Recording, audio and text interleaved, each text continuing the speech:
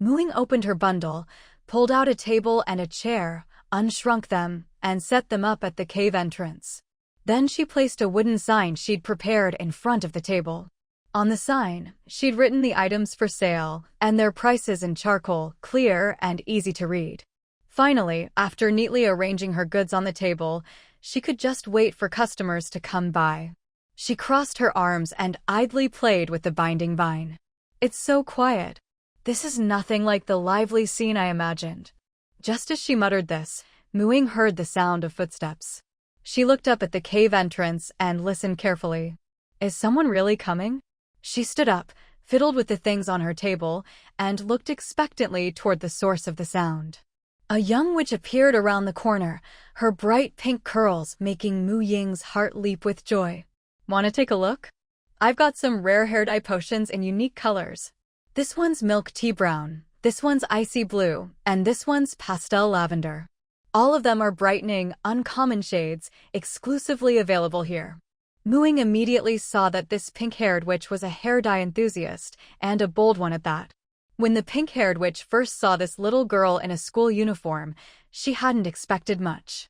What could a student witch possibly have? Hair dye potions were common knowledge. Most people just made basic colors like brown. Too plain. But when she heard this girl list off a string of colors she'd never even heard of, her interest was instantly piqued. What are these colors you're talking about? Do you have samples? Ying nodded eagerly, already prepared. These are wild boar bristles I dyed with my potions. Wild boar bristles? That's really not necessary. The pink-haired witch did her best to ignore the fact that those vibrant strands were, in essence, animal hair. She had to admit, though, these colors were really something new. She wanted to try every single one. What's this shade? Rose brown. It really suits your vibe. And this one? Dusty pink. Also a great choice. I'm running a grand opening sale. Bundle all the pink shades together. Original price 90 silver coins, now only 66. Ying noticed this, which especially liked pink-toned hair dye potions. Coincidentally, her current stock was mainly pinks, blues, and whites, with a ton of variations in each color family. Just for pink, she had rose brown, pastel lavender, dusty pink, pink gold, peach pink, and cherry blossom pink, 6 in total. Over 20 silver off? That's a good deal, but still pretty pricey. The pink hair dye potion I'm using now only cost me 8 silver a bottle. Can you go a bit lower? Although these colors did look much better than anything she'd seen before, vivid yet natural, she didn't just want the pinks. She wanted to try them all. Plus, she needed to save some money for other things. She was running low on cash. Miss, these potions are really hard to make, and the ingredients are tough to find. I only have 1 bottle of each color, and I can't guarantee I'll ever be able to make the exact same shades again. I'm hoping to earn a bit from this to build my own place. Ying put on a troubled face. The pink-haired witch immediately sympathized, remembering her own tough days, but her wallet wouldn't let her be generous. She felt her coin pouch. Sigh, to be honest, I'm a bit short on money. How about this? I'll take all your potions, but can you give me the same bundle price for the blue and white shades too? 11 silver coins per bottle. Ying did the math, then agreed with a pained expression, slowly packing up all the hair dye potions. The pink-haired witch felt like she'd scored a huge bargain, 4 silver off per bottle, 18 bottles in total. That's a saving of about 60 silver. Afraid the little witch would change her mind, she quickly counted out 20 gold coins and handed them over, then hurried off with her potions. Hey, I still owe you 2 silver and change. Ying kept her hand out in a wait gesture until the pink-haired witch disappeared from sight, then her worried expression vanished. She immediately pulled out another identical set of hair dye potions from her bag and laid them out on the table. The ingredients for these potions were just wildflowers commonly found behind the school, super easy to get. Hee first sale of the day. Witches really are adorable. Isn't it standard practice for merchants to raise prices before offering a discount? She counted the shiny gold coins. There were 3 different designs on the 20 coins, probably from 3 different countries. They looked a bit larger and heavier than real-world gold coins. and the exchange rate between gold and silver coins was only 110. Ying checked the conversion info for the gold coins. Rose Kingdom Gold Coin. Function: universal currency in the Emerald World. Physical conversion: 1 source energy / 10 coins. Physical effect: decorative precious metal currency. Source energy conversion: not convertible. Clearly, these gold coins weren't the same as the ones used in the Doomsday game, and they couldn't be converted into source energy either. Sigh, source energy is way too hard to get in the Emerald World. Ying sighed. She still hadn't found anything in this world that could be converted into source energy. At times like this, the 50 tireless source energy producers back in Block World seemed especially precious. They'd contributed 500 or 600 source energy for her by now. Glug bored, she poured herself a glass of sparkling water. After downing it, she felt refreshed. Burp. Ying's mouth was still open when she made awkward eye contact with a passing witch. Did she walk without making a sound? Burp. Want a cup of witch's happy water? Only 1 silver for a big cup, guaranteed to perk you up.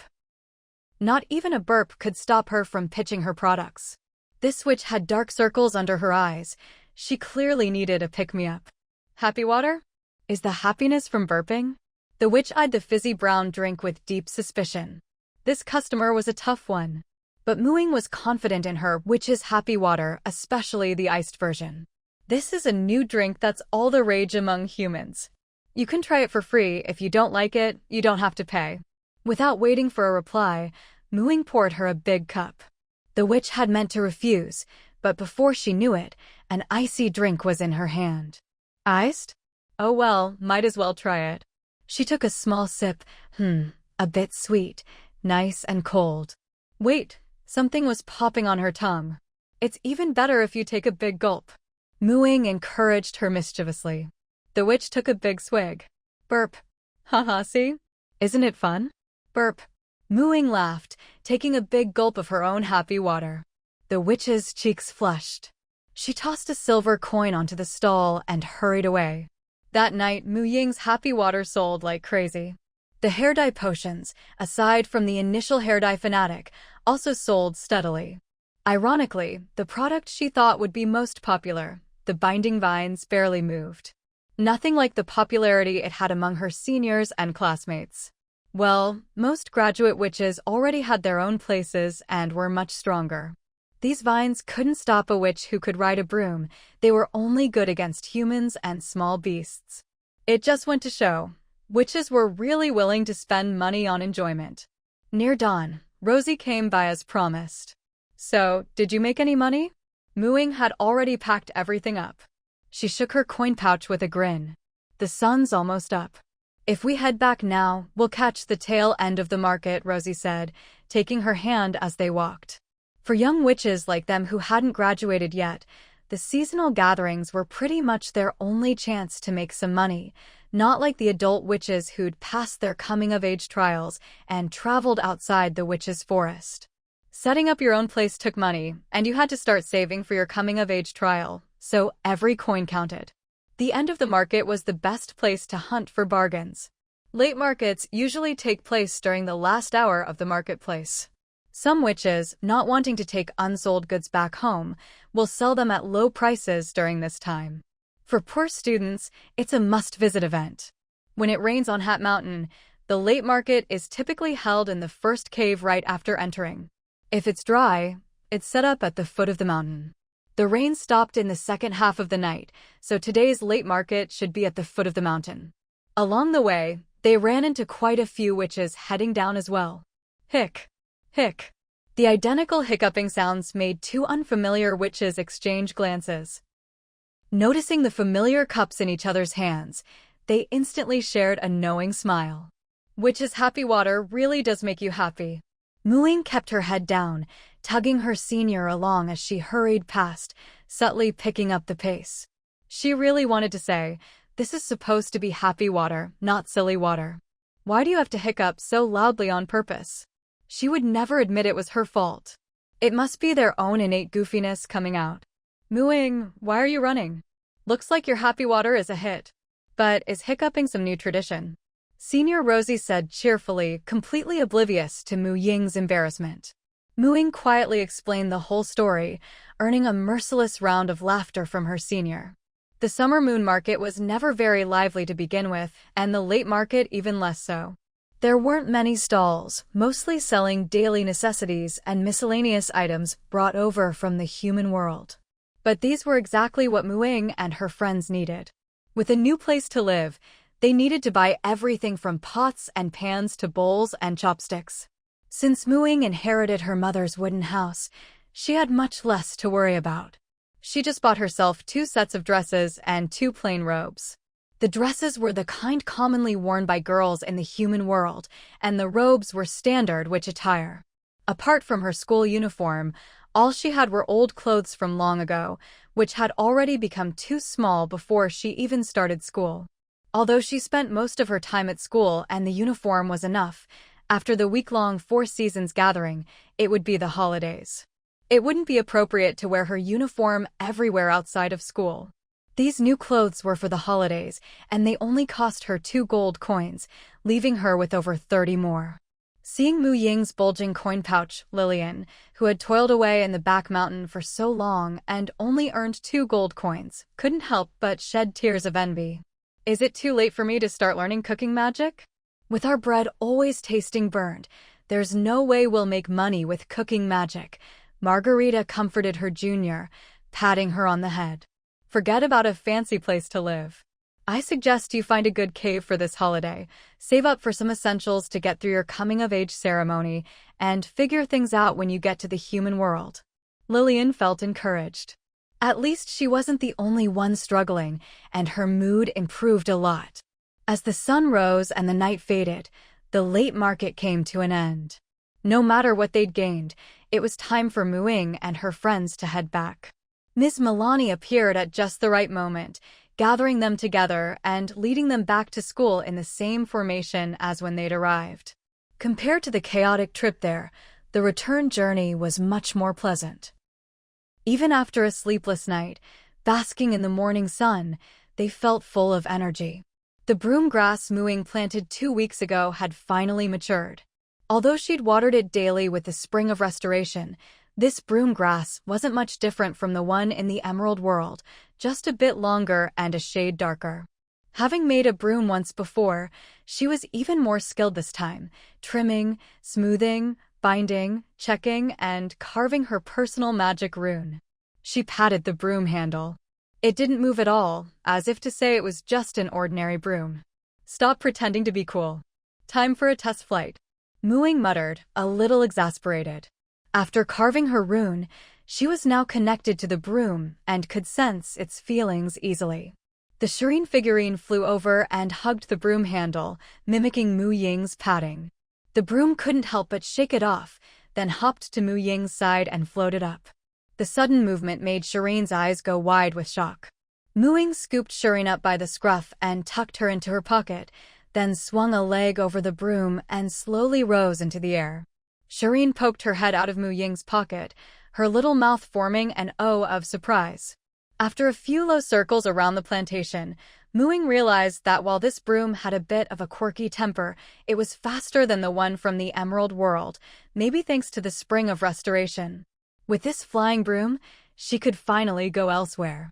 Mu Ying's mind raced with possibilities, but daytime wasn't ideal for flying, too easy to be spotted. Even with a disguise, she'd need more preparation. Luckily, her wandwood was ready today as well. She took out the piece, its grain growing clearer. The wandwood was very similar to the one from the Emerald World, with the same floral patterns. After carving her personal rune, her wand was complete. She pulled out a vine seed she'd prepared earlier from her storage pouch and tossed it. With a wave of her wand, a green light shot from the tip, striking the seed. Instantly, the seed grew into a vine as thick as a finger. Under Mu Ying's direction, it wrapped itself into a few thick loops before running out of energy. Her skill level was about the same as in the trial world. Her beginner plant magic couldn't compare to the real entangling spell in terms of binding power, and still needed seeds as casting material, but it had more room to grow and didn't consume mana. Of course, plant magic was even more useful for cultivating plants. If magical contamination was a chaotic way of altering matter, then plant magic was an orderly way of influencing plants. With enough practice, one could even create magical plants. Ying had already picked out seeds suitable for cultivating entangling vines, planning to recreate this magical plant in the real world. If growing plants brought nature's blessings, then creating new plants should be rewarded too. Judging by Grandpa Shom's passion for plant research, this could only benefit her druidic training. Of course, aside from plant magic, her other spells, though still at a beginner level, were starting to show some use. For example, the not-yet-mastered shrinking spell, which, combined with her storage pouch, could save even more space. And life magic, which, while also able to heal, worked on a completely different principle from the healing word. Even in cases of poisoning, life magic could replenish vitality and temporarily sustain life. As for curse and blessing magic, Ying glanced at the round, chubby creature rolling in the iron bamboo grove and blinked. I curse Gun Gun with bad luck. A little bird flew by, suddenly feeling the urge, and shook its tail. Plop, a white, sticky, unidentified substance landed right on Gun Gun's head. Gun Gun clutched its head. Ying cleared her throat and waved her wand again, cleaning the mess off the ground. Her curse magic always worked, but for now it was only good for little pranks like this. As for blessing magic, she often used it on herself while cultivating entangling vines, and eventually succeeded.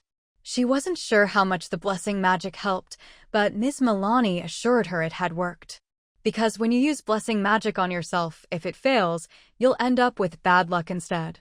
After transplanting the last sapling from her seedling basket, Ying finally welcomed another opportunity to level up. Looking around, the small patch of land between the Green Mountain Forest and the subcamp was now filled with young trees. The very first sapling she planted had already grown to her chest. She had planted all of these, bit by bit, since the subcamp was established. Every time she looked at this little grove she'd planted with her own hands, Ying would imagine what they'd look like in a few years, or even decades, when they became towering trees. The sense of accomplishment was immense. Thinking about how she'd be busy leveling up when she got back, and since she didn't need the Spring of Restoration for anything else, Ying poured the remaining spring water into her Create Water spell, using a localized rainfall to water the saplings. As she kept planting more and more trees, the Spring of Restoration had grown from producing just a teacup of water a day to a small bowl, and now to a large soup bowl's worth.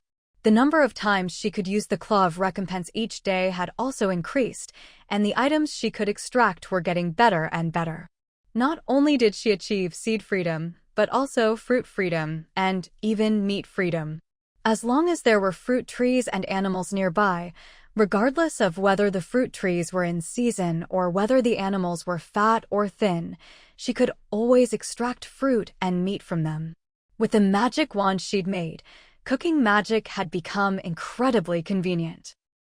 Ying had basically stopped eating out, setting up a large kitchen in the wooden house by the plantation, and cooked her own meals there every day.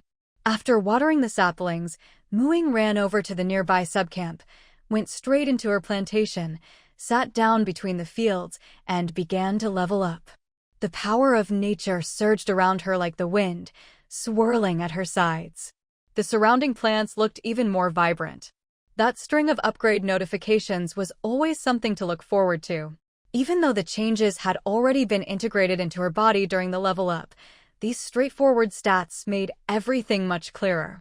For example, the increase in HP meant that her physical constitution had been enhanced by the power of nature during the level up, making her actual toughness much higher than what her 10 constitution would suggest. Druids gained 80 HP per level, second only to barbarians, warriors, and paladins, and on par with clerics, rangers, and monks. So divine spellcasters like druids and clerics weren't physically frail like wizards and sorcerers. Of course, this was all relative. Even wizards and sorcerers were much sturdier than before they took up their class. So those spellcasters who get winded after running a few steps? They don't exist. Aside from the usual HP and mana increases, this time she also gained a free attribute point. That was a relief. For spellcasters, their casting attribute determines how far they can go on their class path. Thanks to her starting advantages and bloodline, she'd gotten a few free attribute points, raising her wisdom from 14 to 17, so she hadn't hit any caps or bottlenecks yet. But now, quite a few spellcasters were already stuck at their current level. The maximum spell level a caster could learn is their casting attribute minus 10. So those with 10 in their casting stat were stuck at level 1, and those with 11 couldn't reach level 3. With no other way to gain free attribute points, her high wisdom of 17 would only let her learn up to 7th level spells, probably capping out around level 15. She didn't know what the maximum level was, but seeing her own limit looming ahead was still a bit unsettling. But now, things were different. Reaching level 4 had given her a free attribute point, which meant that every few levels, she'd get another one. Most likely, it was 1 point every 4 levels, which would greatly raise her potential cap. Ying put the free attribute point into wisdom as usual. Finally, she looked at the class skills gained at level 4. Nature's Ward was a passive skill, and Ying didn't feel much from it. She hadn't even encountered any fey creatures yet, so she didn't pay it much mind for now. What really excited Ying was getting the Wild Shape skill. The Druid's class trait was its versatility, no real weaknesses. They had a spell list only slightly smaller than other casters, access to cleric-exclusive healing spells, and physical toughness and melee ability on par with frontline classes. Ying had already experienced the first two, but the last one hadn't come into play yet. Now she understood, it must be reflected in Wild Shape. An animal's claws, fur, and teeth are natural weapons no human can match. If she could transform into animals and inherit their stats and abilities, her melee capabilities would get a significant boost. The most crucial part was that her animal form's HP was separate from her human form's. In other words, even if her animal form was beaten to the brink of death, as long as she wasn't killed outright and had at least 1 HP left, she could revert to human form and return to full HP, like swapping to a fresh character at will. Ying imagined it. Just as the enemy was about to finish her off, she transformed or reverted, switching to another full health form. Why did that feel so satisfying? Of course, this skill would take a lot of work to master. It wasn't something she could do instantly. Luckily, the method for learning it was also transmitted into her mind when she gained the skill. I might be able to turn into a wolf now," Ying said excitedly to her figurine Shireen. The figurine Shireen patted its head, turned into a mini wolf, licked her hand, and wagged its tail so fast it was a blur.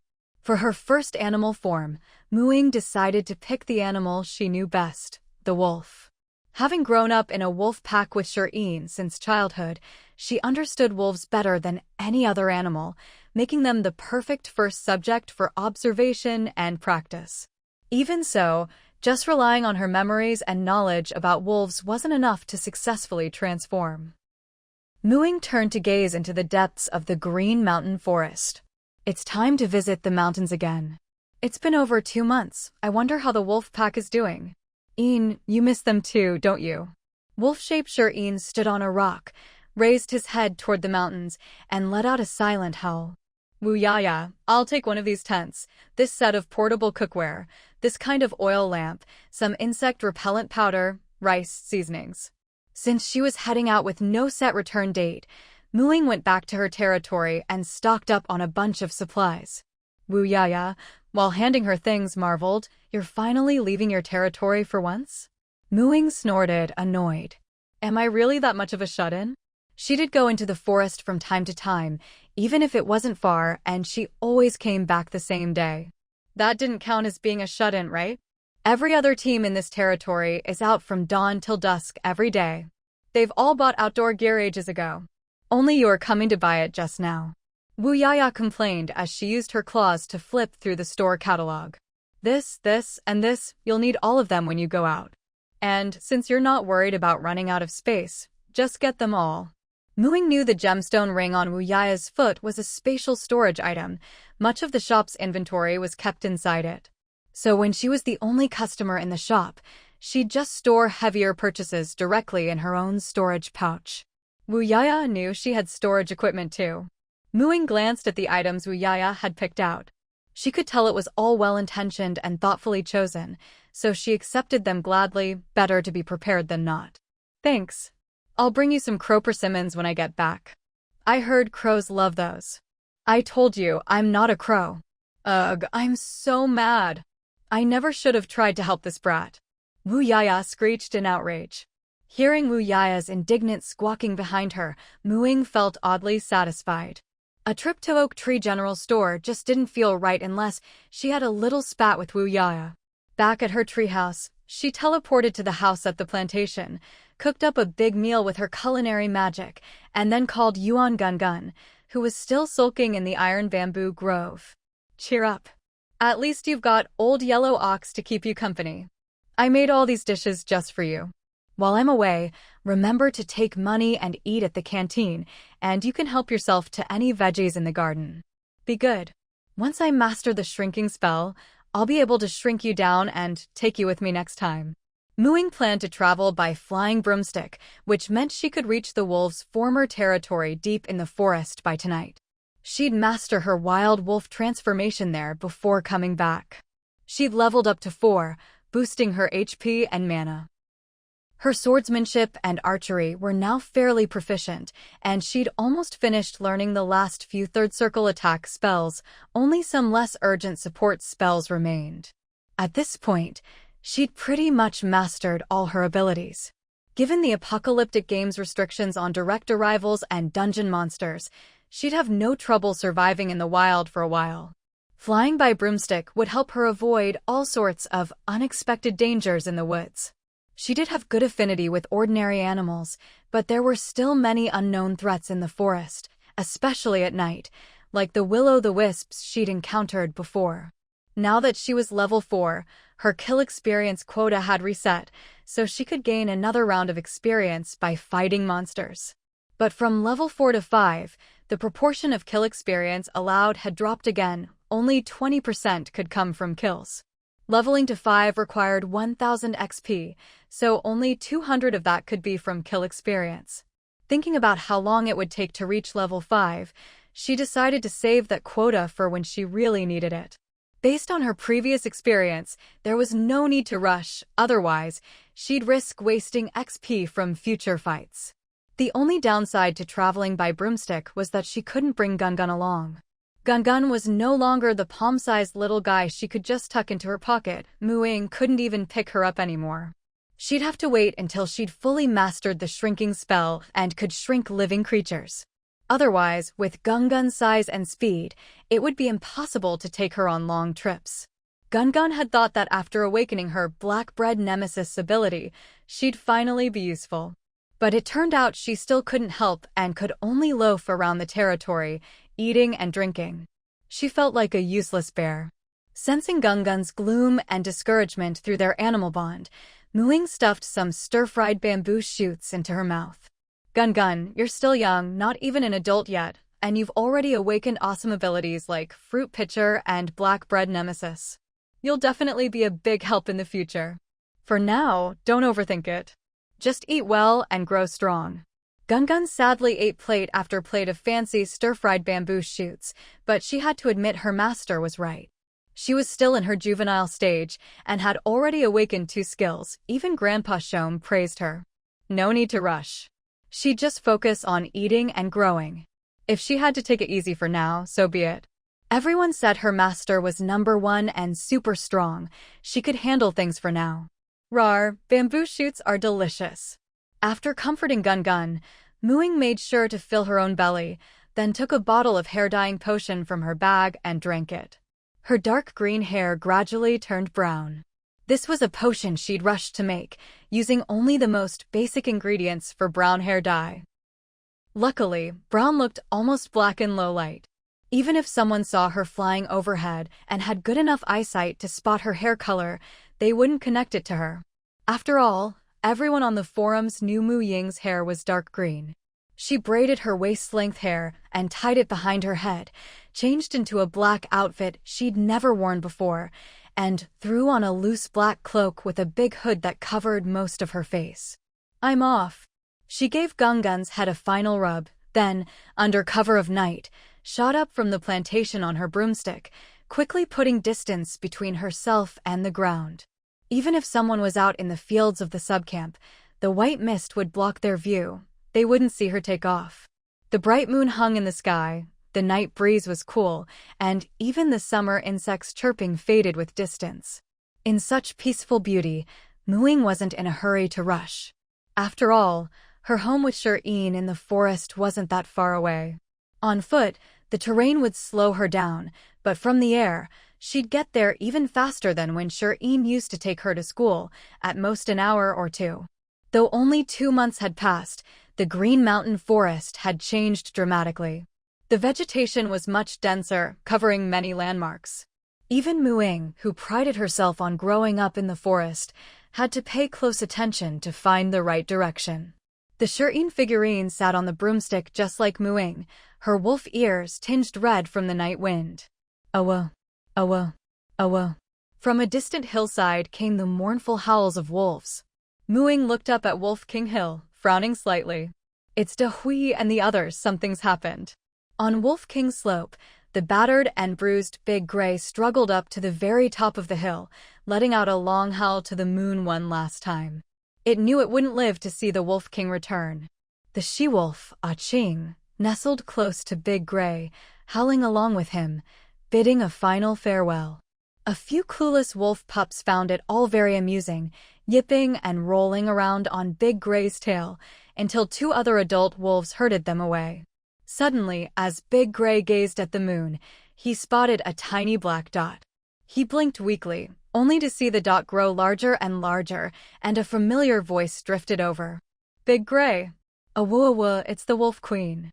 "Woo-woo." Big Gray's eyes grew wet, and tears the size of beans rolled down his cheeks. The moment Ying jumped off her broom, Big Gray collapsed to the ground, sobbing. Just moments ago, he'd still had the dignity of a pack leader, standing tall and howling despite his weakness. "All right, enough crying, you're not going to die," she said helplessly, reaching out to pat the head of the big crybaby. Though Big Gray's injuries looked serious, the wounds themselves weren't too large. It looked like he'd been whipped by something, and his belly had been pierced through, a coin-sized wound still oozing blood. They were all external injuries. Ying placed her hand over the wound, cast 2 healing spells, and then used a life magic spell to restore his strength, even curing the weakness from blood loss. The ever-dramatic Big Gray hadn't quite processed what happened, still wanting to cry out all his grievances from this period. Ching couldn't take it anymore, and stomped on Big Gray's belly with her paw. "Awo." Attempted murder of her own mate. "Awo." Wait, it doesn't hurt anymore? The little figurine Ying couldn't stand it either. He revealed himself, huffing and puffing as he flew onto Big Gray's head and started yanking fur with a fierce look. The moment Big Gray smelled the king's scent, he became obedient in a second, not daring to act up anymore. "Awoo. I was wrong, I won't pretend to be pitiful in front of the Wolf Queen again." Ying, who had been eavesdropping on the wolves' conversation with great interest, had a complicated expression. "Wolf Queen? What the heck is that?" She'd gotten to know this wolf pack pretty well, and they had a good rapport, but she'd never understood the specifics of their howling before. But now, after casting animal communication on herself, and with these wolves being smarter than most beasts, their meaning came through loud and clear, though she hadn't expected to hear something so bizarre. "Awoo you." Big Gray, who always spoke too quickly, was cut off mid-sentence by a sharp pain on his head. "All right, that's enough. Everyone go back and rest," Ying said, waving her hand with a stern face, grabbing a certain little figurine who was trying to sneak away behind Big Gray's head. Once the other wolves had gone down the hill, she asked, "What's going on?"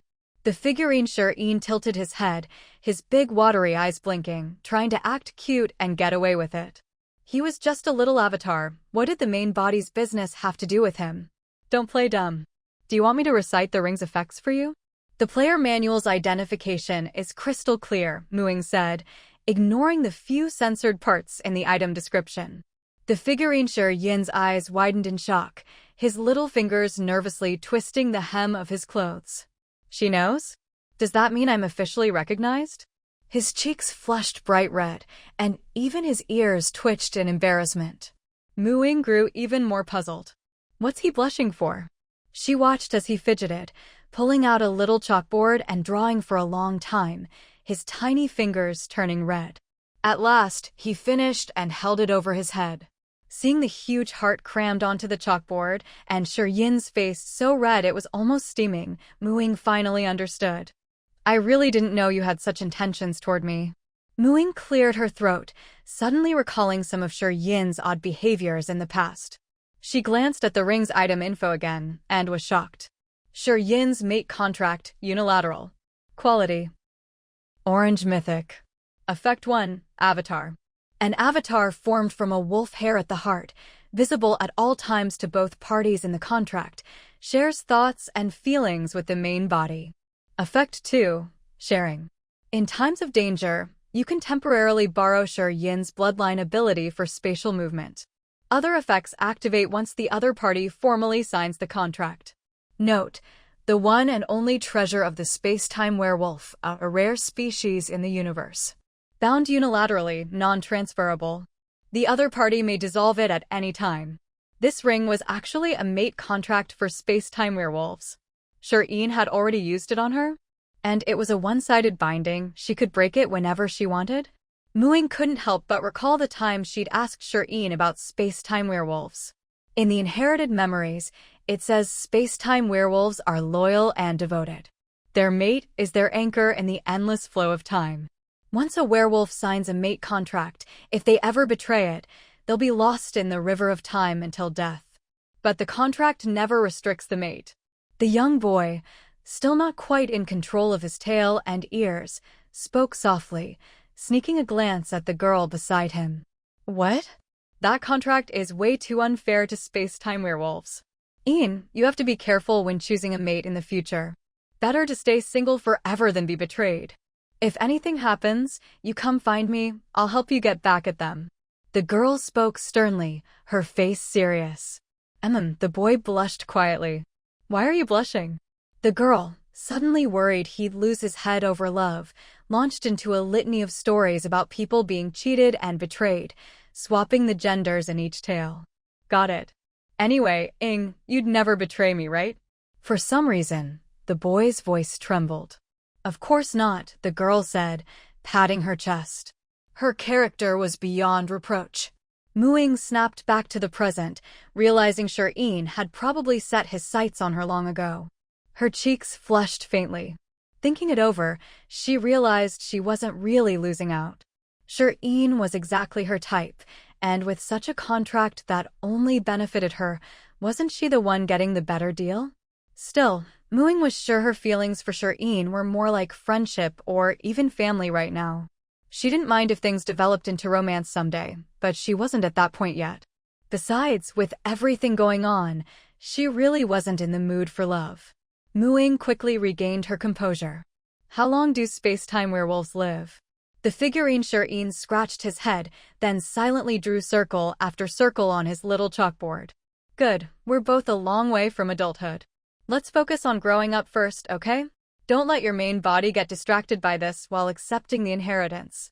Ying was worried he'd let love cloud his judgment and give away a mate contract so easily, even to her. It was a bit rash. The figurine Yin drooped his head. Was that a rejection? Seeing his dejected look, Ying said helplessly, no dating before adulthood. That goes for you too. Elves come of age at over 100, and space-time werewolves are about the same. No puppy love allowed. Yin's ears twitched. Did that mean he still had a chance? He nodded vigorously, grinning from ear to ear. Somewhere under the starry sky, a young boy quietly clenched his fist. After her conversation with Yin, Ying finally descended the mountain. The house at the foot of the mountain had long since disappeared, but fortunately, the cave remained. The wolf pack was also resting there. Ying pitched her tent inside the cave and fell asleep. With the wolves sleeping outside, she had no need to worry about safety. The first thing she did upon waking the next day was to ask Hui about his injuries. Before the apocalypse, there weren't any beasts near Wolf King's slope that could threaten the wolf pack. It could only mean that some kind of monster had appeared in the area after the apocalypse. After questioning the wolves, Ying frowned deeply. Plants? To the north of Wolf King's slope, there was a large area where the trees had died off, and all the animals had perished from disease. The wolves' water source was a stream that flowed through that forest, but lately, the water had looked off. An old wolf had drunk from it and died soon after. What's more, the area of dead trees was still expanding, with more and more plants dying. That was why Hui had gone into the forest to investigate. As soon as he entered, the dead trees and vines inside came to life and attacked him ferociously. Luckily, he hadn't gone too deep and was much stronger than before the apocalypse, so he barely managed to escape. If Ying hadn't happened to return, he wouldn't have survived. Dead trees that could move, and the blight seemed to be spreading. Ying had no choice but to temporarily set aside her research into the wild transformation of wolf form. She mounted her broom and flew straight to the northern edge of Wolf King Slope. At a glance, she saw a glaring patch of withered yellow amidst the lush forest, like an ugly scar. The withered forest seemed even denser than the surrounding healthy woods. Some of the dead plants were twisted into unnatural shapes, and there were more vines and shrubs than usual. Ying focused her senses, using her connection to nature to observe the withered forest. She saw not a trace of the green that signified life, but instead, the area was filled with unsettling black miasma. This black energy was constantly infecting the natural power of the healthy trees nearby. The trees close to the withered area were in poor condition, their leaves yellowing, and the wild grass and shrubs looked almost as bad as those within the dead zone. Ying felt as if she could hear the forest's wails and nature's cries. Casting spells was difficult while riding her broom, so she landed a little closer to the withered forest and used Detect Life to investigate the dead trees. Dead wild holly. Dead snakehead grass. Cypress, near death. The spell's feedback showed nothing unusual, just a bunch of dead plants. But Ying knew that wasn't the case. Hui had said some of these dead plants could move and were aggressive. She thought for a moment, then drew her bow and fired several arrows at the dead trees, but nothing happened. It was as if they really were just dead wood. But Hui's injuries were real, and what she had sensed with her nature magic also proved that something was wrong with these trees. No matter what, wood is always afraid of fire, right?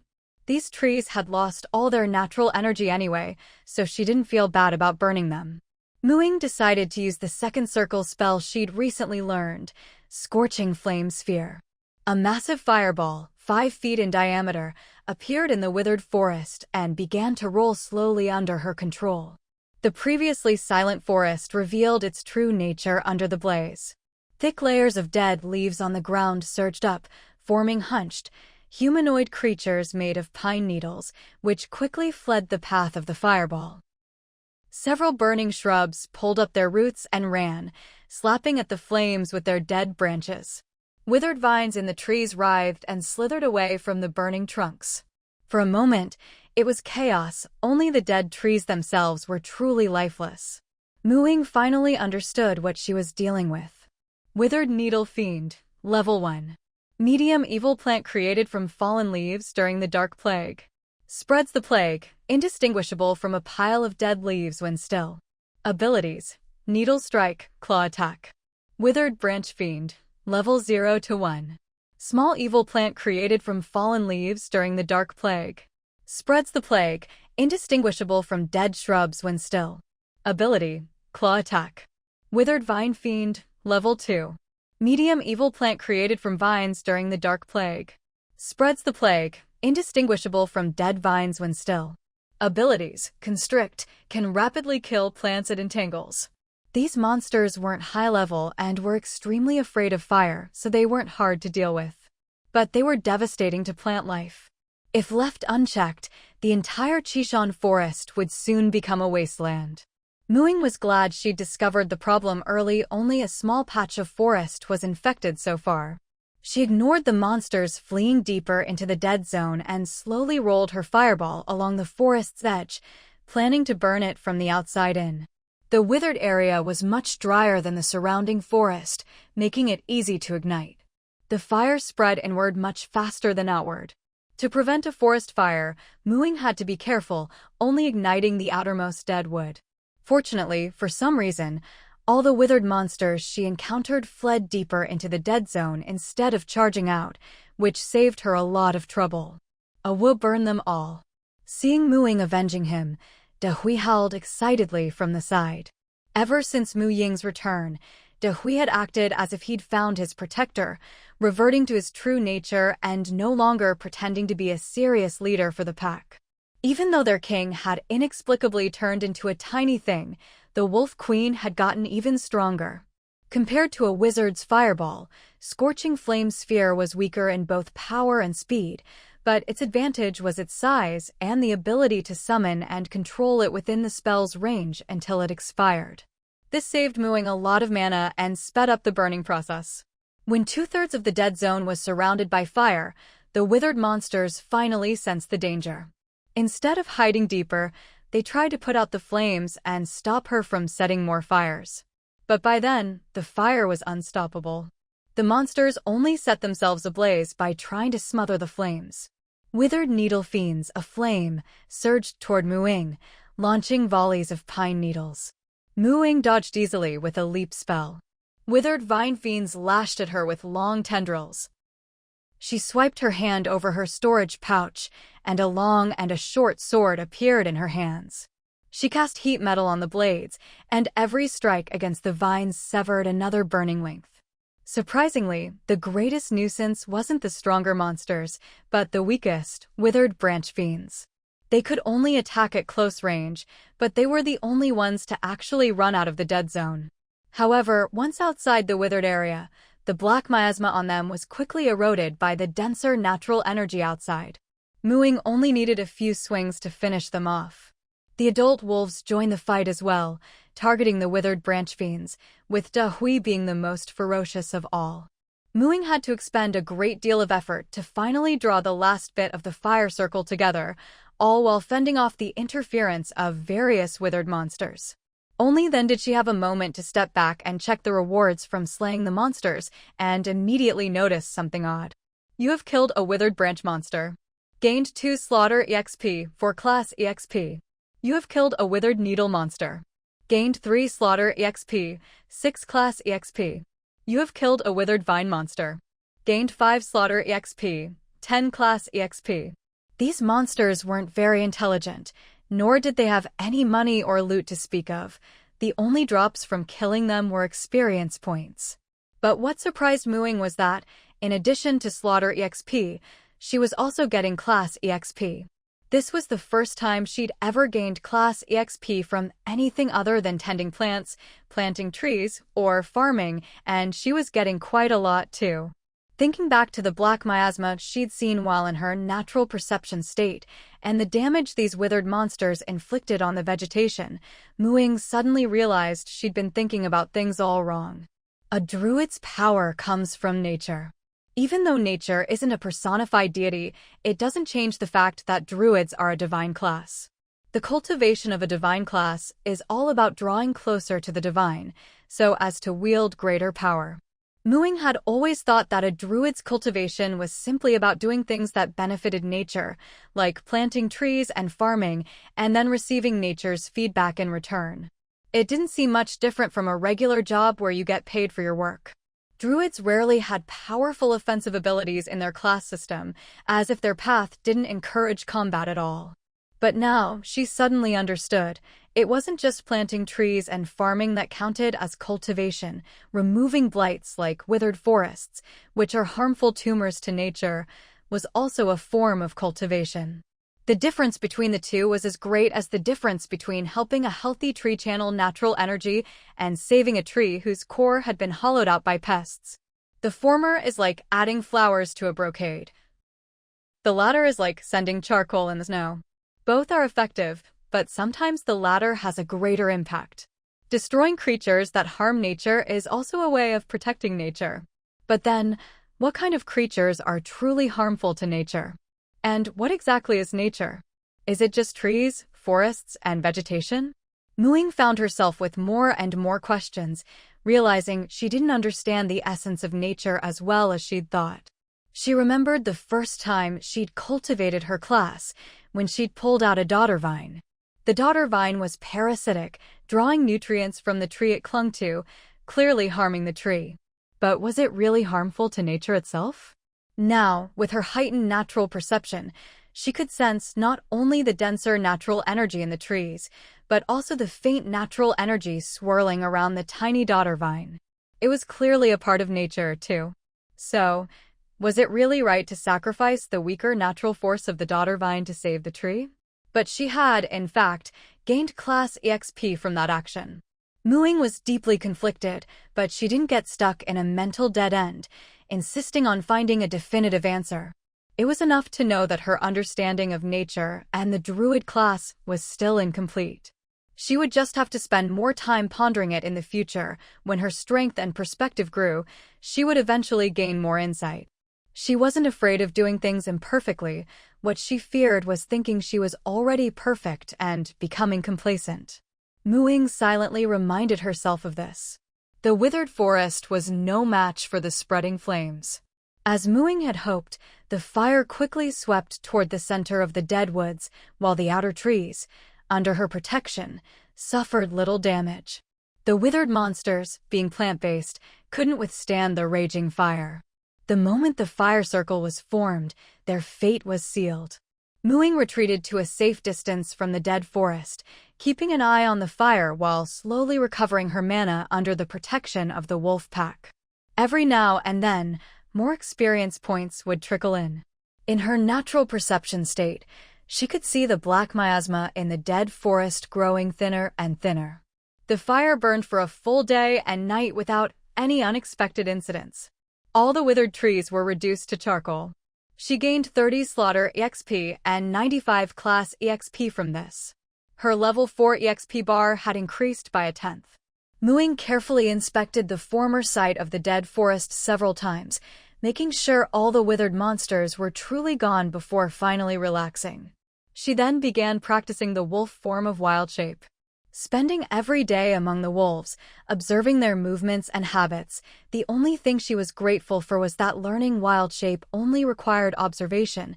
She didn't have to imitate every wolfish move in her human form.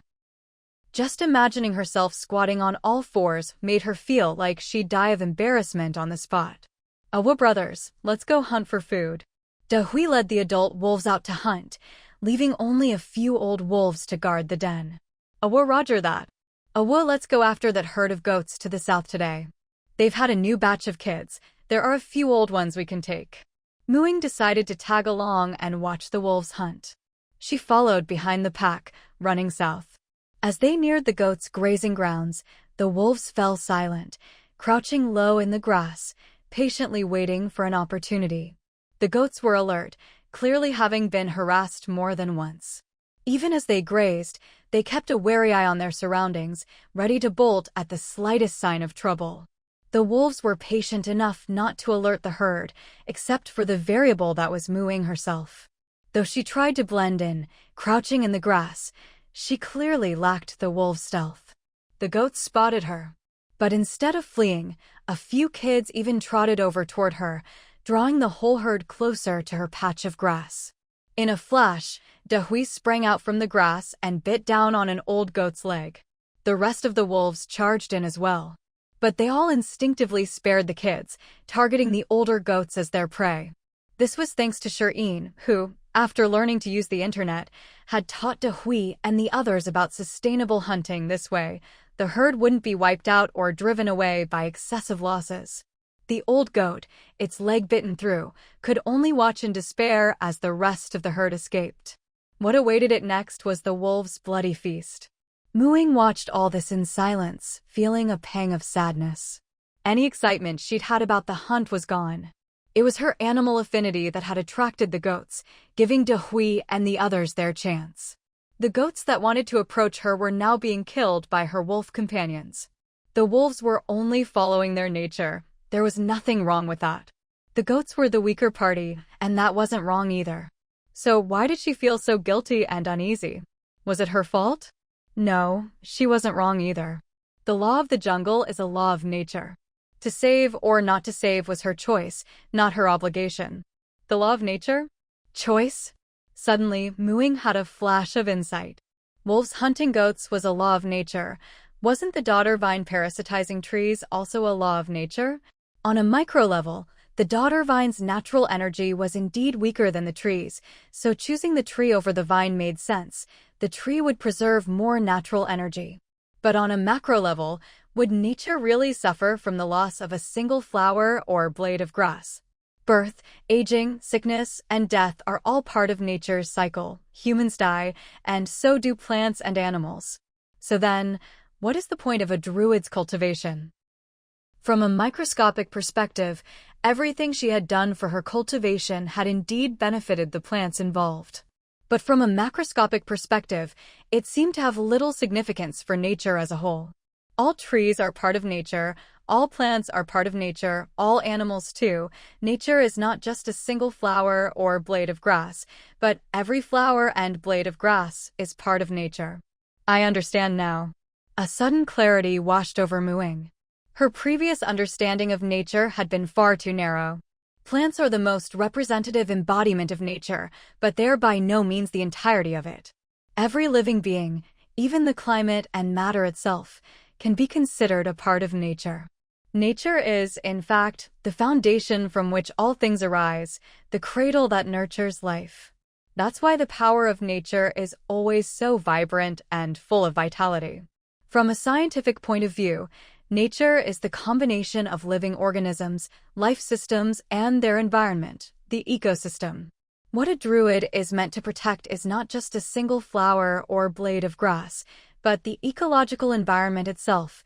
That is the true essence of nature.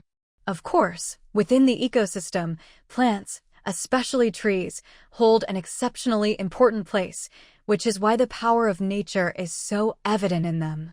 Survival of the fittest among living things is simply part of the life system, and she herself is included in that, so she has the freedom to choose according to her own likes and dislikes. Whether she pulls out daughter to save a tree or watches wolves hunt sheep, she is a part of this process of natural selection. No matter what she chooses, it won't really affect nature as a whole. Nature may favor plants, especially trees, so when she saved a tree and killed the daughter, she received experience as a reward. She can intervene in the struggle between trees and daughter simply because she likes trees, but she doesn't have to do it for the sake of her profession or to help nature. Rather than saving a single tree that would have died naturally, it's more beneficial to nature to plant more trees, remove blight monsters that act like tumors, or prevent actions that damage the natural environment. Cutting down a few trees or hunting a few animals for survival doesn't count as destroying the environment, but large-scale deforestation or overhunting is harmful to nature. It's all about balance. Those who disrupt the balance of nature are the true targets for a druid's elimination. Such acts of elimination are also part of a druid's cultivation, like destroying blight monsters that spread dark plagues and devastate vegetation. Muing felt a gentle power surge into her eyes, and her vision seemed to change once again. But she didn't have time to think about it, because the nature bracelet on her wrist also reacted. A massive black scythe, taller than she was, materialized before her. Despite its size, the scythe felt light as a feather in her hand, as if it were an extension of her arm. She checked the item information for the nature bracelet again. Nature bracelet. Quality: orange, mythic. Effect 1, Spring of Restoration. Effect 2, Claw of Recompense. Effect 3, Scythe of Balance. As a guardian dedicated to maintaining the balance of nature, you can summon the Scythe of Nature to eliminate any creature that disrupts this balance. The scythe deals massive damage exclusively to those who threaten the balance of nature. Note: this mythic equipment has not yet revealed all its powers and can only be wielded by a recognized owner. As expected, a new effect had been unlocked. The Scythe of Balance looked imposing and powerful, but could only be used against those who disrupt nature's balance. She tried swinging it at a patch of grass, and the blade passed right through without causing any harm. Looks like it's useless in normal situations, and she didn't have a suitable target to test its massive damage on, so she let it go for now. With a thought, the giant scythe returned to the nature bracelet. Ying flipped through her player's manual to check her adventure log. She felt like her eyes were different now, her vision seemed to have improved dramatically, and when she focused, she could see the flow of nature's power in her surroundings with perfect clarity. You have gained a deeper understanding of nature and attracted its attention.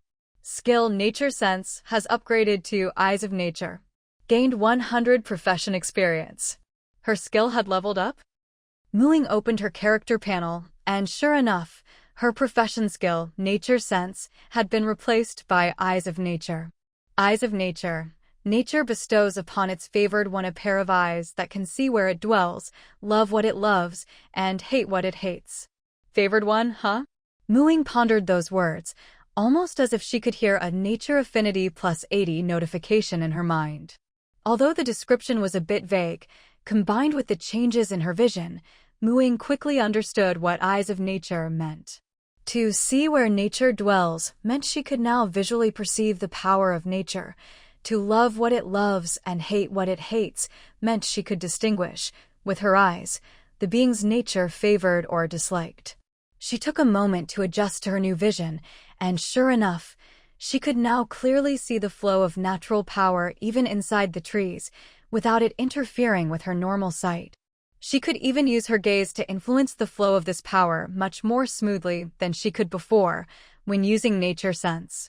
It was as if Nature Sense and Nature Sight had merged and become part of her very eyes. Even Dehui and the others had traces of natural power in them, something she couldn't see before with Nature Sense. However, the natural power in Dehui and the others was not only less than what was in an ordinary tree, but it was also faint and unstable, unlike the rich, steady flow in the trees. It was as if the former were wild grass grown from a casual sprinkle of nature's power, while the latter were delicate flowers carefully nurtured by nature. Animals really can't compare to plants. Curious, she took out a small mirror and looked at the natural power within herself. A dense, vibrant green aura swirled around her, as if it wanted to wrap her up like a silkworm cocoon. What a creepy metaphor. Ying shook her head, and her vision returned to normal. At this point, she must be nature's favorite, right? The concentration of natural power around her was even greater than that of the centuries-old peach tree she'd encountered before. For a divine caster to receive the favor of their god was surely a wonderful thing. She tried casting a second circle spell, and her casting speed was much faster. It was as if, before, she had to send a message to nature and wait for a reply, but now the response was instantaneous. Ying delighted in her new abilities. This upgrade seemed to have brought her exceptional luck, first the Scythe of Balance, now the Eyes of Nature. Could it be the blessing spell was working? And it had only been a few days since her last level up, and she hadn't even planted any trees, yet her profession experience was shooting up. That last gain alone was 100 points. She glanced at her level progress. Profession: Druid LV4, 210/1000. Nature Daddy, please keep watching over me. Ying pressed her palms together and prayed devoutly. After all, each glance was worth 100 experience points, just a few more, and she'd level up again. Well, it was no use. Nature remained as ever impersonal, indifferent yet all-embracing. Calling it daddy didn't help, nor did trying to curry favor like a cleric with their god.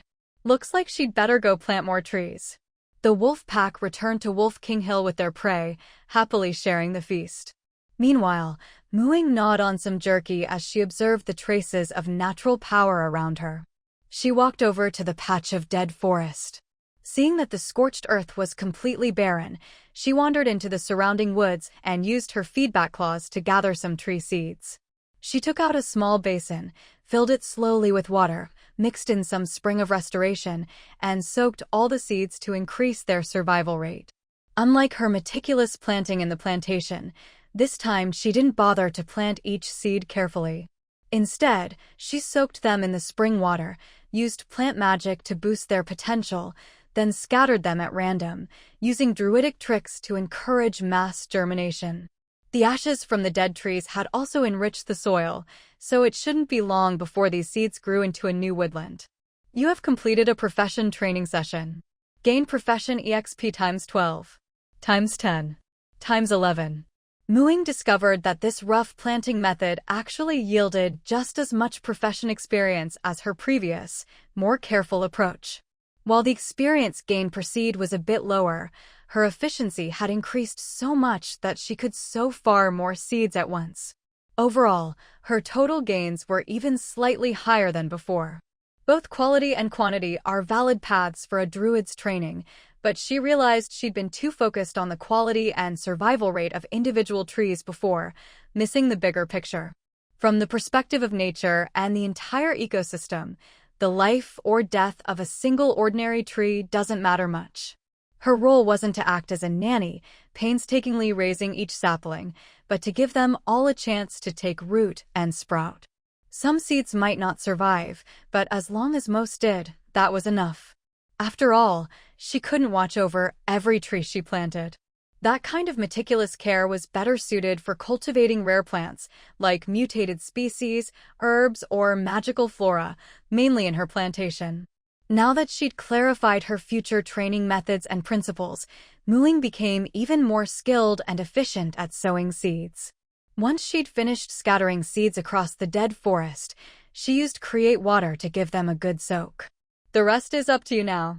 After that, she no longer fretted about the wolf pack's hunting. She simply kept her distance during hunts to avoid unintentionally tempting the prey.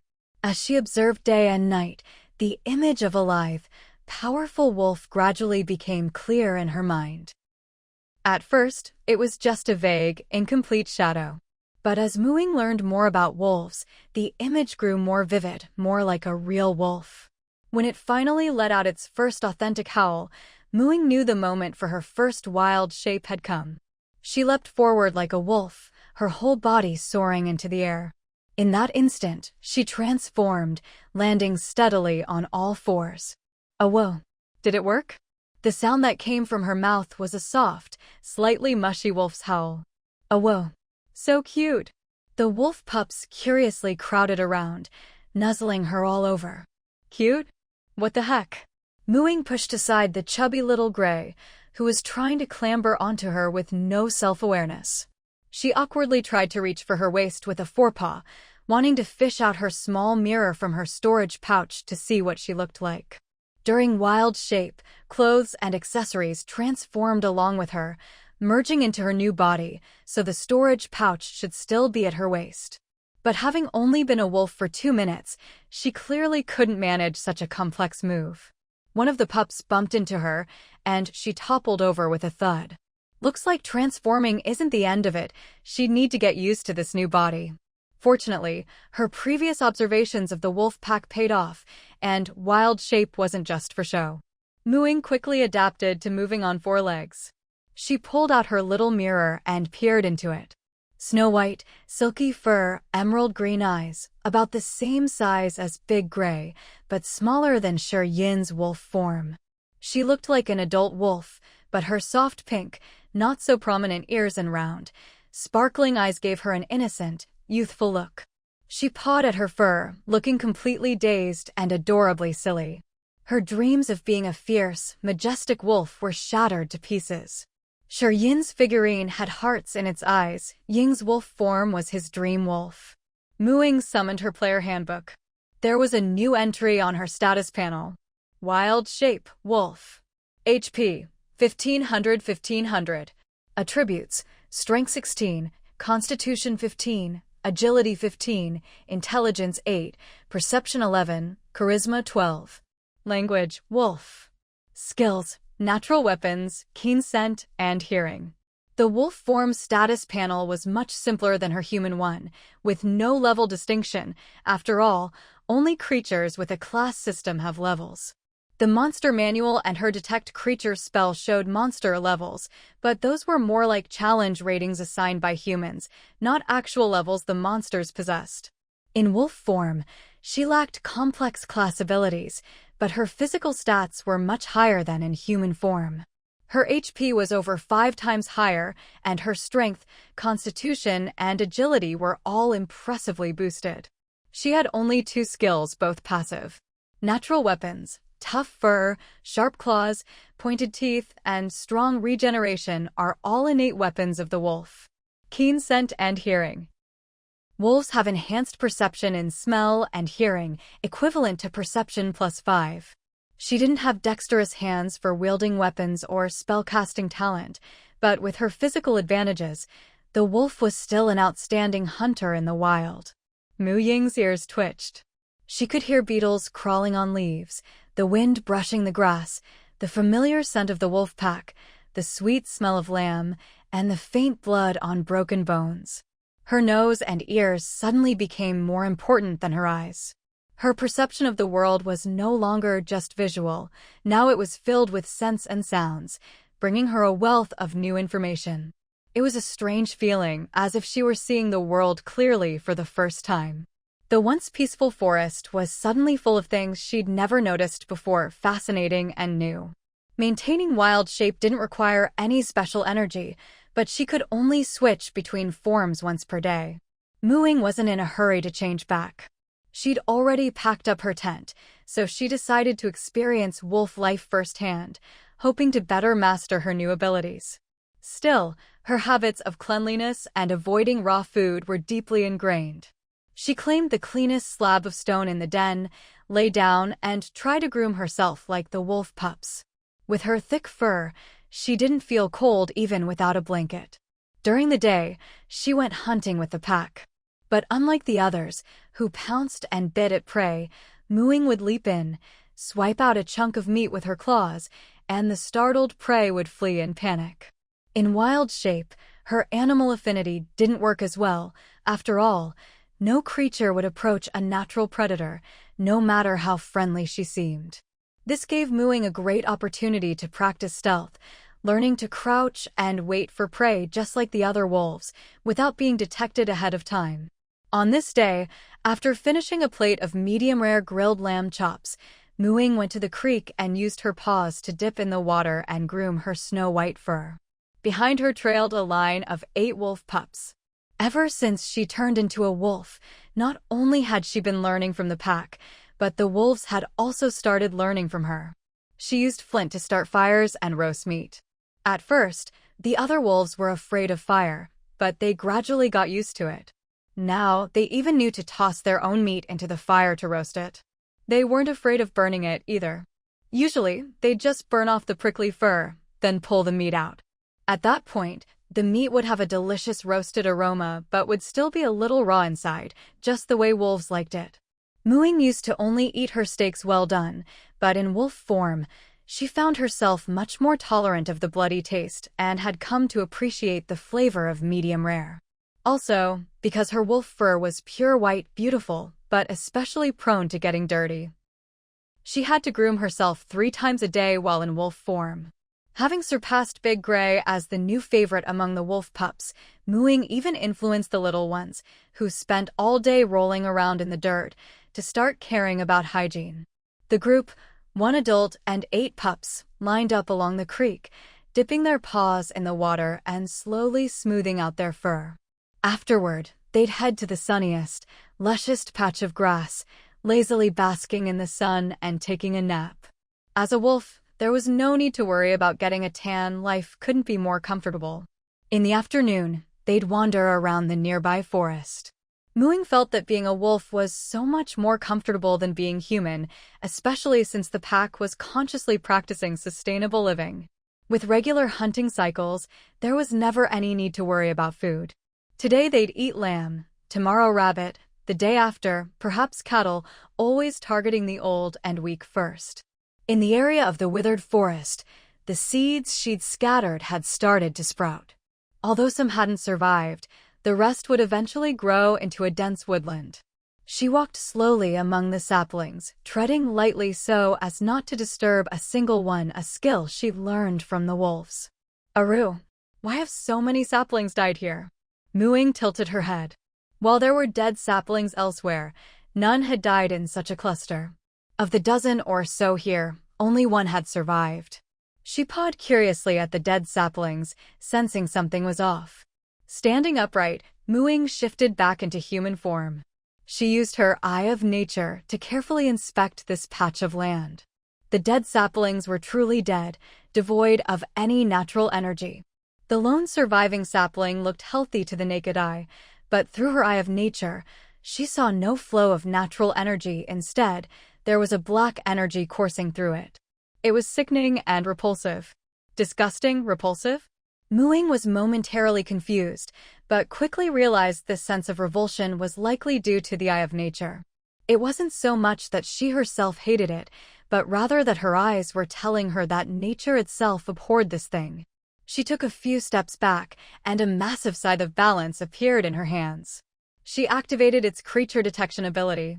Gansha's demon tree seedling, an evil plant formed after being tainted by the blood essence of the vampire Ganshas. It grows by spreading a dark plague that erodes natural energy, producing withered monster seeds. It is extremely resilient. Just a single root fragment can sprout anew, making it very difficult to kill by ordinary means. Judging by the detection results, this was definitely no good thing.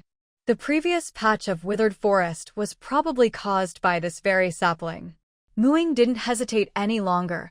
She'd use this as an opportunity to test the power of the scythe of balance.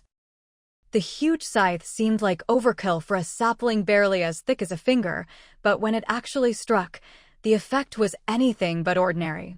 The sapling seemed to have its life force instantly drained, withering rapidly, just like the plants it had previously corrupted.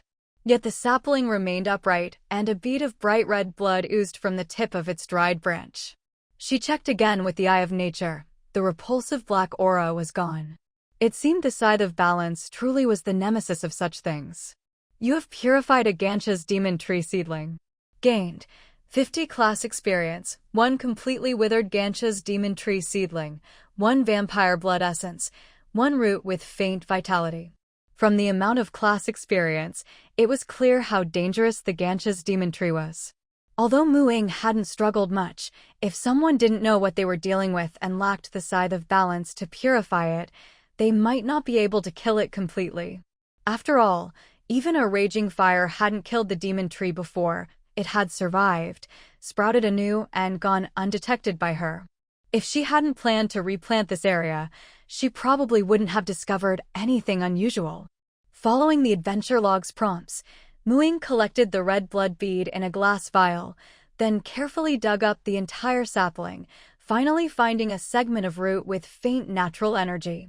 These adventure log drops could be examined using the item identification function. Withered Gansha's demon tree seedling. Druids who abandon nature can use this to change class to witherer, gaining power by destroying trees. Vampire blood essence. Absorbing this essence will transform you into a vampire. Root with faint vitality. A root split from the original Gansha's demon tree, now purified to its most basic state. So, this is basically a witherer class change item, a vampire bloodline item, and a root with unknown use? Even Ying hadn't expected that such an unremarkable, dried-up sapling and its oozing blood bead would have these effects. In an online game, this would be a hidden class and a rare race. After a brief moment of excitement, Ying calmed down. She was well aware that, while the so-called apocalypse wore the skin of a game, it was very much reality. Witherer abandoning nature and gaining power by destroying trees didn't sound like a proper class at all. If anything, it was the ultimate villain, the bane of nature. Although the requirements for this class were stricter and it was rarer than Druid, reality was different from games. Rarer didn't mean better. On the contrary, the more widespread a class system was, the more people had tested and proven it. She'd have to be out of her mind to abandon a good path and wade into such treacherous waters. So, the withered Gansha's demon tree seedling was useless to her, and she couldn't let it fall into the wrong hands either. After all, witherers were clearly the mortal enemies of druids. As for the vampire blood essence, she wasn't sure if this world's vampires were the same as those she knew, but from the information detected from the Gansha's demon tree, Vampires weren't exactly nature's favorites either. After all, the Gancha's demon tree had only come into being after being tainted by the blood of the vampire Ganchas. Mewing already possessed two bloodlines, both long-lived and attuned to nature. The vampire bloodline probably wouldn't be very compatible with her. Besides, even if it was, she had no desire to become a sun-fearing race, no matter how powerful it was. Ever since mastering her wolf transformation, she'd fallen in love with basking in the sun. All in all, these items were probably just chicken feed to Ying. She'd ask Grandpa Shom about them after returning to the territory before deciding what to do, especially with that still-living tree root. By now, she had fully accomplished the purpose of this trip. It was time to head back. On the way here, Ying had flown alone on her broomstick, reaching her destination in just an hour or two. But on the way back, she glanced behind her, 6 adult wolves and 8 wolf pups, all looking at her expectantly. Ever since the wolves realized that Shireen wouldn't be returning for a while, they had decided to follow Ying. Oh whoa, let's go. Ying led the way, with 4 adult wolves flanking her, Dehui and Ching bringing up the rear, and the wolf pups safely in the middle. As they ran through the forest, they would stop every so often to use their keen sense of smell and hearing to check their direction and scout for nearby creatures. If they encountered a troublesome large beast, they'd carefully detour around it. If they came across herds of herbivores, they'd grab some meat to fill their bellies. Wolves are extremely resilient to hunger. A single meal can sustain them for a long time. So Ying and her group didn't need to hunt often. Once again, standing downwind, she sniffed the air, her wolfish face wrinkling up. Ow, what's that awful smell? Like someone who hasn't bathed in ages. It's so familiar. Where have I smelled this before? She searched her memory for the scent, and suddenly her eyes lit up. Goblins. When she first encountered goblins, Ying had thought they were pitifully poor. Not only did they have little money, but their gear was all tattered. But after that group of goblins ran off, the next creatures she ran into, ghouls, wither monsters, were not only harder to deal with, but also completely penniless. Suddenly, those poor goblins seemed kind of cute. Too bad she had no idea where they'd gone. Ying signaled for a hunt and cautiously followed the scent. She soon arrived outside a large cave. The entrance was wide, surrounded by sharpened wooden stakes, leaving only a 2-meter-wide opening. There were 2 watchtowers at the entrance, each with a goblin archer dozing atop. The cave sloped downward, making it impossible to see inside, but from the thick stench alone, it was clear there were plenty of goblins within. With the wolf pups in tow, a frontal assault wasn't the best idea. Ying's eyes gleamed. For a cave like this, wouldn't a rolling fireball be perfect? She had the wolves retreat to a safe distance, reverted to human form, cast barkskin, and climbed a tree near the cave.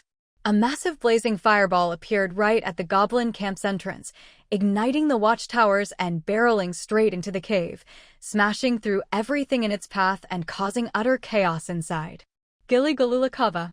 The goblins' shrill voices rang out as they scattered like ants whose nest had been kicked, descending into total chaos.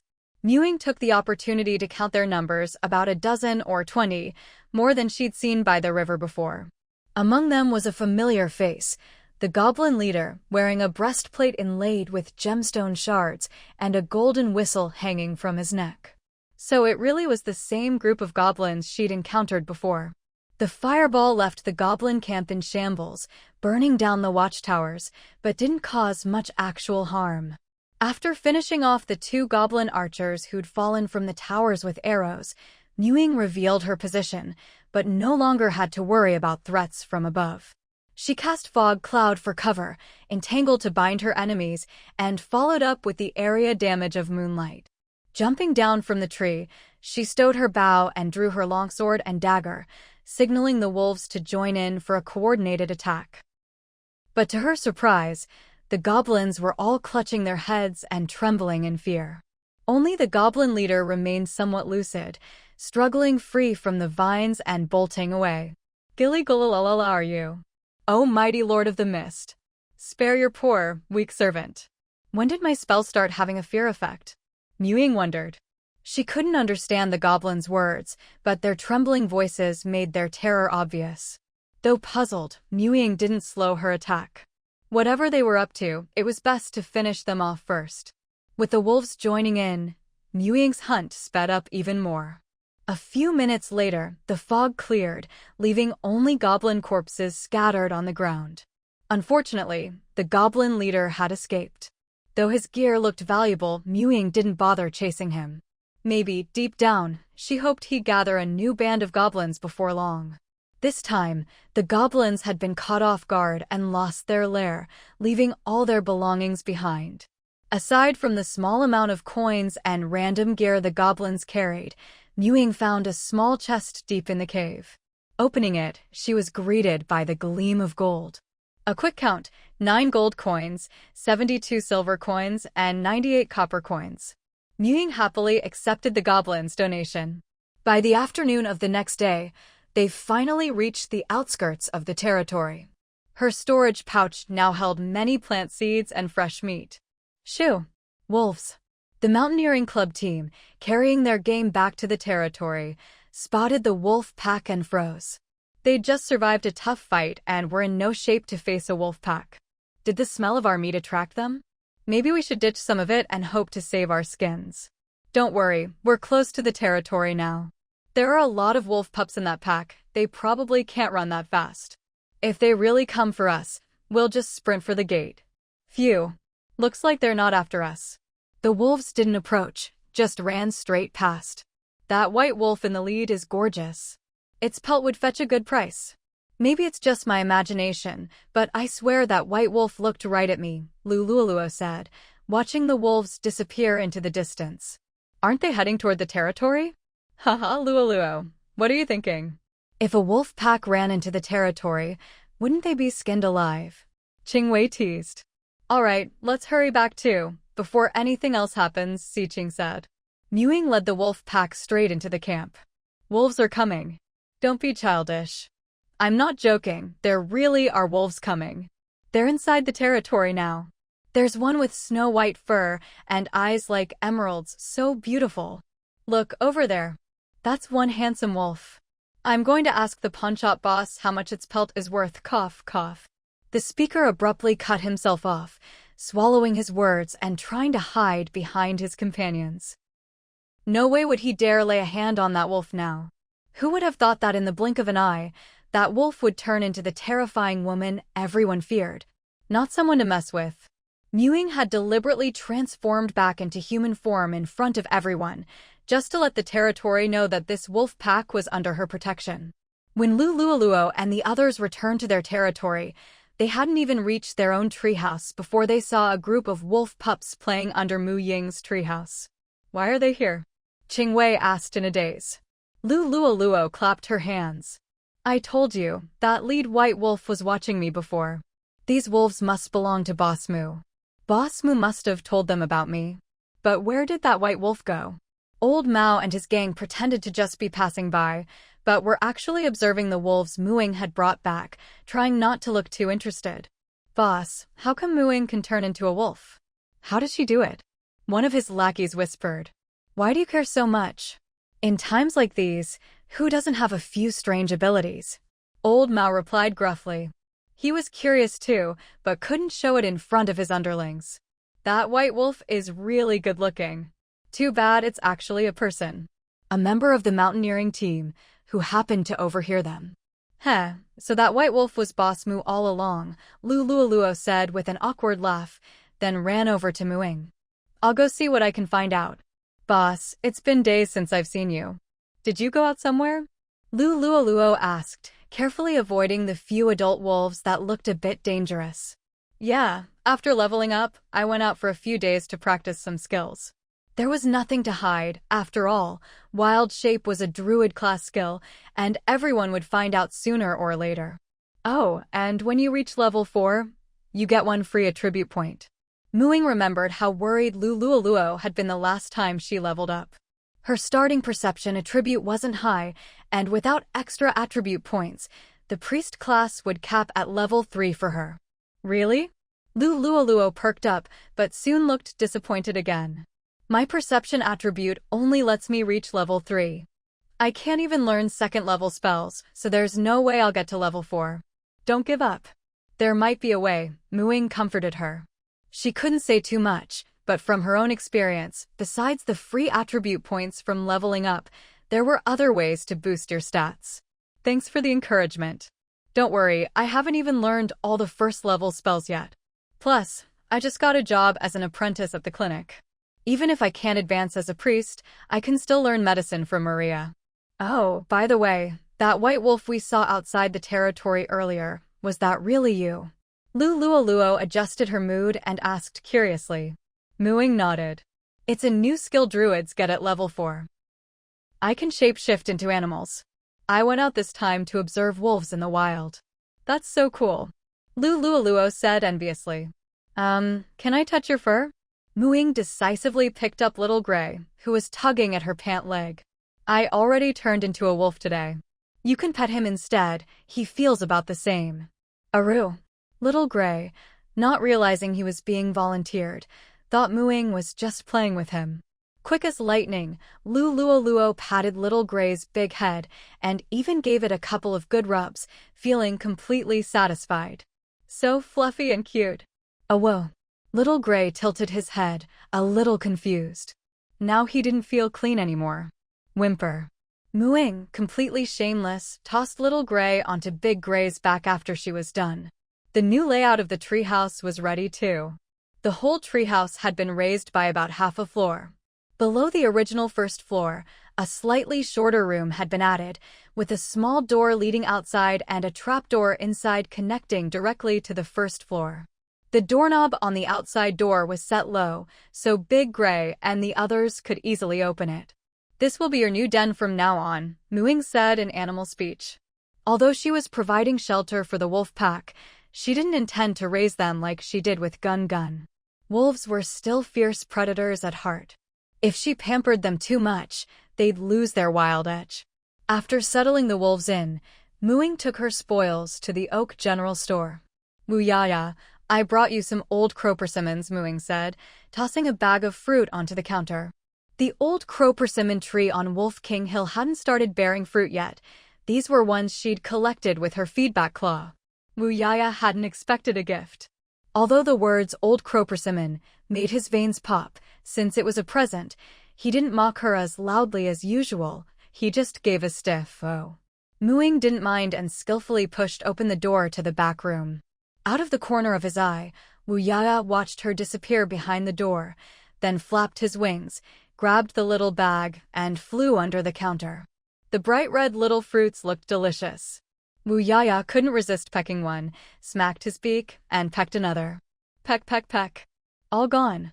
Ying must have gotten it wrong. Old crow persimmons are a raven's favorite, not a crow's favorite. Wuyaya nodded to himself. That must be it. Is this a Gancha's demon tree? No, wait, not the mother tree, it's a branch, a derivative. This root must have been taken from the mother tree, but its state is strange, it's completely lost the mother tree's dark power. It's like a blank slate. Interesting. It feels a lot like the brune grass seeds. It all depends on what kind of power is used to nurture it. Grandpa Shom really was knowledgeable. He got right to the point. Grandpa Shom, I identified this dead tree as something that can be used to take the Witherer class. Witherers destroy trees to gain power. They're enemies of nature. So should this branch just be destroyed? And what about the vampire blood essence? It can turn you into a vampire if you use it. There are vampire legends on Blue Star too. They say they feed on blood and fear sunlight. Ying asked curiously. If you're determined to walk the traditional druid path, then witherers will always be your enemy. It's best to destroy the dead branch. As for vampires, they're undead creatures. Only low-level vampires fear sunlight, high-level ones just dislike it. Feeding on blood is true, since other foods are poisonous to them. Near immortality comes at a price. They don't have to worry about old age, but their racial flaws are obvious. It's hard to truly live forever. Vampires are a species hated by nature, but they have their merits. Not every vampire is a Ganchas. After being staked, his blood could even mutate the stake into a demon tree. I don't know much about your green witch bloodline, but I do know that elf bloodlines can't coexist with vampire bloodlines. There's no need to give up your precious elf bloodline to become a vampire. Besides, this blood essence didn't come from a powerful being like Gansha's at best, it's from a vampire viscount. If you used it, you'd only become a low-level vampire, unable to even control your hunger. Your elf bloodline is quite extraordinary. Grandpa Shom stroked his beard, his words full of meaning. But no matter how much Mu-Ying pressed, he wouldn't say any more. Following Grandpa Shom's advice, Mu-Ying decided to destroy the withered Gansha's demon tree sapling herself, sell the vampire blood essence, and keep only the tree root with faint vitality to try cultivating it on her own. Although Grandpa Shom felt that using this vampire blood essence to transform into a vampire, with all its weaknesses, wasn't worth it, this little bottle of essence was still a rare item that could change one's race. She needed to find the right place to sell it. At this stage, NPCs were still wealthier than players. After browsing the shop recruitment page and finding no better shops to bring in, Mu-Ying's gaze fell on a corner of the shop street on that extravagant giant copper coin. Welcome. Looking to sell something? Copper Coin 559 put down his steaming cup of herbal tea, shook out the coin-patterned clothes he wore, and squinted as he stood up. Mu-Ying placed the small glass bottle containing the vampire blood essence on the table. Copper Coin 559, who hadn't thought much of it at first, suddenly started breathing heavily. He took out a magnifying glass and carefully examined the bottle. After his inspection, he tried to appear calm as he set the magnifying glass down. This is a bottle of potent blood. The power within isn't especially strong, so I'd say 1 gold. Mu-Ying waved her hand dismissively. This is my drop, I know what it's for. I'm not looking for money. Do you have anything here I could trade it for? You know I'm not short on cash. I could also wait and bring in other, fairer shops, like the auction house, before I make a deal. Oh, come now. Fairness is the very foundation of our copper coin trading company. We won't let you down, Copper Coin 559 said with a broad smile. I was just about to suggest, how about trading for a piece of blue-quality equipment? Headquarters sent a few blue-quality items to help us establish ourselves in this new realm, and there's one that would suit you perfectly. Oh, Mu-Ying's interest was piqued. Copper Coin 559 hurriedly pulled out a stack of clothes. Take a look. This thousand-faced garment was crafted by our company's chief tailor, Cortinia, inspired by the legendary thousand-faced set of the ancient witch, Soya. It's both beautiful and practical, very popular among powerful female professionals. It's in high demand everywhere, and we only managed to get one for this new market. If you agree to the trade, I can also throw in a sample copy of A Lady's Wardrobe to help you make the most of the garment. Mu-Ying unfolded the garment, neither agreeing nor disagreeing. At first glance, the thousand-faced garment didn't look special. In fact, calling it a garment was a stretch. It was just a large piece of pure white fabric when spread out. Thousand-faced garment. Quality: blue, rare. Effect 1. Thousand-faced wardrobe. The garment's appearance and material can be changed at will, covering all wearable parts of the body. One garment is a whole wardrobe. Effect 2. Self-repair. If less than 50% of the garment is damaged, it will automatically repair itself. Effect 3. Speed or defense. Choose between agility +2 or defense +200. Note: changing the material does not affect the garment's effects, except for waterproofing, insulation, and heat dissipation properties, which are preserved. After reading the equipment info, Mu-Ying retracted her earlier doubts. The garment's appearance was its true highlight, being able to change at will. It truly lived up to its name. However, as a blue-quality clothing item, its defense bonus wasn't particularly impressive. In fact, it was rather mediocre, about the same as the green-quality chainmail at Paul's armor shop. Plus, you could only choose either the agility or defense bonus, not both at the same time. Still, Copper Coin 559 was right. This garment suited her, or rather, it suited any spellcaster in her territory, especially female ones. Wearing heavy armor would hinder spellcasting. Mages could only wear cloth armor, while druids were a bit better off. They could wear cloth, leather, or any non-metal light armor. Unfortunately, the higher quality gear at Paul's armor shop was all metal, since metal armor naturally offered higher defense and was more likely to be of high quality than leather or cloth. The thousand-faced garment's defense was only average for blue gear, but Ying didn't have any better options. As for bringing in higher-level shops, that was just a bluff to pressure Copper Coin 559. After all, these shops not only required a certain population in the territory, but also demanded a certain overall strength and purchasing power from the residents. At this stage, apart from forum posts, there was no communication between territories. Everyone was cautiously exploring their surroundings, and migration was rare. It was hard to significantly increase the population unless she found another race like the Myconids. The overall strength and purchasing power of her residents lagged far behind. After weighing the pros and cons, Ying decided to make the trade. She could use the thousand-faced garment for now, and when she got better equipment in the future, she could wear both at once. The garment's ability to change appearance meant it could adapt to any occasion and wouldn't interfere with the comfort of wearing other gear. Come again soon. Having just closed a big deal, Copper Coin 559 beamed, his face full of wrinkles. Clearly, he'd profited handsomely. Ying didn't mind. She took her new thousand-faced garment and the sample copy of A Lady's Wardrobe back to her treehouse. Seeing the familiar Copper Coin logo in the corner of the sample, she realized that this so-called gift from Copper Coin 559 was actually another product of the Copper Coin Trading Company, probably always meant to be a bonus with the garment. Sure enough, A Lady's Wardrobe was more of a catalog for the Copper Coin clothing store, filled with pictures of various outfits and information on where to buy them at the company's stores on different planets or planes, along with prices and other details. Still, Ying learned a lot of place names from it.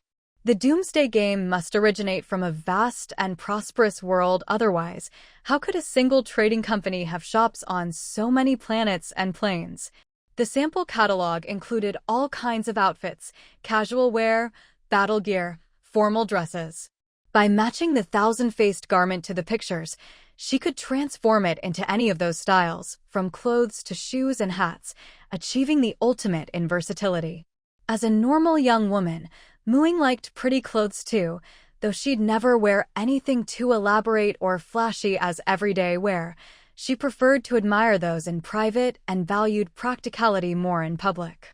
In the end, she combined patterns and decorations from the catalog with the style of her Witch Academy uniform, recording one set of casual wear and one set of battle gear into the thousand-faced garment. The casual outfit included a long dress with black and dark green floral trim, an outer robe, tights, and ankle boots. The battle outfit consisted of dark green and black trimmed pants and top, plus tall boots. Both outfits had belts with 3 clasps for hanging her witch's book, a small storage pouch, and a seedling basket. Standing before the mirror, Ying finally felt like her life was becoming less makeshift and more refined. The little figurine, Shireen, glanced at Ying, then at itself, and quietly crawled under the bed. A moment later, it emerged blushing, its shirt now dark green, its pants black. Ying noticed its little maneuver and couldn't help but smile. Waking up in the tower of the witch's magic school, Ying stepped out onto the balcony, letting the morning breeze brush against her face and breathing in the fresh scent of dew. It all felt like a lifetime ago.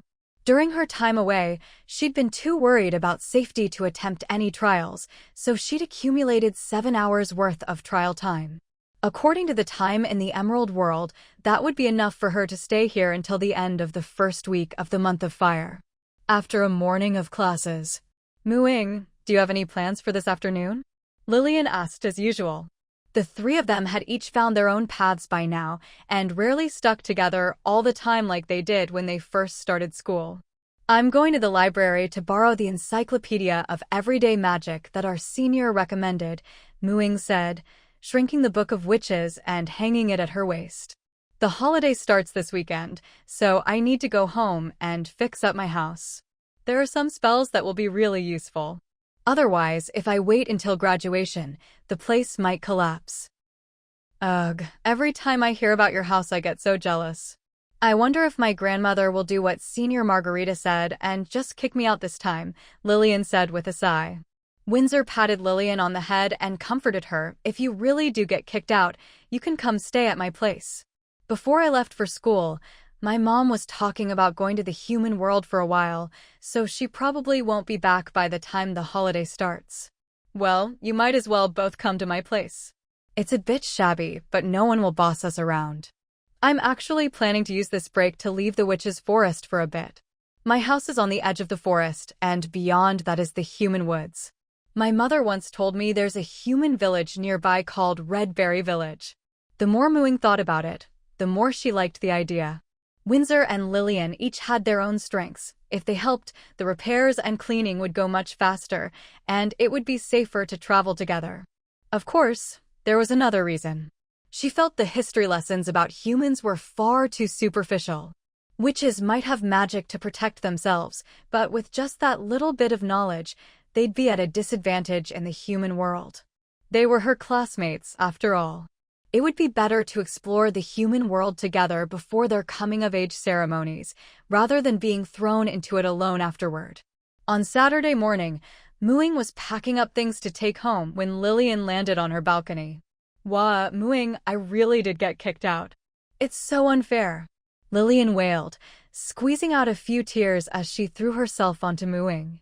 Well, perfect timing. You can join my little homecoming group, Mooing said, genuinely sympathetic, though she couldn't help but find the Red Witch family's tradition of melodrama a bit amusing. To keep herself from laughing, she quickly changed the subject. Now we just need to see what's up with Windsor. At Moo Ying's invitation, Windsor and Lillian had both gone home the night before to check in with their families and see how they felt about the trip, planning to return to school and meet up with her afterward. Look, here she comes, Lillian said gloomily, pointing out the window at a small black dot approaching in the sky. Windsor landed, carrying a large bundle. Moo Ying, my mom heard I was going to your place and sent you a gift. Your mom is so nice. I've decided that someday, I want my daughter to experience the love of a Red Witch mom. Lillian cheered up at the thought. Mooing shot Lillian a look that said, I don't even know what to say, then took the package from Windsor. Inside was a beautiful set of porcelain, both tea and dinnerware, enough for 7 people. It couldn't have been more timely. Moo Ying's house was so bare, she only had a single cup for drinking water. Windsor, this is perfect. Please thank your mom for me. Ever since my mother passed, I've been living alone, so I only have single servings of everything. I was actually planning to borrow some dishes from the common room just to get by. Mooing said gratefully. Her homecoming party had grown from just herself to 7 people. The holiday was turning into a group trip for the students of the magic school. Lillian and Windsor were just curious. Even Windsor's gentle mother had suggested she start living independently and set up her own place. Neither of them felt ready for that yet, nor had they saved up enough money, so they figured they might as well check out Moo Ying's house first. The older girls, meanwhile, wanted to prepare for their coming-of-age trials. Their adulthood ceremonies were coming up, after which they'd have to venture beyond the forest on their own. But until now, none of them had ever left the forest. Their only knowledge of the human world came from books, which left them both curious and nervous. Mooing hadn't expected to end up inviting both her seniors and classmates to her home. Now she didn't have to worry about not having finished learning all the everyday magic spells. Her seniors had plenty of experience setting up homes and were experts at it. Her little wooden house was sure to get a complete makeover. This time, Mooing was leading the way. She'd used a copying spell to make a map from the library in advance and planned out the route home. But the maps weren't very detailed, so she could only figure out the general direction. The exact location would have to be found on the spot. That was the downside of having been teleported straight to the school on the first day. If your sense of direction wasn't great, you might not even find your way home. It took them over an hour to fly to the woods near Moo Ying's house, and then they spent ages wandering around before finally finding the cabin. Of course, that was because the house's concealment magic was still active. Unless you were a specific person, you'd only see an empty clearing and unconsciously walk around it. This concealment spell on your house is amazing. Too bad it's advanced magic. Even adult witches can't always master it, Senior Renee said in wonder as Ying led her inside and the cabin suddenly appeared. Senior Lucia looked around. It's impressive that the concealment spell has lasted so long. I remember Ying's mother passed away a long time ago, but it hasn't faded due to lack of magic. True, Rosie said, pulling Ying over. So, how do you feel about your house? Ying coughed, feeling a little guilty as she looked at the cabin, now overtaken by weeds and vines. I'm really going to need everyone's help tidying up. These plants have gotten out of control. It wasn't this bad before I left for school. Exactly. A house with such good concealment magic deserves to be well cared for, Rosie said, rolling up her sleeves. Margarita, could you take Lillian to gather some wood? The cabin needs some serious repairs, but the main structure is still sound. Once we have the wood, we can use repair magic. No problem. Margarita was used to going into the backwoods and was pretty good at cutting magic, so getting some wood would be easy. Then Lucia, Windsor, and I will handle the dusting, said Renee. Ying joined Rosie in clearing out the weeds and tending to the vegetable and herb gardens. Watching everyone working so energetically, Ying couldn't help but grin from ear to ear. Just look at you, grinning like that, Rosie said, tapping her on the forehead. Hee, thank you, Senior. You've all helped me so much, Ying said, knowing Rosie had rallied everyone to come partly to lend her a hand. With magic at their disposal, witches are exceptionally handy. In just half a day, her run-down little house was looking presentable. The slightly rotted planks on the house were all replaced with new ones, the weeds were eradicated, and the accumulated dust inside was swept away completely. There were even a few extra tables and chairs now. Thank you all so much for today. Let me whip up something tasty as a reward, Ying said as she slipped into the kitchen.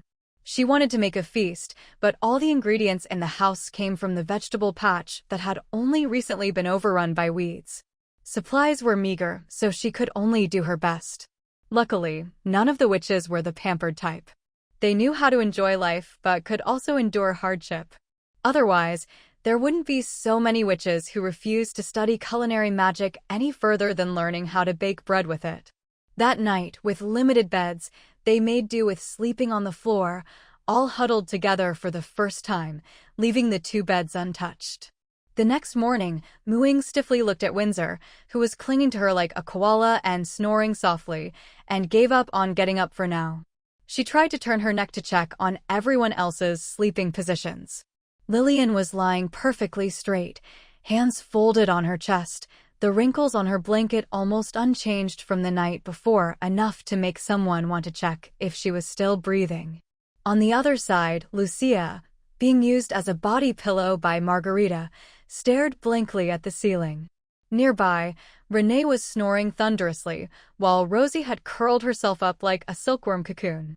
You really don't know until you sleep together. Everyone's sleeping habits are so weird. Tonight, she'd definitely try to sleep next to Lucia. At least she seemed a bit more normal.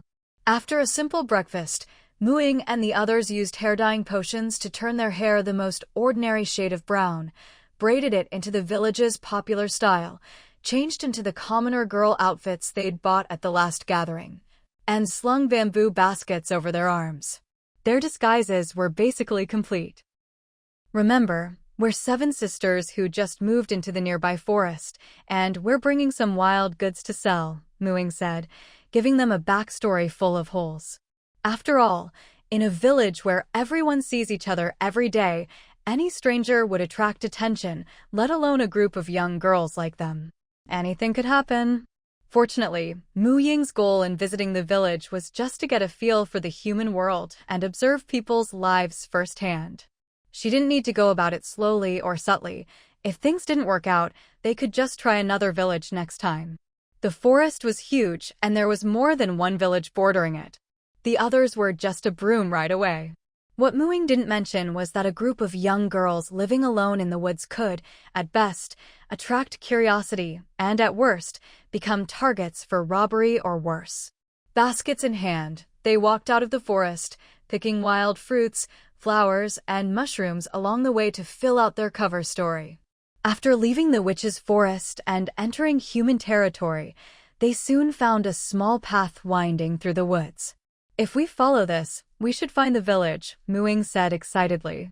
"From now on, we need to watch our words and actions and keep up the disguise," Lucia reminded them. The older girls became extra cautious. The human world was like a rose with thorns, beautiful but dangerous. Many witches had met their end outside the forest. Lillian and Windsor, on the other hand, were much more carefree. They hadn't been traumatized by the library's books about the human world and didn't know much about witches' bad reputation among humans. Their heads were full of curiosity. La la la. A cheerful girl's voice drifted down the path. At the end of the road, a beautiful girl in a red velvet cloak appeared, skipping along with a basket and a bunch of wildflowers in her hand. Lillian looked at the girl, then at themselves. "Are we running into a fellow traveler?" She wasn't the only one with that thought. The others felt the same. Aside from that bright red cloak, their outfits were almost identical. As they hesitated, the girl on the other side muttered, "The forest sure is lively today." She was clearly a cheerful soul. "Sisters, are you all going to visit your grandmother too?" "Grandmother. Why do you ask?" Lucia stepped forward, seeing everyone else looking puzzled and unwilling to speak. "My grandmother's sick. My mother asked me to bring her some things. She lives in the forest." "I thought you were all going to visit your grandmothers too." The old folks in the village all like living alone in the woods. "I even met a big brother just now. He's visiting his grandmother too. He suggested I pick some wildflowers," the little girl said proudly, waving her bouquet. "We just moved into the forest and are planning to sell some things in the village," Lucia replied. Ying nodded and introduced their group. "What's your name?" "Heidi. But you can call me Little Red Riding Hood. I love this red cloak the most." The girl stroked her cloak fondly. Just as expected, Little Red Riding Hood, grandmother. All that was missing was a wolf, and it would be the classic fairy tale. Little Red Riding Hood? What a cute nickname. "We sisters just moved here and haven't been to the village yet. Could we go visit your grandmother with you, and then go to the village together?" "We're a bit worried the villagers might not like us," Ying said anxiously. The others didn't know why Ying suddenly wanted to follow this little girl, but they all played along, putting on matching worried faces. "Sure. My grandmother will be so happy to have so many visitors," Little Red Riding Hood said cheerfully. Ying wanted to say, "Girl, you really need to be more cautious. How can you just bring strangers home?" Sigh, maybe she was overthinking it. Knock, knock, knock. In front of a small cottage in the woods, Little Red Riding Hood knocked, then pushed the door open herself. Grandma, are you feeling better? I'm here to see you." "Doesn't anyone lock their doors living out here alone?" Ying shot a look at Margarita, who was the strongest in combat. "Oh, Grandma was just thinking about you." "Grandma, why does your voice sound so strange?" Little Red Riding Hood only saw her grandmother lying in bed, covered by a quilt. She didn't look closely, just set her things down. "I have a cold. I'm the big brother. Grandma asked me to wait here for you. She heard you were coming and went to the woods to pick mushrooms. She wants to make your favorite mushroom soup." The man on the bed sat up with a stiff smile. Where did these 7 beautiful girls come from? He was caught off guard, but they all looked inexperienced. Since they'd come to him, he wasn't about to let the opportunity slip by, though it would be a bit more troublesome. "Big brother, why are you here?" Little Red Riding Hood exclaimed in surprise when she saw the man. "Weren't you going to pick flowers?" "I was worried Grandma would wait too long, so I came to let her know first," the man said gently. "Oh, you're so nice, big brother. But is Grandma okay? Why did she go out? And why are you on Grandma's bed?" Little Red Riding Hood asked, sounding a bit concerned. "She's much better now. I was waiting for you, but I got tired and fell asleep," the man said, patting Little Red Riding Hood's back in a comforting way. Ying quietly took a step back, feeling a chill. There was no wolf disguised as Grandma like in the story, but instead, a strange, greasy man. Little Red Riding Hood wasn't really a child otherwise. Her mother wouldn't have let her come to the forest alone. She was a young girl about the same age as Ying and her friends, but the man's gesture of patting her back felt a bit too intimate. "Little Red Riding Hood, what's this man's name?" Ying asked. Little Red Riding Hood scratched her head. I don't know. He's the big brother I told you about, the one who suggested I pick flowers. I only met him today, just like you guys. Mooing almost wanted to kneel in exasperation. Was the world really this innocent and trusting? Did people just accept strangers so easily? Well, maybe Little Red Riding Hood could be excused for being young and not very aware of gender boundaries, but what was with this man getting so close and touching her all the time? Thinking of this, a dangerous glint flashed in Mu Ying's eyes. She pulled Little Red Riding Hood over to her side. The man didn't seem to mind. As he poured tea, he said, I forgot to introduce myself to Little Red Riding Hood. My name is Wolf. I live in the forest too. Huh? My sisters live in the forest too. Little Red Riding Hood exclaimed, covering her mouth in surprise. Do young people these days all like living in remote forests? What a coincidence. Come, everyone, have a seat. The sun's strong today, you must be thirsty. Have some tea, Wolf said, gentlemanly pulling out chairs for everyone. Mooing whispered a few words to Margarita, the strongest among them. Then she stepped forward to take a teacup. Just as the cup was about to reach her lips, she suddenly swerved and jammed it straight into Wolf's mouth, chipping half his front tooth. Wolf never expected the sweet, obedient girl to turn on him so suddenly. As the teacup came at him, he tried to dodge, but Margarita, who had somehow moved behind him, gave him a shove. Caught off guard, his tooth bore the brunt. The tea he'd so carefully prepared ended up choking him instead. No matter how he coughed, it wouldn't come out. Furious and in pain, he ran out, crying, What are you doing? My tooth. Bang. The wooden door slammed shut in his face. Sorry. I just thought, since you worked so hard to make tea, how could you forget to serve yourself? I'm not that thirsty, better for you to drink it. Who knew you'd be in such a rush and bring your mouth over? Is your tooth okay? Don't cover it, let us see how bad it is, Mooing said, looking all innocent and concerned. Wolf's tooth hurt even more. Why had he been so foolish as to mess with this little demon? He already felt weak in the knees. If he didn't leave now, he'd be the one getting eaten. Forcing himself to speak, he said, I'm fine, it's not your fault. It's just my tooth looks a bit ugly now. I'd better not stay, I'll take my leave. As he spoke, he glanced shyly at Little Red Riding Hood, as if embarrassed for his crush to see him in such a state. Oh? With your delicate constitution, can you really make it home safely? Why not just lie down on Grandma's bed? After all, Grandma's sleeping under the bed, Mooing said. Little Red Riding Hood nodded at first. She was worried about Wolf going alone too, but at the last sentence, she looked at the bed in surprise. There was a pile of stuff under the bed, making it hard to see, but in the shadows at the foot, the tip of a shoe was just visible, Grandma's shoe. Wolf realized things were going south. How had they figured it out? The door was blocked, but there was a window by the back door. He forced himself up and tried to climb out, but only managed to get halfway before passing out, hanging there half in, half out in a ridiculous pose. Grandma! Little Red Riding Hood finally reacted, rushing to the bed and pulling Grandma out. Rosie went over to check. She's fine, just knocked out with some kind of drug. Knock, knock, knock. Suddenly, there was a loud knock at the door. Little Red Riding Hood jumped in fright and asked in a trembling voice, Who is it? I'm Nick the Hunter, came a gruff voice. It's Uncle Nick. Little Red Riding Hood ran to open the door. Uncle Nick, Grandma was hurt by a bad man. We almost got tricked too, but Sister Mooing noticed something was wrong. It's all right now, it's all right, Nick said gently, though his voice was so rough that even when he tried to be gentle, it sounded a bit off. He looked at the group of girls in the house and relaxed. Nick had been tracking the human trafficking Wolf to this area. This Wolf looked like a decent man and had used his looks to trick many young girls. Some had been assaulted, others sold.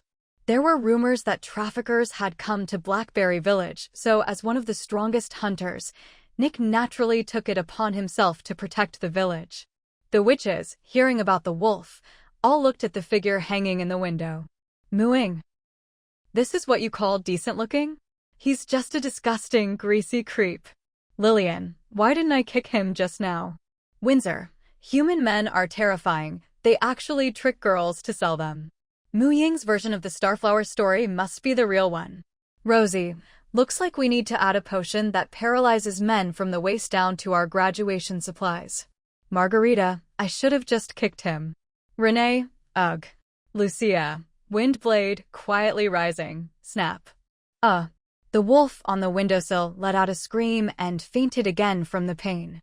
Nick walked over and hauled the wolf up. I'll take him to the village for judgment. We'll go with you, Ying said. We were planning to head to the village anyway, but since we're new here and don't know anyone, we came with Little Red Riding Hood first. Grandma needs someone to look after her too. Let's bring her back to the village together. Good idea. Ying and her friends followed Nick into the village. Their unfamiliar faces drew some attention, but it was the unconscious grandma and the young man bleeding between his legs in Nick's hands who really caught people's eyes. The men present all felt a sudden chill between their legs for some reason. What happened?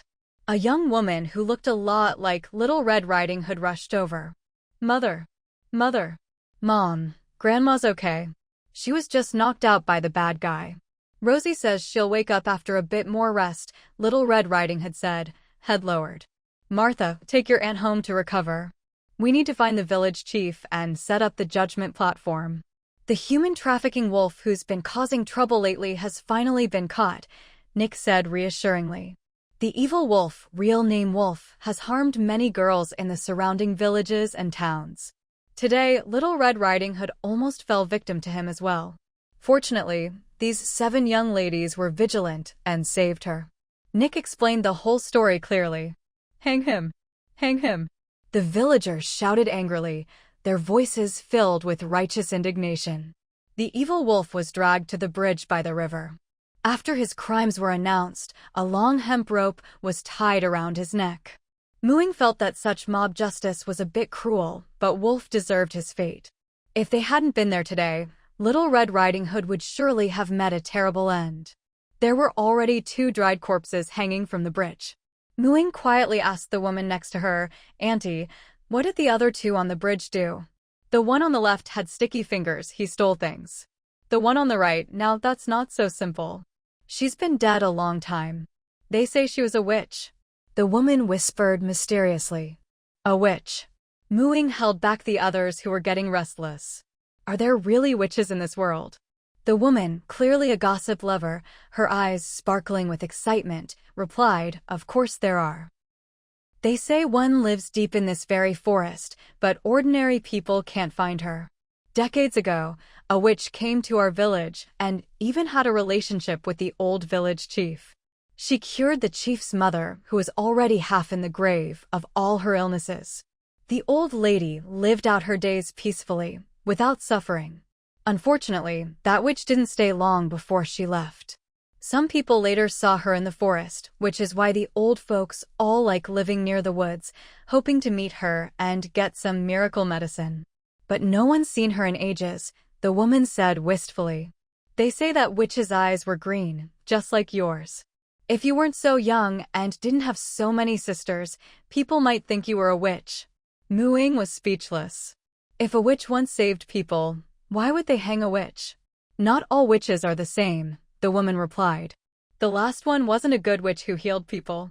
At first, everyone treated her well and asked her for medicine, but the medicine she gave killed people, so. Ying nodded, her expression complicated. She didn't really believe that person was a witch. After all, magic isn't a joke. How could a real witch be so easily sent to the gallows, unless her wand had been taken away? Let's go back, I'm a little scared, Windsor said, staring at the corpse that was supposedly a witch. She wasn't good at potions, would she end up hanged too? At that moment, the executioner gave a gentle shove, and Wolf became yet another hanging corpse on the bridge, swaying alongside the other 2. From the crowd, parents kept warning their children not to trust strangers. They might be man-eating wolves. Little Red Riding Hood and her grandmother had only narrowly escaped being eaten. Ying and the witches quietly left the village. Humans are terrifying. That hanged witch is so pitiful. Windsor's longing for the human world had turned entirely into fear. Renee patted Windsor's shoulder comfortingly. It's not all like that. There are good and bad people among humans. They seem to be kinder to those who help them. The two witches got very different treatment, after all. If you ask me, before you all graduate, you should learn a couple of powerful attack spells. How could a witch let herself be hanged by humans? It's a disgrace, Margarita said angrily, wishing she could burn those humans to ashes. Maybe that wasn't even a real witch? There's no proof, is there? Lillian argued. Rosie frowned. Sigh, I'm a bit worried about our coming-of-age trials. This is just a village, and there's already a precedent for hanging witches. Who knows what it's like in bigger places? The villagers said the good witch might have been Mu Ying's mother, Lucia mused, stroking her chin. If that's true, maybe the old village chief is Mu Ying's father. But he's a bit too old, hard to tell if he looks like you, Lillian said, nudging Mu Ying. What's wrong? Why are you so quiet? Huh? Oh, I was just thinking, Mu Ying snapped back to attention. She had just been checking the new prompt that had appeared. Your trial character Mu Ying has participated in the world's progression in the Emerald World. You have gained source power times 1000, and world will fragment times 1. World will fragment, Little Red Riding Hood. Function: a manifestation of the Emerald World's will. Physical conversion: cannot be converted in incomplete state. Physical effect: Blink World will can be bound to a master. Source power conversion: not convertible. This was her first time earning source power in the Emerald World, and it was a full 1000 points. Although, compared to the Block World, where she earned at least 50 source power a day, 1000 wasn't much, but at least she was starting to figure out the rules of the Emerald World trials. Of course, the more important thing was the world will fragment. It was clear she received it for getting involved in the Little Red Riding Hood incident. The fragment didn't appear in her hand, but was hidden in her spiritual sea. It looked like a page from a book, with the story of Little Red Riding Hood written on it. Except, the part about the wolf pretending to be grandma was cut out. Instead, it said Little Red Riding Hood almost got eaten, but was clever and vigilant, discovered something was wrong, and outsmarted the evil wolf. The story had changed from a cautionary tale to a role model story. As the true hero who caught the evil wolf, Mu Ying and the witch's roles were blurred and omitted. It seemed the world didn't like witches very much. She'd been pondering this, but had also been listening to the witch's conversation.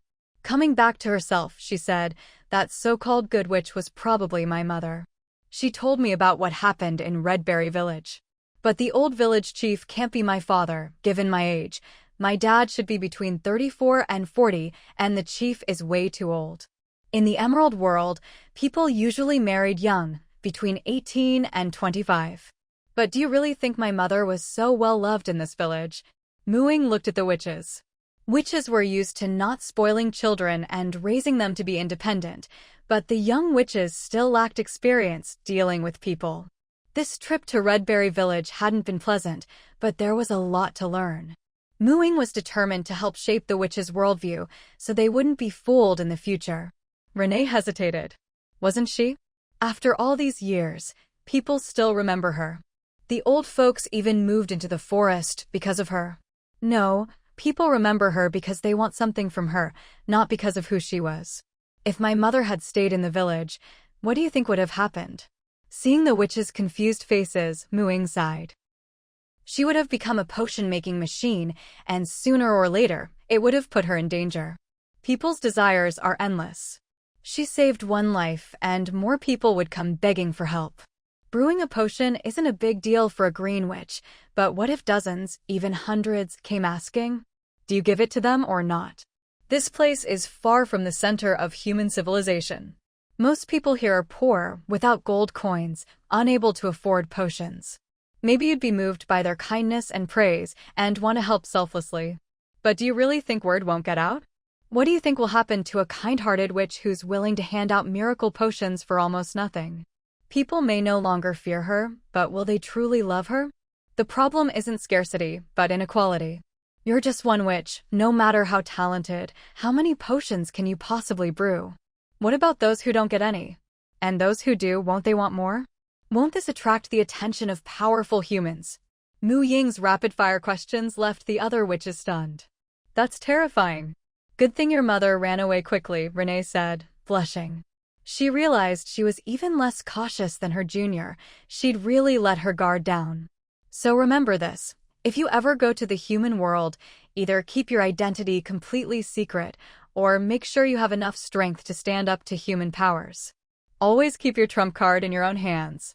No matter how much you trust someone, always leave yourself a way out. Never give away things for free just for a good reputation. It only feeds others' greed. Always be careful with what you eat and drink, keep your wand safe, and never let yourself fall victim to someone's scheming. Mu Ying wished she could pour every bit of her street smarts into them, especially her seniors. In just half a year, they'd be adults and would have to venture out into the world alone. The thought made her anxious. Haha, Mu Ying, you're more like a human than a witch. You could totally teach history class. You're better than Ms. Melanie, Lillian joked. Margarita gave her own junior a light smack. Listen up. Who knows, these words might save your life one day. I actually think Lillian's suggestion is a good one, Lucia said thoughtfully. Mu Ying may be younger than us, but she's been independent longer, and she's far more alert to danger. We've never thought about these things so deeply. She was already considering bringing it up with the headmistress. All right, Mu Ying, don't worry so much. Humans may not have magic, but they can still be dangerous. Most witches have suffered losses out there, but very few have died from it. After setbacks, we always mature. Besides, witches never fear death, Rosie said, seeing Mu Ying's concern and trying to comfort her. Mu Ying nodded obediently, but she couldn't help worrying. There would be plenty of chances in the future. She'd have to squeeze in more scam prevention lessons whenever she could. She was determined to help the witches develop a sharp eye for truth and lies. In the days that followed, Mu Ying gave up on the idea of returning to the human world. From what she'd seen and heard in Redberry Village, this world was much like the medieval era of Deep Blue Star. The nearest big city was far away, and there was little point in visiting the village again. She also realized that, compared to small, isolated villages, big towns were actually better for witches to hide in. At least they wouldn't be stared at just for being a new face. So the rest of the holiday became a bit dull. The older girls got busy with their own affairs. Lillian and Windsor still stayed with her at night, but during the day they went out looking for a place to build their new home, making preparations for their future. Only Mu Ying was left, bored at home, practicing the spells she'd copied down and reading the potion books her mother had left behind. In the blink of an eye, the week-long holiday was over. On the night she returned to school, the headmistress summoned her and immediately delivered bad news. The other body in Redberry Village was indeed a witch. We've already recovered it. Melanie rubbed her brow. Can you tell me in detail what happened in Redberry Village? Including your own thoughts. Mu Ying nodded and gave a thorough analysis from her perspective. You did very well. It's rare to see a witch with such a deep understanding of human nature, especially one who hasn't even graduated yet. Would you be willing to organize your tips for dealing with humans, your scam prevention knowledge? I'd like to submit it to the Witches Association. The anthropology curriculum could use an update. If your material is adopted, you'll receive a hefty reward, lots of gold coins and precious magical knowledge, Melanie said, winking. She knew the little witch in front of her was good at making money and spent a lot of time in the library. Mu Ying's eyes lit up at the mention of money and magic. Who wouldn't want those? Even without those rewards, having her ideas included in the curriculum would be a huge honor, and, more importantly, it would genuinely help other witches. After her time at school, Mu Ying had truly fallen in love with this group of wonderful witches. She was more than happy to help. In the end, Mu Ying and the headmistress agreed to hold a weekly Scam Prevention 101 class every Friday night, with Mu Ying as the instructor, paid, of course. 5 gold coins per week wasn't much, but it was only one class and not very long. The key thing was that her seniors and classmates would all benefit. Leaving the headmistress's office, Mu Ying saw Lucia waiting outside. How did it go? Great. Mu Ying chattered excitedly about all the perks the headmistress had offered her. Lucia nodded. Not bad. This way, you'll have a steady income, enough to last you for a while after you come of age. You won't have to spend so much energy earning money. Do you know what my own senior told me she regrets most? What? Mu Ying asked. She regrets not spending more time in the library while she was at school. She didn't learn enough, and after leaving school, it's much harder and more costly to acquire knowledge. So now that you don't have to worry about money, use your time well and learn as much as you can. Even if you don't understand something now, just copy it into your witch's book. The things you copy from the library are protected by confidentiality agreements and can't be shared, but they'll save your future self a lot of money, Lucia said, showing off her own witch's book, which was already half a finger thicker than Mu Ying's. Mu Ying nodded in awe. No wonder Lucia was known as the VIP resident of the library, always with a book in hand. School really was their golden age for gaining knowledge. Once you had the skills, earning money would never be a problem. She made up her mind. She was going to become the library's next VIP resident. Lucia wasn't sure why her junior was suddenly so energetic, with such a strange look on her face, but it seemed her advice had gotten through, so she breathed a sigh of relief. She didn't have a direct junior, which meant she had to look out for all the younger girls. When it came to talent and specialization, she wasn't as experienced as the direct seniors, so she focused on the bigger picture, life, and learning. Mu Ying was the most mature and steady of the three juniors, but recently she'd been obsessed with making money, spending a lot of time on hair dye potions and herb cultivation. Lucia felt this was a bit of putting the cart before the horse. Basic hair dye potions were enough. Developing more colors was only good for making money, with little practical value. Herb cultivation depended more on personal talent and research, and even after leaving school, one could slowly make progress without guidance. But almost no one could create new spells or potions out of thin air. It was far more important to build a solid foundation and make the most of the library to learn as much as possible. Time in the trial world passed in a flash. When I woke up again in the familiar treehouse, it was perfectly timed, just in the morning. The wolf pack downstairs had already gone out. Roundy was lying on the ground, looking utterly listless, while the wolf pups clambered all over it as if scaling a mountain, working hard at it. Mu Ying waved her wand, and the kitchenware and ingredients instantly got busy in an orderly fashion, while the flying brooms swept around the house. While waiting for breakfast to be served, Mu Ying casually picked up a wolf pup and set it on her lap to pet its fur. That set off a hornet's nest. The wolf pups, young as they were, had already learned to compete for affection, all launching an assault on Mu Ying's lap. Mu Ying looked helplessly at the pups stepping on their siblings' heads, clinging to her legs and scrambling to climb up. With a sigh, she could only pick them up one by one, petting each in turn. As soon as a pup landed on her lap, it would obediently expose its belly, squinting its eyes and begging for rubs.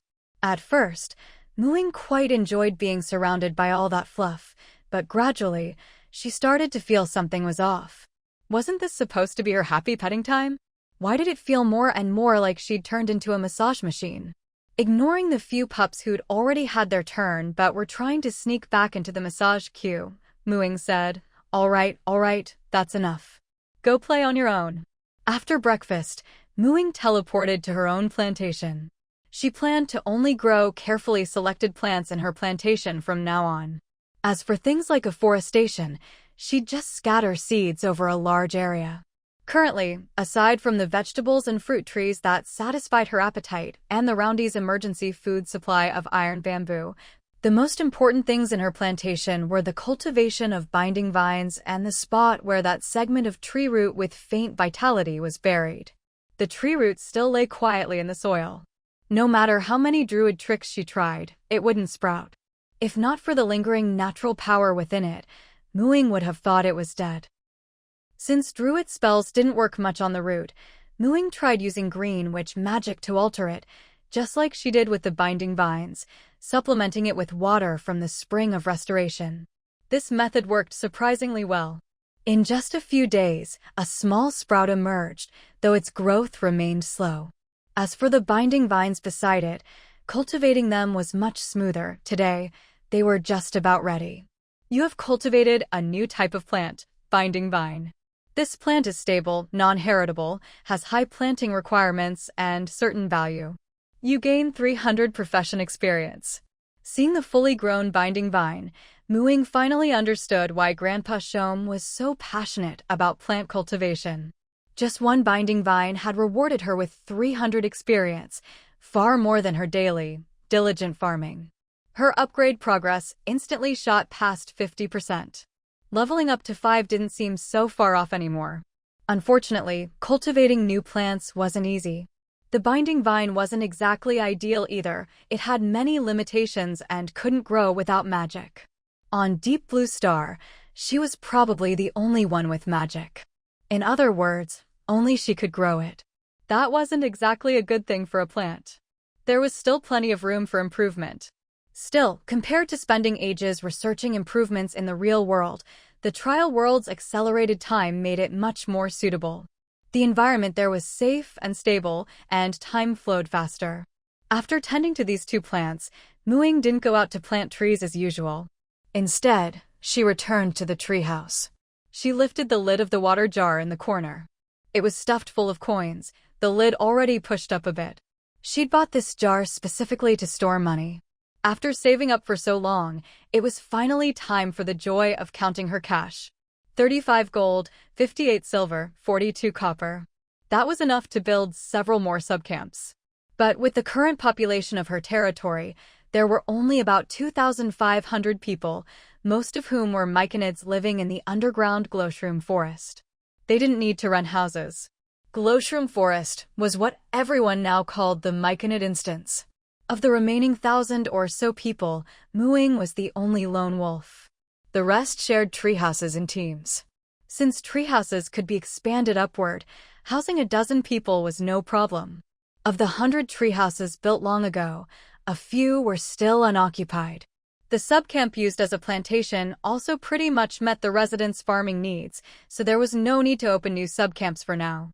The territory's shield had already been upgraded to level 5, and its defenses were still sufficient. Thinking about it, she realized she didn't even know what to spend all this money on. The root cause was the limited population holding back the territory's development. With too few people, the territory couldn't level up, and many high-level shops were unwilling to move in. There were probably also facility blueprints for subcamps and teleportation arrays that hadn't been unlocked yet. After all, this wasn't a game. What kind of city-building game makes players worry about population growth? People. Where am I supposed to get more people?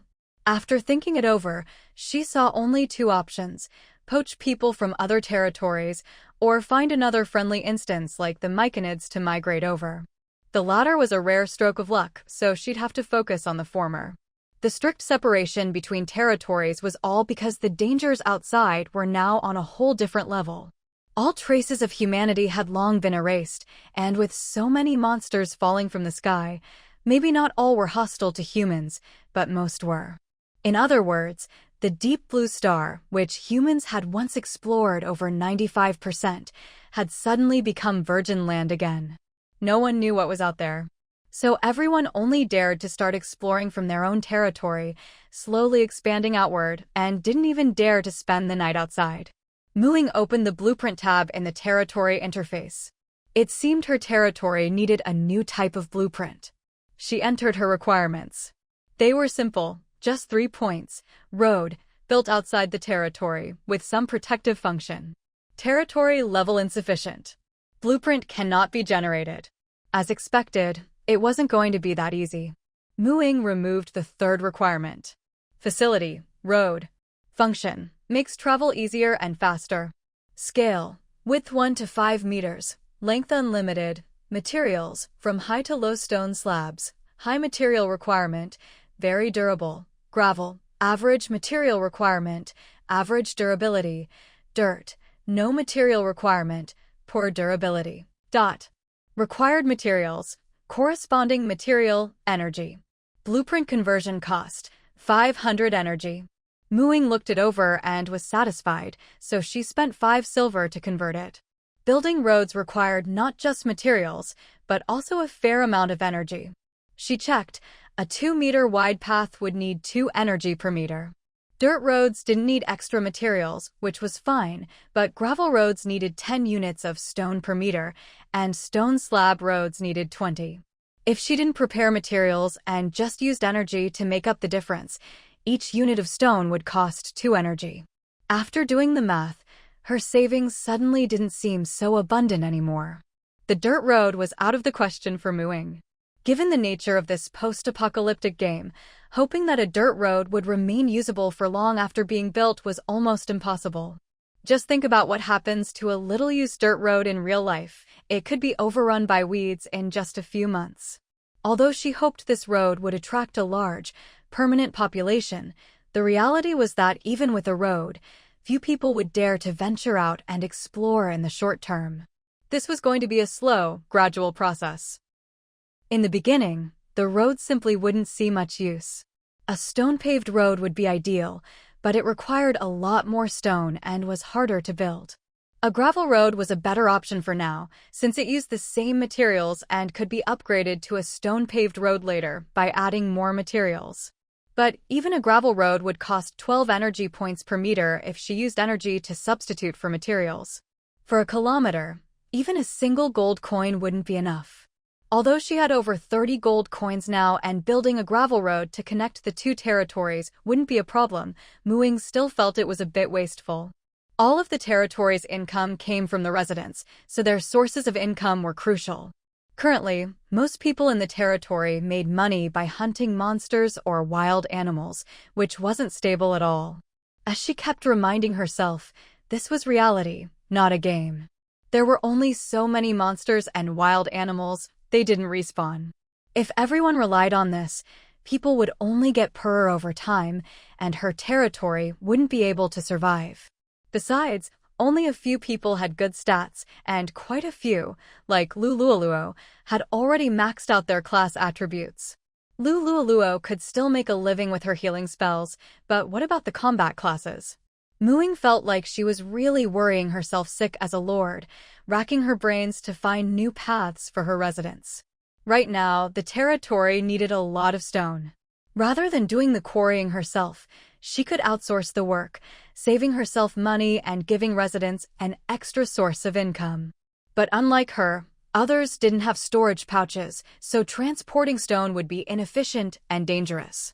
Ying couldn't bear to see her residents die over this. Every death meant one less wallet for her. After going around in circles, Ying's attention finally returned to the subcamps. She suddenly realized the proper way to use them. Previously, she'd used them to fence off land for farming, which was actually a bit wasteful. If it weren't for the special location of her territory, surrounded by forests, it would have been better to put farmland inside the main territory. Wouldn't it be better to use subcamps to claim resource points? Iron mines, coal mines, gold mines, gem mines, Ying swallowed, as if she could already smell the scent of wealth. Were there any mines near Binhai City before? Subcamps could only be built within a certain range of the main territory, but that range was huge. With her current territory level, she could cover the entire former Binhai City area and the Qingshan Forest. There were plenty of options.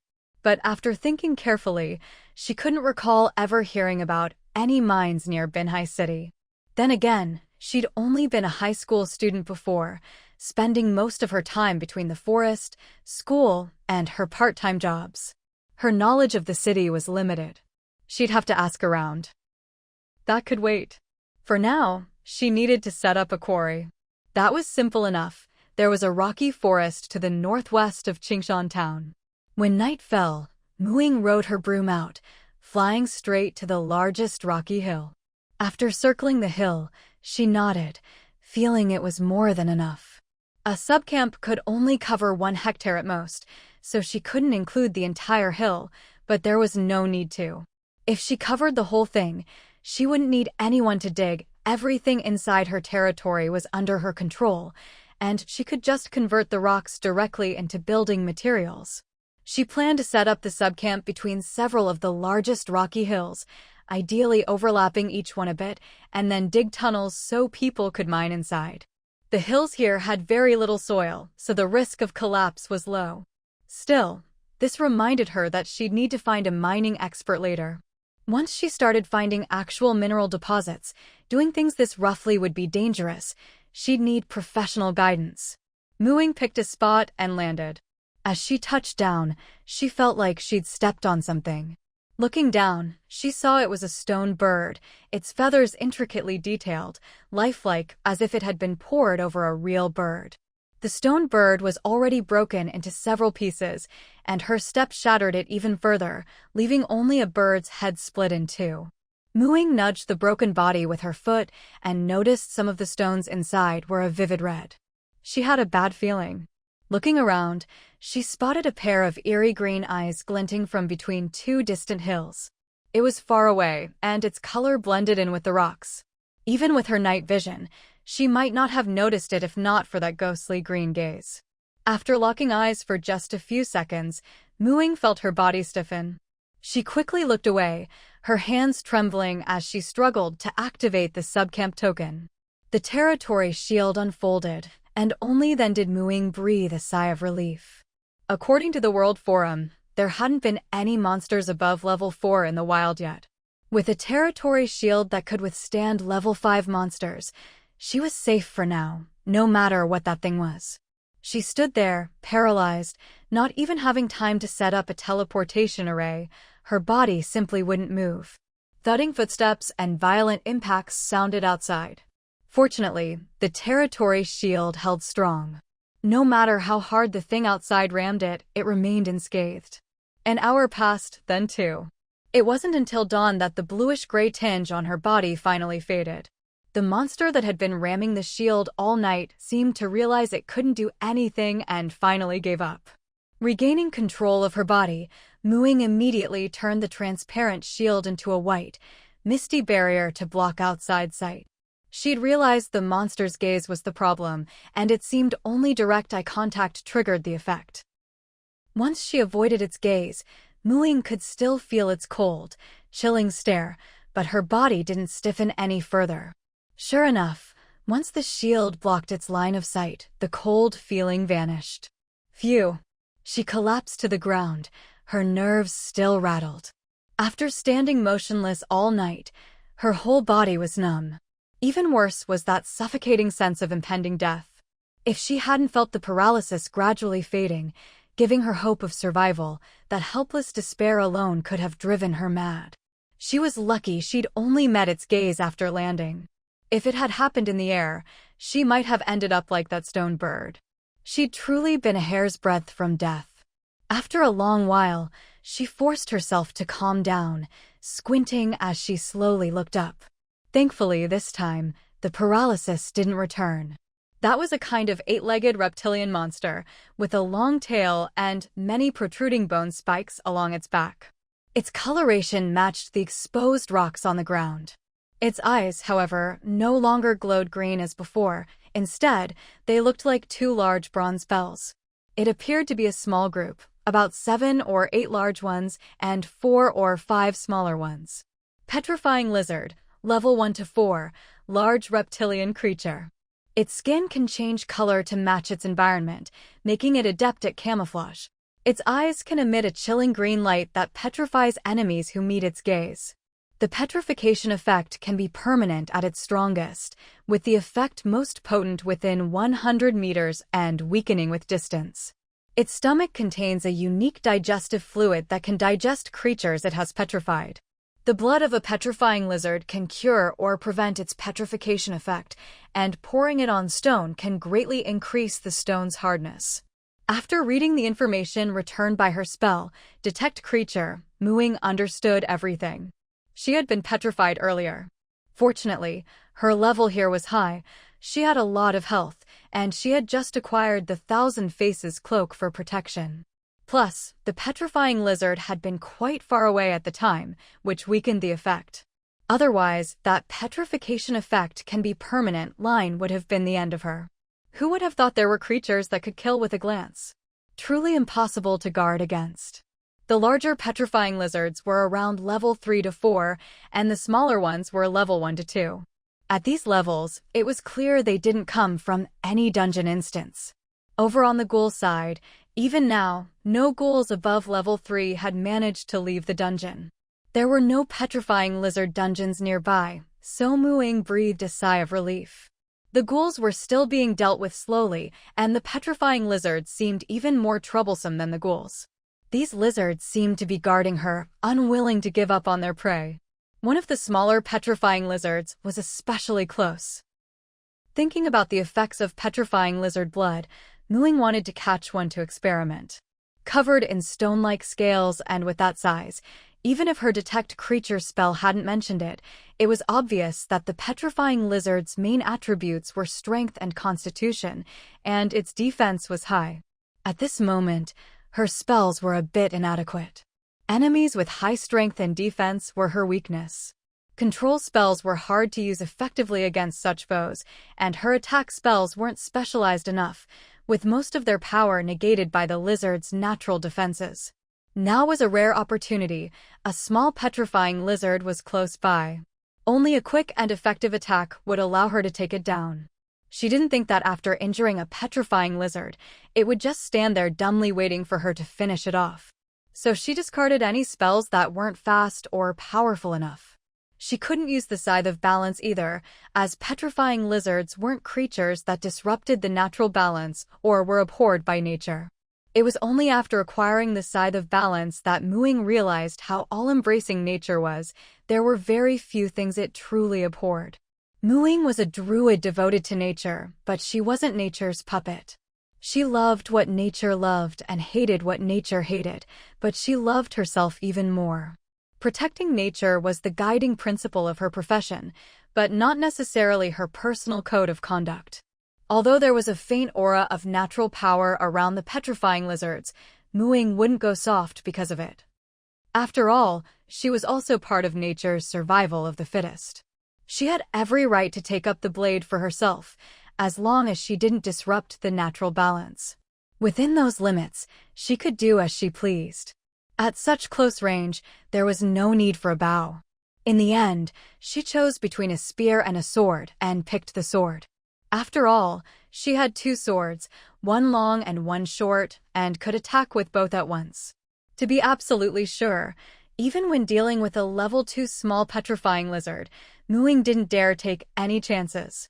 First, she used an attribute enhancement spell to boost her strength, then enchanted one sword with a freezing metal effect and the other with a searing metal effect. Finally, she took out a bag of salt and a bag of chili powder, mixed them together, wetted the sword blades, and sprinkled the mixture on them. With no poison available, this would have to do. She then used a silence spell to erase the sound of her footsteps. Step by step, she crept up to the small petrifying lizard, pressed close to the shield, and aimed for its eyes. With both swords, she stabbed hard, twisting them as she did. Roar! The small petrifying lizard howled in pain, reflexively stumbling back a few steps to get away from danger. Reluctantly, the swords were pulled free. If the little petrifying lizard could speak common, it would surely be screaming, "My eyes hurt. My head hurts. It's cold and hot at the same time. I'm about to split open." The small lizard shut its eyes and let out a shrill, miserable cry, drawing the attention of the other petrifying lizards. Two of the bigger ones anxiously paced back and forth. But none of them dared approach the shield again. Ying didn't want her prey to be dragged away, so she lashed out with a thorn whip, wrapping it around the small lizard's leg and yanking it inward. If it hadn't been a small one, she might not have been able to drag it at all. Even so, its violent, unconscious struggles caused Ying quite a bit of trouble, but also distracted the other lizards. Seeing their wounded companion being pulled closer to the source of its injury, the big lizards tried to stop it. Clearly, they weren't very bright. Their first reaction was to bite the little lizard and try to drag it back. But the small lizard was blinded, with a wound through half its brain, not to mention the lingering effects of the salt and chili powder. All it could do was thrash violently in an attempt to relieve the pain. As a result, the other lizards accidentally got hit in the face and didn't dare get too close. However, the wound from its eyes into its brain was fatal. The more the lizard struggled, the faster its strength and life ebbed away. Seizing the opportunity, Ying dragged the small lizard as far as she could into the subcamp, then rode her broom a short distance above the ground inside the camp to avoid accidental injury from the other lizards. Not long after, the small petrifying lizard was dead. Only then did Ying land, storing its entire corpse in her small storage pouch.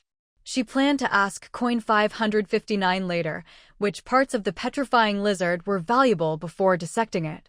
Keeping it in the storage pouch would ensure it stayed fresh. The death of the small lizard enraged the others, but there was nothing they could do. After a few futile charges at the subcamp's shield, they gave up. They didn't even dare linger outside the shield, instead retreating deep into the rocky forest. Ying breathed a slight sigh of relief and resumed construction of the quarry. The subcamp now encompassed the bases of all 3 stone hills. Ying first used her control over the territory to convert the loose rocks around the edges into building materials, storing them in the territory panel. Then she dug mine tunnels at the bases of all 3 hills, with entrances inside the subcamp and the tunnels extending to the camp's boundary. Later, workers could dig inward from there. Even if they tunneled beyond the camp's range, the entrance would still be inside, so monsters couldn't get in and the work environment would be safe. Finally, she built a row of wooden cabins on the open ground outside as temporary rest spots for the quarry workers and supervisors. A simple quarry was now basically complete. She teleported back to her territory and started tinkering in the blueprint design panel again, coming up with 2 new items. Facility: Territory Bulletin Board. Function: Information update, announce and update all territory matters at any time. Information entry and verification, responsible for entering and verifying resident identity information, updating and issuing ID cards. Mailbox: Residents can send letters to a location designated by the Lord. Splitting: Can split into sub-bulletin boards based on content. Scale: Depends on the amount of information. Required materials: wood, energy. Blueprint conversion cost: 100 energy. Facility: Territory Resident ID card. Function: Displays resident information, records resident contribution points, handles payments, defines resident levels and specific benefits. Scale: Unlimited. Materials: wood, energy. Blueprint conversion cost: 500 energy. Compared to the bulletin board, the ID card blueprint was much more expensive, but of course, it also offered more powerful functions. She had already planned for this. After converting the blueprints, she immediately began construction. The signboard in front of the seed shop's planting camp was the first to disappear, followed by the bulletin board at the territory gate. Residents near the former were puzzled, while those at the latter were startled by the sudden appearance of a row of 7 bulletin boards of various sizes. Bulletin Board 1, Qingshan Territory Rules, Provisional. Bulletin Board 2, Resident ID Card Introduction and Claim Instructions, Provisional. Bulletin Board 3. Subcamp 1, Planting Camp Instructions, Provisional. Bulletin Board 4, Subcamp 2, Quarry Camp Instructions, Provisional. Bulletin Board 5, Territory Tasks and Contribution Points Info, Provisional. Bulletin Board 6, Territory Deposit Instructions, Provisional. Bulletin Board 7, Resident Notices and Territory Mailbox Info, Provisional. Aside from the first board, which was similar to the original rules board at the territory gate, and the third, which matched the planting camp sign outside the seed shop, the rest were all unfamiliar and new, stirring up everyone's curiosity, especially the content on the second board. Resident ID Card Introduction and Claim Instructions, Provisional. Every newcomer to the territory can submit personal information here to apply for a Qingshan Territory ID card, which will be issued after verification by the bulletin board. ID cards, from lowest to highest, are temporary resident, official resident, star resident, etc. The higher the level, the better the benefits. Temporary resident ID card. Any newcomer entering the territory can claim one, but it grants no rights. Official resident ID card. Those listed on the ranking/achievement boards can claim one directly. Temporary residents who accumulate 1,000 contribution points can upgrade to official residents. Other methods to be announced. Official residents are exempt from entry fees and have the right to purchase one Treehouse. Star Resident ID card, awarded to those who make great contributions to the territory. Star residents enjoy all official resident benefits, get a treehouse for free with permanent usage rights, and 5-star residents may gain the right to purchase a subcamp, essentially a mini territory. Resident ID cards are bound to the individual, one per person, and cannot be misused. Oh my god, free entry. This is amazing. Official residents save 5 copper coins a day. That's basically free money. Haha, I'm at the bottom of the achievement board, so I'll never have to worry about being kicked out for not affording the entry fee again. Star residents have it so good. A free house and the right to buy a subcamp. Does that mean they basically get their own mini territory? I just want to know how to earn contribution points. Those standing nearby immediately started applying for ID cards and soon received small wooden plaques. Most people got light-colored wooden plaques, but one person received a dark brown one. Regardless of color, the plaques were largely the same. On the front was a relief of mountain forests, with the words Qingshan engraved. On the back was personal information. The guy who had just been bragging about being at the bottom of the achievement board proudly looked at his differently colored plaque. Name, Wang Yuan. Race, human. Class, Warrior LV3. Resident level, official resident. Territory contribution, 0. Territory deposit, 0. Address, Treehouse number 24. Too many people crowded around the second bulletin board, so many latecomers went to check out the fourth board instead. Soon, exclamations broke out there as well. Subcamp 2, Quarry Camp Instructions. The quarry subcamp will open in 3 days. Now hiring 1 quarry manager and several quarry workers. Specific requirements are listed below. Once open, teleportation between the quarry and the main territory will be enabled. Teleport fee, 1 copper coin per trip. The quarry is in the rocky forest northwest of Qingshan town, inhabited by petrified lizard packs, dangerous, so teleportation is recommended. Quarry managers' main duties: assign work locations, supervise quarrying, ensure safety. Mining professionals or those with relevant experience preferred. Upon hiring, get a free single room in the quarry, daily wage of 10 copper coins, 1 month probation, and upon passing, a temporary official resident ID card. No limit on number of quarry workers. Main job, collect stone. For every 2 units of stone collected, earn 1 copper coin. The more you work, the more you earn. Applicants for quarry manager should submit paper materials demonstrating relevant skills to the territory mailbox within the next 2 days. Results will be posted here the evening after tomorrow. Wow, they're hiring and there's pay and free housing. This is a secure job.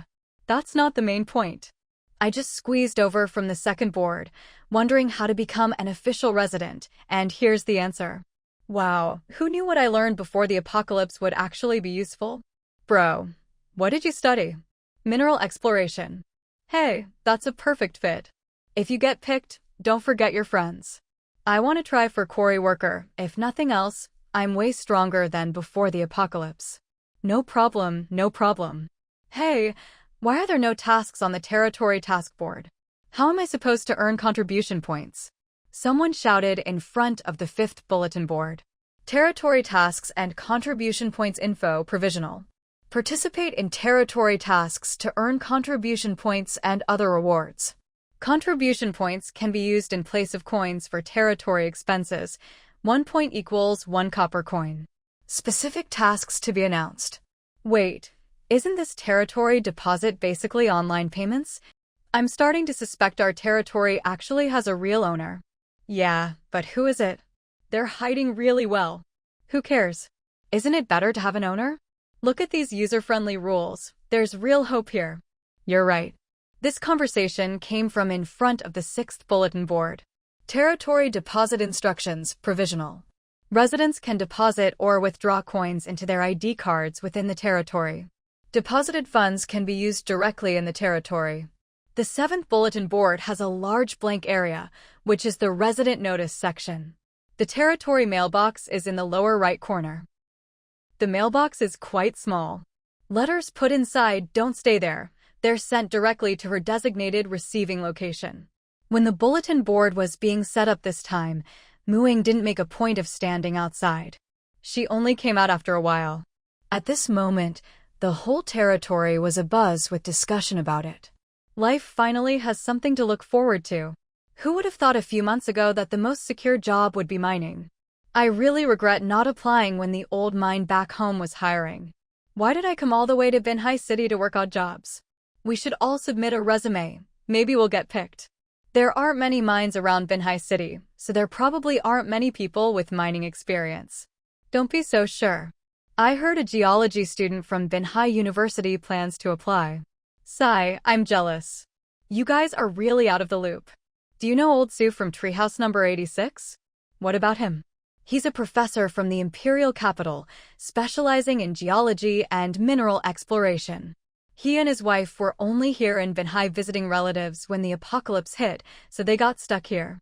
It's been tough just to fill their stomachs since then, but now it looks like he's about to hit it big. Mu Ying's eyebrows rose slightly when she overheard this. She hadn't realized there was such talent in her territory. She made a mental note about this Professor Su, planning to keep an eye on him in the future. By now, there were fewer people at the bulletin board, so Mu Ying went over and picked up an ID badge. See? It's not her. What kind of lord would come and pick up one of these generic ID badges? Don't be so sure. I heard she was one of the first people to show up in this territory. If she wasn't the lord, how could a high school girl who hasn't even graduated yet be ranked number 1? Maybe you've never seen her in action. What, you look down on women? She's got talent and brains. Honestly, you're just being willfully blind to other people's strengths. How ugly. Whose side are you on? Do you even know her, or are you just defending her for no reason? I'm not on anyone's side. Can't be bothered to argue with you. Hey, wait up. Mu Ying weighed the dark brown ID badge in her hand. The two people muttering just now clearly didn't realize what high perception from a divine class meant. She'd heard every word, loud and clear. Looks like her identity won't stay hidden for much longer. Quite a few people are suspicious, but no one has any proof, so it's all just speculation for now. Still, it seems that the times she showed off her combat power in front of others have, by sheer luck, discouraged some people from getting any funny ideas. That was an unexpected bonus. Mu Ying wandered around the territory, eavesdropping on plenty of conversations. Most people were satisfied and excited about today's new features. There were lots of guesses about the Lord's identity, but surprisingly few people actually trying to find out who the Lord was. Satisfied, she returned to her treehouse and summoned the player's handbook, planning to check the public chat section of the forum for news and locations of nearby territories, so she could figure out where to build roads and how long they should be. But as soon as she opened the forum, a trending live thread caught her eye. The thread was titled, "Let's spill the tea on our territory lords." Mu Ying had thought there would be lots of territories with lords, but when she clicked in, she couldn't help feeling a bit helpless. She'd ended up reading gossip about herself. Original poster, I'm a resident of Qingshan Village. Until today, I didn't even know that I, a model villager who pays my entrance fee and rent every day, was only a temporary resident. Seeing the benefits for official residents made me tear up with longing. Dear Hidden Village Chief, please have mercy. I don't dare dream of being a star-rated villager, but can I at least become an official one? If not, could you at least post more territory tasks? I'm still trying to save up contribution points. Every day I'm not official is another day I have to pay entrance fees. If you round it up, I'm losing money every day. It's obvious our village chief is a doer, working hard to solve everyone's employment issues. She must be a beautiful, kind, amazing person. I've praised you so much, village chief, won't you notice me? First reply, thanks for the invite, but no thanks, haha. Second reply, so the OP just lured us in for nothing? You don't even know who your own lord is, what's there to spill? Third reply, sorry, what's a temporary resident? Fourth reply, answering above, it's a new thing in Qingshan Village today. Search analysis of Qingshan Village's 7 bulletin boards for details. Fifth reply, what a suck-up, ugh. Sixth reply, is this the place with entrance fees half as cheap as anywhere else? Hemostatic herbs everywhere, a public vegetable garden, dreamy treehouses, and those cute mushroom people who paid someone to make a movie at the original Qingshan camp? That Qingshan Village? I want to go. Seventh reply, me too. Eighth reply, Same here. An hour later, Ying finally stopped scrolling. The players' banter online was just too entertaining. She'd gotten completely sucked in. After reading a ton of posts about her own camp, Ying realized her territory was actually quite popular. There were very few territories with lords, most were unclaimed. All these territories followed a fixed template for their facilities. From what Ying could tell online, these were probably the blueprint templates available in the design menu. Although the styles were different from Deep Blue Star and looked fresh at first glance, once people discussed them on the forum, it became clear that many territories were just copy-paste jobs. Even the street layouts were identical.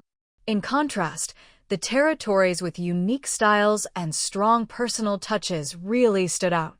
Even if they weren't as organized or as big at first or lacked shops, they developed at a remarkable pace. Someone had already compiled information about these territories. Within China, there were 4 known ones. Lingtian Territory in the north, Luoxia Camp in the west, Feihong Territory on the southwestern border, and Qingshan Territory on the southeast coast. Of these, only Luoxia was still at camp level, the others had already reached village level. Among the 4, Lingtian Territory was on the outskirts of the former imperial capital, run by an official lord and basically under government control. Lingtian Territory didn't charge entrance fees and had the largest area and population of the 4, but living standards were the worst. There were hardly any special facilities, most people lived in makeshift shelters. To protect more people, most of the territory's income was spent on expanding its area and upgrading its defensive shield. The Luoxia Territory doesn't charge an entrance fee either, but only a handful of people recognized by the Lord are allowed in. It's the smallest of the 4 camps, more like a private estate. Feihong Territory's lord is a merchant. The entrance fee is the same as the unclaimed camps, and the facilities are quite complete. It's the most prosperous of the 4, but rumor has it the lord is extremely powerful and rules with an iron fist. Then there's Ying's territory, known as the most mysterious of all. It's located in the small city of Binhai, and although it's second in population among the 4, the strange thing is that more than half of its inhabitants aren't even human. Yet, the most popular territory is actually Qingshan. The entrance fee is low, the internal facilities are well developed, and most importantly, no one has ever starved to death there. The atmosphere is great too. In other places, any vegetables planted outside would be stolen before they ripen, but here, the public vegetable gardens are left untouched. It's safe to say this is the happiest camp for its residents. Now, with the introduction of identity cards and news that the quarry camp is recruiting, even more people are envious. Ying couldn't help but smile proudly when she saw these analyses and praise online. Once the roads are open, her territory surely won't have any trouble attracting people. She then searched for information about territories around Binhai City. There were 2 nearby. One was Linglong Gorge Camp, about 50 kilometers north of Binhai, and the other was Chunan Camp, about 40 kilometers south, separated by half of the Qingshan Forest. Ying decided to check out Linglong Gorge Camp tonight. Compared to Chunan Camp, Linglong Gorge was a bit farther, but the roads were better. Between Qingshan Town and Linglong Gorge lay Binhai City. Although the intricate web of roads from before the apocalypse was gone, the land was still there, flatter than elsewhere, and mostly free of obstacles. But between Chunan County and Qingshan Town was half of the Qingshan Forest, filled with wild beasts and monsters, not to mention countless trees blocking the way. Even if you tried to follow the old roads, you couldn't go in a straight line, so the actual distance was well over 50 kilometers. Ying opened her window and looked at the sky. It seemed there was still some time before dark. She thought of the petrified lizard corpse in her storage pouch. This was a good time to visit Copper Coin 559. Petrified lizard? That's a real treasure. Copper Coin 559's eyes lit up. God knows how long it had been since he'd gotten anything good, just ordinary beast bones and hides every day, boring as hell. You heard about what happened in the territory today, right? There's a group of petrified lizards in the quarry camp's rocky forest. Name your price, and I'll see what I can bring back after the hunt, Ying said, half-jokingly. The most valuable part of a petrified lizard is its blood. The freshest blood collected within an hour of death is best. If you can't manage that, sprinkle some fine lime powder on it, and it'll keep for about a week. If you smear fresh petrified lizard blood on your eyelids, you can resist their petrifying gaze. I'll pay 50 copper coins per liter for the blood. Then there are the eyes, 1 silver coin each for intact ones. I'll also buy the stone spikes from their bodies, 1 copper coin per gene. They're worth that much? Ying was surprised. Even a small petrified lizard was the size of a calf. Just the blood alone would fetch several silver coins. Copper coin 559 nodded. Petrified lizards aren't easy to deal with. One wrong look and you're petrified. If you've smeared the blood in advance, you're fine, but otherwise, running into one is a disaster. They're one of the toughest monsters to encounter in the wild. And their blood is unique, useful in all sorts of ways, with no real substitutes. The eyes are great crafting materials, and even the stone spikes are valuable.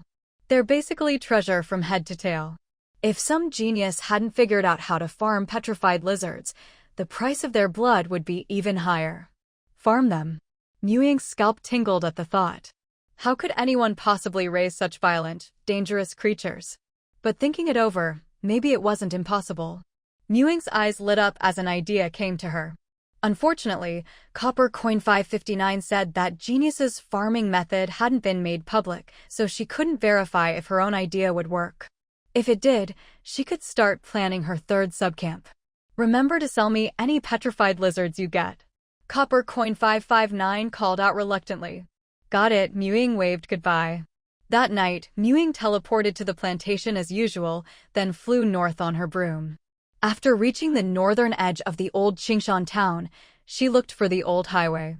Amid the lush, wooded hills, a flat, grass-covered strip of land stood out. It was easy to spot.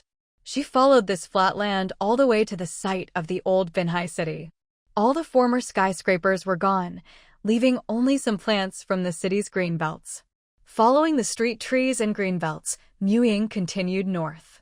After passing through the old city area and another stretch of highway ruins, she finally saw Linglong Gorge in the distance. Linglong Gorge was a mountain that jutted sharply upward. One side was gentle, the other a sheer cliff. It looked like a dragon's head raised high, hence the name. Looking down at the dragon's head of Linglong Gorge, Ying saw the camp below. It was about half the size of Qingshan territory. The architectural style was exactly the same as one of the templates she'd seen in the blueprint design menu. After entering the camp, there was a large fan-shaped plaza, taking up almost a third of the camp's area, with many tents pitched on it. Beyond the plaza were houses. The row of buildings closest to the plaza was slightly elevated, mostly 3 stories tall. Behind them were 2-story buildings. She counted roughly 100 in total, though she wasn't sure how many were occupied. But judging by the messy tents on the plaza and outside the camp gates, there were quite a few people here, though they didn't seem very well off.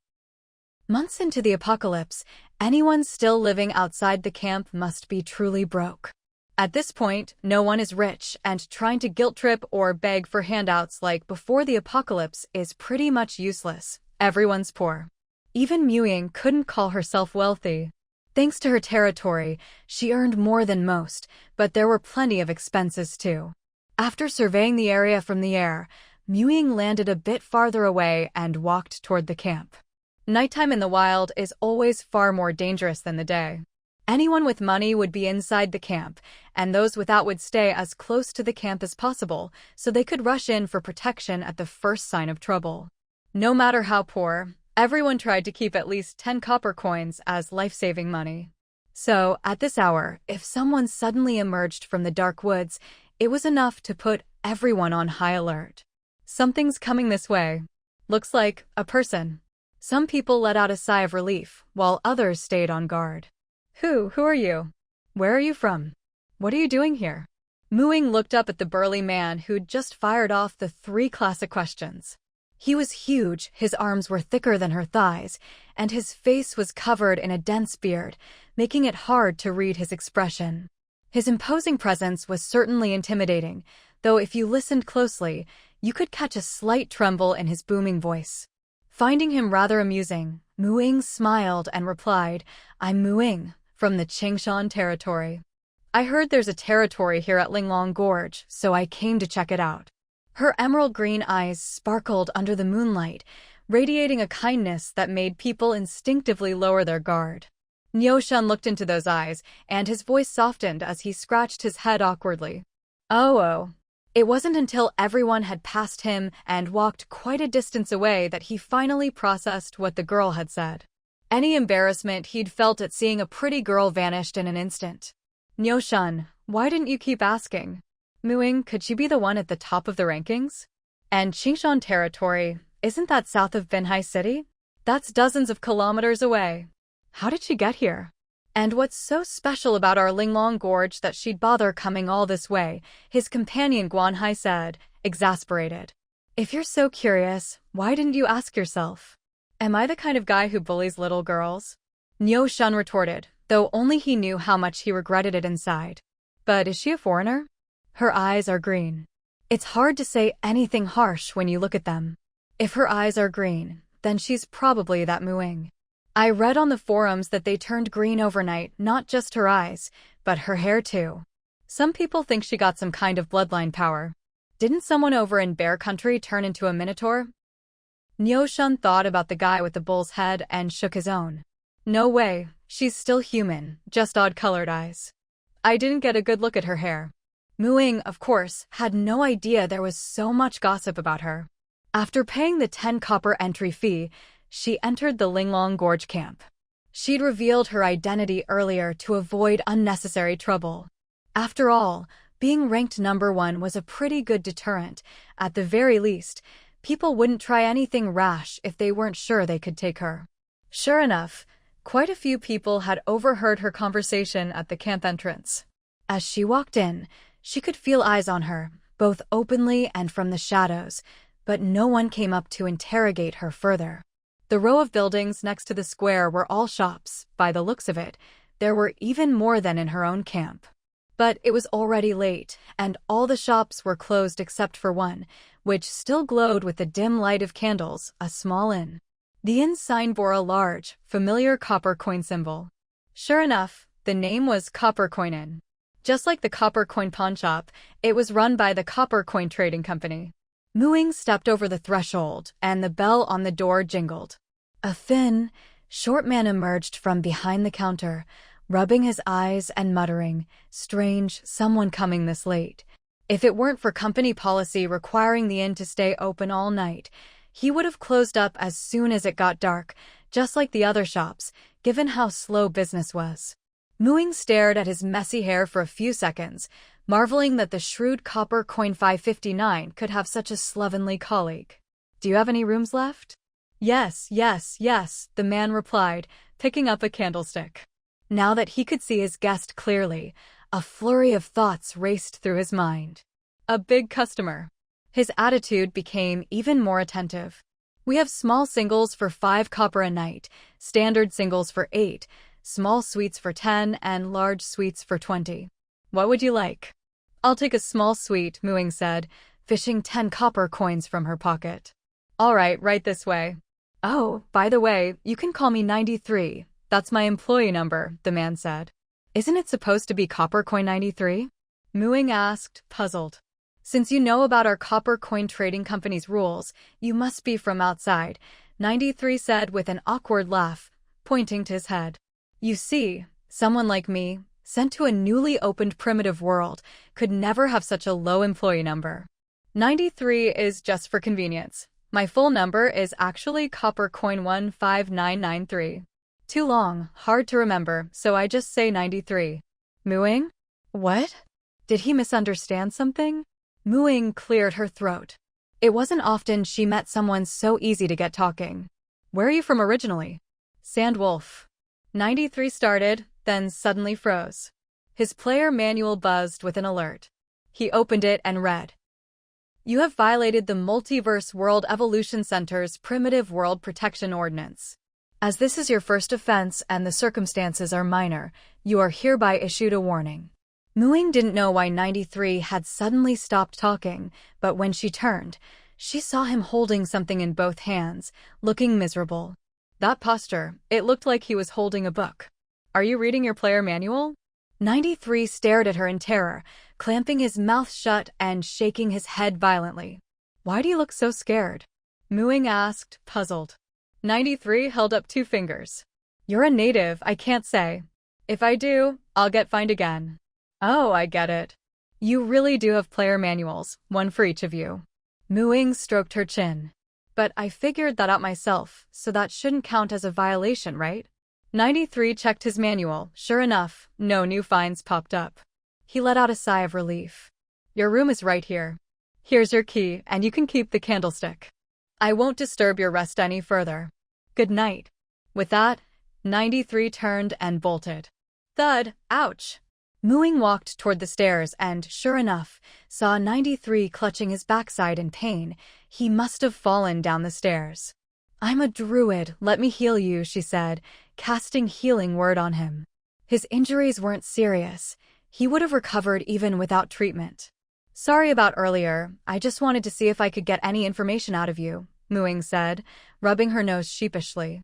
Let me introduce myself properly. I'm Ying, from Qingshan territory. I know about your copper coin trading company's employee numbers because there's a copper coin pawn shop in Qingshan, run by Copper Coin 559. No, it's fine, it was my big mouth, 93 said, getting up. Wait, 559? That's a senior. What's he doing here? Oh, I get it. He must have come through shop recruitment. If a senior like him chose this place, it must have great development potential. Even if we have to pay taxes, there's hope for the future. Oh no, my money. You have violated the Multiverse World Evolution Center's Primitive World Protection Ordinance.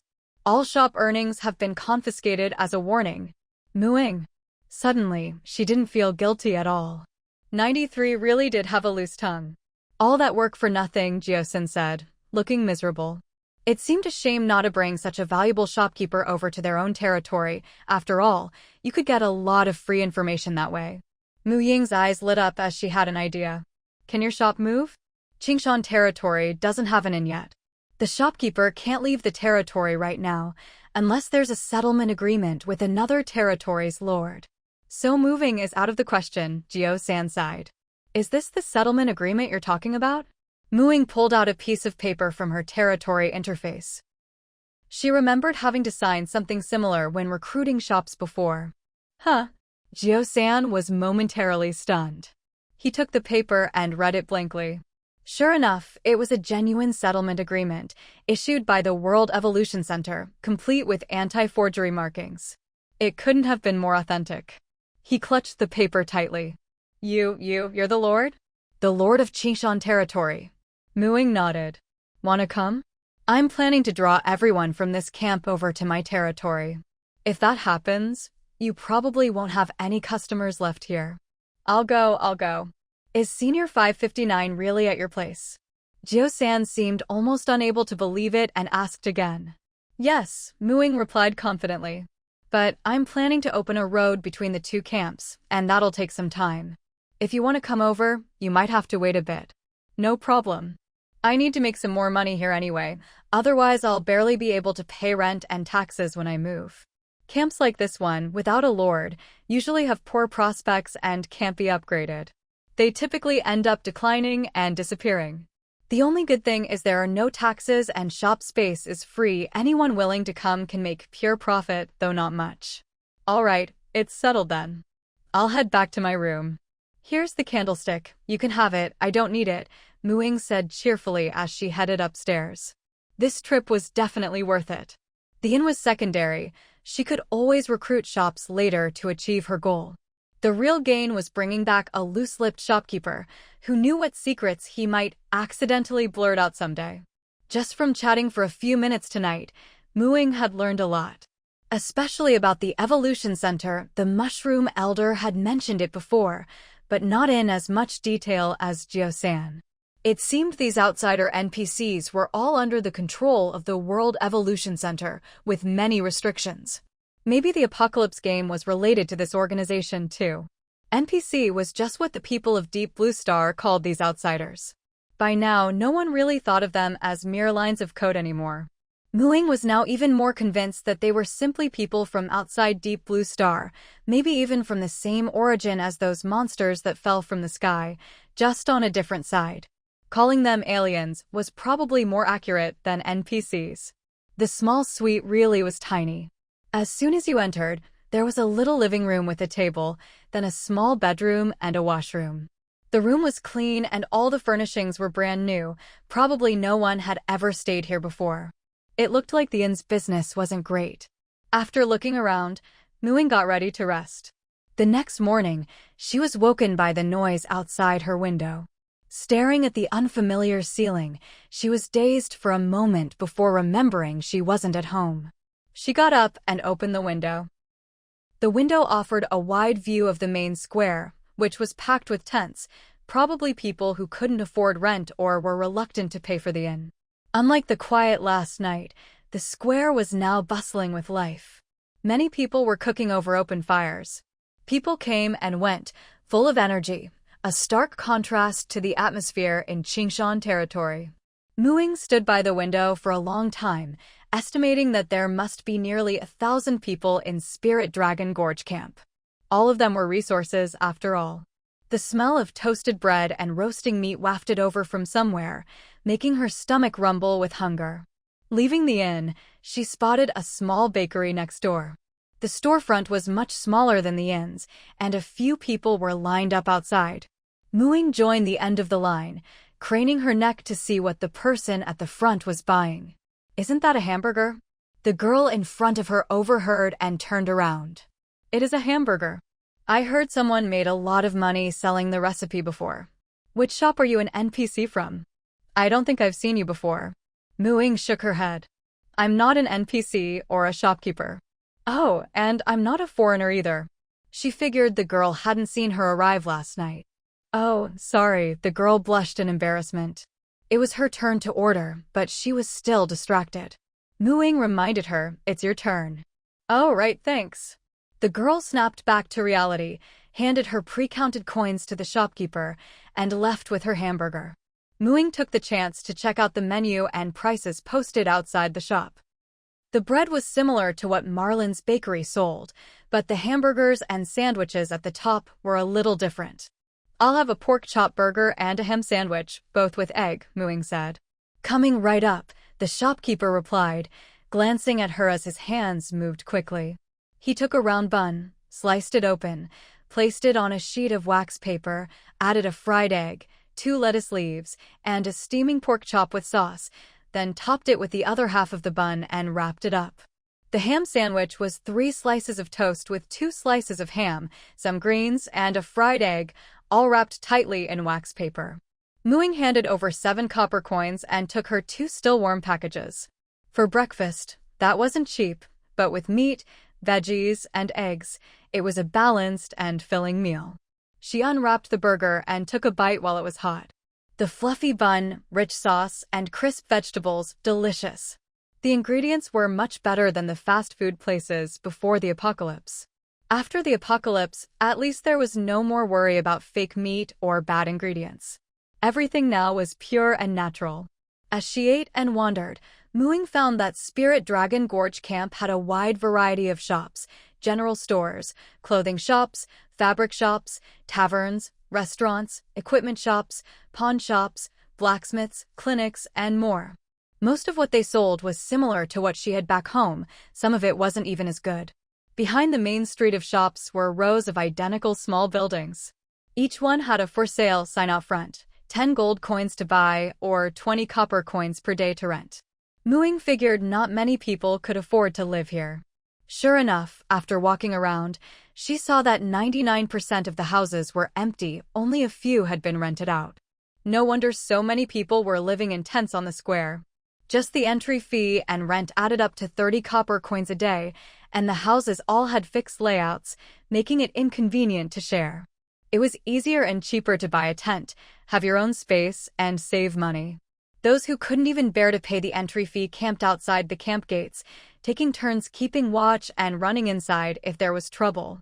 Monsters rarely harassed the camp, Unless it was the kind that ate people, they usually didn't come out to attack. After spending half the day wandering around the Linglong Gorge camp, Muing had more or less figured out the situation here. Last time, most of the monsters that appeared in Linglong Gorge were goblins. They had already established a sizable tribe in the small forest to the west and would occasionally attack any humans who ventured near. Some stronger teams would go there to hunt down stray goblin squads, while the weaker ones simply avoided the woods altogether. Besides that, there was also a dungeon behind Linglong Gorge. Every few days, blood ravens would fly out from it and attack the camp. Individually, blood ravens weren't very strong, but as a flock, they were deadly. Their bones could even be sold for money. They were both the greatest threat and the biggest source of income around the camp. That's why bows sold especially well in this territory. As long as you hid inside the camp when the blood ravens came, you could safely shoot them down with arrows and make a tidy profit. However, no one dared to explore the blood raven dungeon anymore. When it was first discovered, quite a few people went in, but not a single one ever came back out. It was even worse than that dragon's nest dungeon in Neon. After hearing about this dungeon, Muing planned to go check out the back of Linglong Gorge that afternoon. The dungeon's location was obvious. The entrance was right on a high cliff face, with a rope ladder still hanging there, probably left by those who'd gone in before. A thin layer of dust had already settled on the rope ladder, showing that no one had entered for some time. Scattered around were also quite a few black feathers. The feathers reeked of rot and a heavy stench of blood. Muing had no intention of going inside. She knew her limits. Every dungeon she'd encountered so far had the potential to trap people inside for good.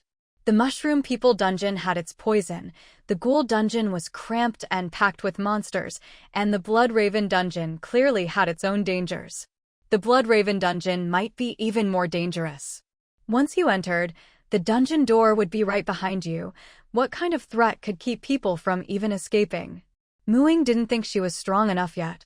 Even a flock of blood ravens was dangerous to her. One careless move could cost her her life. She'd always been cautious, and after becoming an elf and a green witch, her lifespan had increased greatly, giving her even more reason to play it safe. Having decided to stick to her usual prudent approach, she turned and headed back without looking back. She'd more or less finished scouting the Linglong Gorge camp and had already chosen the route for the new road. Once the stone was ready, a road connecting the two places could be laid down in no time. Tonight, she'd have to hurry back to review everyone's resumes and pick a quarry supervisor so work could start as soon as possible. Flap flap. Lost in thought about her next steps, Muing was startled by a sudden noise behind her. She turned to see a dense, black mass squeezing out of the dungeon door. No wonder there were so many feathers at the base of the cliff, with them squeezing out like that. But hadn't the blood ravens just come out 2 days ago? The chances of them appearing again so soon should have been low. Muing quickly cast a spell on herself, transforming into an unremarkable clump of shrubbery. She was glad she'd never slacked off in her magical studies. If she hadn't learned tree form in the past 2 days, she'd be in big trouble now.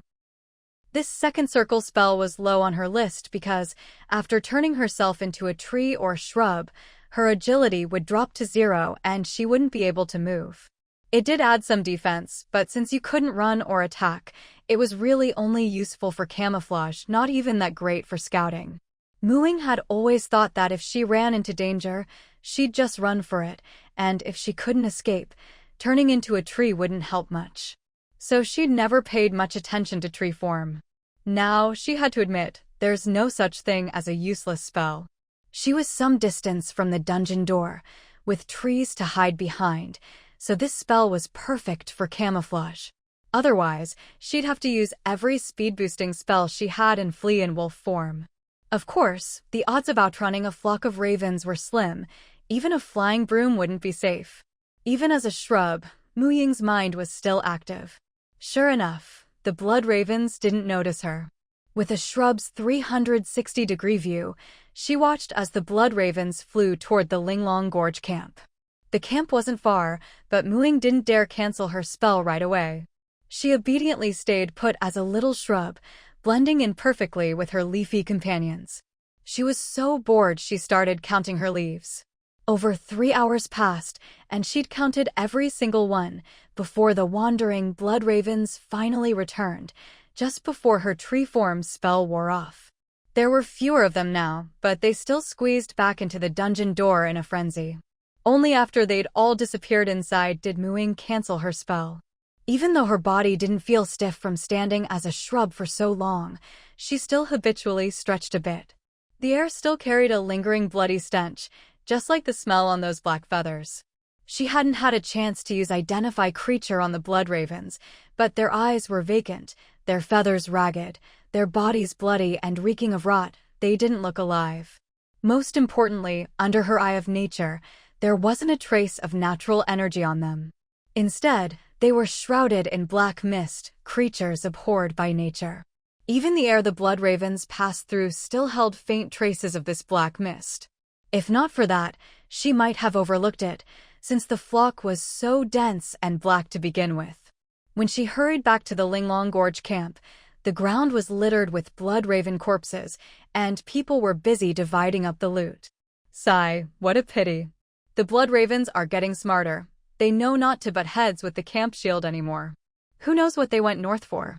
Hearing this, Ying stopped one of them and asked, "How long did the blood ravens stay at the camp this time?" "About half an hour, I think." "Half an hour?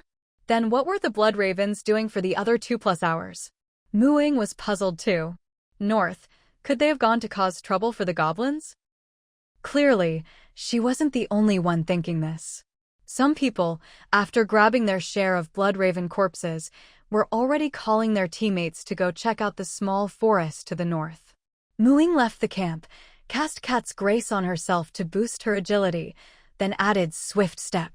With a leap, she transformed into a snow-white wolf, darting nimbly through the grass and trees toward the north. Did she just turn into a wolf? You're not seeing things. Tisk, no wonder she's ranked #1. That's speed. In wolf form, her passive skills like Forest Stride and Shadow Step were still active. In areas thick with plants, she moved unhindered and soon found the place. The small forest had clearly borne the brunt of the blood raven's attention. Bloodstains and animal remains were scattered everywhere, but the fiercest fighting had obviously taken place at the goblin tribe. This tribe was much more prosperous than the one she'd seen before. There were 2 layers of spiked wooden palisades and quite a few squat huts. But now, the place was littered with the corpses of both blood ravens and goblins, and several people were inside, frantically searching through the goblins' belongings. Judging by the delighted looks on their faces, they must have found quite a haul. Ying observed for a while. There were quite a few goblin corpses here, but there was no sign of a goblin leader. The bags carried by those people rummaging through the corpses looked bulging, with blood seeping out, but they didn't seem very heavy. It was probably because the contents weren't that weighty, most likely just blood raven corpses. Judging by this, they probably didn't get much money. The bags were probably filled with blood raven bodies. Even the small goblin tribe she'd encountered before had a special little chest just for money. This tribe was much bigger. Shouldn't they have even more? Ying looked toward the largest house in the tribe and walked over. The people scavenging the corpses silently backed away, keeping a considerable distance from the white wolf that had suddenly appeared. Ying nodded at them, then entered the big house. What does it mean when it nods? How should I know? Hurry up and grab what you can. I bet more people will be here soon. Got it. The house was filthy and messy. At a glance, she could see everything inside. In one corner was a pile of dry straw, topped with a piece of animal hide stiff with dried blood. You could see the whole room at a glance. No wonder those people hadn't paid attention to it. They'd probably already checked it. Ying's ears twitched. Aside from the sounds of people rummaging outside, she could also hear deliberately lightened footsteps coming from that pile of straw. She walked over and used her paw to dig through the thick straw. Underneath, she found a trapdoor. She pushed open the trapdoor, revealing a pitch-black cellar below. Ying squinted and listened carefully at the entrance. There was only one breathing sound below. The cellar wasn't deep. She could still see the dirt floor, which was clearly dug out in a rough manner. Given the goblins' intelligence, they probably didn't have the ability to set up traps down here. She felt reassured and jumped into the cellar. It was tiny. A short figure let out a shout and swung a spiked club at her. Muing had anticipated this. She rolled aside, nimbly dodging the blow, then quickly pounced. The goblin leader was knocked flat on the ground. The hand holding the club was raked by her claws, leaving deep bloody gashes. Howling in pain, it dropped its weapon. The injury drove the goblin to the brink of terror, but its survival instinct made it desperately try to find a way to escape. It struggled, trying to throw Muing off. Muing gave it another swipe, then leapt away, blocking the cellar entrance. She also batted the spiked club behind her. Though goblins were small, their physical stats weren't bad. This was a perfect opportunity to practice her combat skills in wolf form. Weaponless and badly injured, the goblin leader tried to break through several times, only to be beaten back each time. Goblins were cowardly by nature. Even though the leader was stronger than the average goblin, its courage was now completely spent. It charged once more, and as the white wolf raised her paw, it stretched out its own neck. Muing. Finally, she'd found a halfway decent opponent, and it just gave up? Blood splattered all over her, dirtying her fur. Goblin leader, at least I died quickly. This demon won't be able to torment me anymore. A hint of relief flashed in its eyes as it went completely still. Is anyone down there? Hearing voices from above, Muing quickly gathered anything valuable from the goblin's body and grabbed the chest in the corner. With a leap, she returned to the surface. She found herself face to face with several people. Muing, that goblin sure died at just the right time. The others, this wolf is kind of scary. Is it really that delicate little girl transformed? Muing, is that you? Niu Shun stammered. Muing glanced at him. She hadn't bothered to hide when she transformed. What was there to ask? She figured these people had come to check if there was anything left in the big house. Now, covered in blood and filth, she had no desire to change back, being human while this dirty would be even more disgusting. So she just nodded and leapt out the window, leaving. I was really afraid it was going to pounce and bite me, Guanhai said, patting his chest in relief. In your dreams. Even if she's a wolf, she's still a young lady. Bite you. Niu-shan replied with a look of disdain. Hey, what's that supposed to mean? Enough already. Let's go down and take a look. Humph. My god, there was a goblin hiding down here. Guanhai exclaimed in shock. He'd thought this was where the goblins hid their loot, but it turned out to be where they hid themselves. Niu-shan checked the goblin's corpse. Looks like Muing killed it. That girl is fierce. Nothing else here, let's go. We'd be better off picking up some blood-raven corpses outside. Muing left the goblin tribe and found a small creek to wash her fur thoroughly. Once her fur was dry, she changed back to human form and used a cleaning spell to freshen herself up. She felt like a whole new person. By now, it was fully dark. Time to head back. She took out her flying broom and headed south. When she returned to the treehouse, she ran right into Yuan Gun, who was busy playing with money. The big jar for storing the territory's income was overflowing, with coins even scattered around its base. Yuan Gun was sitting atop a pile of copper coins, playing. The other large jar, which was connected to the territory's mailbox, was also piled high with coins. Muing checked the territory interface and realized that many people had deposited their spare money into their identity tokens. Of course, they thought the money was stored in their tokens, but in reality, it was transmitted to her. On her territory interface, she could use the identity token system to view information about residents who had bound their tokens, including their spending and savings. With these tokens, the territory's residents were now completely under her control. She could occasionally borrow a small portion of these deposits in emergencies, as long as she returned it in time. It was basically like running a bank. But with so much loose change piling up in the treehouse, it was getting inconvenient. After some thought, Muing teleported the two big jars and their contents to the plantation. She expanded the wooden house in the plantation, adding 3 small rooms. She set up teleportation points for territory deposits, income, and the mailbox in these 3 rooms, so she wouldn't have to worry about the jars overflowing anymore. She also opened the goblin leader's chest. Sure enough, There were quite a few coins inside, along with some goblin equipment. The quality was average, but everything was brand new. After combining the coins, she had over 20 gold coins, 50 solid silver coins, and 30 or 40 copper coins. Muing put all the gold coins in the room for territory income, keeping only some loose silver and copper coins for daily expenses. The territory's income now exceeded 70 gold coins. The residents' total deposits didn't even come close to that. It seemed her territory's residents weren't exactly wealthy, they couldn't save much. Thinking of this, Muing felt she really needed to work harder to create jobs for her people. With stable incomes, their lives would be much better. Professor Su, congratulations. You've been appointed as the quarry supervisor. Congratulations, Professor Su.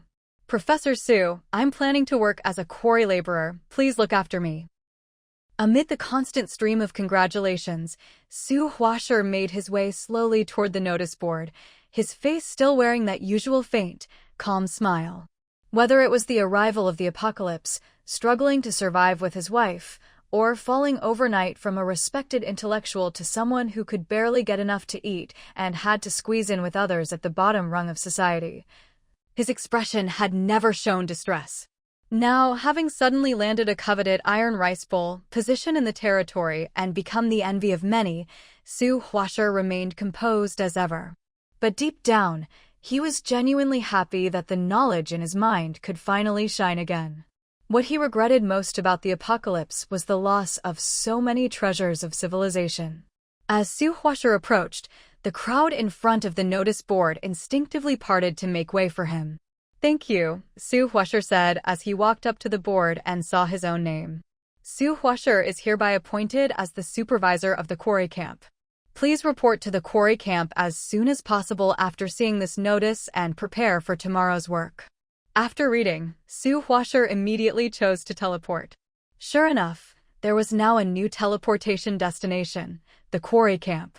He had already guessed he might not be able to return home for a while, so before leaving, he'd told his wife not to wait up and to start packing their things. Would he get to meet the mysterious lord of the territory today?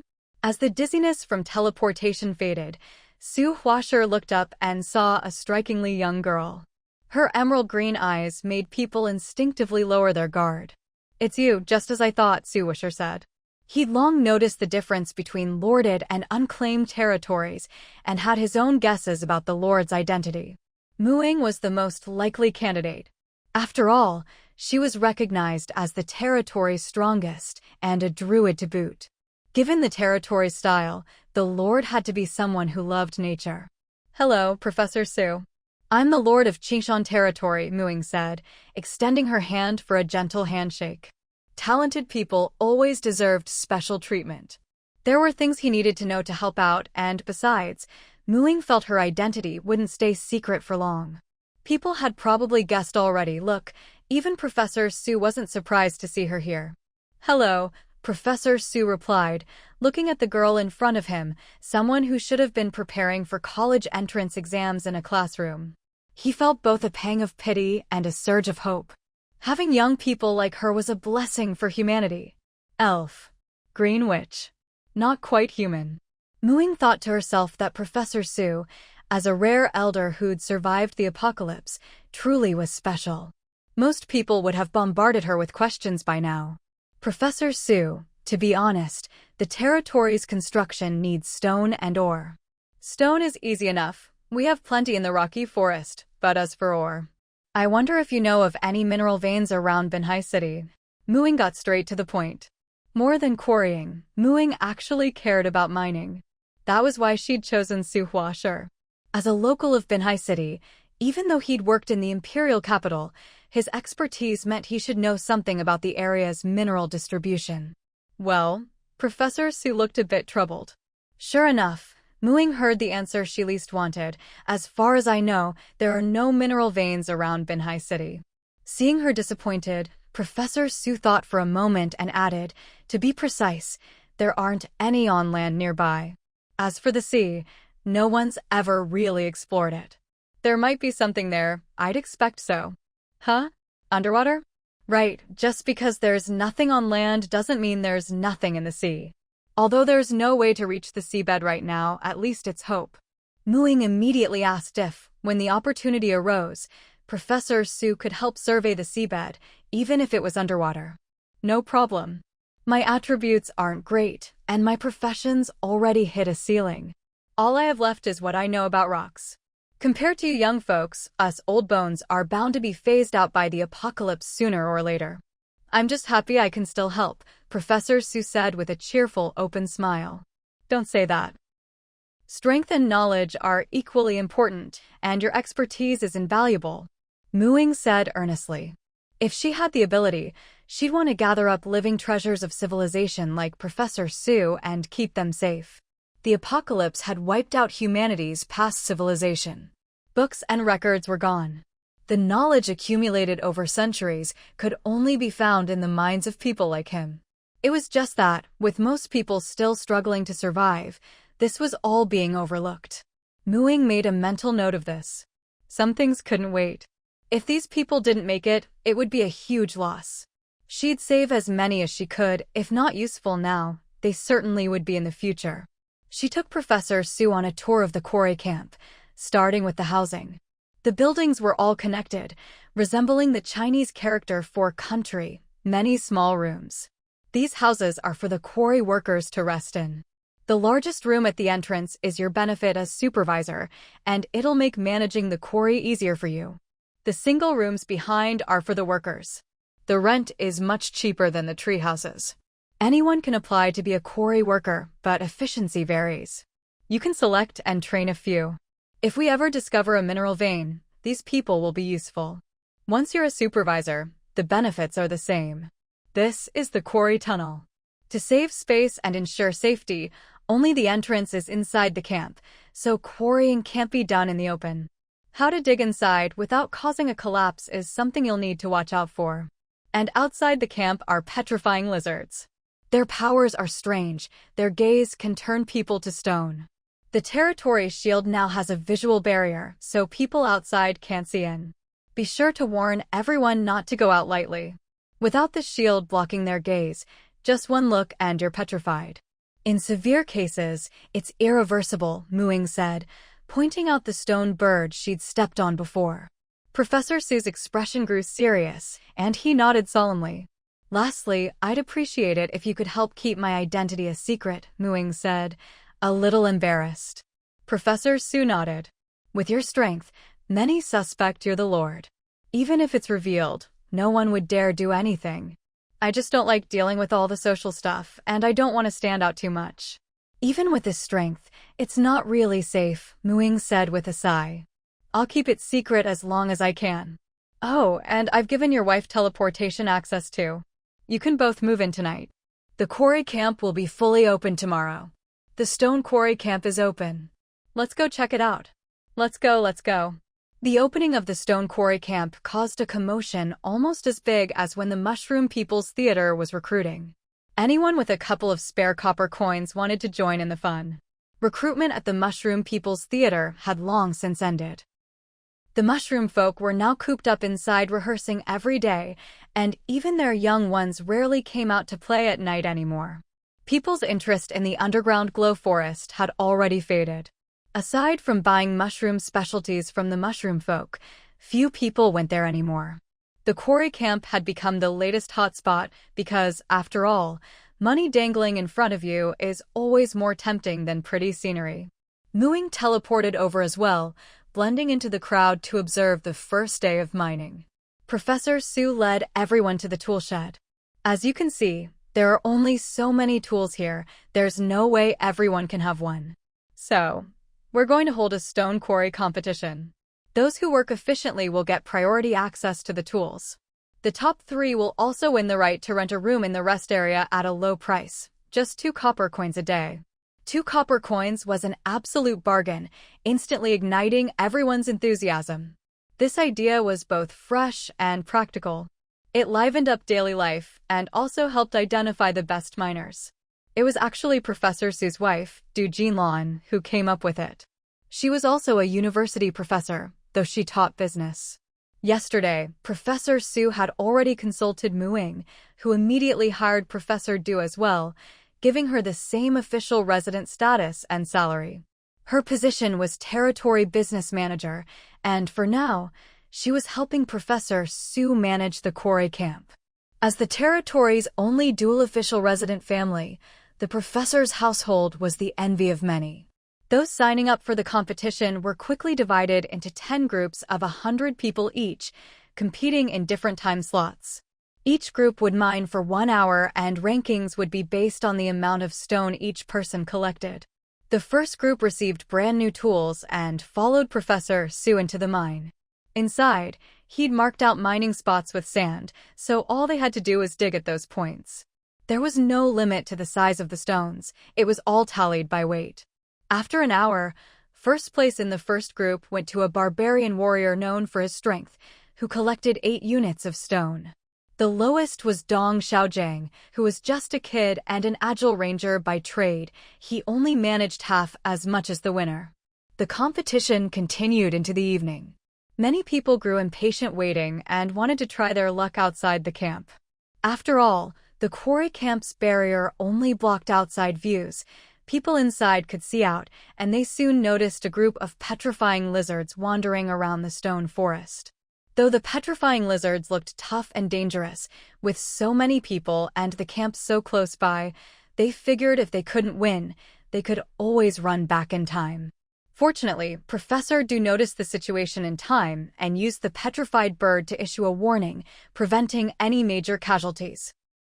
Of course, those who ignored the warning and boldly tried to be the first to eat the crab paid the price, getting a taste of nearly being petrified. If their teammates hadn't carried them back, they might have ended up as lizard food. With a human-shaped statue standing motionless out there, no one dared take another step forward. That person probably had low constitution and poor defense, and was petrified even longer than Muing had been that day. Luckily, they were still within the safe zone and not fully petrified. After some time, they recovered. The competition continued into the night, and the results were posted on the rest house's outer wall. Tool allocation would follow the rankings. Those near the top got priority, while those lower down might have to bring their own tools if they wanted to mine. Professor Sue also announced that those with high monthly mining output could become official quarry workers. As long as they maintained their output, they'd get the privilege of renting a rest house at a low price. No one dislikes special privileges, especially now, when most people are crammed together in treehouses. A cheap rental house made those who did well today clench their fists, determined to give it their all. Maybe this enthusiasm would be temporary, and eventually, like the Mushroom People's Theater, only a few would stick with it. But it was a good start, at least, and would help speed up road construction. By Mu Ying's calculations, even counting the stones she'd mined before, it would take over 2 months to gather enough materials for the road. But with this boost in enthusiasm, maybe it could be done in less than 2 months. With the quarry now running smoothly, Mu Ying could relax and start thinking about how to deal with those petrifying lizards. She still couldn't let go of what Copper Coin 559 had said about raising petrifying lizards. After all, why kill the goose that lays golden eggs when you could keep it alive for more eggs? If ghouls weren't undead with rotting bodies and non-regenerating claws and tongues, she'd consider raising them too. After all, ghouls only eat out of compulsion. They won't die if they don't eat. That's practically a money-making machine. The petrifying lizard's real power lay in its eyes, which were also valuable. Mu Ying didn't want to waste them. How could she harvest their blood repeatedly and sustainably? She considered setting up a camp just for raising petrifying lizards, but living creatures like these couldn't be easily contained by her camp boundaries. If they resisted, the camp wouldn't accept them. The territory's rules only worked on those who understood and wanted to stay, since the penalties were confiscation of property or expulsion, neither of which worked on lizards. She'd have to tame the petrifying lizards step by step. Maybe she could put sunglasses on them? No, that wouldn't work. She didn't have the materials to make sunglasses, and even if she bought them, they probably wouldn't work as intended. With so many lizards together, they'd just knock them off, and sunglasses wouldn't fully block their gaze anyway. Besides, safely drawing their blood was another big problem. After thinking it over, the only way was to find a way to knock them out. That meant working on potions. She'd have to check the library during the trial, find a low-cost potion recipe, and ideally grow the necessary herbs herself to cut costs. She also needed to research the lizard's diet to find what they liked best, so she could lure them into getting used to being fed and gradually domesticate them. It was a complicated and tedious process, but fortunately, she still had time before all the stone was gathered. She only had 2 second circle spells left to learn, and was still a ways off from reaching level 5, so she had time to work on this. If she succeeded, it would be another profitable industry and create more jobs. By then, once the road was finished, it would be another highlight to attract new residents. Nightshade, datura, rosemary. Ying carefully sorted the herb seeds she'd brought back from the trial world. These were the ingredients she'd found for the coma potion. Each of the main herbs was poisonous. She set aside a small plot in her plantation specifically for growing the ingredients needed for the coma potion. "Don't touch anything growing in this patch, got it?" she warned Yuan Gun Gun. Yuan Gun Gun gnawed on an iron bamboo shoot, completely uninterested in the tiny seedlings. Those little sprouts? No way I'd bother with them. Every day, Ying watered the herbs with spring water and cast plant magic on them. After 2 weeks, they'd grown a lot, but they still weren't mature. The parts needed for the potion hadn't developed yet. That's when the power of the claw of feedback really shone. After learning the coma potion in the trial world, she'd returned and used the claw of feedback to pull out a few portions of the required materials. She'd already set up a potion brewing room inside the plantation's wooden house, stocking it with everything she needed according to the standards of the trial world, all sourced from the local general store. With her materials in hand, she entered the brewing room. The spacious workbench was covered with bottles and jars. She juiced the nightshade, chopped the datura flower bases, dried and ground the rosemary. Ying processed the potion ingredients methodically. In her view, potion making was a lot like cooking, except you had to be extra careful, since even a small mistake could lead to completely different results. Fortunately, she'd already brewed this potion many times in the trial world, taking advantage of the herb garden there, so she made no mistakes now that she was back in the real world.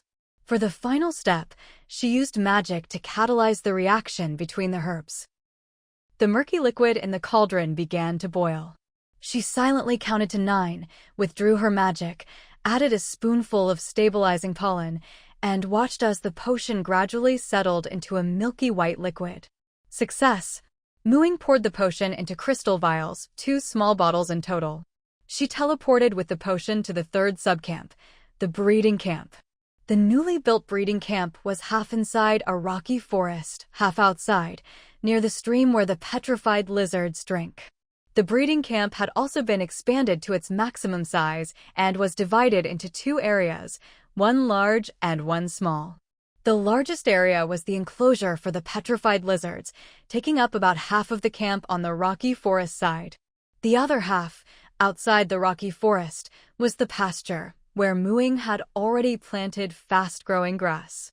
By now, the breeding area was home to a herd of wild cattle, several nests of wild rabbits, and wild goats. Between the breeding area and the lizard enclosure stood a long row of wooden houses. This was where slaughtering and meat processing took place. The row of wooden houses was separated from the other 2 areas and camouflaged to look like a rocky mountain, just a particularly long one. From the outside, it looked like an oddly shaped stone mountain. The subcamp's protective barrier was also disguised as a stone mountain, making the whole place look like a small basin surrounded by rocks. At first, none of the petrified lizards ventured into the camp. During this time, Ying would collect raw meat from the animals in the breeding area each day, chop it up, mix in a bit of flour, then add spiky ball grass, coating it evenly with minced meat, and finally stir-frying it until half-cooked. This was the irresistible feed for the petrified lizards that Ying had developed during this period. After observing for a few days, she found that the petrified lizards were primarily carnivorous, hunting with their petrifying gaze, but they also loved eating spiky ball grass. This grass, found everywhere in the rocky forest, was a basketball-sized, spiky ball-shaped plant. Petrified lizards usually ate the spiky ball grass after hunting. After filling their bellies, they'd eat the grass as a sort of after-meal snack, just because they liked it. So Muing combined meat and spiky ballgrass to create these spiky meatballs. The lightly cooked meat kept its savory aroma without the bloody smell of raw meat. The first time she tossed them into the lizard enclosure, the petrified lizards were immediately drawn over. The camp's barrier was no longer a white mist, but disguised as a common stone mountain. Though it was a bit wider and lower than usual, it didn't arouse the lizard's suspicion. The unfamiliar aroma of food lured them to circle the camp, until they finally found the narrow entrance and squeezed inside. A young petrified lizard couldn't resist and ate a meatball. A larger lizard swatted it aside with its tail, as if scolding a naughty child.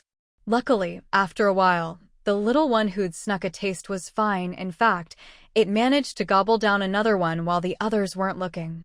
Seeing that it was harmless, the big lizards couldn't resist any longer. After one bite, they were amazed. "Petrified lizard, what is this spiky, meaty thing? It's delicious." After a hearty meal, the lizards sprawled out in the sun. A few hours later, it was time to hunt again. Just as they were about to leave, they saw more familiar meatballs rolling out of the stone mountain. In reality, Muing was tossing them from the other side of the barrier. This time, the lizards hesitated less. After another feast, they lost the urge to hunt, but still left the stone basin to return to their usual resting places for the night.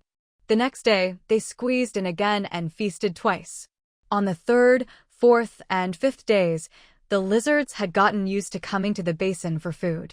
But on the fifth day, there were no meatballs. Disappointed, they left. On the sixth day, still no meatballs. On the seventh day, still nothing. The young lizard, unable to resist its cravings, kept coming back to wait. Finally, on the eighth day, it caught a whiff of that familiar aroma. The whole group returned, and this time, they cherished the place even more, treating the meatball-producing basin as their new home, lingering there longer and longer each day. That day, as usual, the meatballs appeared on schedule. The petrified lizards had completely dropped their guard and began eating right away.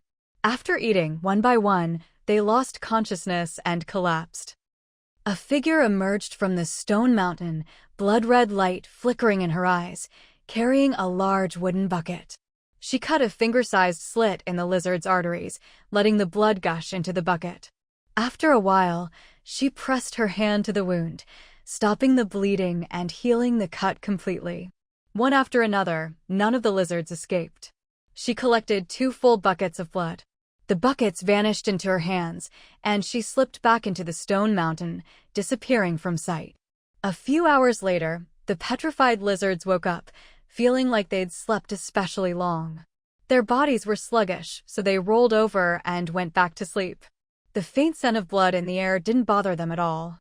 5:59, guess what I've brought you?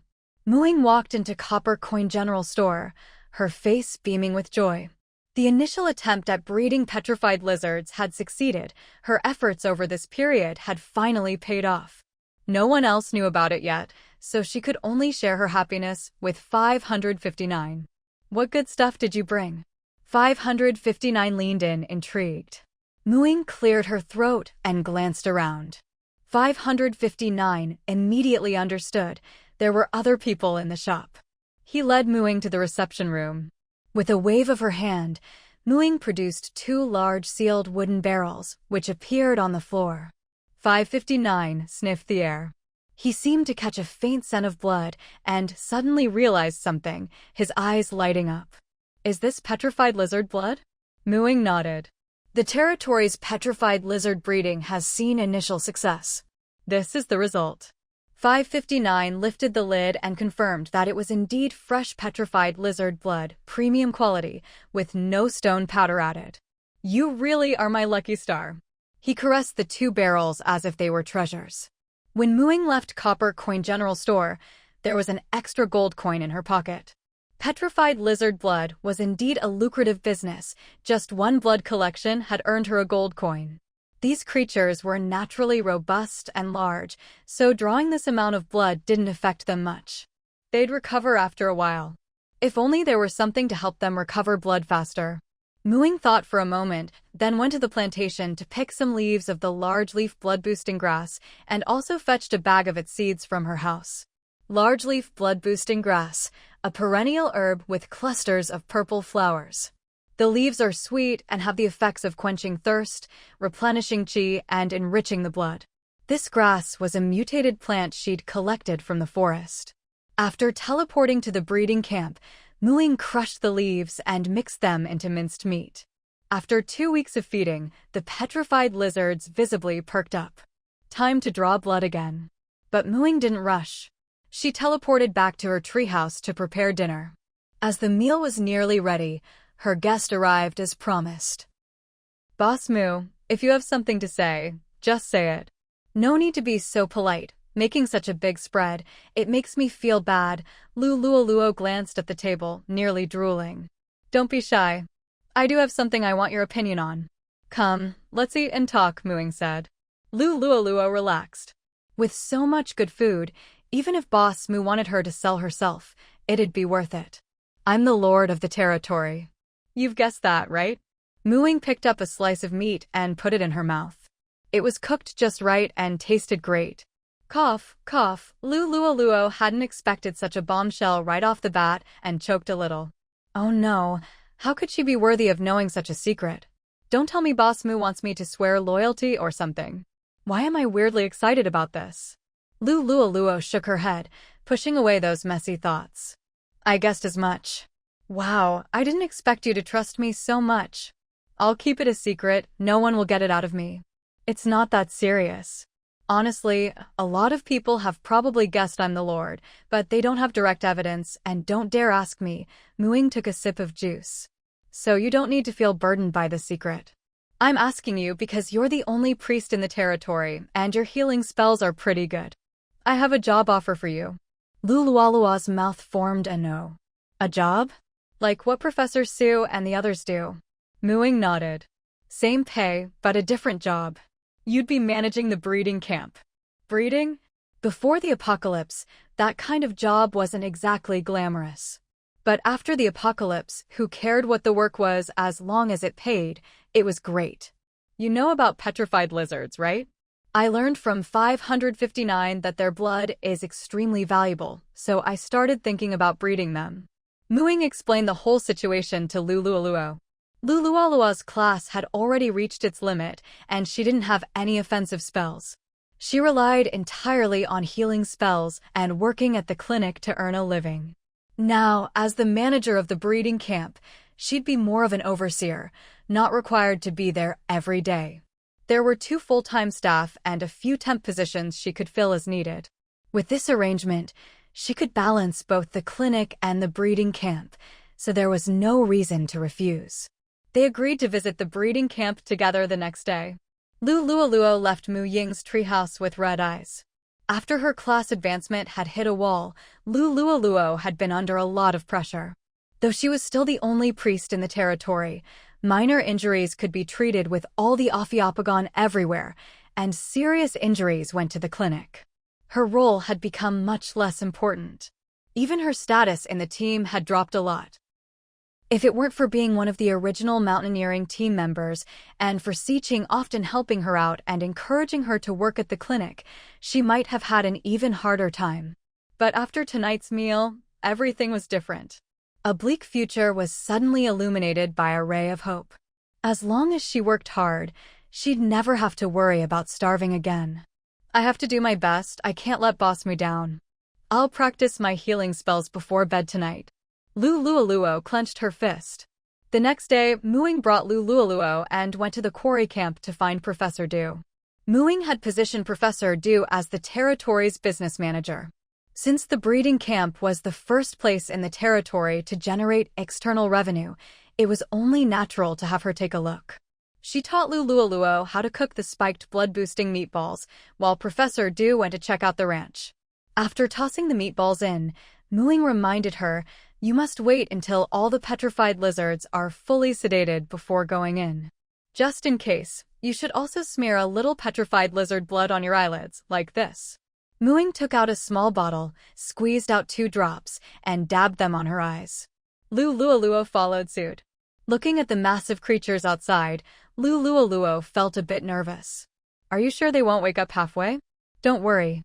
The potion we used when cooking the meatballs is like a super strong anesthetic from before the apocalypse. They won't wake up until the time's up. Once all the petrified lizards had collapsed, Ying and Lulualuo carried the barrels and stepped through the isolation shield. Ying demonstrated how to draw blood, how much to take, then how to heal the wound and wipe away any leftover blood. Got it? Your turn. The petrified lizards didn't move at all during the process, so Lulualuo relaxed and got a little excited. Don't worry, this is right up my alley. I studied nursing before the apocalypse. This is way easier than giving injections. Lulualuo's hands were steady. She pierced, drew blood, and healed in one smooth motion. Great, now I'm relieved. After collecting all the blood, the two returned to the house. Finally, Ying took her and the barrels and teleported straight to the reception room of Copper Coin Pawn Shop.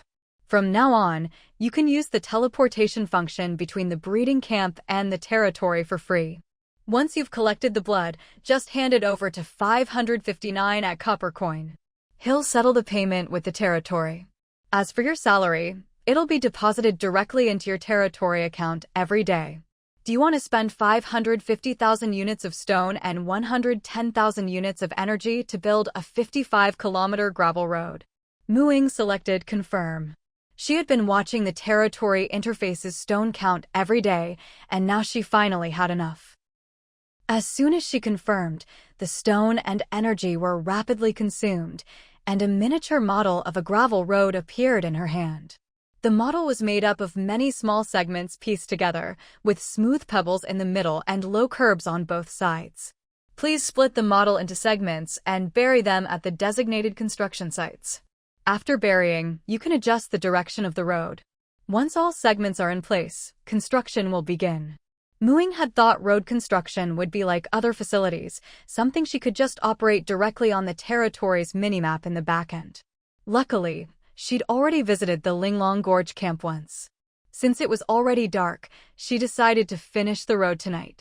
She broke the gravel road model into 55 pieces, each representing 1 kilometer.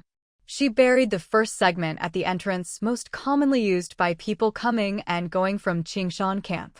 On the territory interface's minimap, a straight line representing the gravel road instantly appeared in the dark area outside the territory. She could even see some of the terrain near both sides of the road. The head of the long, thin strip was fixed, but the tail and middle could be dragged to adjust. The first segment of the gravel road passed through the farming camp. Ying didn't rush to adjust it, but instead flew to the end of the road on the minimap and buried the second segment.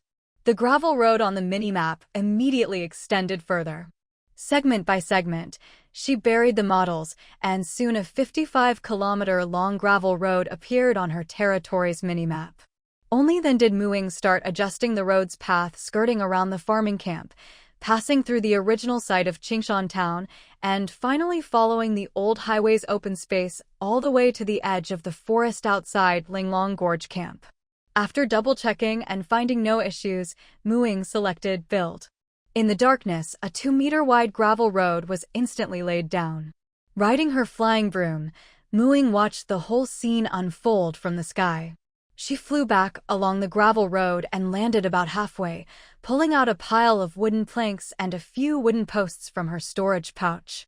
She had already learned the 2-second circle spells, Wood Shaping and Wind Creation. Wind Creation could summon a strong gust, while Wood Shaping let her mold wood into various shapes. These planks and posts were made during her practice with Wood Shaping. Using these materials, Ying built a simple wooden hut beside the gravel road, topping it with a thick, waterproof layer of thatch. With the remaining wood, she built a fence over 1 meter high around the hut. Finally, she took out all the binding vines she'd been cultivating, planting one every few meters. Using plant magic, she activated them, letting them climb up the fence. As their cultivator, Ying had absolute control over these vines. She placed a prepared wooden sign onto the vines, and the vines reached out, gently wrapping around the sign to hold it in place. Travelers passing by may rest here for a while. Don't be afraid of these lively vines, they are the guardians of this yard. If you're interested, you can buy seeds of the Binding Vine, a specialty of Qingshan territory, at the territory itself. They will always be loyal to those who nurture them. From the Lord of Qingshan territory. Muing looked at the words on the sign with satisfaction. This way, I'm boosting goodwill for the territory and advertising our specialty at the same time. I hope everyone who comes to Qingshan territory will want to stay. She rode her broom back to the territory and built another 100 treehouses, filling up the remaining space. At the same time, she expanded the territory's protective barrier to 5 hectares, raising its defense level to 6, able to withstand level 6 and below attacks. All this cost her less than 2 gold coins, much cheaper than building a road connecting 2 territories. By now, the territory's facilities, area, and defenses had all reached the upper limit for a village-level territory. Only the population was lacking before it could be upgraded. Late at night, the changes to the territory happened quietly, without drawing anyone's attention. The next morning, when people noticed the expanded territory and the new treehouses, it didn't cause much of a stir. After all, the territory had changed so many times already. Compared to before, this wasn't anything special. Some people did wonder, we haven't even filled up the old treehouses yet, so why build so many more?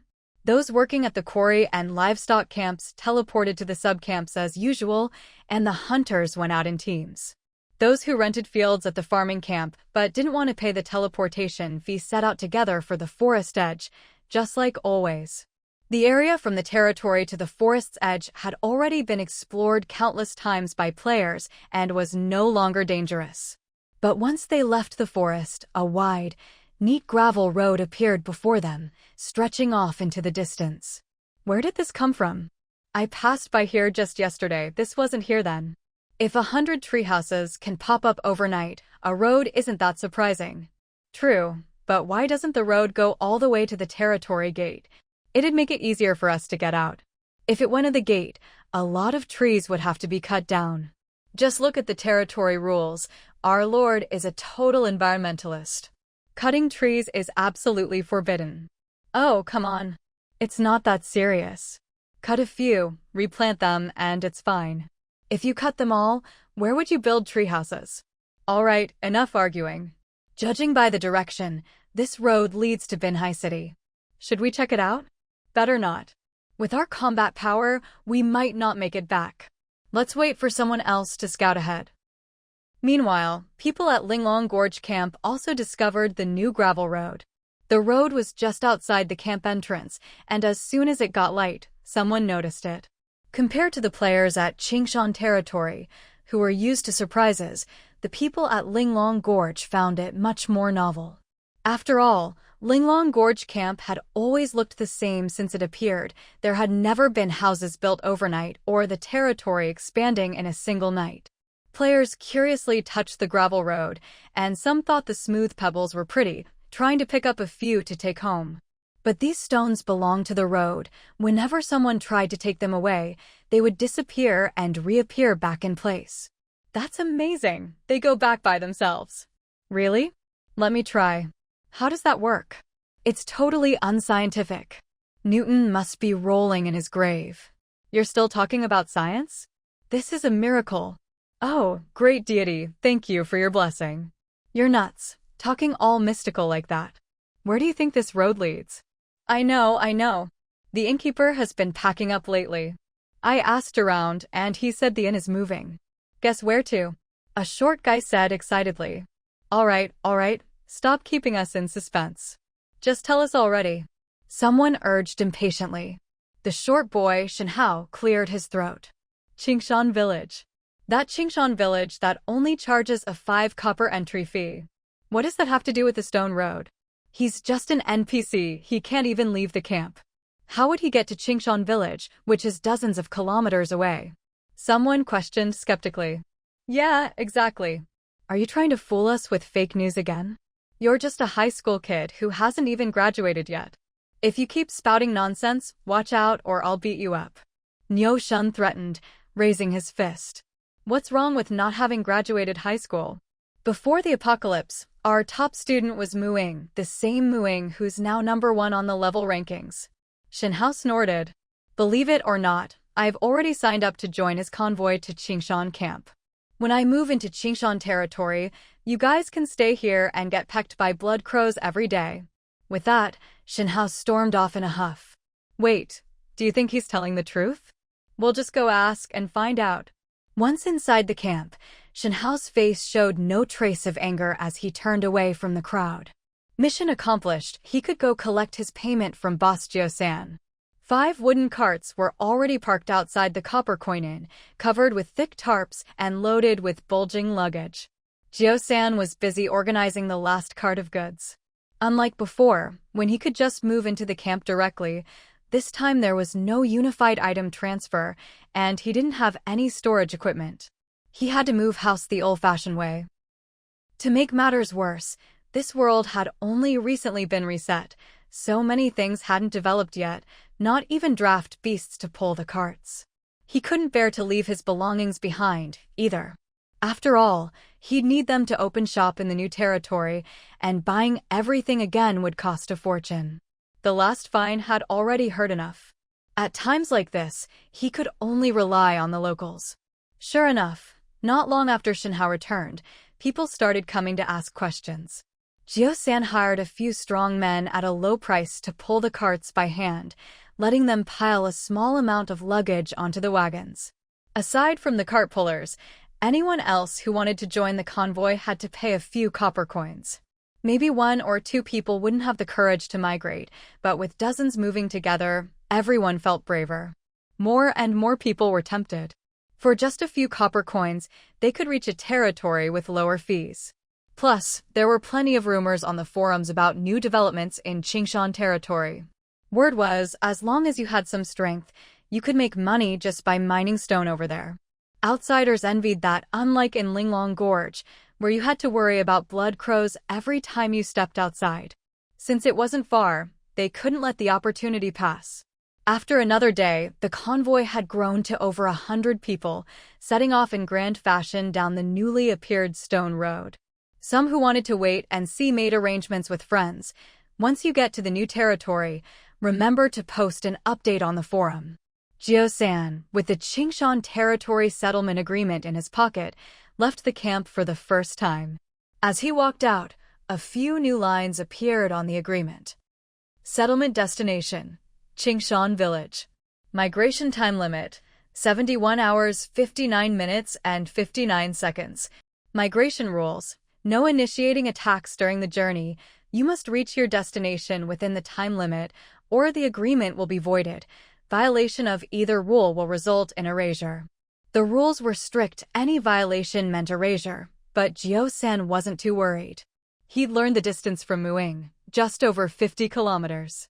If they hurried, they could make it in a day. With all their luggage, it might take until noon tomorrow at the latest.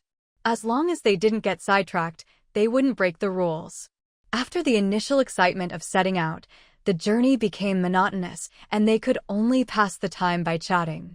Shinhao sidled up to Jio-san, who was sitting on a cart, and asked gossipingly, "Boss Jio-san, you NPCs can leave the camp now?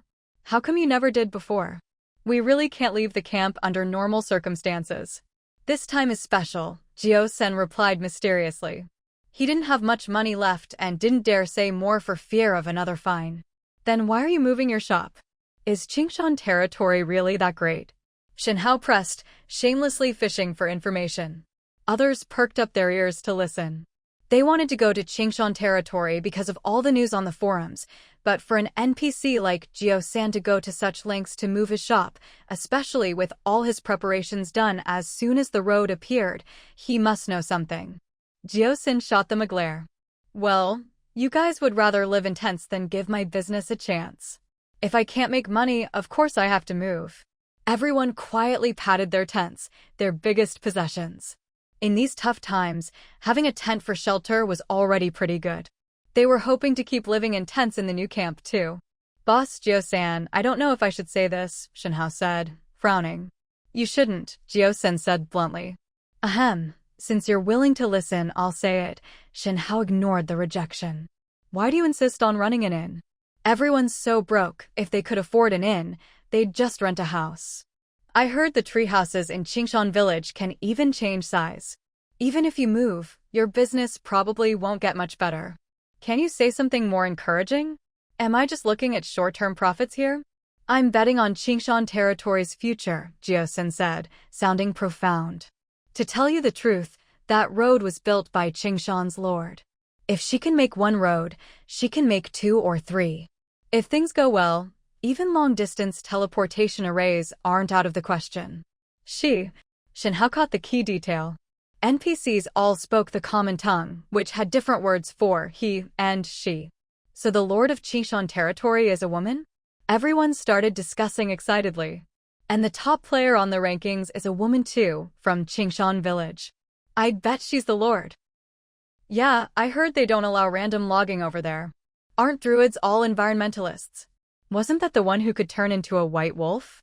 Right, Niu Shan even talked to her. That's Muing. If she's the lord, then was that visit just a scouting trip? Very likely. Hey, Howsy, aren't you from the same school as Muing, the top-ranked player?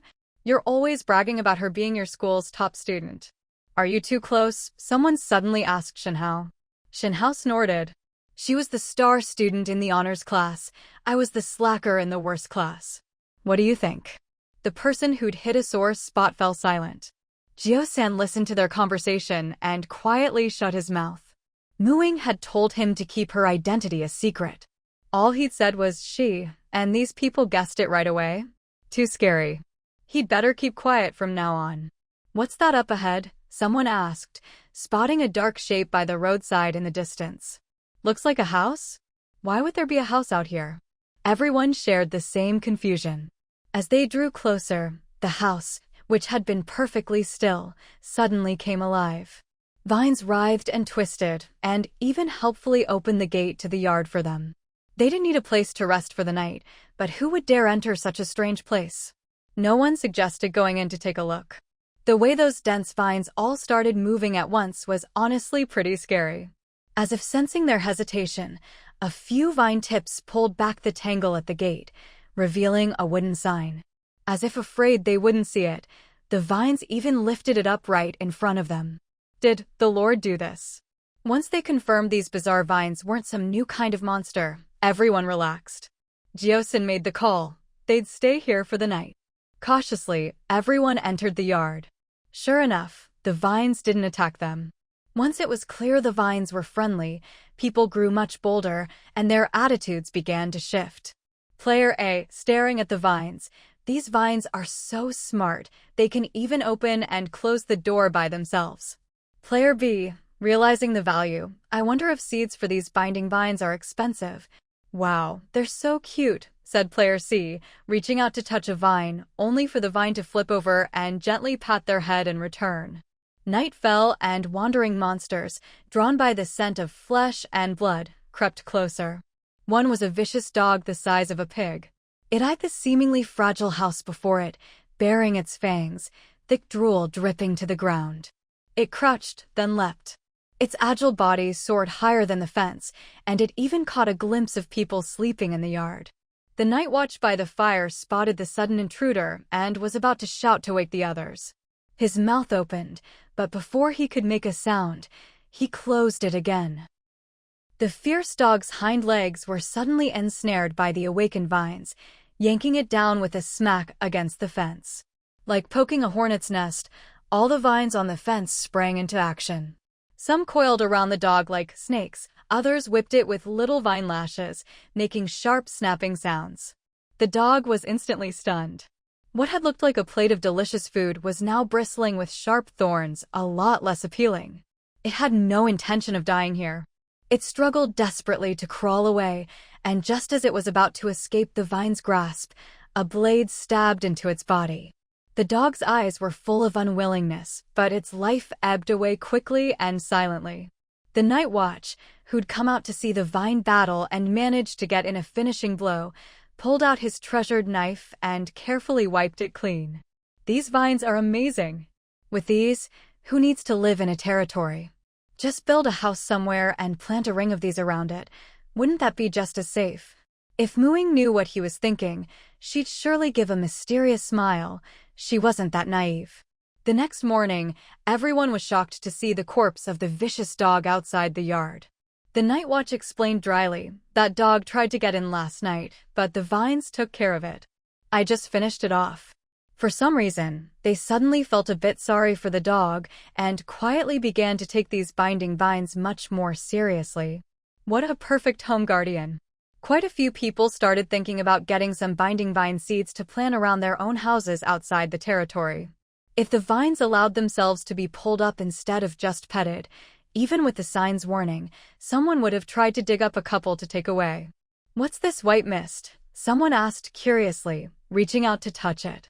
"Feels kind of like a territory shield, but the color's off. Maybe this is the territory? Did we make it?"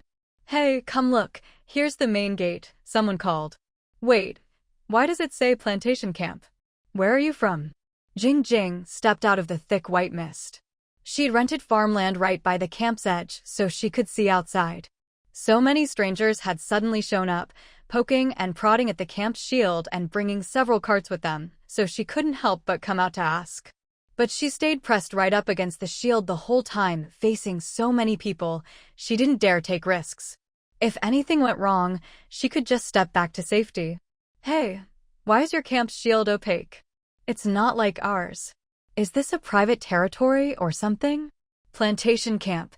I haven't heard about that on the forums," Shinhao asked with a cheeky grin. "Huh?" Jing was baffled. What kind of question was that? What did the shield have to do with territories? Clearly these people were from somewhere else. "Did you come along this gravel road? Can you tell me where the other end is?" "We came from the Linglong Gorge camp. Jiosin said this road leads to Qingshan village, so we followed it," Shinhao replied, a bit puzzled why she was asking them questions instead of answering theirs. "Linglong Gorge? Do any of you have someone named?" Jing rattled off the names of her friends and family. No idea. Never heard of them. No clue." Just as she thought. Since the apocalypse began, she'd posted countless missing person notices on the forums, but they'd all vanished without a trace. Though a little disappointed, Jing didn't lose heart. This is a subcamp of Qingshan territory, used just for farming. Only people who rent land can enter. The main territory is further ahead. Just follow the gravel road to the end, then take the path we've cleared through the woods, and you'll find it. With that, she stepped back into the shield, the white mist hiding her from view. Shinhao wanted to ask more about the subcamp, but had to give up. The group moved on. At the end of the gravel road was the Qingshan forest, where a well-trodden path led into the trees. The path wasn't as neat or smooth as the gravel road, but it was wide enough for carts to pass without trouble. This time, they finally reached the territory's main gate. The low wall of intertwined vines, the sign and bulletin board at the entrance, and the glimpses of tree houses and aerial walkways inside all made it clear they'd truly arrived. No unauthorized logging. I know this rule, only Qingshan village has something this weird. It's really just 5 copper coins. For their first visit to Qingshan village, no one hesitated to spend a few coins. How could they not go in and take a look? They entered wide-eyed, like country bumpkins visiting a grand estate, finding everything fascinating. By now, it was almost evening. Players who'd been out were returning one after another, and the whole territory was bustling. Scattered treehouses, delicate aerial walkways, the softly glowing mondo grass, the occasional mushroom-headed creature darting through the grass, the wolf pack washing bloodstains by the lake, the chubby little wolves playfully nipping at each other, and the fluffy girl with a basket of black bamboo on her back, crunching away as she was surrounded by returning birds. All these sights blended into a single thought. What kind of dreamlike place is this? Looking at the amazed expressions of these newcomers, the original players of the territory couldn't help but straighten their backs and lift their chins, feeling incredibly proud. Some even wandered around the territory on purpose, pretending to be casual as they explained things to the curious newcomers, just to bask in their admiration and envy. Old Mao deliberately picked a spot where a newcomer would pass by, carefully and skillfully digging up the roots of the Ophiopogon japonicus, my dong plant. However, his movements were slow and a bit awkward. Sure enough, a newcomer asked him curiously what he was doing. Old Mao glanced at them sideways. This is my dong. You know Muing, right? The one at the top of the rankings. Of course I know. The Lord of Qingshan Village, the level 4, 99% druid, the newcomer replied, giving a thumbs up. Now it was Old Mao's turn to be confused. Aren't they new here? Even I'm not sure who the Lord is, so how do they know? But as an old resident of the territory, he couldn't lose face, so he quickly composed himself. Yeah, that's her. She discovered this mutated plant. If you dry and grind the tuber of my dong and sprinkle it on a wound, it stops the bleeding. The flowers even glow at night, and it's super easy to grow. You can stomp on it and it won't die. Rumor has it the berries are edible, but it's not fruiting season yet, so no one's tried them. After Muing discovered this plant, she planted a bunch around the territory. But you can't dig up too much at once or it'll hurt the plant's growth. I'm just digging up a tuber. As he spoke, Old Mao almost convinced himself. If Muing wasn't the Lord, would she go to all this trouble to plant these things for everyone's benefit? He snuck a glance toward the lakeside. Amazing! By the lake, Muing, who had excellent hearing and wasn't far from Old Mao, was full of question marks. Where did they get the evidence? Was her identity as Lord really exposed just like that? She looked at the wolves still grooming themselves, and at the little wolf pup tugging at her pants leg, trying to get her to leave. With a single motion, she transformed into her wolf form. As long as she was a wolf, she couldn't speak human language, so she didn't have to worry about being questioned. The Lord they were talking about was Muing. What did that have to do with her, a white wolf? Muing felt relieved. She secretly wondered how her identity had been exposed.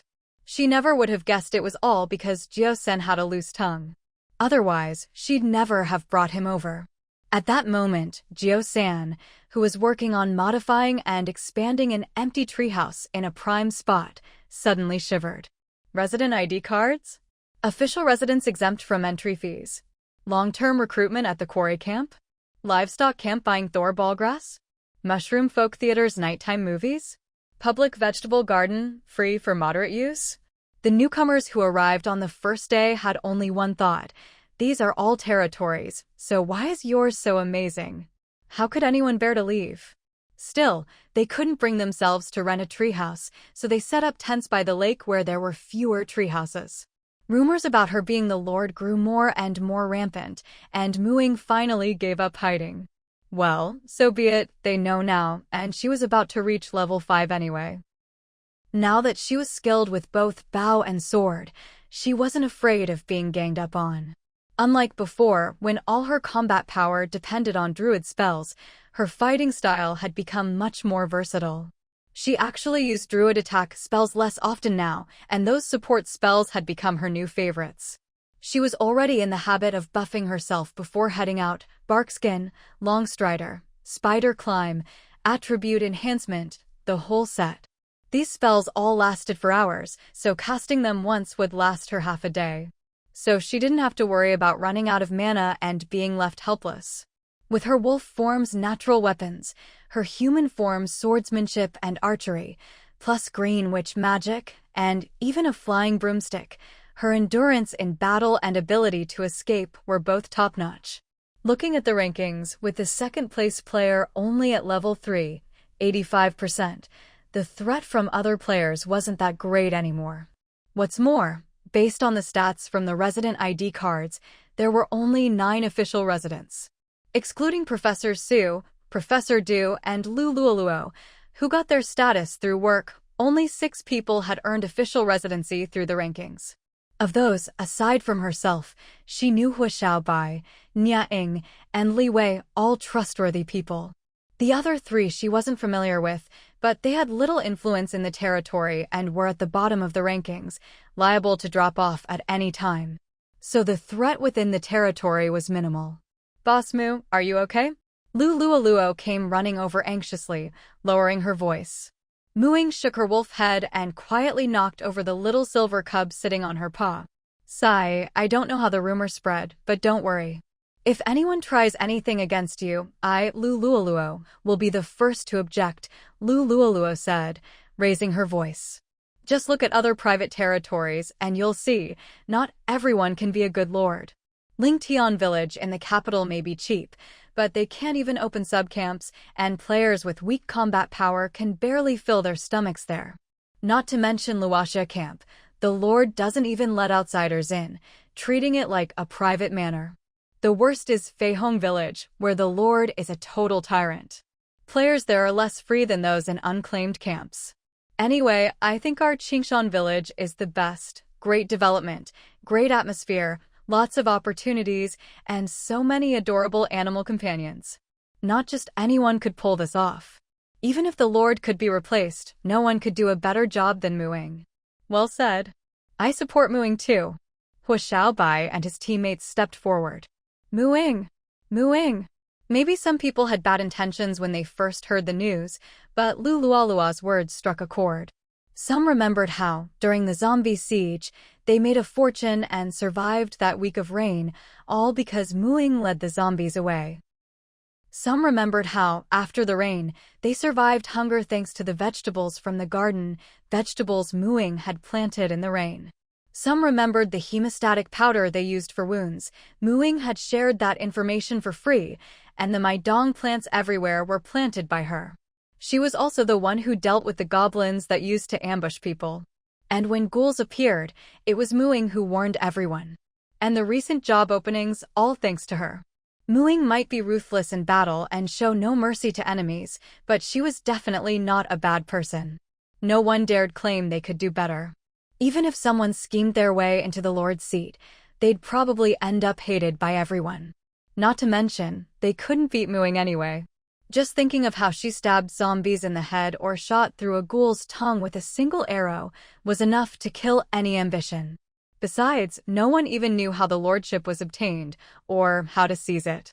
Once they thought it through, any greedy thoughts were suppressed by reason, and they joined in the chanting. And as they shouted, it actually felt pretty exhilarating. The excitement only grew. What the heck? Muing had just been tallying up her own hard skills, imagining how satisfying it would be to slap someone in the face with them if anyone tried to cause her trouble. But this was it? She didn't know whether to be happy that she was actually pretty popular, or to mourn the fact that her fight scene had been cut off before it even started. In the end, all she could do was lift her head, open her mouth, take a deep breath, and let out a resounding "Awo." She was really glad she'd already shifted into her wolf form. Otherwise, trying to howl this loudly and cut through everyone's noise would have been tough, not to mention a recipe for social death. Wow, the Lord's wolf form is so cool. She's responding to us, right? That look in her eyes is perfect. She must be touched. Look how many of us are supporting her. Muing herself had no idea what her howl was supposed to mean, and neither did the wolf pack. This kind of long howl didn't really mean anything in wolf language. Usually, wolves only did it at the full moon, kind of like how humans shout into a valley to let off steam. The wolf pack was familiar with this sort of thing, so they joined in right away. The adult wolves, "Awo." The wolf pups, "Awo." The players fell silent for a moment, until someone tentatively let out a small "Awo." And then, all the players stopped pretending to be human and started howling like wolves, each trying to outdo the others in volume. Muing tilted her head in confusion. What was going on? She watched, dazed, as everyone kept going with no sign of stopping. Jio-san, who was howling enthusiastically among the players, Muing really wanted to ask if he'd finished setting everything up before coming out to mess around. And those shopkeepers up on the aerial walkways, cupping their hands around their mouths and joining in. Even the little mushroom folk were standing with hands on hips, mouths wide open in a silent howl. One of them even tossed a telepathic spore at Muing, making her feel both physically and mentally attacked. She spotted Shirban, who had also shifted into wolf form and was howling with head held high. Muing, exasperated, smacked him down with a paw. "You can't even talk, what are you joining in for?" Shirban rolled over, exposing his belly and looking at her expectantly. "I'm telling you to shut up, not to ask for belly rubs." Muing was on the verge of tears. She carefully retracted her claws and gave his belly a gentle scratch. Everyone in the territory had gone crazy, and there was nothing she could do about it. Their throats were beyond saving, but maybe her ears could still be rescued, so she decisively chose to teleport away. Ying lay listlessly on the grass in the plantation, absent-mindedly poking Shireen's belly with her paw, reflecting on how things had ended up like this. She was a perfectly respectable lord, and her territory had a fresh, natural vibe, so how had she ended up with such a bunch of goofball residents? She conveniently forgot that she'd started the whole thing with the first howl, and finally decided to blame it on that player who'd let out the first little awoe. A long time later, Yuan Gun teleported into the plantation, tongue lolling. Ying shifted back to human form and conjured a big water ball with water creation for him to drink. Your throat must be on fire. You're a panda. Why are you trying to howl like a wolf? Gulp gulp gulp. Yuan Gun drained 3 water balls, his belly swelling up. He opened his mouth wide, pointing at his throat with a chubby paw, his voice hoarse. Ying, you actually wrecked your voice? Gun nodded. Ying cast healing word on him. How's that? Apparently, it didn't help. Healing word could restore HP, treat wounds, stop bleeding, and heal injuries, but hoarseness from overuse didn't really count as an injury. Sigh. Ying grabbed a handful of the soft fur on his head and gave him a good rub, then went into the cabin to fetch a big basket and headed out to the mint field in the dark. The mutated mint was ridiculously lush, each leaf was as big as 2 adult palms. The effects hadn't changed, just gotten much stronger. It was the literal definition of I got bigger and stronger too. She'd originally planned to use it for tea, so she'd planted a lot. She noticed the sugarcane was ripe as well. This sugarcane was a mutant variety too. Not only was the juice super sweet, but the fibers were like spun sugar. In other words, once you peeled off the skin and boiled off the water, you were left with pure sugar. Might as well make mint candy. Ying got the ingredients ready, pulled out her wand, and prepared to use cooking magic. All the necessary kitchenware sprang into action, washing, peeling, prepping. After a flurry of activity, Ying looked at the mountain of pale green mint candies piled on the table. Did I maybe make too much? She thought for a moment, found a stack of wax paper, and waved her wand again. The wax paper sheets lined up, hopping over to the scissors to be cut into little squares. The squares floated to the candy pile, each wrapping itself around a mint candy, rolling and folding until a neatly wrapped candy was done. She packed up some for Gun and the wolf pack, loading them into Gun's basket so he could take them back to the treehouse and share with the wolves. Ying teleported with the rest of the candies to treehouse number 101. This was an untouched, original-style treehouse. A big counter split the space in 2, with shelves behind it for merchandise. Professor Du, I made too much mint candy, so let's use them as freebies for tomorrow's opening, Ying said, placing the candies on the counter. Professor Du, who had been writing something on a wooden board, looked up at her and smiled. Great. Ying's ears twitched. She only heard a faint breath of sound. She never would have guessed that even a senior intellectual like Professor Du could have a childish moment. You can try some yourself, Ying added after a moment's thought. And if Professor Su wants any, feel free to grab a handful for him too. This shop was the territory's specialty store, set to open tomorrow and temporarily managed by Professor Du later. She could pick a clerk to help out. There weren't many product types, and the daily supply was limited, but the prices were cheap. As long as you were a permanent resident, you could buy ordinary specialties here at a discount. Where there are ordinary specialties, there are also special ones. The former are perks for residents. The latter are the real signature products she wants to make famous. Ordinary specialties were mostly the surplus vegetables and fruits from Ying's plantation, plus meat, hides, and scraps from the ranch. Ordinary specialties were limited in quantity, discounted in price, and only available to residents. Specialty products could be bought by anyone, with no limit, and were the main source of external revenue. Right now, there weren't many special products, just binding vine seeds and various hair-dyeing potions, with the cheapest brown dye still costing a silver coin. The specialty shop didn't have many products or much stock yet, and would only be open for 2 hours a day for now. All in all, this shop was for selling the territory's surplus and her own research results. Maybe the ordinary specialties were the main draw for now, but in the future, the special products would definitely become the territory's signature. The next morning, Treehouse number 101, the house that had remained tightly shut ever since it was rented out, finally opened, and Professor Du stepped outside. Router, who happened to be passing by, couldn't help but feel puzzled when he saw her come out.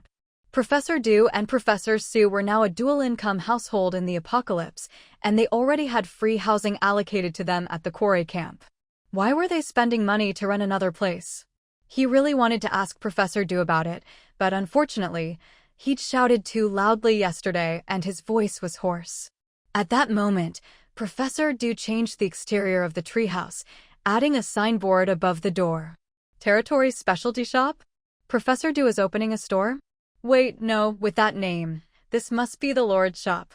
Router walked up to the shop entrance, pointed at the sign, and rasped out 3 words in a breathy whisper. The Lord's. Professor Du smiled and nodded. The Lord opened it to give back to everyone. There's meat and vegetables, limited supply, and a purchase limit per person. Want to come in and take a look? Professor Du's voice was really something. Yesterday, he'd watched her shout at the top of her lungs, and today her voice was even better than his. You really can't underestimate the elders who survived the apocalypse. Router looked at Professor Du with admiration. Once inside the shop, Router immediately noticed how much simpler it was compared to the other stores.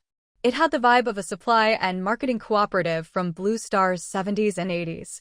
The goods were all clearly displayed, taking up most of the long counter. Vegetables and fruits, still dewy with freshness, fresh beef, lamb, and rabbit, unsalted cowhide, sheepskin, and rabbit fur, all divided into small portions. Next to them hung a wooden board with neat charcoal writing. Today's offerings. Vegetables, 1 copper coin/portion. Fruit, 2 copper coins/portion. Rabbit meat, 3 copper coins/portion. Lamb, 4 copper coins/portion. Beef, 5 copper coins/portion. Free gift, 1 mint candy handmade by the Lord while supplies last. Note, purchase limit of 1 portion per person. Looking at the first part, Router thought it was ridiculously cheap. For example, a whole bag of potatoes counted as a portion of vegetables. The amount was enough to fill up his whole team about 2/3 of the way, and it only cost 1 copper coin.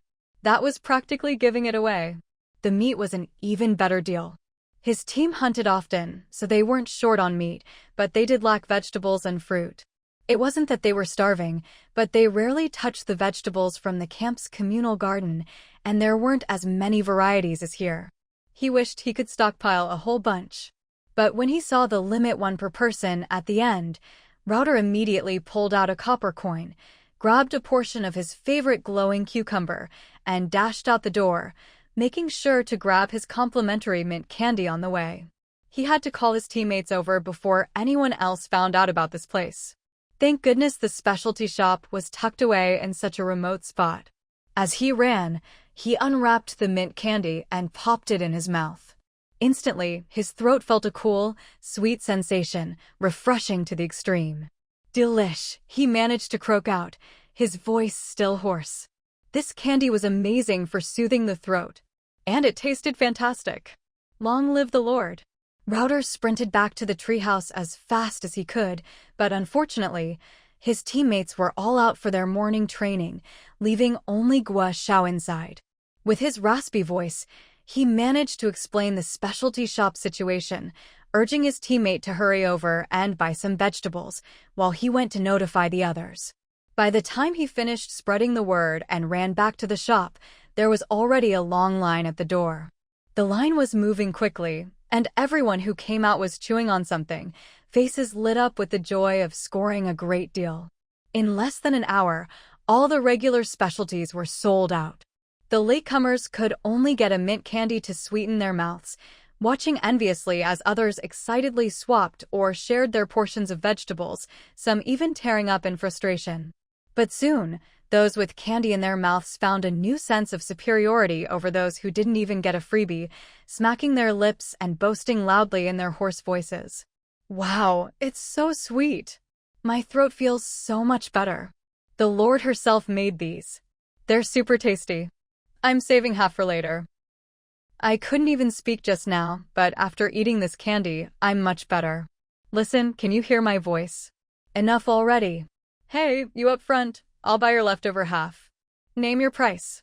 Oh, why didn't you say so earlier? I just popped it in my mouth by accident. Want me to spit it out for you? Get lost. With the vegetables sold out, the only things left on the shelf behind the counter were two items that caught the player's attention. What's that? Lulualuo, who hadn't managed to snag one of the Lord's handmade candies and had to split half with her boyfriend Ying, puffed out her cheeks and asked. These are special products from the territory, Professor Du explained calmly. This is a seed of the binding vine, cultivated by the Lord herself. It's a mutated plant. Once grown, it can guard your home. It obeys whoever plants it. There's one growing outside the Lord's little courtyard halfway down the stone path, protecting travelers. The new residents who arrived yesterday should know about it. I do. It's amazing. Last night, a giant vicious dog tried to ambush us, but those vines took care of it. Shinhao said loudly. I remember him. He just arrived last night, said he went to the same high school as the Lord. That's awesome. How much is it? Lulualuo asked. From the sound of it, the binding vine was alive? As a priest, if you asked her what abilities she envied most from other spellcasters, druid animal companions and mage familiars would definitely be on the list. 1 gold coin per seed, guaranteed to grow, Professor Du said, looking at them expectantly, and watched as everyone's faces turned uniformly shocked. That expensive? Are you sure that's right? 100 copper coins to a silver, 100 silver to a gold, that's 10,000 copper coins for one. I can't afford it, no way. Professor Du shook her head. These special products are all made by our Lord herself. They can't be mass-produced, and there isn't much stock, so the price is a bit high. Please be rational and consider whether you really need it. What about those bottles and jars? Lulualuo tried to tear her gaze away from the seeds. That's hair dye potion. It can dye your hair any color you want, Professor Du said, pulling out a handful of colored hair samples, generously donated by Yuan Gungun and the Wolf Pack. These are the dyed samples, with prices marked. These are made by the Lord, too? Lulualuo asked in surprise. Professor Du nodded. Lulualuo's sharp eyes spotted a familiar dark green among the hair samples. Could it be that the Lord's own hair was dyed with this potion? She wasn't the only one thinking this. Many others were having the same suspicion. If the dark green hair dye potion wasn't so expensive, someone would probably have bought one to try already. In reality, that lock of dark green hair was from Mu Ying herself, deliberately placed there to mislead people. She hadn't actually managed to make a dark green hair dye potion yet. If, by the time everyone had more money, Mu Ying still couldn't make the dark green dye, she'd just quietly remove that sample and say she couldn't find the right ingredients. Players from the Spirit Dragon Gorge camp spent an entire night gathering information about the area around Qingshan village and learned that the territory was extremely safe. Aside from those who wanted to try their luck at the quarry camp, most of the others had already decided before going to bed last night to use the same trick as before, pitching their tents outside the territory gates to save on the entrance fee. Even after being warned that the territory's expansion might push their tents away, they didn't care. After all, the main advantage of living in a tent was its mobility. After spending a night there, with discounted groceries in one hand and mint candies in the other, they declared that they were now firmly rooted in Qingshan village and wouldn't leave no matter what. If they could get discounted groceries every day, what did the entrance fee matter? Back at Spirit Dragon Gorge, they could never eat such a variety of dishes so often. The morning bustle at the territory's specialty shop had nothing to do with Mu Ying. With such a large territory, she much preferred tending to her plants and practicing her abilities over managing the place. So she left the quarry camp, breeding camp, and the specialty shop to others to manage, only overseeing the general direction herself, which didn't take much of her time. Her experience bar for level 4 was already full. It was time for the much-anticipated level up. Compared to even-numbered levels, odd-numbered levels were even more exciting as they unlocked higher-tier spells. Recalling the changes in the surrounding plants during her last level up, Ying decided to level up at the spot where she'd planted the Gancha's tree root. Strictly speaking, it no longer had much to do with the Gancha's demon tree. The dark energy within it had completely dissipated, leaving only a faint trace of natural power. Buried in the soil by Ying for over a month, it hadn't sprouted, but after being steeped in magic and plant spells day after day, it had absorbed her magical energy. Ying could sense that once the root compensated for its lack of natural power, it would finally sprout. She hoped that the natural blessing from her level up would help the root along. Lying on the grass beside the root, she closed her eyes and communed with the power of nature, conveying her wish and her plea for advancement. Nature's power surged around her like a spring, enveloping her. After a while, as if finally noticing her concern for the tree root, nature begrudgingly sent a wisp of energy over, rather perfunctorily stuffing it into the root. You have been blessed by nature and become a level 5 druid. Based on your druid level, you have gained the class skill. Nature's Recovery. Based on your druid level, your class skill Wild Shape has unlocked a new form. Based on your druid level, your HP has increased to 400. Based on your druid level, your MP has increased to 130. Based on your druid level, your level 3 druid spell list is now unlocked. As the aftereffects of leveling up faded, Ying felt incredibly refreshed. She was stronger again. While experiencing the changes in her body, she opened her player manual and, as expected, saw a long string of notifications, each recording her new gains from leveling up. At level 5, she had only gained one new class skill, Nature's Recovery, while Wild Shape had been upgraded from its previous version. Nature's Recovery. Your bond with nature has deepened. In areas rich with natural energy, your mana regeneration rate is increased. Wild Shape. By observing and mimicking, you can transform into small or medium-sized animals. After transformation, you gain the corresponding animal's attribute panel, and your HP is separate from your human form. Usable once per day, except for animals with the ability to fly. Nature's Recovery was a passive skill, and one Ying had longed for, as it related to mana regeneration. She'd always lacked confidence in prolonged battles due to insufficient mana. Although Nature's Recovery only worked in areas dense with natural energy, Ying spent most of her time in the forest, where nature's power was everywhere. Also, the upgrade to Wild Shape was exciting. Although the skill description only omitted the words aquatic animals in the last sentence, it meant that, in addition to small and medium-sized animals, she could now choose aquatic forms and move freely in water. While transforming into animals other than the wolf form she'd known since childhood would require significant time and effort to master, the end result was still very appealing. Maybe after a few more levels, she'd unlock flying animals too? By then, she might be able to soar on her own. Her HP and MP had increased as usual, but what she looked forward to most was the level 3 druid spell list. She had already learned most of the level 2 spells, so this came at just the right time. She opened the spell list: Call Lightning, Sleet Storm, Wind Wall, Fire Suppression, Feign Death, Nature's Shield, Summon Animals, Remove Disease, Dispel Magic, Meld into Stone, Plant Growth, Plant Wither, Speak with Plants, Water Breathing, Water Walking, Greater Magic Claw. Level 3 spells clearly covered a wider range: offense, defense, healing, and support, further compensating for her weaknesses. The druid's versatility was finally starting to show. Offensive spells were still the druid's weak point, with only Call Lightning and Sleet Storm. The former was a single target attack, the latter an area of effect spell, but both were much more powerful than level 1 or 2 spells. The more Ying read, the more she liked them, immediately putting these 2 spells at the top of her learning list. There were also 2 defensive spells: Wind Wall, which covered a larger area, and Nature's Shield, which was more precise. Ying, who always felt Barkskin was unreliable, was glad to have more options. Every spell that followed had its own unique uses, making Mu Ying wish she could learn them all at once. But level 3 spells were the hardest to master, so she had to be selective and prioritize those that would be most immediately useful. Summon animals and water breathing also made her shortlist.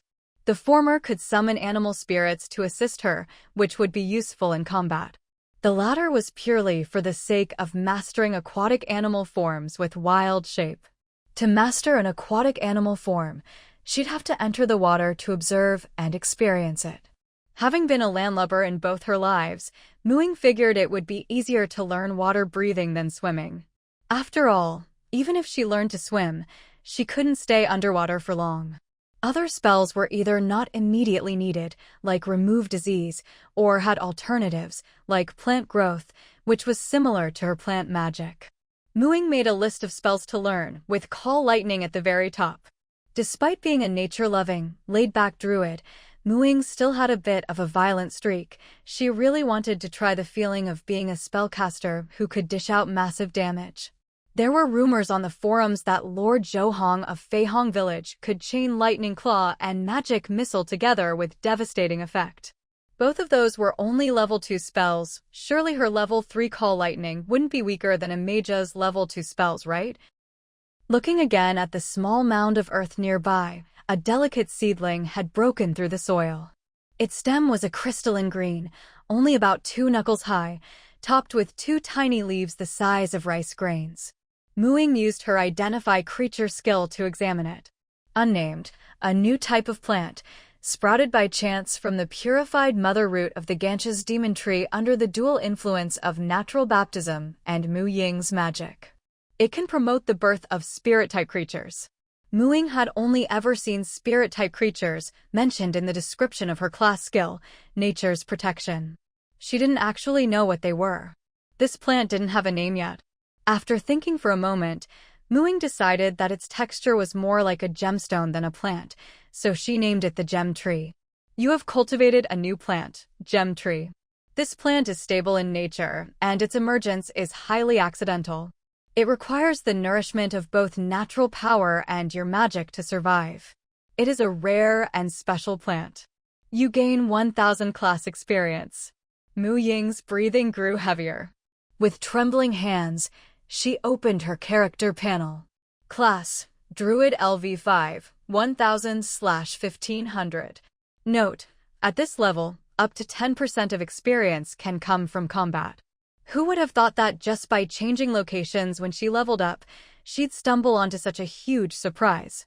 Players who had been watching the forum's level rankings were just calling their friends over to check it out. Mu Ying had leveled up again, becoming the first player to reach level 5. But only a few minutes later, Mu Ying's experience bar shot up again. Level rankings. Mu Ying, Druid LV5 67%. Li Luoxia, Priest LV 42%. Zhan Qing, Rogue LV 41%. Hua Xiaobai, Warrior LV 41%. Miao Guowei, Warrior LV 40%.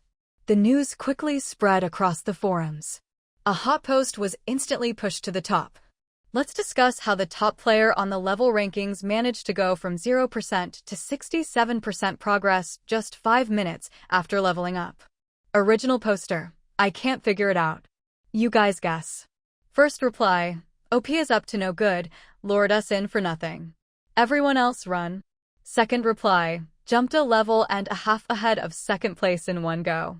Scary. Third reply. Good thing she isn't first on the battle rankings, or we tough guys would all be getting shown up by a woman. Fourth reply. I'd love to be shown up. I heard the lady is really good looking. Fifth reply. What are you guys talking about? I don't get it. Isn't the top player still not leveled up? Level 4 warrior at 87%, no change. Sixth reply. Oh please, if you're not getting forum updates, you must have no internet. Shocking. Seventh reply. Just passing by. The rankings are regional. Only the forum is global, so maybe we're not looking at the same leaderboard. But your top player is pretty weak, haha. Eighth reply. That's not fair. Druids aren't like warriors who can only gain class experience by increasing skill proficiency. She can level up just by gardening. No comparison, her level may be high, but her combat power is still trash. Ninth reply, as someone from Qingshan village, I can only smile mysteriously. You haters have no idea how brutal Muing can be. 10th reply, hoe to the head, spear to the eye, arrow through the tongue, look it up. Oh, and don't forget the daggers. Players from Qingshan territory also felt proud, glad they hadn't tried anything against her, otherwise they might have gotten their heads bashed in. Muing, meanwhile, hadn't noticed the stir she'd caused on the forums and in the territory. She was gazing lovingly at the gem tree seedling. The name was spot on. Anything that could give her so much experience at once was as precious as a gemstone. In her excitement, Muing poured half of today's Spring of Restoration onto the little seedling, then infused it with her magic to nourish it further. Finally, looking at the rather haphazard little mound, Muing took out some wood and used her wood-shaping spell to craft a small wooden fence, carefully enclosing the gem tree seedling. It was probably the most precious plant in her entire garden, well worth protecting. It was a shame she had no one to share her joy with. Cultivating the gem flower was as exciting as a proud mom wanting to show off her baby. Muing really wanted to brag a little. She remembered the first time she'd visited Grandpa Shom's garden, being dragged around as he showed off every corner for hours until she was dizzy from all his boasting. Hee. Muing suddenly had an idea and couldn't help but laugh. She went to the orchard and summoned a bird, using animal communication to ask it to find Wu Yaya and deliver a message. She was inviting Wu Yaya and Grandpa Shom to a picnic in the garden at noon. Muing found a picnic blanket and spread it out near the gem tree seedling. With a wave of her wand, her cooking magic went to work. The fruits she'd harvested from the orchard jumped into a conjured water sphere to wash themselves clean. Some were juiced, some peeled. Mint candies were stacked neatly, and the edible mushrooms sent by the mushroom folk hopped into a pot of spring water. On a stone slab, prime steaks sizzled. Smells great. What delicious food are you making, little one? Shom arrived right on time. Watching you wave that little wand and have the food cook itself, I'm a bit jealous. Haha, it is pretty convenient, Muing replied with a smile. She didn't take Grandpa Shom's words too seriously. He could make seeds plant themselves, after all. Even without cooking magic, he could achieve similar results by other means. And according to Wu Yaya, Grandpa Shom was a vegetarian who usually filled up on fruit. I want meat. Wu Yaya flew over to the steaks, calling out. Muing agreed at once. Meanwhile, Grandpa Shom, who had just sat down, bit into a fruit but stopped mid-chew, his eyes fixed on the little seedling Muing had fenced off. Is that a gem tree? Nice name. Magic and natural baptism? Rare plant? Spirit-type creatures? Little Mu, aren't you going to introduce it to me? Muing, who'd been watching him, smiled slyly. This kind of casual bragging felt great. This was cultivated from that piece of Gansha's demon tree root. I'd been infusing it with magic, but it never sprouted. When I leveled up this time, I happened to be next to it, and it benefited from that. Shom stroked his beard, full of praise. You really are the perfect druid. The natural world here truly favors you. I guess nature does look after me, Muing said, glancing at the swirling natural energy around her. By the way, what exactly are spirit-type creatures? Spirit-type creatures? There are many kinds. Flowers, trees, stones, streams, they can all give birth to spirit creatures. Some call them fairies or sprites. They're tiny, adorable beings born from the essence of all things, especially beloved by nature, Shom explained, genuinely envious. What druid didn't want a few little sprites to help tend their garden? If this gem tree weren't so closely connected to your aura, and if the spirit creatures it produces wouldn't naturally bond with you, I'd be begging to borrow it for my own garden. After lunch, once Grandpa Xiaomu and Wu Yaya had left, Muing happily summoned her player's handbook and began studying the summon lightning spell. Within casting range, she could designate a visible point above herself to summon a cylindrical thundercloud, 10 feet high and with a 60-foot radius. From this cloud, a bolt of lightning would strike any point within her line of sight, dealing lightning damage. The spell lasts for 1 minute per caster level, allowing her to continuously fire lightning bolts during its duration. As expected, third circle spells weren't so easy to master. Ying practiced from noon until dusk without success. The thundercloud always failed to fully materialize. Of course, her limited mana was also a major factor slowing her progress. And this was in the plantation, where the natural energy was rich and her mana recovery rate was nearly doubled. Here, her mana regeneration increased from 10% per hour to 18%. Third circle spells were indeed more powerful, but they also consumed a lot more mana. A single stable casting required 15 mana points. With her current abilities, Ying could only cast up to 8 third circle spells in a row at most. And since she was still inexperienced, she often wasted mana during casting, so she could actually cast even fewer times. It had been sunny at noon, but by dusk, the sky was shrouded in dark clouds. If the thunderclouds summoned by her spell weren't so low, she might have thought she was actually affecting the weather. Judging by the sky, it looked like rain was coming. And not a light one. Fortunately, the challenge in cultivating the gem tree lay in supplying it with magic and natural energy. The tree itself was hardy enough to withstand a brief downpour. After running out of mana, Ying practiced her archery and sword skills for a while. The rain still hadn't started, but the sky was growing darker. Realizing it was getting late, she teleported back to her territory. She had barely set foot in her treehouse when a thunderous boom shook the air, followed by the patter of rain drumming on the leaves. "Talk about perfect timing," Ying said, pushing open the living room window as a wave of humid air rushed in. Caught off guard by the sudden downpour, the territory's residents dashed for cover. She stood by the window for a long while, her little figurine, Shireen, sitting obediently on her shoulder, clutching a thin strand of dark green hair. As everyone retreated to their houses or tents, the territory gradually quieted down. Only faint voices could be heard from the tavern, muffled by the rain and hard to make out. This kind of thunderstorm weather was actually perfect for practicing the other form of the summon lightning spell. With her mana half recovered, she could practice 3 more times. Ying took out her wand, tapped herself to cast a waterproofing spell, and teleported to the edge of the quarry camp. The area was full of rocky hills and had a wide, open view. Since Ying had relocated the petrified lizards to the breeding camp, there were no dangerous creatures left here.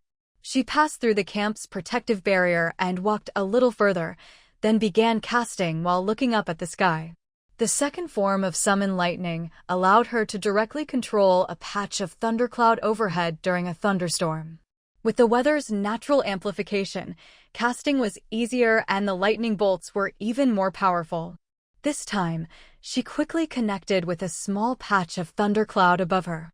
The cloud roiled and a feeble bolt of lightning flickered out before quickly fading.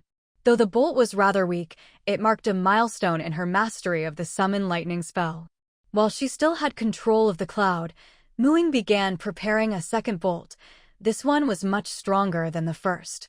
After 5 minutes, the spell ended. Ying reflected on her progress and started her second round of practice. "Professor Su, look at that cloud. Doesn't it seem odd? I've seen it flash several times just now." Professor Su put down his pen and walked to the eaves. Out of habit, he reached for his nose bridge, only to remember his nearsightedness had been cured. Though he and his wife weren't as strong as the younger folks and had little future on the professional path, their health was much better than before the apocalypse. Looking in the direction his wife pointed, Professor Su indeed saw lightning flashing repeatedly from the same spot, each bolt thicker than the last. At this distance, it's not far from the camp. I wonder if some troublesome monster has appeared again. Both of them looked worried. After exhausting her mana again, Ying returned to the quarry camp. Thinking she'd collect the accumulated stone for the territory page, she walked further into the camp. She found the 2 professors standing at the entrance, staring blankly into the rain, their pant legs soaked halfway up, and their postures oddly similar. If she hadn't recognized their faces, she might have thought someone had planted 2 wooden stakes there. "Professor Su, Professor Du, what are you looking at? Be careful not to catch a cold." The 2 snapped out of it, only then noticing their wet pant legs. Ying sensed something meaningful in the way the professors looked at her and asked, puzzled, "Is something wrong?" Professor Su said, Xiaomu, you should head back and take care of yourself. The future depends on you young people. Professor Du added, yes, today's lightning is a bit strange. Be careful if you go out these next couple of days. Hand in hand, the two professors supported each other as they went back inside. Having received a dose of concern and a mouthful of dog food, Mu Ying walked away, thoroughly confused. Was today's lightning really that weird? By the time she returned to her treehouse, night had fallen. The wolf pack and Gun were sprawled in front of the fireplace, basking in the warmth, all snuggled together. So, as soon as Mu Ying came back, she was greeted by a floor full of fluffy, adorable creatures, a cuteness overload. No way she was going to miss out on such a great opportunity. Mu Ying immediately went over and helped dry their still damp fur, giving each one a good pet, no one left out. Surrounded by fluff, Mu Ying was in bliss, not noticing when a tiny silver wolf's paw pressed down on her hand. Huh? Mu Ying paused for a second, realizing she really had missed one.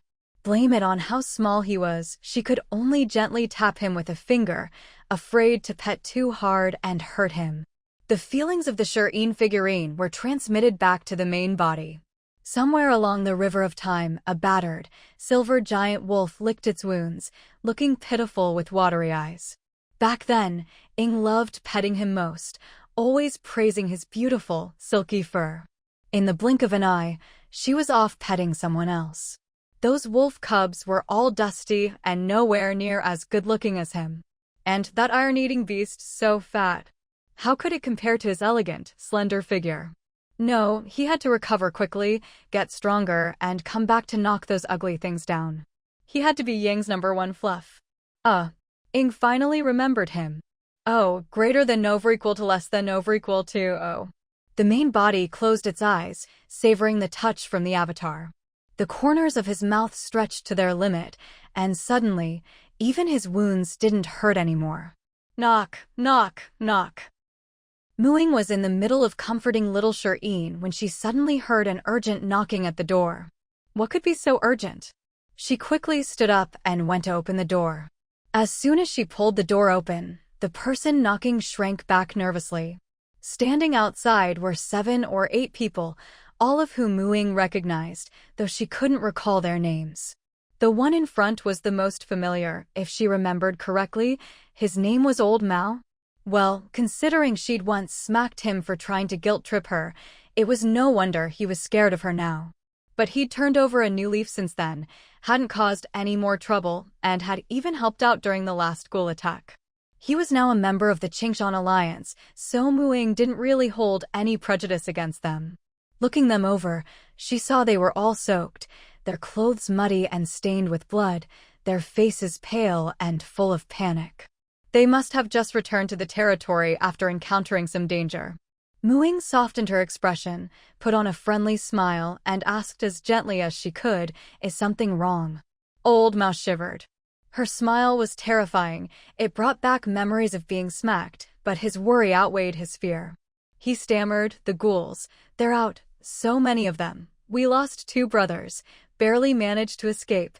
They followed us back. They're strong. Can the territory shield hold?" Mu Ying listened to his stammered report and immediately became alert. "Don't worry, the territory shield has been upgraded. It should hold. I'll go check right now." Although she was confident in the shield, she still took the matter seriously. She wouldn't be at ease until she saw it with her own eyes. Back in the ghoul dungeon, most of the ghouls she'd seen were level 3, with only one demon ghoul at level 5. But she couldn't be sure she'd seen the whole picture in that short time. According to previous patterns, dungeon monsters were usually about as strong as the top players, or even a level lower, and for now, they were trapped inside the dungeon and couldn't come out. But Mu Ying wasn't sure exactly how the difference was calculated. All she knew was that monsters capable of breaking a level 6 territory shield wouldn't appear. Even monsters that appeared directly in the world wouldn't be higher level than the highest level player. So a level 6 territory shield should be foolproof. With so many people watching, Mu Ying couldn't use her waterproof magic openly. Fortunately, before the rain started, she'd already changed into her waterproof Thousand Faces cloak and pulled up the hood, which offered some protection. She pretended to reach for something inside the door, grabbed her weapon from her storage pouch, then closed the door and hurried toward the edge of the territory. Sure enough, a group of ghouls had gathered at the territory gate, attacking the shield in vain. They looked much stronger than the last batch, but by her estimation, they were still only level 3, just like the ones she'd seen in the dungeon, no demon ghoul among them. Unfortunately, she'd already used up her mana, so the thunder summoning spell she'd just learned couldn't be unleashed to its full power. She'd have to rely on her bow and arrows. Once in range, Ying drew her bow to full, conjured an arrow, and fired, straight through a ghoul's tongue. The unlucky ghoul hit in its weak spot, dared not flick its long tongue around anymore, letting it hang limply. It eyed the direction the arrow had come from warily and retreated several steps. But the wounds from arrows were ultimately too small. For living creatures, such a wound might be fatal, but for undead like ghouls, whose bodies were already little more than walking corpses, it wasn't deadly. What's more, her arrows were made of energy and disappeared after hitting. Wait, walking corpses, undead. Ying moved closer for a better look. Sure enough, she spotted wisps of black aura clinging to the ghouls. It was hard to see clearly in the rainy night, but it was definitely there, a mark of nature's rejection. Ying slung her bow over her shoulder and dashed toward the edge of the territory. As she ran, she gripped her right hand, and a massive black scythe appeared. At the gate, she swung hard. The ghoul closest to the shield was sliced through by the scythe and, within seconds, rapidly decayed into a pile of rotten flesh, washed away by the rain. Old Mao and the others, who had followed to watch, swallowed hard. What kind of demonic move was that? Must be some kind of spell. Level 5 druids are that strong. What a shame about the tongues and claws. These ghouls are clearly higher level than the last batch, they'd fetch a better price. Because the Scythe of Balance couldn't physically touch things, no one suspected it was equipment, they just assumed it was a powerful spell. Using the Scythe of Balance against these abominations that disrupted nature's balance was as easy as slicing melons. But these ghouls weren't as brainless as the zombies from before. Even though they couldn't break through the shield, they were still drawn by the scent of flesh and kept pressing against it. After the first ghoul's tongue was crippled, the others retreated a bit. When the one at the front was instantly reduced to rotten meat by the scythe, the rest decisively fled. Ying didn't get a chance to swing a second time, nor did she chase after them. After all, her mana was depleted. She didn't even have Barkskin up, and if she chased too far and got surrounded by a horde of ghouls, it would be dangerous. Besides, ghouls had long arms and legs. Without her movement spell, she'd never catch up. Why does nature reject ghouls? Ying hadn't thought much about it before, but now she was curious. She recalled the ghouls' habits: undead, bodies that don't die or decay, an endless hunger for humanoid flesh. Unlike blight monsters or the Ganch's demon tree, ghouls didn't corrode nature's power or devastate forests. On the surface, they didn't seem to harm nature. But on closer thought, undead, unnatural beings who retained mobility and some intelligence were themselves a disruption of nature's balance. And ghouls didn't eat flesh to sustain life, but simply to satisfy their hunger. Their bodies had long since lost any vitality. They specifically targeted humanoids, and if there was no carrion, they'd attack the living to create corpses. How was that any different from people who hunted and felled trees not for survival, but just for the thrill of destruction? So nature isn't just about plants, it's about the natural order of life itself. Ying realized why even humans were surrounded by the power of nature. Valuable living beings and inanimate matter were all part of nature, but those undead with no life, no value, only pure malice and a lust for killing were rejected by nature. You have gained a deeper understanding of nature. Your class skills have been enhanced to varying degrees. Your compatibility with the bracelet of nature has increased. The effects of Spring of Restoration, Claw of Rebirth, and Scythe of Balance have been strengthened. This time, the upgrades covered a wide range of areas, but each individual improvement was rather minor. There weren't any major changes to her skill descriptions or equipment info, but there were definite enhancements. For example, her class skill, Natural Recovery, now restored a bit more. Nature's Eye gave her sharper insight into the power of nature. The Spring of Restoration had increased from one large bowl per day to a small basin, and the daily yield from Claw of Recompense had also gone up. The people behind her only saw her stand there in a daze for a moment after slaying a ghoul, before snapping back to her senses. "It's fine, the ghouls can't break in. We'll figure out a solution tomorrow," Muing said to Lao Mao and the others. "All right, okay," Lao Mao nodded. The next day, the weather cleared up. Everyone planning to leave the territory passed by the territory's notice board and, as usual, glanced at it, only to be drawn in by a newly posted announcement on the residence bulletin. Notice: ghouls have appeared again, estimated to be around level 3. We are now recruiting residents willing to participate in the ghoul extermination operation. Please gather this evening. Note: do not linger outdoors after dark to avoid being surrounded by ghouls. Muing. The ghouls are finally out again? Time to make some money. I'm going to check the price for level 3 ghoul tongues and claws. Level 3 ghouls? No way I can handle one alone. I'm staying in today and waiting for tonight. These were the original residents of the territory. They'd participated in the last ghoul extermination, made a tidy profit, and suffered almost no casualties. So instead of worrying, they were excited. There wasn't a trace of fear.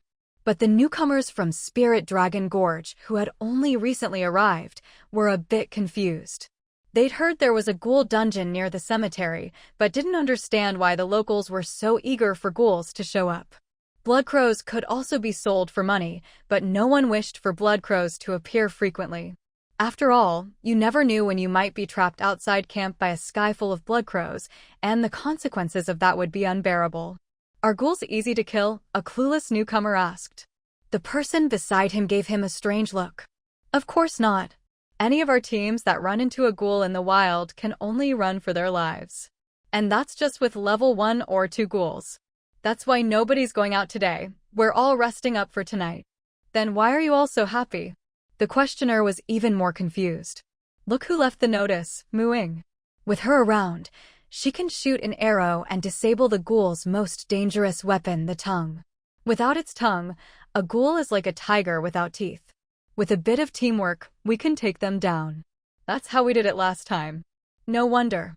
He couldn't help but envy those who'd been in Qishan territory from the start. Having someone powerful to rely on felt great. But now Muing was their backer too.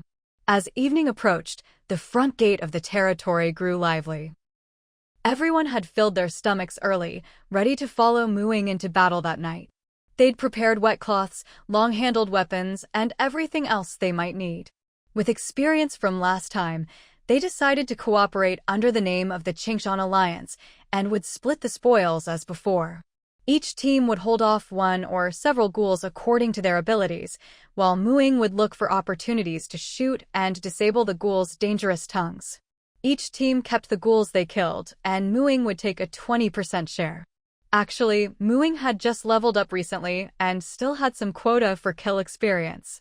Although the kill experience ratio had dropped again, now only 10%, at level 5 she could get about 150 points of kill experience. Not long ago, she'd gained a huge amount of class experience from cultivating the gem tree and was only 500 experience points away from leveling up. But her newly unlocked third circle spells and class skills still needed a lot of time to master, so she wasn't in a rush. So she decided to let the others have the kill experience from the ghouls this time. She had a feeling that the reason the ghouls had appeared this time was because she'd leveled up, loosening the dungeon's restrictions. Roughly speaking, monsters up to 2 levels below her could now come out. She just wasn't sure if this applied only to the ghoul dungeon. If it applied to all dungeons, then the dungeon restriction was probably determined by the highest level player in the area.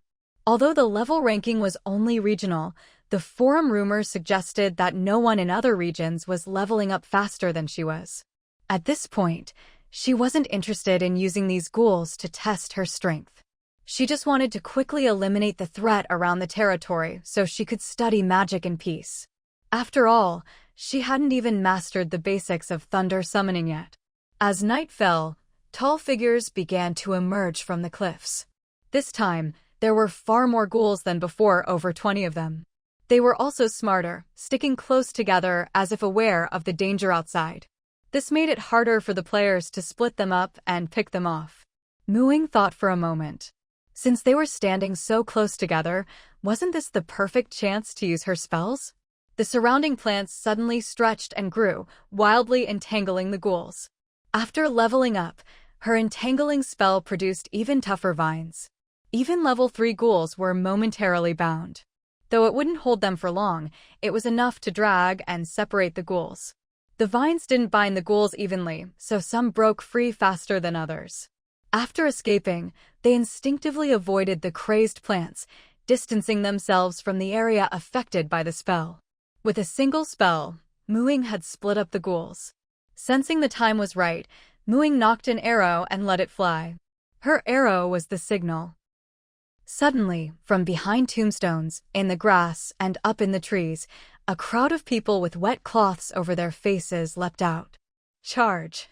They moved in squads, quickly dividing up the ghouls and luring them further apart to prevent them from teaming up and causing trouble. A single squad could handle one ghoul without issue.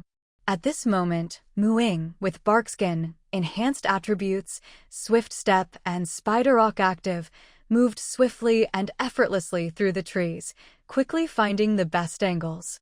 With aiming assistance and her mastery of archery skills, she leapt, aimed, drew, and shot in one seamless motion. Sometimes she crouched, sometimes she stood steady, sometimes she hung upside down from a branch. Every shot hit its mark. Her acrobatic, mobile shooting style stunned the new players who had just joined the territory. Only now did they truly understand why the other residents spoke so highly of Ying's combat prowess. So it was true, a druid could outshoot a ranger. Some of the players who'd chosen ranger but had never practiced archery still had less than a 60% hit rate and could only shoot while standing still. In group battles, they didn't even dare use a bow, afraid their arrows would hit allies instead of enemies. The basic archery skill taught by the ranger class only covers things like how to aim and how to draw the bow. It doesn't instantly boost your accuracy. That all takes long-term practice.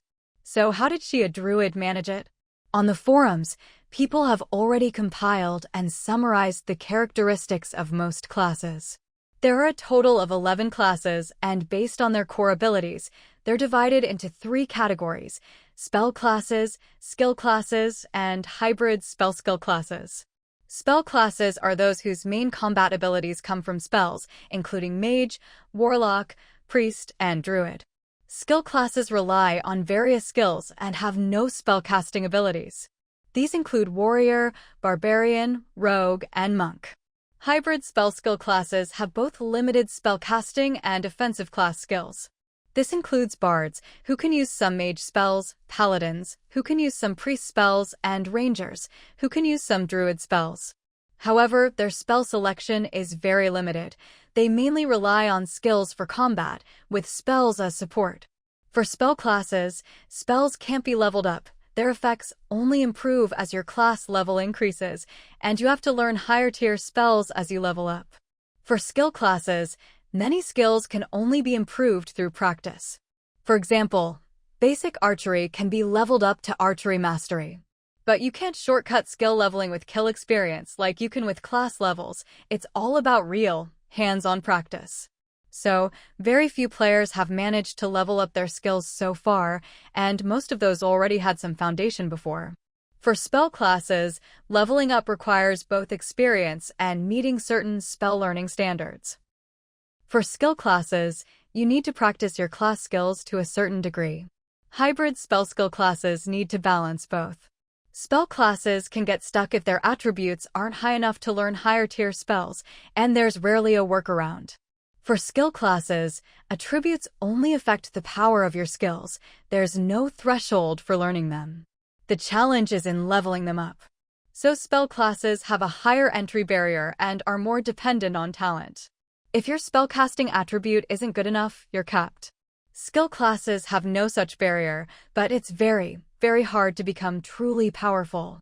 Sometimes, spell classes of the same level are stronger than skill classes. From an outsider's perspective, Ying, a druid with no archery training, who was just an ordinary high school senior before the apocalypse, has archery skills so good it's almost unnatural. She puts even rangers, who have archery as a core skill, to shame. Actually, Ying is benefiting from her elf race. Her agility is already high, plus she has the 1,000 Faces set and spells to boost her agility. On top of that, her starting archery skill is already at the 2nd tier, Archery Mastery, which allows for shooting while moving. Add in her crosshair skill for assistance, and of course she's fast and accurate. Looking at the druid's spells and class abilities, it's clear this is a class without strong offensive power, but with endless support options. In a team, it's a jack-of-all-trades that can fill any role, but alone, it's rather mediocre. But Ying isn't a typical druid. She doesn't need to support others, she uses all her spells to support herself, making her effectiveness more than double. Her elf racial skills make up for her lack of offensive options, and her gains from the multiverse trials have made her even more versatile. A typical druid has no weaknesses, but also no outstanding strengths, just average all around. Ying, on the other hand, has no weaknesses and excels in everything. In the end, this group of level 3 ghouls didn't cause any real trouble. After harvesting materials from the ghouls, everyone happily split the loot and went home. That night, the copper coin pawnshop was packed with customers. Another wave of well-off residents moved into the treehouses. The next day, they tried the same trick again, but no more ghouls appeared. Thinking back to what she saw in the ghoul dungeon last time, Ying decided to stake it out for a few more days. Meanwhile, inside the ghoul dungeon, in the abandoned crypt hall, the wraith glared at the dungeon gate, full of hatred. It was much smarter than the ghouls. It thought that by sending out almost all the ghouls at once, it wouldn't lose them one by one like last time. The 2 corpses it recovered yesterday proved its strategy was working. But today, that group of idiots still hadn't returned. They were probably doomed. That was almost all its subordinates. What could the few remaining ghouls possibly accomplish? Sensing the wraith's fury, the remaining ghouls trembled in fear. The wraith decided to be patient and wait until the dungeon fully merged before launching an attack. It glanced at the stone door behind the stone chair. When the time comes, those humans outside will pay. For several days, no new ghouls appeared, and the extermination campaign came to a temporary halt. Lord, based on the numbers you saw last time, there shouldn't be many ghouls left in the dungeon, right? Should we go in and check? Someone was still eager for action, wanting to press the advantage. A level 5 wraith, do you think I can take it? Ying looked at the unfamiliar questioner. She did recognize his companion, though, the big guy who'd questioned her at the entrance to the Linglong Gorge camp. You're level 5 now, aren't you? Guan Hai was already impressed by her and had total confidence in her strength. Ying saw that the others were all nodding in agreement with Guan Hai, and she couldn't help but twitch her lips. I'm just a druid who's not good at offense. Even if we're the same level, I just leveled up and haven't even learned my 3rd tier spell yet. How am I supposed to take on a wraith head-on, especially on its own turf? Is it really not possible? Lu Luoluo asked. Ying, really not possible? Lord, you're just lacking confidence. With your archery, swoosh, swoosh, swoosh, every shot hits. Just go in and pin down the wraith's limbs with a few arrows. Guan Hai was getting more and more excited, as if he could already see Ying dominating the battlefield. Ying facepalmed. First of all, my arrows aren't physical. They can't pin anything down. Even if they could, the wraith would break free in no time. And I can't shoot that fast either. Seriously, don't get cocky. What do you all think is the most important thing in the apocalypse? Money, attributes, gear, strength, life. Ying is right. Life is the most important. If you lose your life, you lose everything. Be prudent, don't get reckless. Since the wraith can't get out for now, it can't threaten us, and it can't escape either. So why not wait, improve our strength, and then challenge it? Sometimes, the difference between life and death is just a matter of timing. Besides, I can't even say for sure that I saw everything in the dungeon last time. What if there's something we missed? If we go in now, aren't we just throwing ourselves away? I'm not willing to risk it. Ying spoke seriously to those around her, hoping they'd all learn to be more cautious and protect themselves. Otherwise, the territory would lose people for nothing. Prudent? Isn't that just being a coward? Someone muttered quietly, only to be silenced by a glare from the person next to them. Ying heard that muttered complaint and shot the person a speechless look. Calling it playing it safe isn't wrong. Don't be fooled by how safe things seem right now. If you don't work hard to improve yourself, you might just get eliminated. Sure, monsters above our level either haven't arrived yet or are still trapped in dungeons, but powerful monsters will come one day, and the dungeons will eventually merge with the main world. When that happens, what will we rely on? The territory shield? That thing burns through money every day just to keep running. How many people can actually earn enough just by staying inside the territory? So strength is what really matters. Improving your abilities is first and foremost about survival. Living better comes second. For the sake of a little loot from monsters or dungeons, you'd rather risk it all than spend the time to get stronger and increase your chances of winning? Is that really worth it? Have you mastered all your class skills? Maxed out your training? Reached a high enough level? Stop treating this like a game. Just because a monster shows up doesn't mean you have to kill it, or that you have to be the first to clear every dungeon. How long have we even been in our jobs? Did you notice? Little Tom from Sarah's Eatery, he's just a kid, and he's already got a class. Now think about all the other outsiders like him. If they all started learning these abilities so young, there are probably even stronger people where they came from. Can we really compare? What we're really lacking is time to get familiar with our abilities. Even I'm scared the third monster wave could come at any moment. Aren't you worried? So why rush into danger? We haven't even finished digging out the potential in ourselves, and you're already aiming for the stars. Yeah, you're right. The person who'd been so dismissive just now nodded repeatedly, clearly spooked by Ying's words, as if a horde of terrifying monsters was about to rain down from the sky at any moment. The others fell silent, too, their restlessness after the ghoul hunt settling into a sober mood.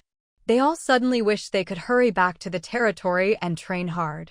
Seeing everyone calm down, Ying nodded in satisfaction.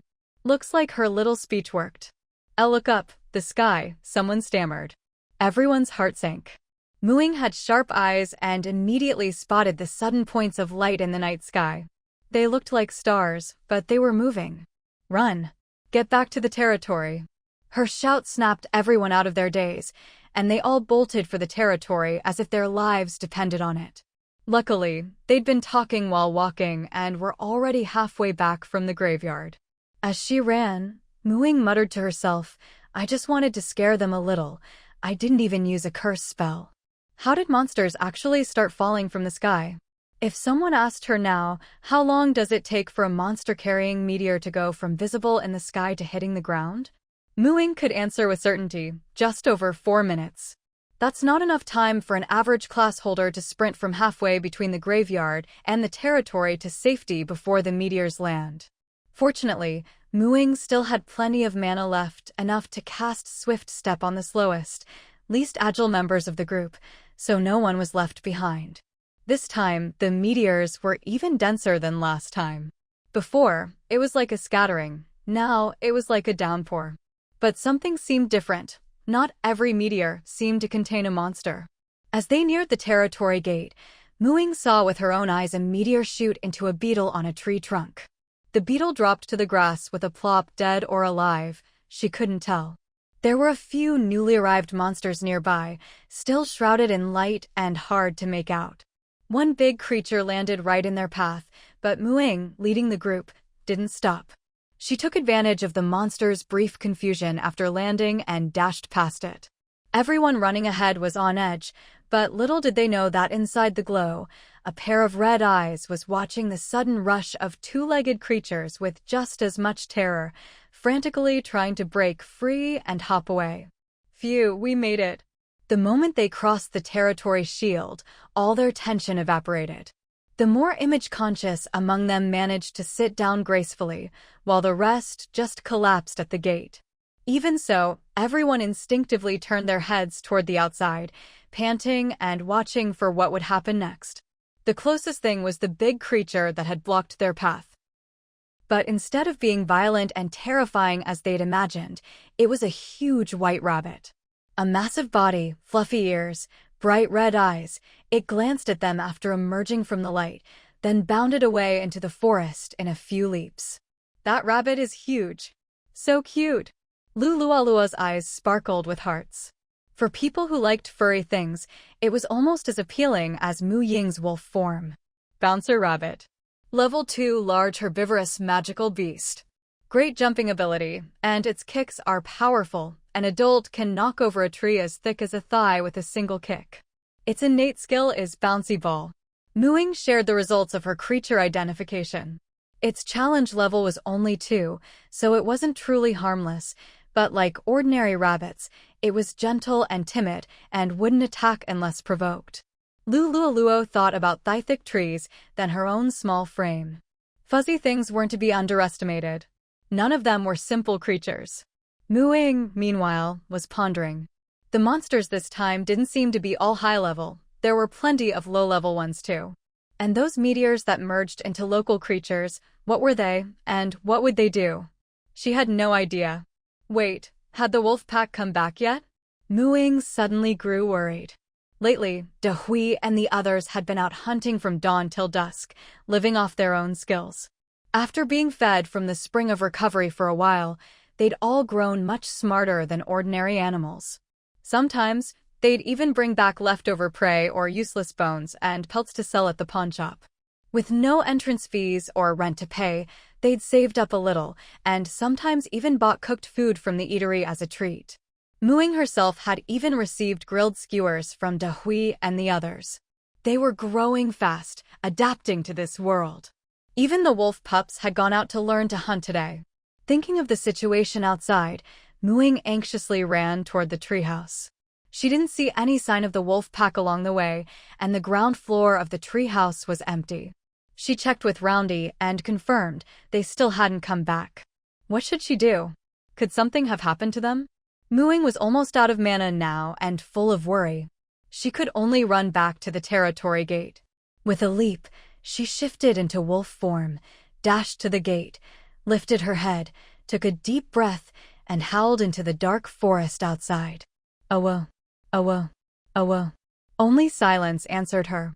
What's wrong with Mu Ying? It seems the wolf pack hasn't come back yet. I heard even the wolf pups went out to learn to hunt today. Huh? Mu Ying wasn't the only one worried. Over this period, these affectionate wolves had captured the hearts of most players, especially the wolf pups, who would flop down for belly rubs in exchange for a bit of jerky. Shoo quiet. Everyone stopped talking and listened intently. Mu Ying had already caught the faintest hint of a distant wolf howl, barely audible due to the distance.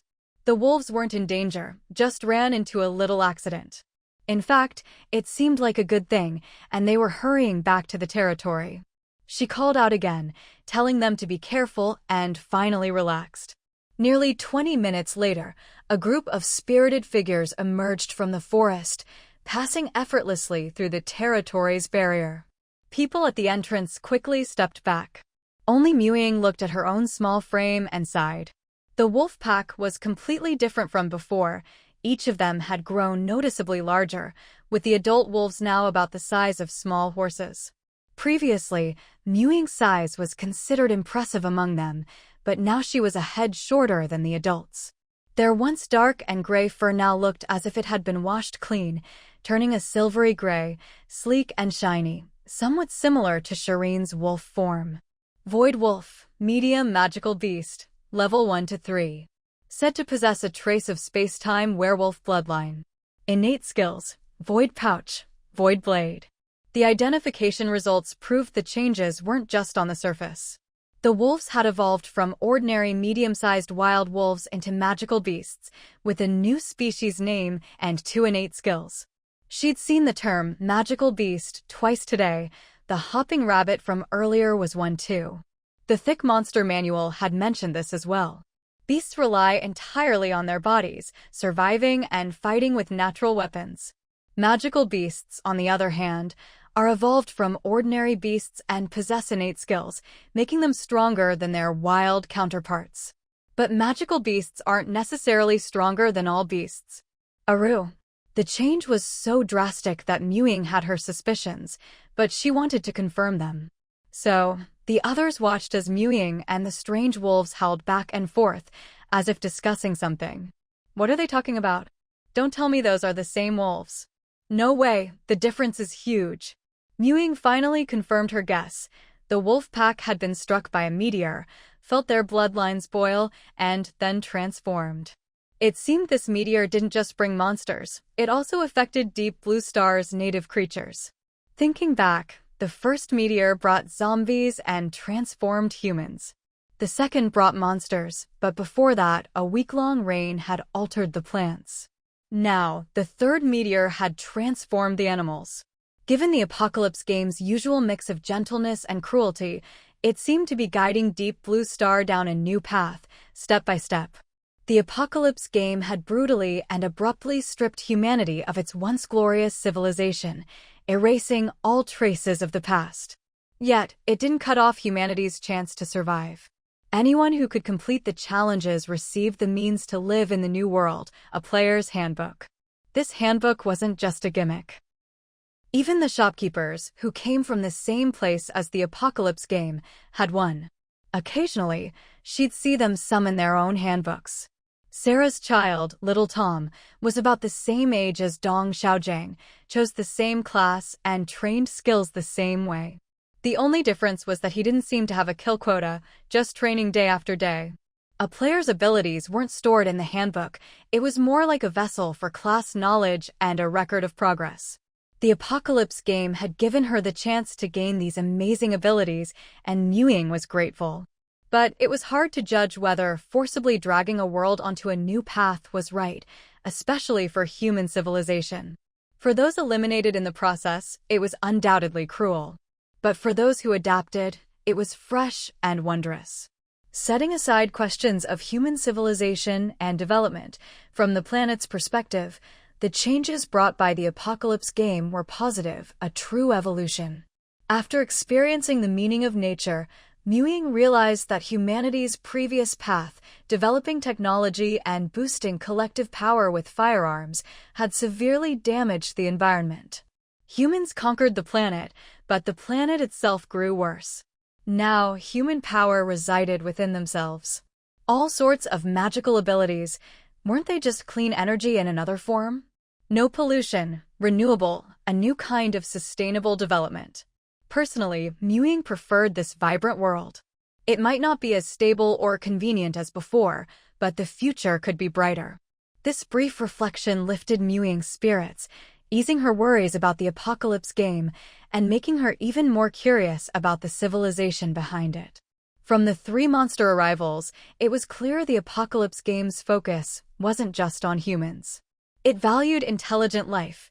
Humans were the first to be transformed, and it provided safe zones like camps. But plants and animals were also under its protection, given the chance to evolve.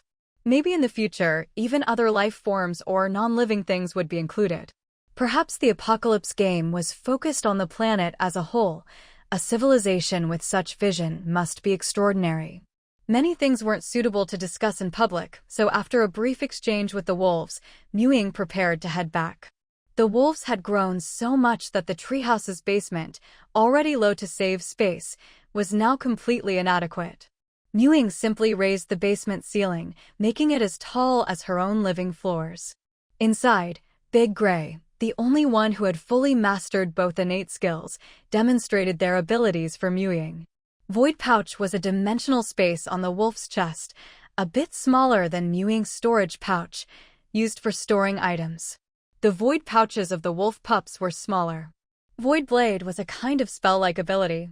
For now, only Big Gray could form a proper Void Blade.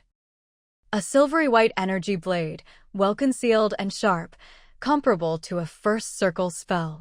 After evolving, Big Gray and the others instinctively understood their species and abilities. Both Void Blade and Void Pouch could be further improved. As for the relationship between Void Wolves and Space-Time Werewolves, Big Gray wasn't sure, but they all felt their newfound strength was thanks to Shireen, perhaps from spending so much time together and being influenced by his spatial abilities. Spring, spring, spring. The next morning, amidst the usual chirping and twittering of birds, a particularly clear and bright call stood out. After getting up, Ying pushed open her window to look outside. Not far away, the wild pear tree was suddenly covered in clusters of small white blossoms overnight. A bird, about the size of a palm, perched on the tree, calling out spring, spring. Its whole body was a tender yellow, making it especially eye-catching against the white flowers, and a group of little sparrows flitted around it. The sound of the window opening caught the bird's attention. It cheerfully flew over and landed on the windowsill of the treehouse. Ying glanced at where the bird had landed, the way it skillfully nudged the sparrows aside. What was there not to understand? Herald of Spring Bird, Level 1's small magical beast. A bird that always arrives with the spring. They rarely sing outside of springtime. Innate skill, Herald of Spring. Rarely sings outside of spring? Then what was it doing just now? It's already the tail end of summer, almost autumn. Puzzled, Ying watched as the Herald of Spring bird tilted its head and nuzzled her hand. Spring. You're leaving. With animal communication activated, Ying understood its meaning. She took the small wooden bowl from the windowsill, filled it with spring water of restoration, and pushed it in front of the Herald of Spring bird. Thank you for bringing me spring. See you next year. The Herald of Spring bird gave a shy chirp. This time, instead of shooing the sparrows away and drinking first, it let the sparrows have all the spring water, then silently spread its wings and flew off. It was time for the little sparrows to face the wind and rain on their own. They had long expected their sparrow mother to leave, so they weren't surprised. After all, they'd already started building their own nests. The Herald of Spring bird's innate skill lets plants and animals sense the arrival of spring. But the bird itself doesn't like to create a false spring with its skill. Instead, it chases after spring, singing wherever spring is about to arrive, reminding all living things that spring is coming. Some say it's the messenger of spring, hence its name. The wild pear tree, which had bloomed out of season, quickly shed its blossoms within a few hours after the Herald of Spring bird's song faded, leaving only a carpet of fallen petals. As she bid farewell to an old friend, many new ones arrived, though they looked rather bedraggled. They were the second group of people from the Linglong Gorge camp, having seen the news posted by the previous group on the forum. This time, the group was even larger, 300 to 400 people in all. But their luck wasn't great. The first day went smoothly, but last night, they were startled by newly appeared monsters. They spent a night resting at the traveler's cabin before hurrying desperately to Qingshan village. The stretch of stone road was relatively safe. Although strange, unknown beasts often lurked nearby, they never attacked. Ironically, it was the final stretch through the forest where, if they weren't careful, they would startle the wild animals. The beasts now were much fiercer than before. Fortunately, there were enough people in the group that everyone could help fend them off, and so they finally made it to the gates of Qingshan village. Ying paid them no mind, her attention focused on the territory management panel before her. Residents, 3021. She checked the adventure log again, still no new information. Upgrading a village to a town wasn't so easy. Just look at Lingtian village, which was overpopulated but underdeveloped, and Luosha camp, which had the highest development but not enough people. Both population and development were essential for a territory. Together, they determined the territory's prosperity. Ying sighed, letting go of her obsession with upgrading the territory, and started thinking about what else she could build. The territory already had a full range of shops, but they were all low-level, selling mostly ordinary goods. For now, that was enough. There weren't many people who could afford green equipment, and the territory couldn't handle higher-end goods anyway. Also, all the current shops were run by outsiders. Ying wasn't sure if these shopkeepers planned to settle down long-term or just saw this as a place to make a quick profit. After realizing that the civilization behind the Apocalypse game was anything but simple, she understood that to these outsiders, Deep Blue Star was probably a backwater. The territory now relied heavily on them for supplies. If they decided to leave one day, what would happen? Recruit new shops? Muing thought about all the ordinary residents in her territory, people with average stats and no hope of leveling up. Why not take this chance to shake up the territory's trading system and give the residents an opportunity? Right now, it was unrealistic to expect residents to open shops. They couldn't supply enough goods to keep a shop running, and most couldn't even afford to rent a treehouse on their own. She thought back to the old days in poor rural villages, where there wasn't even a proper commercial street. How did people manage the flow and exchange of goods? Muing knew what she needed to do. Facility, trading market. Function, a public trading area for small stalls where goods can be set to sell automatically at a fixed price. Size, 1,000 square meters. Required materials, energy, wood, treehouse. Blueprint conversion cost, 200 energy. The blueprint for the trading market wasn't expensive, but the large area meant it would take a fair amount of resources to build. The trading hall would still be based on a treehouse, since no matter how big a treehouse was, there was no need to worry about structural support. But a treehouse alone wouldn't suffice. The trading hall needed to be spacious and offer convenient trading functions. Muing chose a spot for the trading hall not far from the territory's main gate, right behind the row of bulletin boards. First, she needed a treehouse big enough for the job. Once the area was set, the treehouse began to take shape from the floor up. Many newcomers to the territory were at the bulletin boards collecting their ID cards and were stunned to see planks of wood appearing out of thin air, spreading out in midair with the support of the trees. Even the veteran players in the territory were unsettled. Such a big building, what was the Lord planning now? Under their watchful eyes, the floor was laid, then the walls began to grow. They stopped at just a meter high, with only a few pillars reaching the height of a normal house, then came the roof. Finally, wooden platforms rose up inside the building. The whole structure was round, like a giant pavilion, with as many as 8 entrances of various sizes. Outside, a 2-meter-wide platform encircled the building, and the aerial walkways extended to connect with it.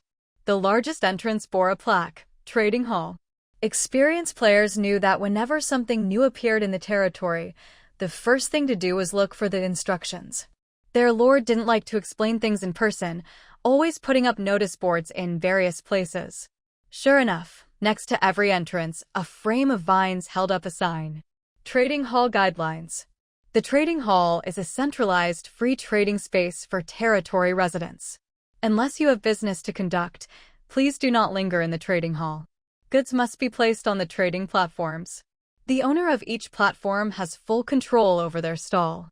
Platform rental, 1 copper coin/day, special introductory price for the first month.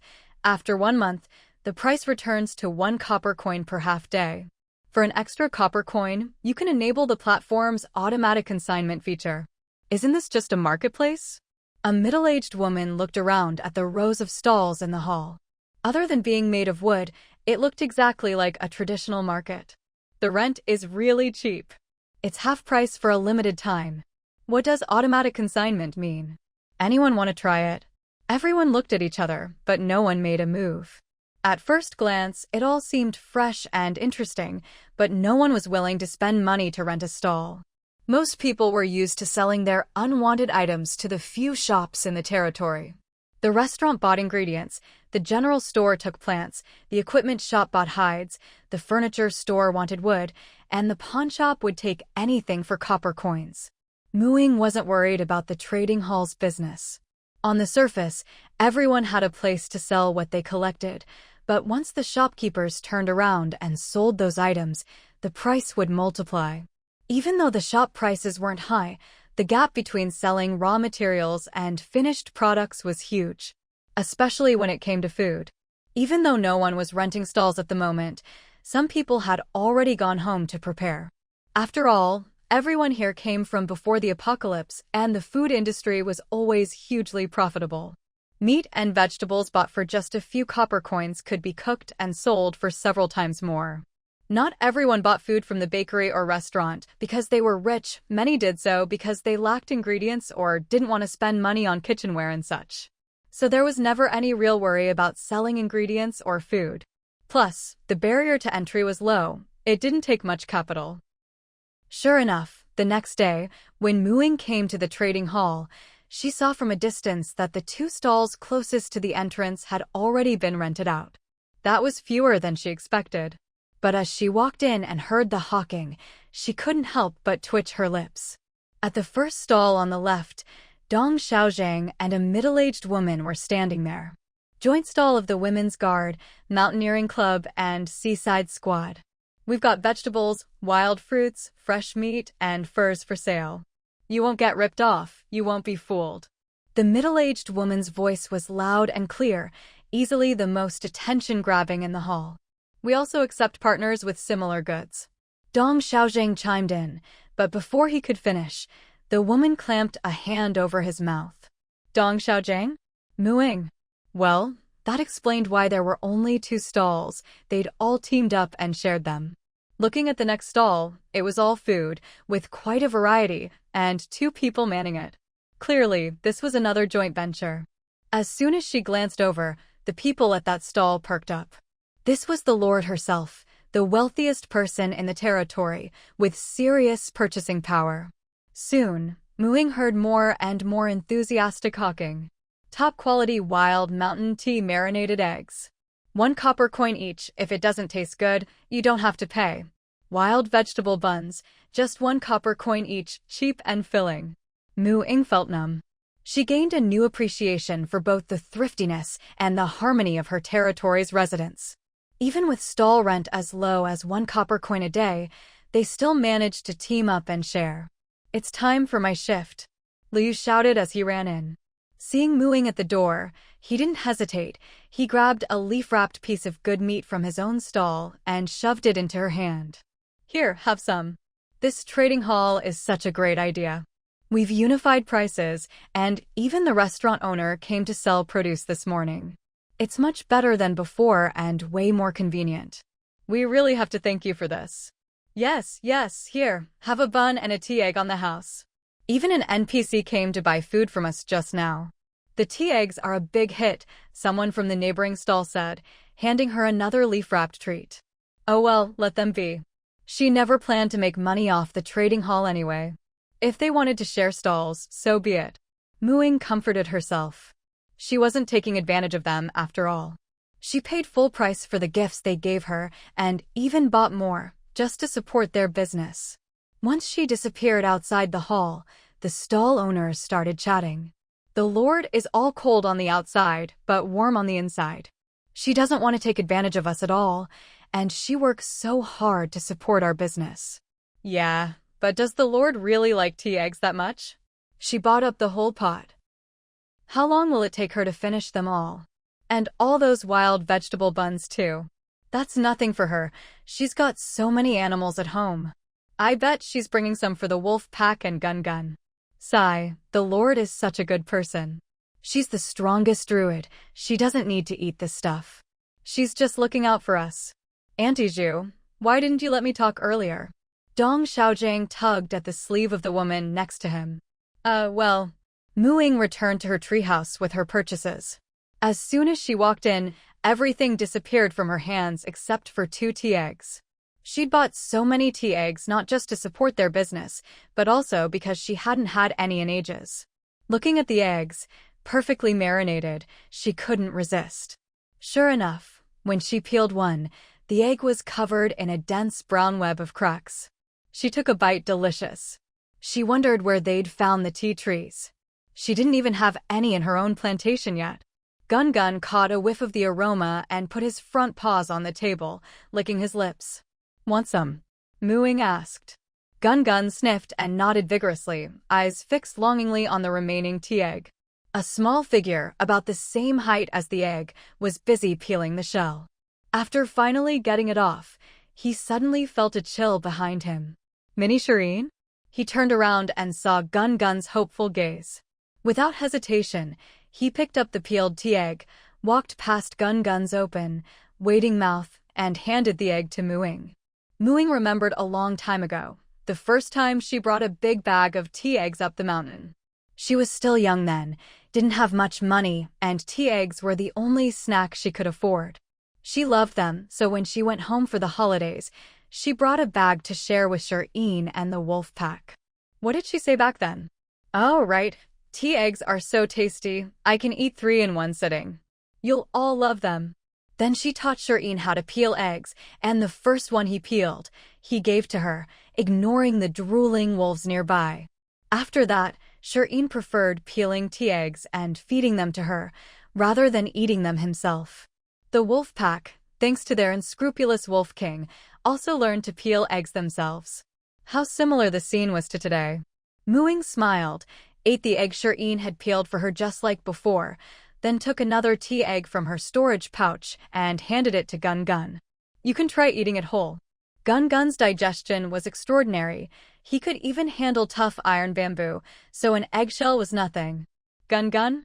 Aren't I your favorite little darling? He puffed up his cheeks, decided to sulk in the corner for a bit, but of course, didn't forget to take the tea egg with him. At the break of dawn, Professor Su came out of the house with a basin of water to pour out. Suddenly, he saw 2 figures by the pile of rocks. He looked closely, then broke into a smile. Xiaomu, out practicing spells so early again? And Gun Gun is with you today. That's right. He was bored playing by himself, so he decided to tag along. Anyway, there's nothing dangerous in the rocky forest, Muing replied, greeting him with a smile. As she spoke, she waved her hand and transformed all the stones the quarry workers had dug up yesterday into building materials, storing them in the territory interface. Professor Du heard Professor Su talking outside, so she came out with a jacket to drape over him. Noticing that Muing was dressed a bit lightly, she reminded her with concern, Xiaomu, it's autumn now. The mornings and evenings are chilly, make sure to wear more layers. Got it. Thank you for your concern, Muing replied. She was wearing a long-sleeved dress and wasn't actually cold, but since Professor Du had reminded her to dress warmly 2 mornings in a row, she decided she'd add an extra coat to her Thousand Faces garment's appearance in the future. After storing away all the building materials, she waved goodbye to the Su couple and left the quarry camp. Everyone in the territory had their own work to keep them busy. Survival left them little time for leisure. It had been more than half a month since the last monster incursion. Ever since the trading hall was built, she'd focused her energy on learning third circle spells. At first, she only practiced in the plantation. There was a long way to go from first contact with a spell to being able to cast it successfully with the desired effect. It usually took 3 or 4 days. When she was still unfamiliar with the spells, the effects weren't up to standard, but it didn't really matter. That was until the first time she managed to cast a fully formed lightning summon spell and instantly charred a fruit-laden orange tree. Only then did she realize that third circle spells were no longer suitable for practice in a plantation full of plants. So, she started looking for a new place to practice. Naturally, she thought of the rocky forest, where she'd practiced a different form of the lightning summon spell during a thunderstorm. She carefully picked a spot just outside the quarry camp, a place with a good view and close to the camp. Whenever she reached a certain level of proficiency with a spell, she'd come here to consolidate and improve. After the last meteor shower, traces of magical beasts and monsters had appeared everywhere. In the first few days, you could hear the roars of fighting all over the territory as creatures scrambled for territory. The braver and more careful players who ventured out to scavenge made a killing. But after a few days, things settled down. Whether in groups or alone, the beasts had staked out their own territories by force. Near the territory, because players were so active, there hadn't been many powerful wild beasts even before the meteor shower. So after the meteor shower, there weren't as many monsters around the territory as elsewhere. After a few skirmishes with the players, most were either dead or had fled. The rocky forest used to be the domain of the petrified lizards. After they were rounded up, only small animals and players on gathering quests for spiky grass were left. After the last meteor shower, 2 eagles here evolved into a new dominant species, a third-level magical beast called the giant eagle. But after Muing spent a few days practicing lightning summon here, the eagles moved to another part of the forest and rarely came near the quarry or livestock camps. So, practicing spells here was actually quite safe. To be efficient, she usually came in the morning, practiced for over an hour, drained her mana down to about 25 points, then returned to the plantation, either to tend plants and gain profession experience, or to practice archery and swordsmanship.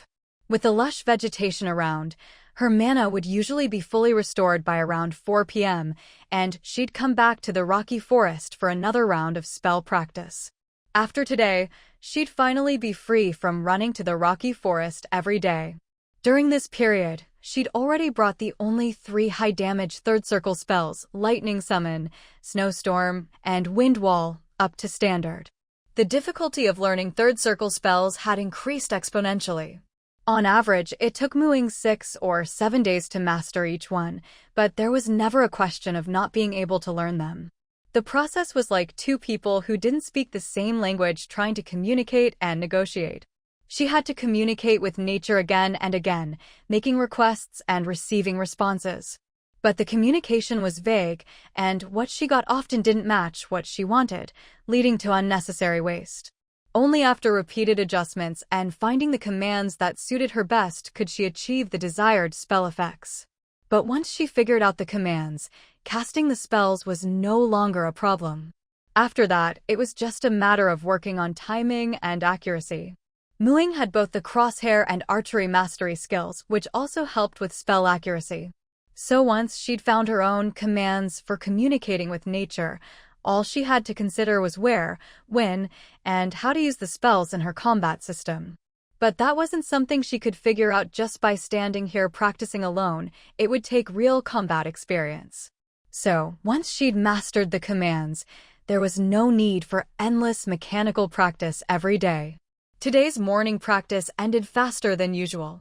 After all, she'd already mastered these 3 spells, unlike before, when she had to analyze each attempt and figure out what to adjust in her communication next time. If she cast them in quick succession, each spell only took a few minutes. "All right, let's head back," Muing called to Gun Gun. While she was practicing, Gun Gun had been sitting off to the side, gnawing absent-mindedly on some iron bamboo, staring blankly at her, clearly bored. "Isn't following me less fun than playing in the plantation or around the territory?" "I can't even look after you while I'm practicing spells," Muing said, rubbing his big head. Yes, it was a big head now. She needed both hands to give it a good rub. He was already about the size of a normal adult panda before the apocalypse, though technically still a juvenile. Muing wasn't sure if he was even the same species as ordinary pandas. Just looking at his strange skills, she could tell he was different. Maybe he'd even outgrow normal pandas. But his strengths were clearly in strength and constitution, with low agility. He could probably carry her, but might move even slower than she did. So, the idea of making him her mount was a no-go. Gun Gun shook his head, put the half-eaten iron bamboo back in his basket, and stood up, turning his backside toward her. Muing immediately understood, seeing the dust on his round rear. Ever since he realized how much players liked his appearance, he'd become very conscious of his image. Every night, he'd go to the lake with the wolf pack to groom his fur. He loved being clean. If he got dirty during the day, he'd come find her for a cleaning or cleansing spell. If he couldn't find her, he'd hide out in the treehouse or plantation, never showing his dirty self in public. He was quite the stickler for appearances. It was almost time to draw blood from the petrified lizards again, so Muing planned to return to the plantation to prepare some sleeping potions. These days, she only used the treehouse in her territory for living in. Instead, it was the plantation that had been expanded again and again, becoming her true base of operations. Anything she didn't want others to see was stored here. As soon as you entered, there was an open kitchen even better equipped than the one in the treehouse, with a small dining area and a lounge. To the left of the entrance were 2 rooms, one for storing the territory's income, and the other for residence deposits. On the right were 2 more rooms. The outer one was her workshop, and the inner one was a storage room. The workshop wasn't large. By the window stood a solid wood work table, 4 meters by 2 meters, covered with cauldrons and other potion-making equipment. The window was huge, and when opened, the whole room was flooded with light. Behind the work table was a medicine cabinet taking up an entire wall. Some drawers already had wooden tags carved with the names of herbs, filled with the medicinal plants she'd processed. Next to the medicine cabinet was a small finished products shelf, holding some potions she'd made for practice. Both the table and the cabinet were crafted bit by Mu-Ying herself, using her wood-shaping spell. She took a porcelain dish, fetched the corresponding herbs from the cabinet, and then went to the work table to process and brew them. By noon, she'd finished making potions and rubbed her slightly sore shoulders. Looking up, she saw the figurine-like Ying sitting on the windowsill, chin propped on his hand, dozing off, his head bobbing. She couldn't help but smile. Her gaze drifted out the window. Old Yellow Ox was strolling leisurely in the garden, while Roundy was sitting on the grass, half-heartedly gnawing on some iron bamboo, all the while keeping an eye on her. Mu-Ying had a feeling that Roundy had been acting odd since yesterday. He didn't go play in the bamboo grove anymore, and even went to the canteen less often. No matter where she went or what she was doing, he just sat there obediently, watching her, but never coming over to interrupt.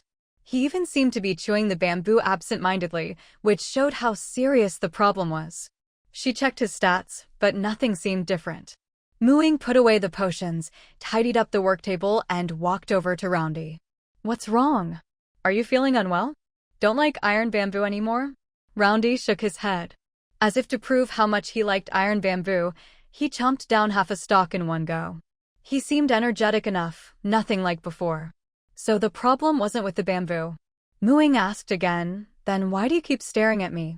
Didn't you used to play by yourself when I was busy?" "Roundy? I wasn't looking at you." Mu-Ying. All right, maybe she was just being self-absorbed. Maybe he was just spacing out in her direction? Still a bit uneasy, she asked, "You're sure you're not feeling unwell anywhere?" Roundy nodded. He felt great. Mu-Ying was finally reassured and went inside to cook. Occasionally, when she glanced back, Roundy was still sitting there daydreaming, looking in almost the same direction as before, definitely not staring at her. After lunch, Mu-Ying took the potions and teleported to the breeding camp. There weren't many people at the camp. The only ones there long-term were Lu Luoluo herself, Uncle Li, who took care of the livestock and handled butchering, and Aunt Wang, who cooked food for the petrified lizards. The three of them managed the camp well. Mu-Ying had already promoted them to official residents, and each had their own rest area at the camp. The rest were mostly transient workers who came to gather spiny grass. Lu Luoluo was at the quarantine barrier, observing the petrified lizards. 2 of the females were pregnant. When she saw Mu-Ying arrive, she happily pulled her into her own rest area to chat. "Haven't seen you in ages." Lu Luoluo poured tea and brought out snacks. "These are oranges I just bought at the trading hall this morning. They're pretty sweet, try one. And I made this tea myself." There were plenty of citrus farmers around Qingshan town, so lately, hunting parties often brought back oranges. Whether they were sweet or not was another matter.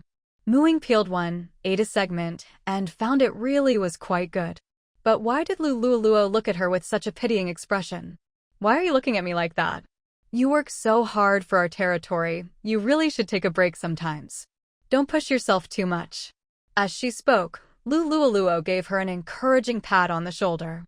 Mu-Ying was baffled, full of question marks. She slept until she woke up naturally every day, ate and drank well. How is she working hard? Is there some weird rumor about me going around the territory again? Lately, no one's seen you around.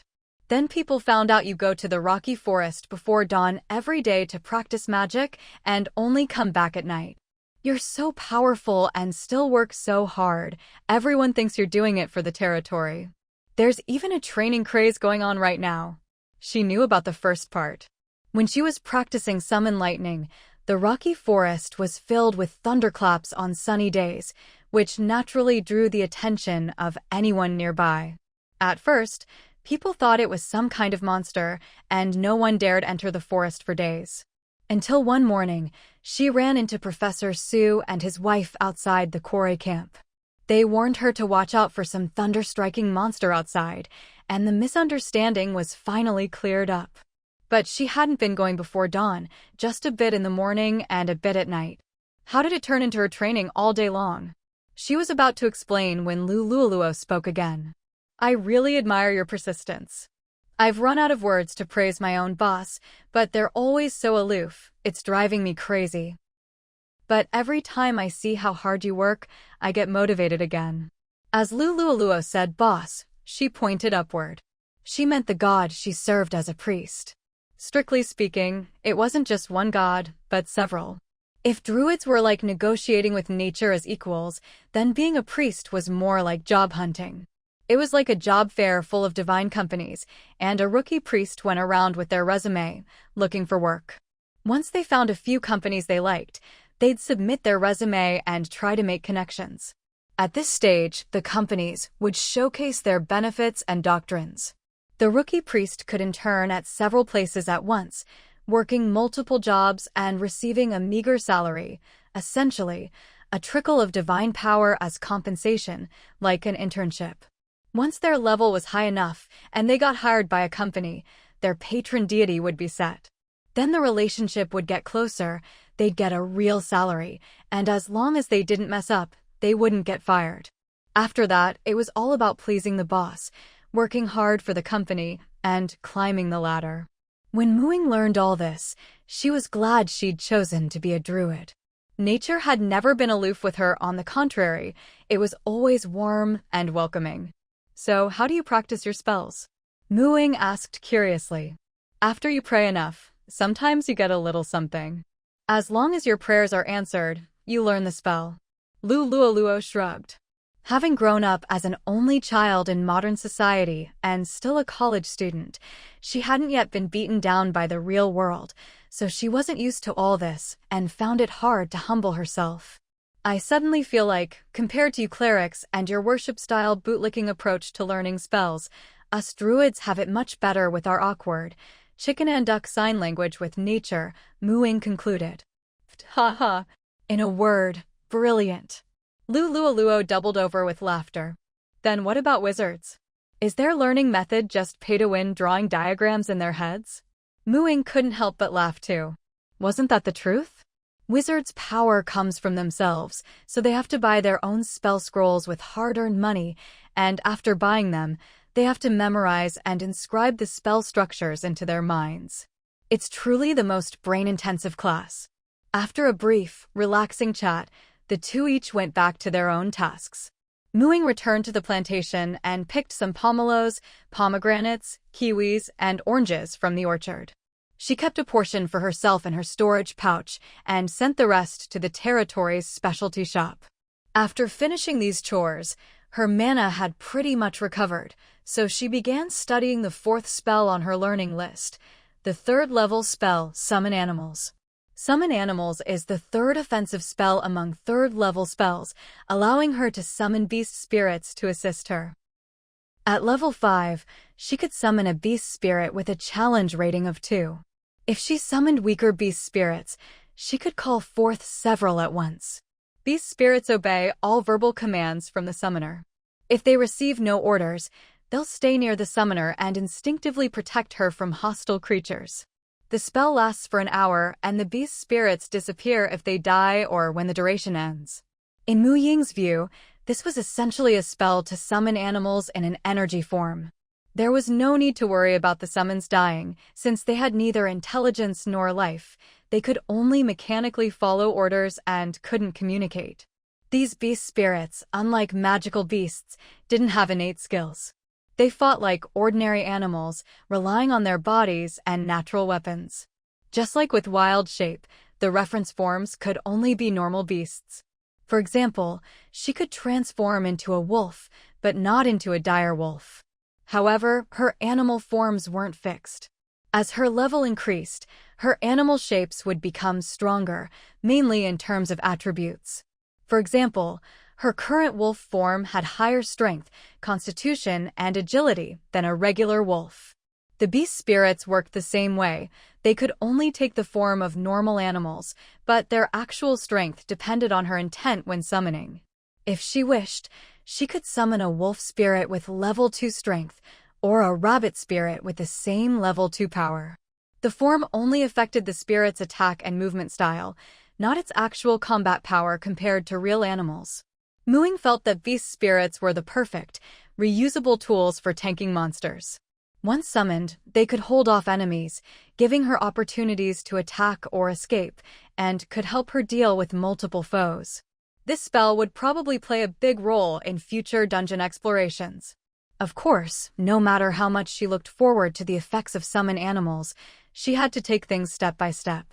She chose her most familiar wolf form as the template for her first attempt at summoning and, as expected, failed. By the time her mana was drained again, she'd only managed to summon a vague, four-legged, one-tailed, unidentifiable creature. Honestly, no one but her would dare call that thing a wolf. If the form wasn't complete or realistic, the spirit was just a mass of chaotic energy, unable to mimic a real wolf's attack skills or habits, and would disappear after only a short while. Ying took it all in stride and wrapped up her practice. The sky hadn't even darkened yet. Given the rumors in the territory about her practicing spells from dawn till dusk, she decided to go to the tavern tonight for a drink, to subtly clear things up. Bruce's Tavern, the territory's only public entertainment spot.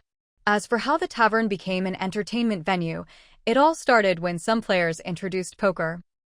Back when someone made money at the Mushroom Folk Theater by using pre-apocalypse scripts, others started thinking about ways to cash in. But most people only remembered the general plot of plays and novels they'd seen, unless they'd watched or read something multiple times.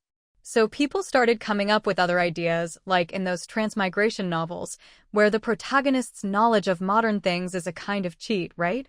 Some sold recipes, some sold weapon, clothing, or furniture designs, and naturally, some set their sights on the tavern. Few people knew the exact process for brewing grain alcohol, but the general concept of strong spirits like Baijiu was familiar to some. Those who didn't know any of that just told Bruce, "It's kind of boring to just sit here drinking and chatting.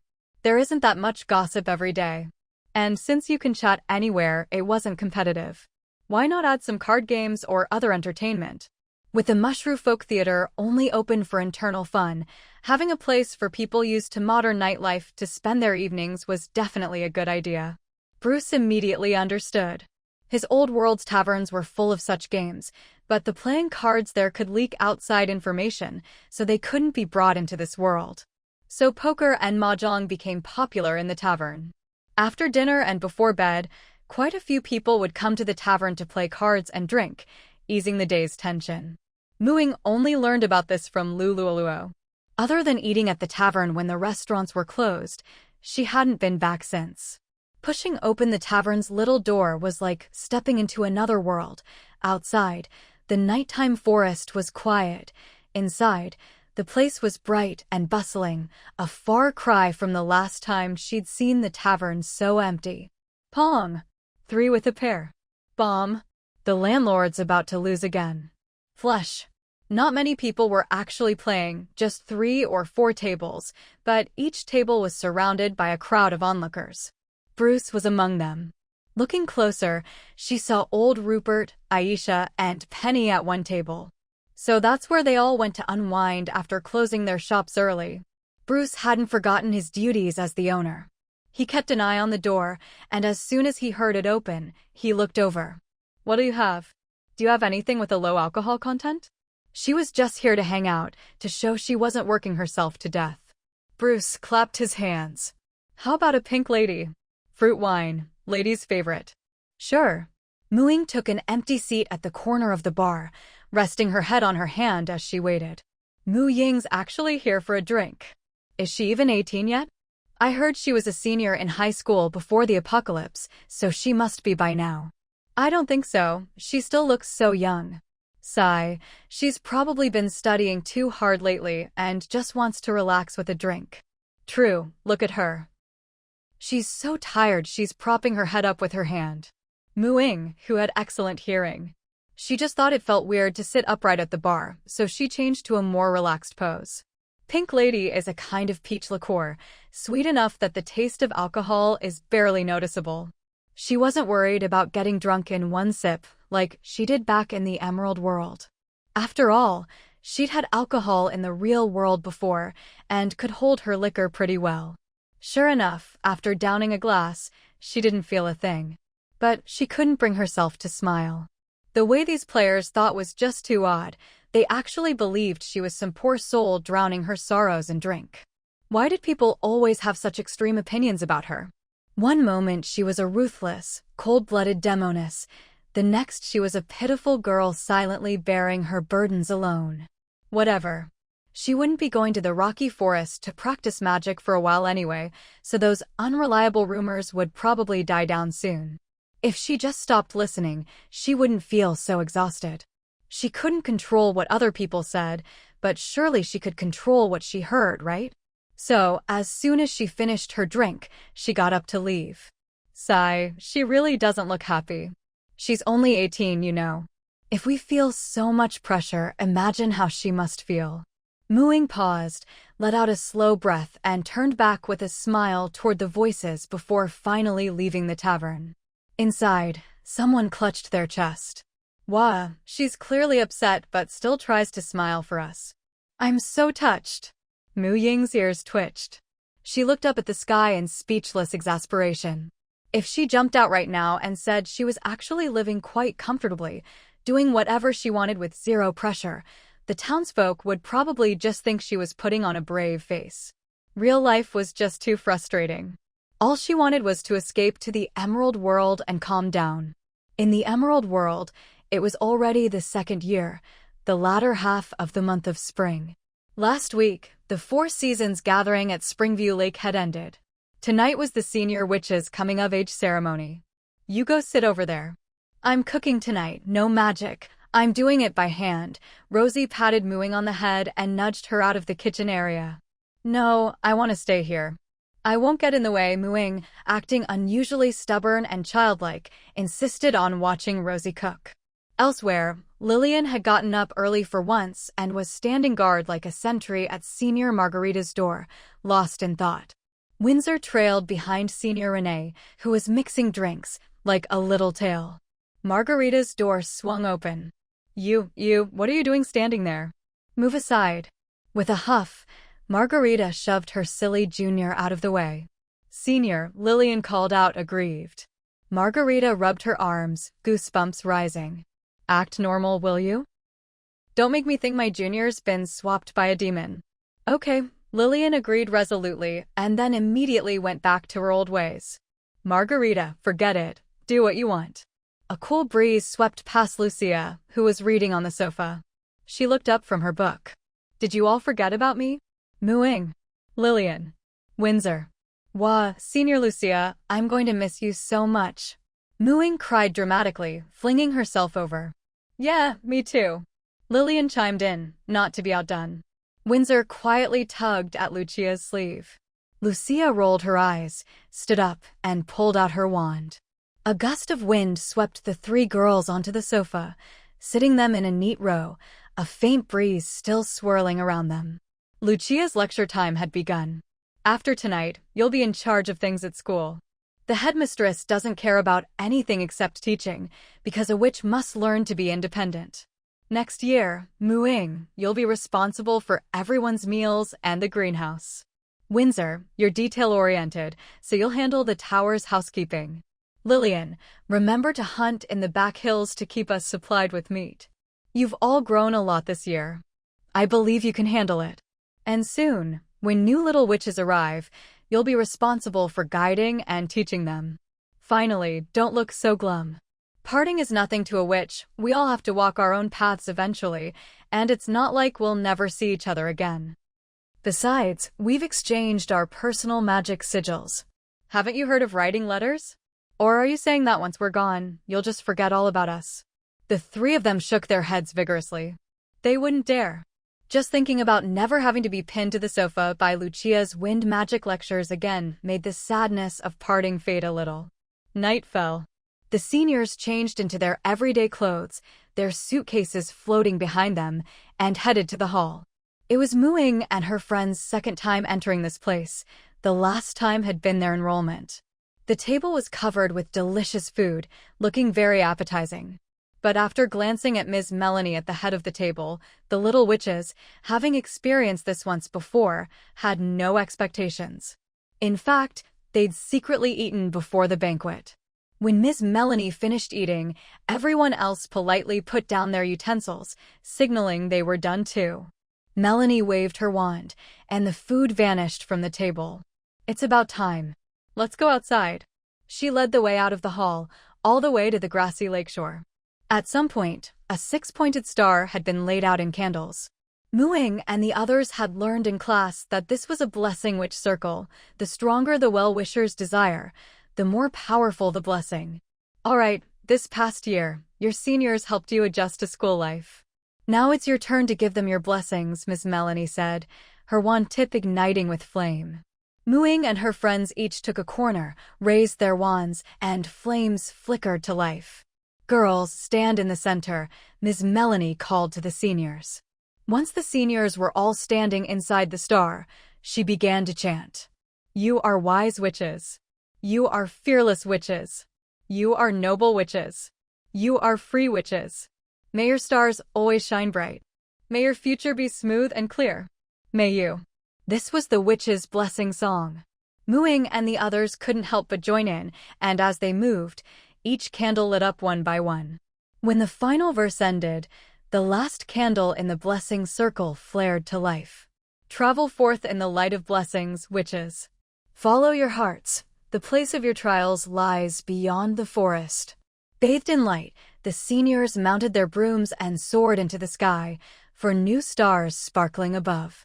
Ying and her friends stood watching for a long time, until the seniors' figures vanished and the candles, which had burned out as soon as the circle was complete, left only melted wax behind. Goodbye, Ying murmured to the night sky. Who knows when we'll meet again? I hope your journey goes smoothly and you all stay safe. They just left like that? Lillian drooped her shoulders. What, not even a proper goodbye? Wah, I miss Senior Renee already, Windsor couldn't help but sob. Ying pulled them both into a hug. From now on, we have to be strong. Before long, we'll be the seniors. Let's not let them down. Early, the next morning, Ying was sitting on the sofa that senior sister Rosie used to favor, holding a magic book in her hands, her thoughts drifting off somewhere unknown. In the kitchen area, pots and pans were busy clattering, and the aroma of breakfast was already wafting through the air. Lillian was crouched by the fireplace, playing with the flames. Windsor stared blankly at the wine cabinet beside her, which was filled with bottles left behind by senior sister Renee, enough to last them from entertaining younger students all the way to their own coming-of-age ceremonies. Once breakfast was ready and served, the dining bell rang out loudly all on its own. All right, let's eat, Ying said, standing up. In the real world, aside from Shireen, she didn't have any close friends, some acquaintances, perhaps, but she always kept her distance. But the witches she'd met in this trial world had become truly important friends to her. Their warmth and vibrancy often made her forget that this was a world of trials, a place for her to seek ways to improve herself, not a cozy, safe haven. In the blink of an eye, half of their studies at the Witches' Academy had already passed. For Ying, who traveled between the real world and the trial world, time seemed to fly even faster. From when she first entered this world to the end of the academic year, less than 4 months had passed in the real world. Now it was time to part with the senior sisters. In another 4 months, it would be time to part with her classmates. In the end, a witch must face the world alone. Sitting at the dining table, Ying looked at the still listless Lillian and Windsor and said, "Snap out of it. If the senior sisters saw you two like this, they'd probably cry." Lillian shot her a glare. Who is it just now holding their book upside down, Ying. Want a drink? Windsor glanced at the wine cabinet. Drinking this early in the morning? Ying looked at the usually well-behaved Windsor in surprise. It's the holidays anyway, who cares? Windsor said, getting up. Ying quickly pressed her back down. It seemed she needed to find something for them to do. You're both staying at school for the break, right? Windsor, yeah, no energy to go anywhere. Lillian, don't feel like moving. Perfect then. While the new students haven't arrived yet, let's get familiar with our respective duties so we don't end up flustered and embarrassing the senior sisters when the time comes. Lillian, the meat in the ice cellar is running low, so you'll need to restock in the next couple of days. Windsor, you need to get the new students' rooms ready in advance. I'll take care of preparing food for the welcome party. Can't have our junior sisters going hungry on their first day. And go easy on the wine. None of us know how to brew it, so save some for the new girls. Now hurry up and eat. Once you're done, get to work. Mu Ying handed out the tasks. Why do I feel like senior sister Lucia has come back? Windsor tilted her head and muttered. You're not wrong, Mu Ying's become a tyrant. Lillian nodded in agreement. Mu Ying, are you eating or not? If not, roll away and get lost. Mu Ying scolded. Eat, eat, eat. Who's the red witch here, you or me? Such a temper. Lillian shot back, but she immediately grabbed her favorite pancake and took a big bite. Mu Ying looked over at Windsor, who picked up her glass of milk, took a big gulp, and even licked the milk from around her lips. Delicious. Mu Ying thought, some people really can't be spoiled. She took a fierce bite of her toast and huffed. Fortunately, after this round of banter, everyone managed to perk up a bit. After breakfast, they each went off to their own tasks. Mu Ying headed to the greenhouse first to check on all the herbs. From now on, she'd be responsible for their care. Luckily, senior sister Rosie had taught her before leaving, and she'd already gotten the hang of some of it. The greenhouse was roughly divided into 3 sections. The communal herb garden and greenhouse for ordinary herbs, senior sister Rosie's private plot and greenhouse, and Mu Ying's own plot and greenhouse. Senior sister Rosie had taken all the magical plants she'd cultivated with her. Those plants had adapted to her magical signature, making them difficult for Mu Ying to grow, so Rosie's section was now empty. Mu Ying tidied up the area thoroughly. If any of the new students turned out to be green witches, they could use it. Once that was done, she followed senior sister Rosie's instructions, watering the communal herbs that needed it, repotting those that required it. For anything she wasn't sure about, she'd consult the Greenhouse Herb Care Handbook, a book that had been passed down through generations of Green Witch students. It was even thicker than the Book of Witches, filled with the accumulated wisdom of generations of Green Witches who'd managed the greenhouse. Not everyone had left their name, but just by the handwriting, there were over 100 different styles. It was truly a treasure trove.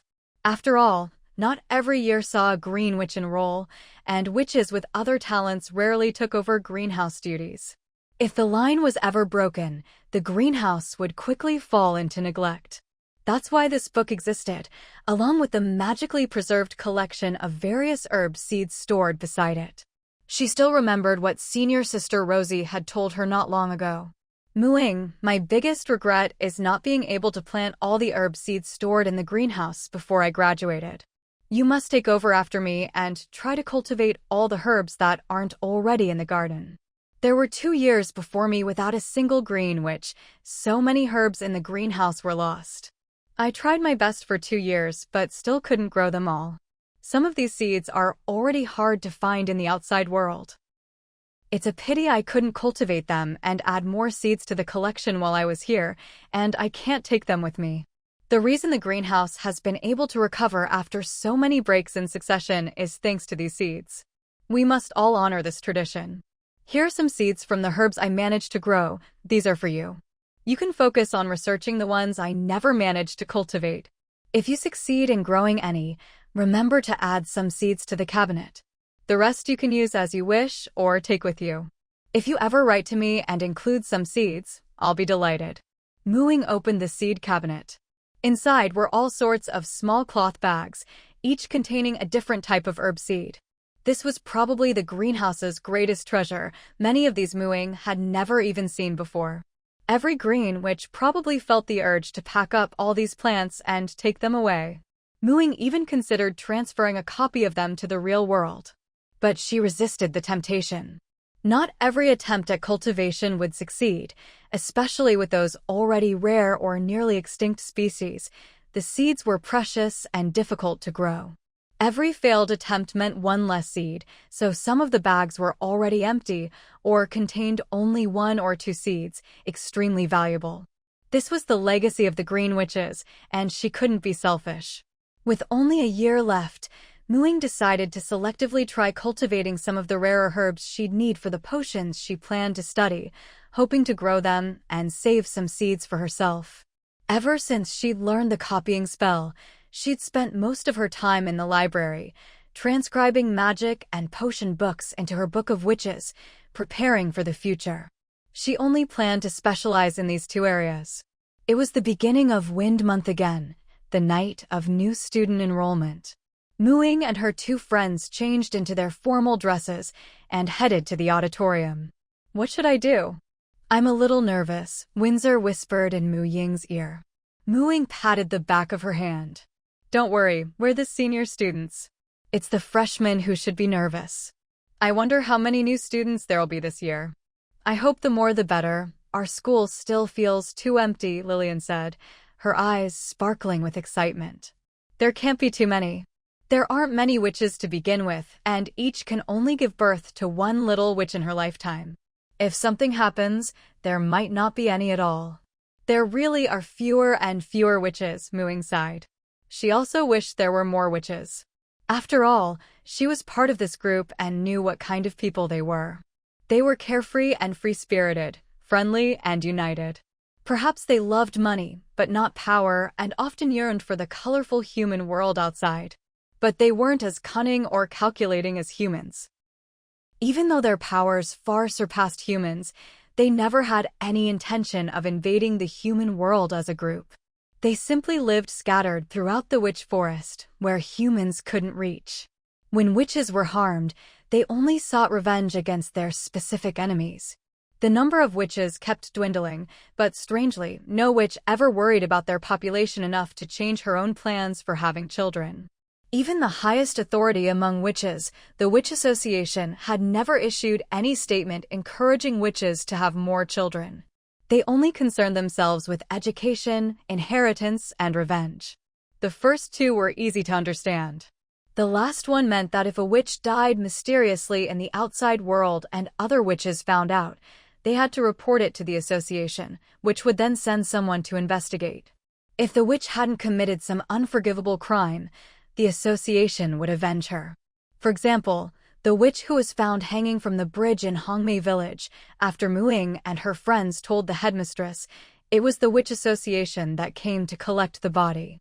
But since the witch had died due to her own lack of skill, there was no revenge taken on the villagers. But such cases of posthumous revenge were rare, because in many places, after executing a witch, people wouldn't just leave the body hanging out in the open. So many witches simply disappeared in corners of the world, like the mother of the body Ying now inhabited. When Ying first learned that witches were so casual about population control, she found it strange. Weren't they afraid of extinction? She had once asked Headmistress Milani about it. "If we go extinct, then so be it. Everything rises and falls, witches are no exception. We can't demand individual witches sacrifice for the survival of the whole. Every witch is independent and precious, not a machine for continuing the race. Every little witch should be born out of love, not out of duty." Milani's matter-of-fact words had a huge impact on Ying, but she couldn't help feeling they made sense. Why should individuals have to sacrifice for the group? Does the tragedy of the individual really guarantee the prosperity of the group? If the continuation of a race is built on such sacrifices, what's the point of that continuation? Is the future really more precious than the present? But isn't the present just the future of the past? Species that rely on group strength may need such sacrifices, but for a powerful and independent race like witches, individual rights matter more. They were responsible for themselves, utterly free-spirited. Every act was by their own will, not by the constraints of rules or the force of others. That was true freedom. The witches' philosophy had inspired Ying greatly. Their focus on the individual was only possible because of their great personal power. They didn't need to rely on the group. Even if there was only one witch left in the world, she could still live well. In fact, the real world was moving in a similar direction, toward a path where power was concentrated in individuals. The stronger you were, the less you needed the group, and the more valued you became. It was a paradise for the strong, a hell for the weak. Unlike before the apocalypse, when the weak were still protected by social rules and norms, maintaining a facade of equality, Ying could only keep pushing herself, determined to walk the path of self-empowerment. "They're here," Lillian whispered excitedly.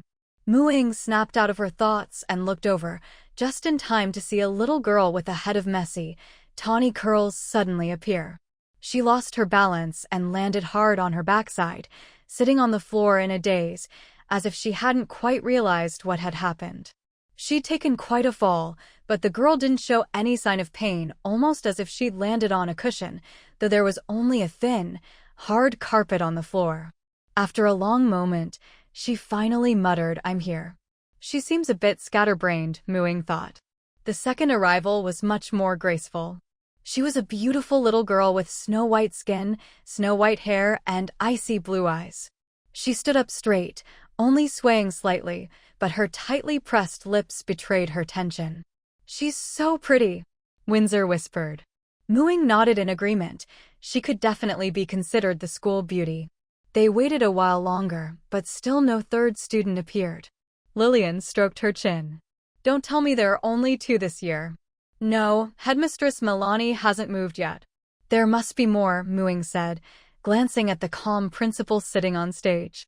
Just as she finished speaking, a girl with short black hair and tan skin leapt out nimbly. Yes, a dramatic entrance. She must have jumped as she was teleported in. Milani finally stood up. "All right, all the new students are here. Now let's begin the aptitude test." "Why does that sound so familiar?" Windsor muttered. "Because we heard almost the same thing last year," Lillian replied, not seeing what was so strange about it. Ying said coolly, "It's because Headmistress Milani is saying exactly the same words, in the same tone, with the same gestures as last year. It was as if she'd just copy-pasted from last year. No one else could manage that." Sure enough, the next line was, "Who wants to go first?" But this time, there wasn't a bold, reckless Lillian rushing up. The 3 little witches looked at each other, but none moved. "Then I'll call names," Milani said, not waiting long. "Tana." The girl with the messy hair and slightly dazed look slowly walked up to the stage. "Orange Witch." Ying went up to bring her down. Judging by their hair and eye colors, none of the 3 matched any of their own, so they couldn't assign them based on innate tendencies. For now, they just picked according to their own preferences. The final assignments would depend on which specialization each girl chose later. Lillian thought the last girl who jumped in was most to her liking. Windsor was dazzled by the white-haired girl's looks. So the slightly unkempt, scatterbrained one naturally fell to Ying. Next, Sheila. White Witch. Last, Tina. Black Witch. Sheila was the white-haired girl, while Tina was the black-haired one. Windsor and Lillian brought them downstairs. Meanwhile, Muyu was quietly speaking to Tana. "I'm Muyu, the Green Witch. Don't eat too much at the banquet later. Your senior sisters have also prepared a welcome party for you." "Oh, okay, senior sister," Tana nodded obediently. Senior sister is so gentle. Once all the students were seated, Milani began her speech. "Welcome to the school, everyone. Let me introduce myself first. I am the headmistress of the Witchcraft Academy this year." It was almost identical to last year's speech, completely lacking in sincerity. Next, she'll probably talk about the direct senior sisters, Muyu thought to herself. Sure enough, Milani continued, "I'm sure you've all just met a senior sister, but this year, your senior sister's talents don't quite match yours, so for now, we can't assign you a direct mentor. That will be determined later, based on your future area of specialization. Your senior sister Muyu specializes in potions and herb cultivation. She's very talented in cooking magic, plant magic, blessing magic, and curse magic. She also manages the greenhouse and has studied humans quite a bit. She'll be teaching your weekly anti-fraud knowledge class. Windsor is in charge of internal affairs and specializes in alchemy, with a particular interest in perfumes and essential oils. As for Lillian, she's an excellent hunter and has the strongest magical attack power. If you want to focus on combat, you can go to her." This time, Ms. Milani even added an introduction segment, probably because there was no senior Lucia for her to tease. Among this year's group, Windsor might accidentally be teased to tears, and Lillian, with her thicker skin, might end up embarrassing herself if she joked back. As for Muyu, she knew better than to compete with that kind of mischievous humor. After being teased by Ms. Milani several times and always reacting blandly, Milani eventually lost interest. After the slow and restrained banquet, everyone breathed a sigh of relief, their tongues finally spared from further torment. No one could understand how Ms. Milani managed to make food that looked so good but tasted so bland. It was only visually appealing, with almost no flavor. Only 2 people had nearly finished the food on their plates. Milani herself, and the other was Tana.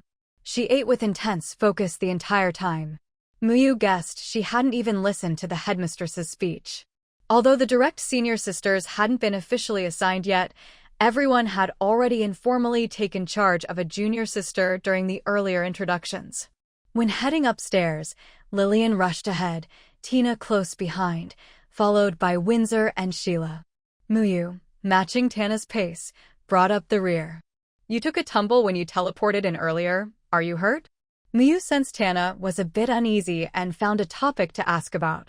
Actually, from her earlier expression, posture, and the way she walked, Muyu could tell she was fine. The fall probably didn't hurt her much.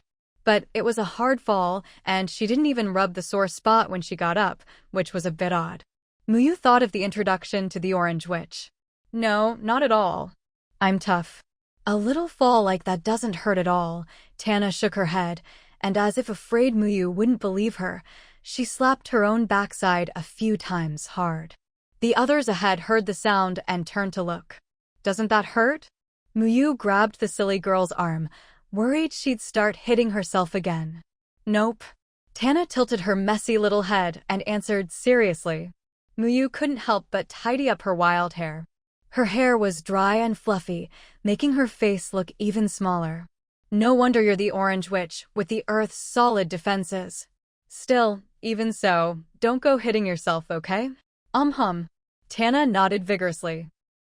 Muyu was still combing her hair, but with that forceful nod, her hair got yanked hard, and a knot came loose, leaving a clump of hair in Muyu's hand. Muyu froze. "What's wrong?" Tana's amber eyes were full of confusion. Muyu held her hand up in front of Tana. No need to ask, Tana clearly didn't feel any pain. "Oh, that's normal. I always pull out hair when I scratch my head. It actually feels kind of nice," Tana said with a smile. Muyu gave up and led her onward. "Tana, you didn't eat too much just now, did you?" Muyu figured such an obedient, even a bit dazed, junior sister wouldn't have finished all of Milani's food after her warning. There must be some reason. Now, she felt that anything unusual would seem perfectly normal when it came to Tana. "No, not at all.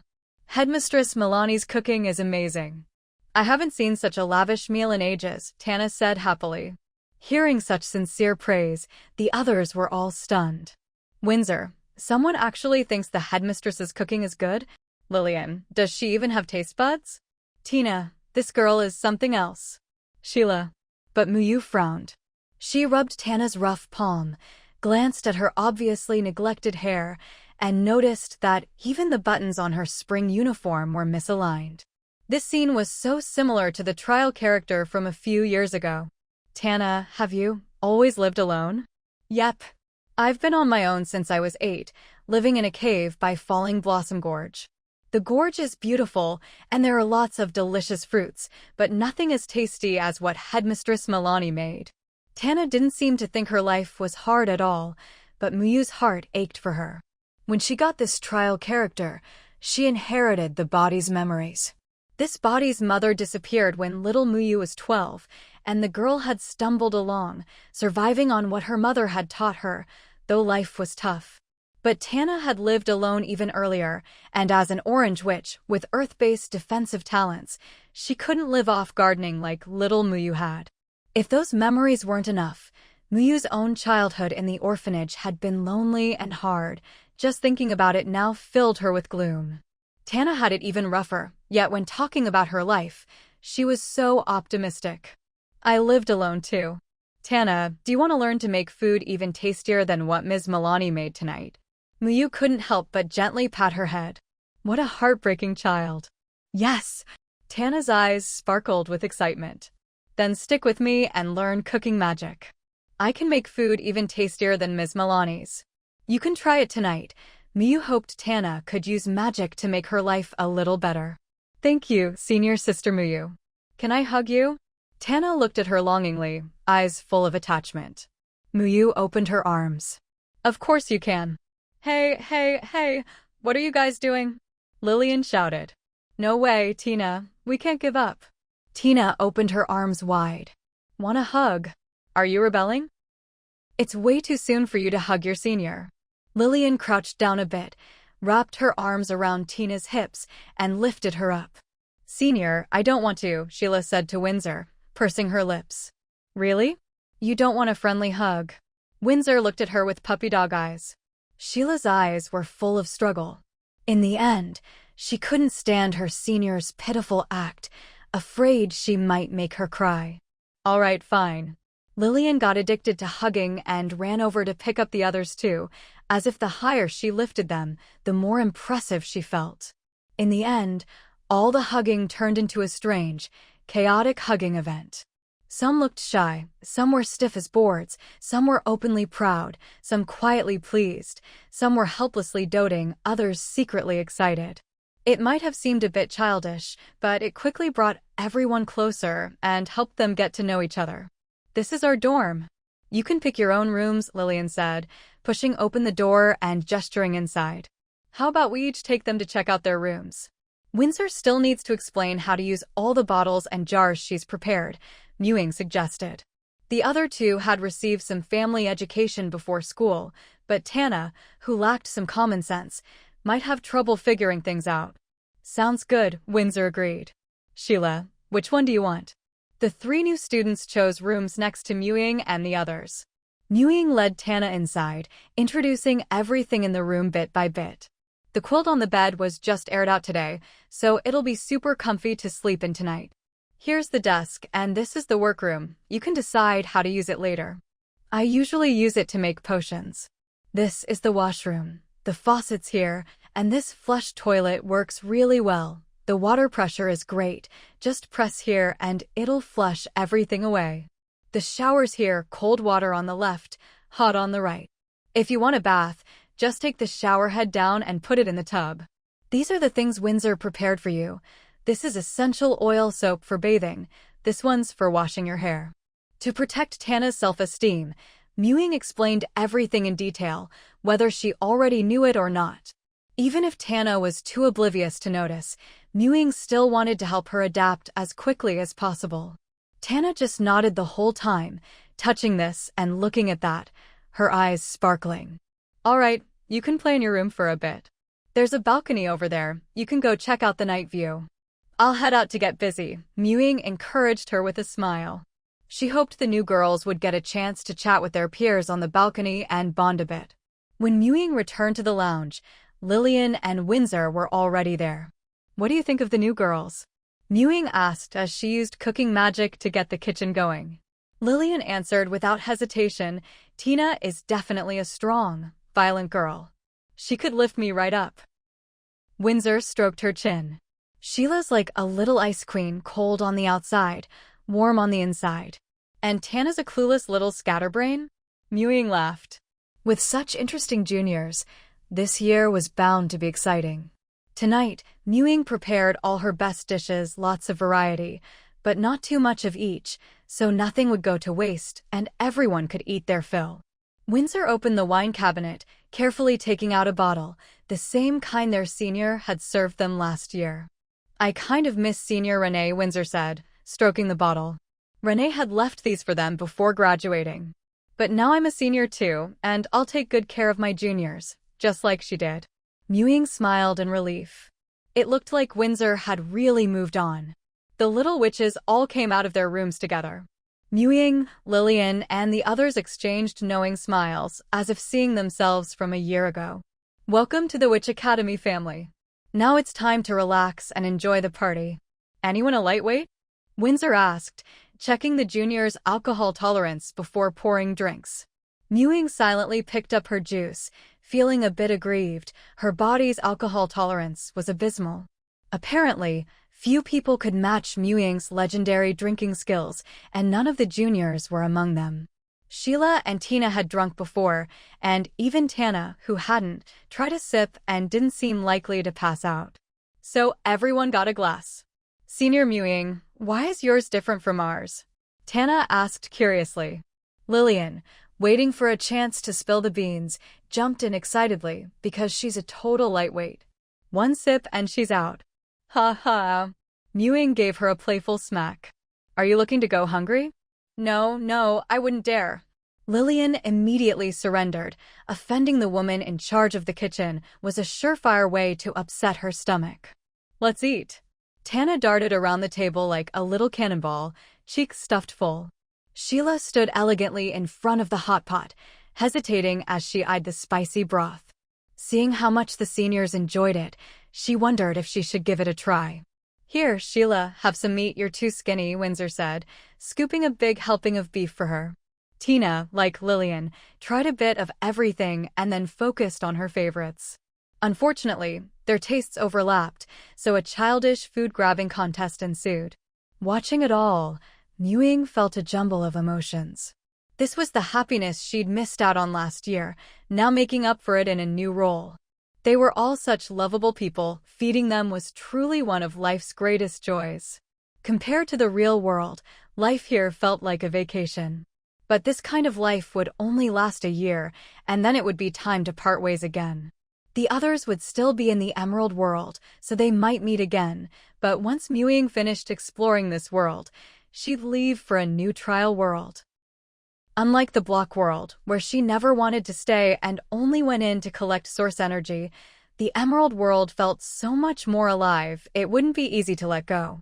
Fortunately, the right to enter trial worlds was always in the hands of the trial taker, but by then, everyone would have graduated. With Witch's love for wandering alone, it would be hard to gather everyone together again. Ying cherished these moments. So she watched the scene almost greedily, trying to burn it into her memory forever. That night, the lights on the 4th floor of the tower stayed on for a long time. Breaking news! Noria Village is the first to upgrade to a town. What changes come with a town-level territory? It was morning. Ying sat at the dining table, a plate of steaming fried dumplings in front of her, along with a cup of soy milk. As usual, she summoned her player handbook, flipped to the forum page to browse while eating, and immediately saw this trending post at the very top. Noria, a player territory up in Northern Europe, had actually been upgraded to a town. Ying clicked on the post while picking up a dumpling, dipping it in sauce, and popping it into her mouth. Go South Australia. Huh, what's there to brag about? If I remember right, South Australia only has this one player territory, doesn't it? Northern Europe is tiny, sure, but they have 5 player territories. Still, the average camp quality is low, and they're always fighting each other. 2 of them have already gone under. What's so impressive about that? The Neon Islands, with not even a single player territory, have quietly logged off, huh? The first few pages were just people from different regions arguing back and forth. Ying quickly scrolled past.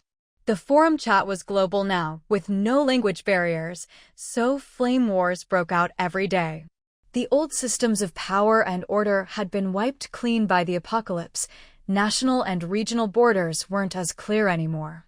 Many camps in former border areas were now mixed with people from several countries, like Feihong Village in southern China. But the sense of regional belonging had been reinforced by the leaderboards, which were roughly divided into 5 regions, matching the major pre-apocalypse powers. When bored, watching people bicker and banter was actually pretty entertaining, a good way to de-stress. Right now, Ying just wanted to find some useful information about town-level territories to use as reference for her own, so she quickly skimmed past the arguments. Is there any point in all this comparing? Anyone from Noria here? What's actually different about a town-level territory? No difference. They just opened a subcamp. Probably ran out of money. Definitely. The entry fee just went up by another 10%. Should have stayed at village level. I only came here because it was cheap, and now the price has gone up. Looks like the territory probably didn't have enough funds to build new functional facilities. Ying remembered Noria's entry fee used to be 3 copper coins per day. It wasn't like Lingtian Village, which was completely free and dirt poor, but Noria's income and facilities were just average. To make it easier for players to settle, Noria used its subcamps as teleportation points, building several at the farthest edges of its territory. This helped people who wanted to move but were hesitant because of the dangers of the wild and the uncertainty of long journeys finally make up their minds. So Noria's low entry fee and convenient access were the keys to its rapid growth. Now that the entry fee had gone up, it was still cheaper than public camps, but it had already lost some of its reputation. The Lord of Noria must be short on money, and the reason was probably the urgent need to build something, most likely a new feature unlocked after the territory upgrade. By the time she finished her meal, Ying still hadn't found any concrete information, but she did pick up a few things.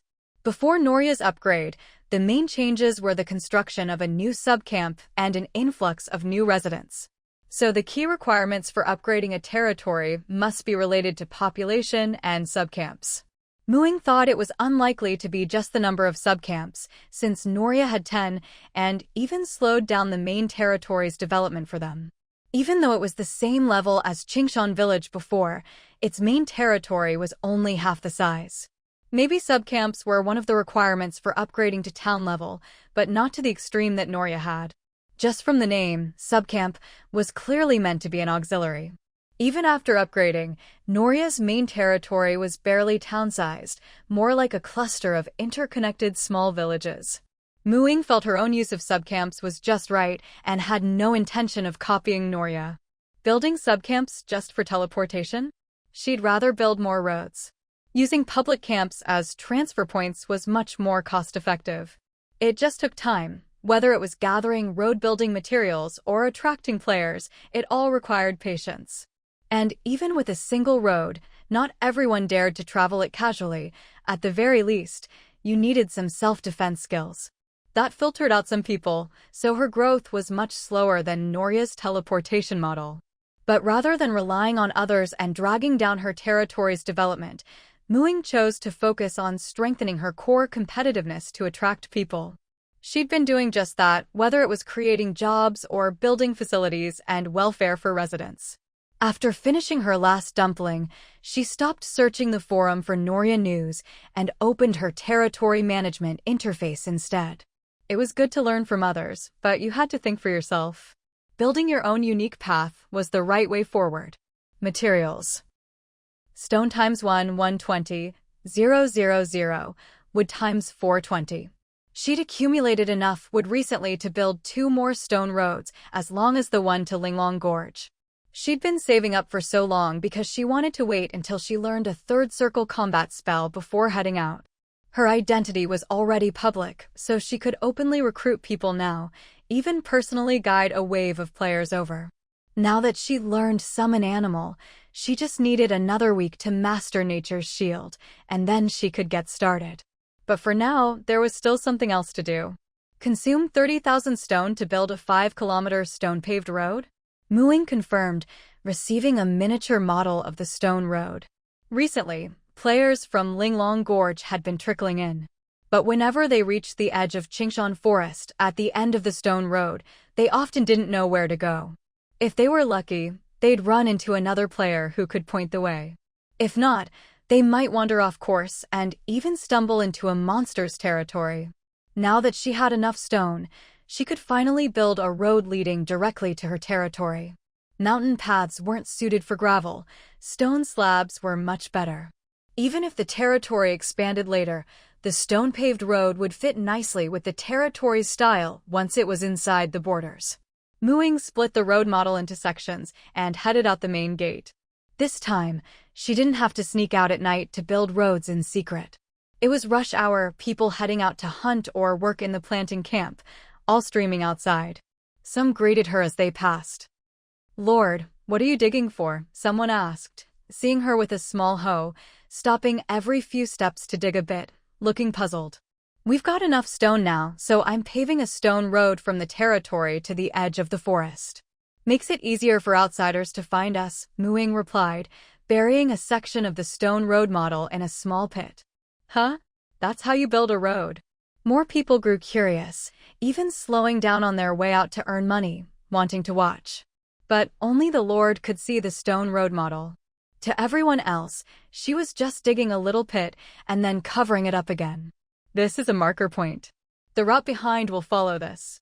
As for the specific principle, I don't really know either, Ying explained simply. Compared to the previous gravel path, laying markers on the stone-paved road was much easier.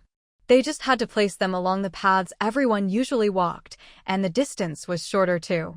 Before long, the markers were all set. The onlookers watched as Ying finished digging along the path, then stood up and started tapping and drawing in the air in front of her.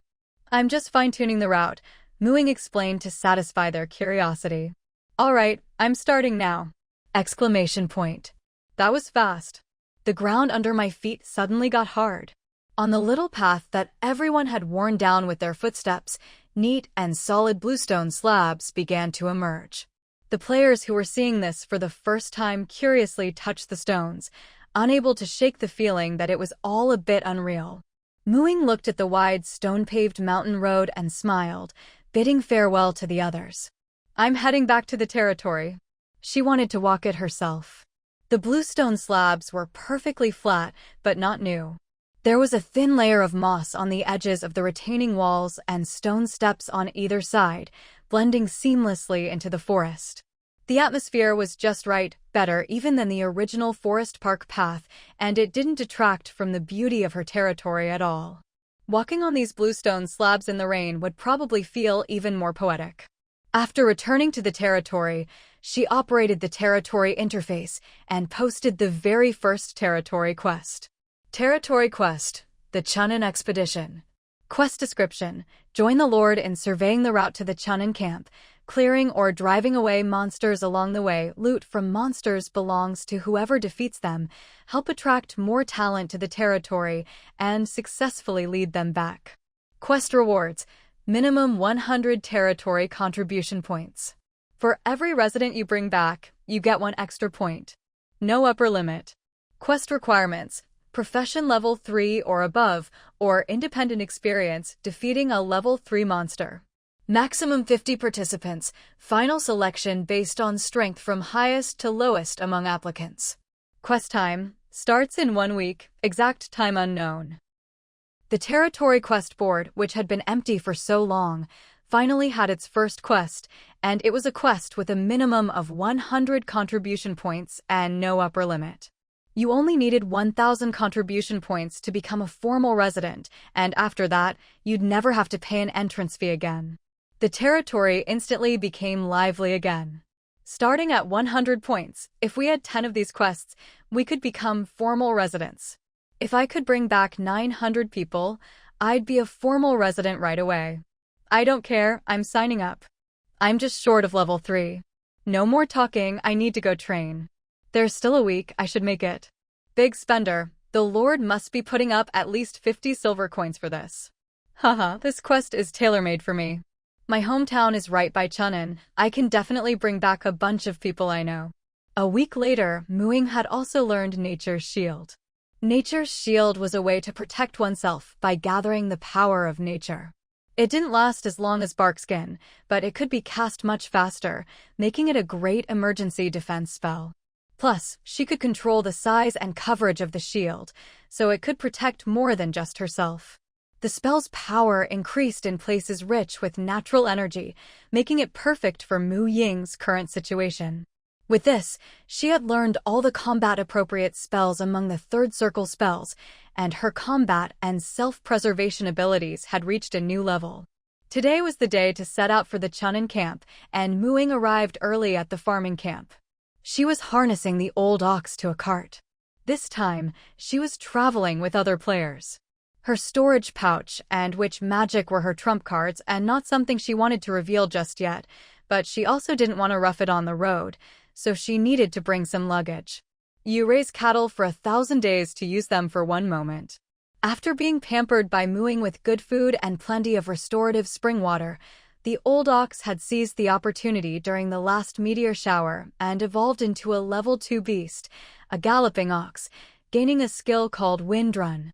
Its speed and strength had both improved dramatically. The old ox was now muscular and energetic, not looking old at all. So yesterday, Ying rented the largest wagon from Yosan. The wagon could hold a lot. Ying's tent and other belongings only took up a small corner, leaving plenty of space to help her teammates carry whatever they collected along the way. After all, this trip into the wild was going to be even more dangerous. The stone road would inevitably pass through the territories of other beasts and even magical beasts, so there would definitely be conflicts and battles, and they'd need somewhere to store their loot so nothing would go to waste. Gun, be good and watch the house, okay? Ying finished hitching the cart, sat on one side of the front, and reminded Gun. Carrot. You're leaving me behind again. Even old Huang gets to go. I want to go too. Gun clutched its little paws, looking at Ying with a face full of accusation. Ying looked at Gun in embarrassment. She'd raised this little guy from the size of a palm, and she was always worried about it getting hurt. Its agility was too low. If there was danger, it couldn't run away. Even though it had the nemesis of Blackbread's skill and strong defense, it wasn't invincible, and there were still plenty of weak spots. Gun put its paws on its hips and tried to look tough. What was this? Such a weird pose. Was it that upset about not being allowed to go? Maybe she should just let it come along. If it really couldn't keep up, old Huang could just carry it, right? Ying looked uncertainly at Gun's plump body. It should be fine, right? Gun, stung by Ying's hesitation, suddenly deflated with a poof, shrinking from a big fat ball to a tiny little thing, about the size it was when it first entered its juvenile phase, small enough for Ying to hold in one hand. Ying! Her hands trembled as she opened her animal companion's info panel. Nickname, Yuan Gun. Species, iron-eating beast. Stage, growth phase. HP, 100%. Talent, eating. Attributes, Strength 16, Constitution 18, Agility 9, Intelligence 7, Perception 7, Charisma 15. Abilities, Emotional Bond, Loyalty, Fruit Pitcher, Nemesis of Blackbread, Gun's Stubbornness. Strength and Constitution had increased a bit, which was normal. But had it really finished its juvenile phase and entered the growth phase? And what was with that weird Gun Stubbornness skill? Gun Stubbornness. Gun never admits defeat and must use its strength to break its heartless owner's bad habit of only loving little Gun and not big Gun. From now on, I can be big or small, and my cuteness is always maxed out. Ying ignored the false accusations about being a heartless owner in the skill description. How could she not love big Gun? Every pound of its chubby body was raised by her, bit by bit. Knowing that Gun had shrunk because it awakened a new skill, Ying felt relieved. Now there was no need to hesitate. She had to bring it along, or it would just overthink things again. Once again enjoying the privilege of being cradled in Ying's arms, Gun looked smugly at the figurine-sized Shireen perched on her shoulder. Figurine Shireen. Copycat. Ying didn't know, but Shireen had noticed. This scheming iron-eating beast had been eyeing him for weeks now. Clearly, it was all premeditated. Only because it was Ying's animal companion did he let it slide. Ying was completely unaware of the silent rivalry between Gun and Shireen. She was currently hurrying along in her ox cart, heading out of the plantation camp. The stone-paved forest path was tough for the ox cart, so she'd changed the meeting point to just outside the forest, at the end of the gravel road. By now, all 50 players who had successfully accepted the territory quest had arrived. Moo! Old Yellow Ox's clear bellow drew everyone's attention. Is that Old Yellow? Luyu asked hesitantly. When they'd rented the ox for plowing before, Old Yellow hadn't looked nearly this sturdy and spirited.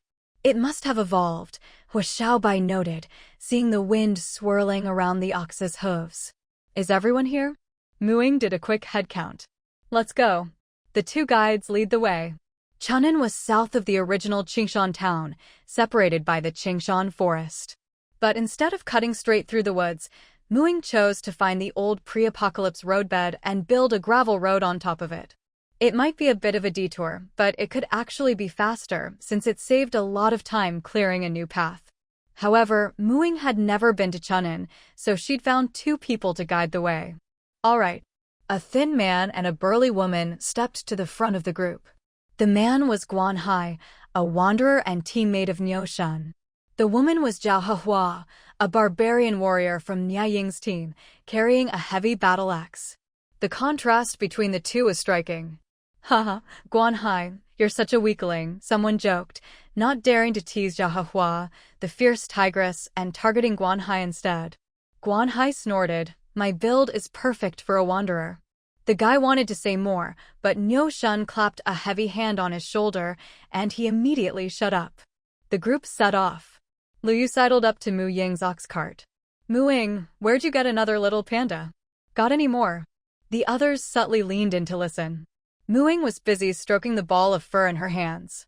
Come on, Gun Gun, say hi to Lu Yu. Gun Gun lazily waved a paw in greeting. This is Gun Gun? Why is he so tiny? Lu Yu was intrigued. Maybe he's too slow when he runs. I was worried he'd get into trouble and not be able to escape, so I stopped bringing him out. Then he mutated and awakened a transformation skill, just so I could carry him around when I go out, Mu Ying said, giving Gun Gun a meaningful look. She'd told Gun Gun he was too slow. Maybe that would motivate him to awaken a speed skill instead? Gun Gun, TCH. He didn't buy it. Just look at the difference in treatment between Big Gun Gun and Little Gun Gun, not to mention that other pampered little thing. It was obvious Mu Ying only liked the small ones. There's a flock of wild chickens up ahead at the crossroads. Brothers, let's catch a few for lunch. As they neared the old road junction to Chunin, Guan Hai, who'd gone ahead to scout, came back with news. Send a few quick-footed folks. Too many people and we'll scare them off, was Xiao Bai suggested. I'll go. Count me in. Mu Ying didn't interfere with their decision. If there weren't any noteworthy beasts along the way, she was happy to just play mascot. She'd already paid to hire people, no need to do everything herself. As long as she kept things on track, that was enough. The quest instructions were clear, how they completed it was up to them.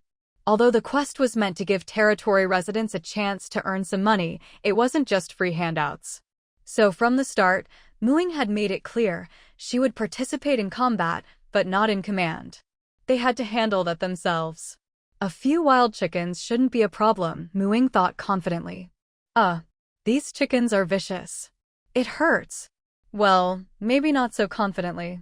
Mu Ying stood up on the ox cart to see what was happening. She saw the would-be chicken hunters being chased and pecked mercilessly by a flock of chickens. And these chickens weren't just pecking, they were breathing fire. No way these were ordinary wild chickens. Fire-spitting chickens, level 2 magical beasts. Violent temperament. When threatened, they attack fiercely. Their beaks are sharp as knives. Skill, fire spit.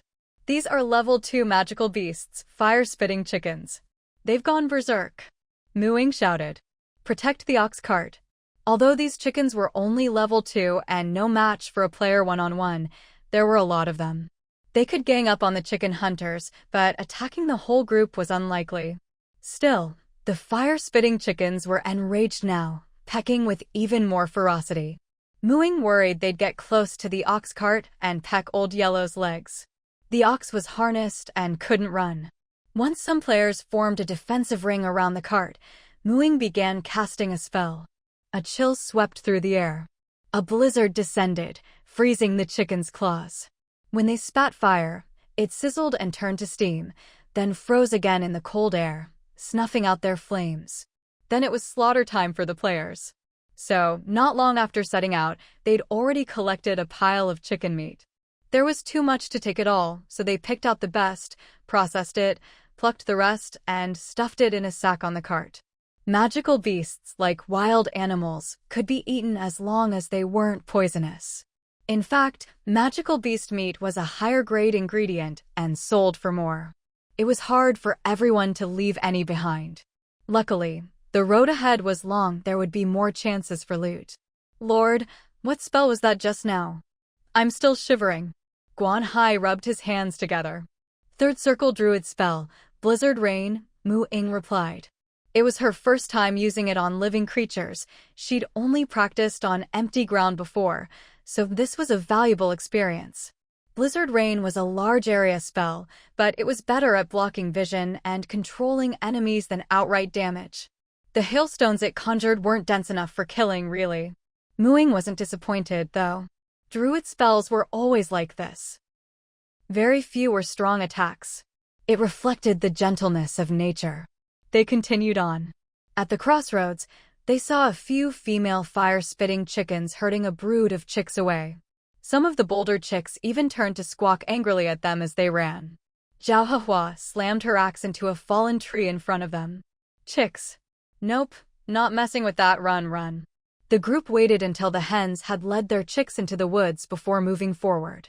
Spare the young, take the adults. That was Mu Ying's rule for dealing with magical beasts and wild animals, and she made everyone follow it this time. Come quick, there are loads of eggs. The old roadbed was overgrown with weeds, and the fire-spitting chickens had nested there.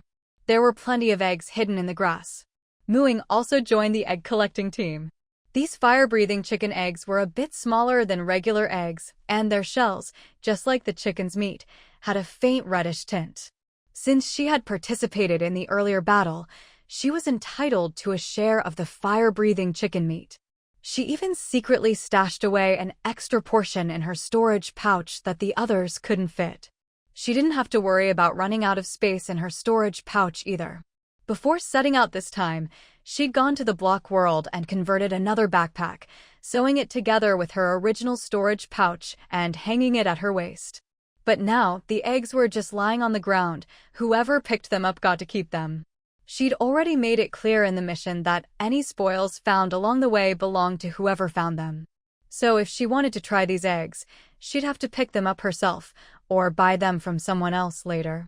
Although she was happy to help her territory's residents earn more, and was generous in distributing spoils, unlike some lords who only cared about squeezing money from their people, pretending not to care about money. Her generosity was actually because when her people had money, the territory would become wealthier too. As for herself, she was still very frugal. If she could get something for free, why spend money on it? Our lord is really down to earth, huh? She's picking up eggs herself? Even Gun is helping. Let's go pick eggs over there and leave this spot for the lord. She's not even an adult yet, we should look after her. I heard she just turned 18. Even so, we should give the lord some respect. Even if she doesn't care, we can't just ignore it. Mu Ying, whose senses were razor-sharp, fell silent for a second. Pretending to be hard of hearing every day was getting a bit tiring. With a mischievous smile, she looked up and said, I heard that. Heh, being down to earth is good. Better than being down in the ground, right? Smack. What nonsense are you spouting? Our lord has her own special style. Mu Ying smiled again and reminded them, if you don't hurry up, the eggs will be gone. I'm not going to hold back for you guys. Wow, what a big nest of eggs. Hey, I saw this nest first. Don't fight me for it. The two quickly refocused and dove for the eggs. Compared to money, things like respect for the lord were just fleeting clouds. Idiots, Old Mouth thought to himself, silently picking up eggs and preparing to wow everyone later. Did the lord really need them to let her have anything? After this joyful egg-collecting session, everyone set off again. The rest of the journey was uneventful. At noon, they just had some dry rations, but in the evening, they set up camp early, ready to have a proper meal before spending the night. Mu Ying unloaded the big pot from the ox cart. Anyone good at cooking, come over here. We'll handle the team's meal. The rest of you can sort out the night watch schedule. Mu Ying took the lead in joining the cooking crew. She didn't want to take a night watch shift. 6 people came over to help her. Everyone was considerate of the girls, after all, in the apocalypse, who didn't know how to cook. No one could afford to eat out every day. Cooking wasn't exactly easy, but it was still better than standing night watch. They had just the right ingredients to try something new. We've got chicken, eggs, and flour. Let's make egg drop soup, bake some flatbread, and roast the chicken in clay in the fire. How's that sound? With so many people, they needed to make sure everyone got enough to eat, but also save time and not make things too complicated. With filling bread, warming soup, and meat, it would be a hearty meal. I can knead the dough. I'll dig up some clay. I make a mean soup. I'll go collect firewood. Need a hand with anything? Seeing everyone was on board, Mu Ying got to work. Without cooking magic, the process was a lot more tedious, but with good ingredients and plenty of help, it wasn't too bad. While the cooking team worked, the others wandered around the nearby woods. Some came back with wild fruits, others with a bag of mushrooms, so the egg drop soup was upgraded to mushroom egg drop soup. The smell soon wafted out. Many people gathered around the pot, watching them cook. Why do I feel like we're on a picnic? Liu swallowed hard. The food was really something. This smells amazing. We're in for a treat tonight. Gurgle. Gurgle gurgle. I'm starving. Dinner's ready. Ying knocked on the rim of the pot. Liu howled and rushed over. He couldn't wait any longer. Soon, every player had a wooden bowl of soup and a big flatbread. They sat in pairs, with a roast chicken cracked open from its clay shell and wrapped in leaves, set out on a big leaf in front of them.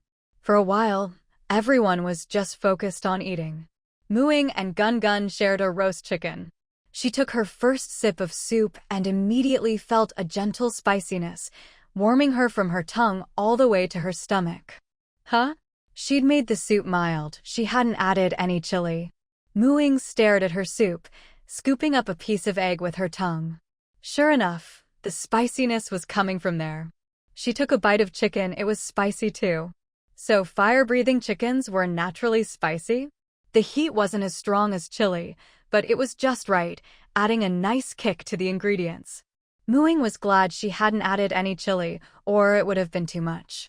Looks like she'd have to taste test any monster ingredients in the future. If she ever used meat from a salty monster and added extra salt, it might become inedible. How far is it to Chun'an? Niu-shun asked Guanhai. At most 2.5 days. Chun'an is that close? That means we'll only get to eat like this once. Niu-shun patted his stomach, a bit regretful he couldn't eat more. After all, they'd only had dry rations for breakfast and lunch. Only at night could they cook a proper meal. Maybe we should slow down? Niu-shun couldn't help but suggest. Look over there. Guanhai jerked his chin. Niu-shun froze. He couldn't handle Mu Ying's smile, especially when he was caught whispering. Luckily, she looked away after a moment.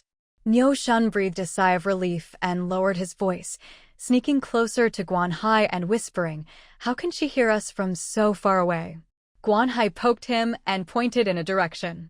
Receiving Mu Ying's mysterious smile for the second time, Niu-shun finally shut up. Actually, Mu Ying hadn't heard anything this time.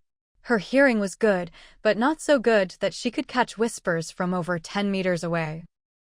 The first time, Niu-shun didn't realize how loud he was, so she heard him. Now, she just liked to stare and smile at people when they were gossiping, then watch them freeze up. It was fun.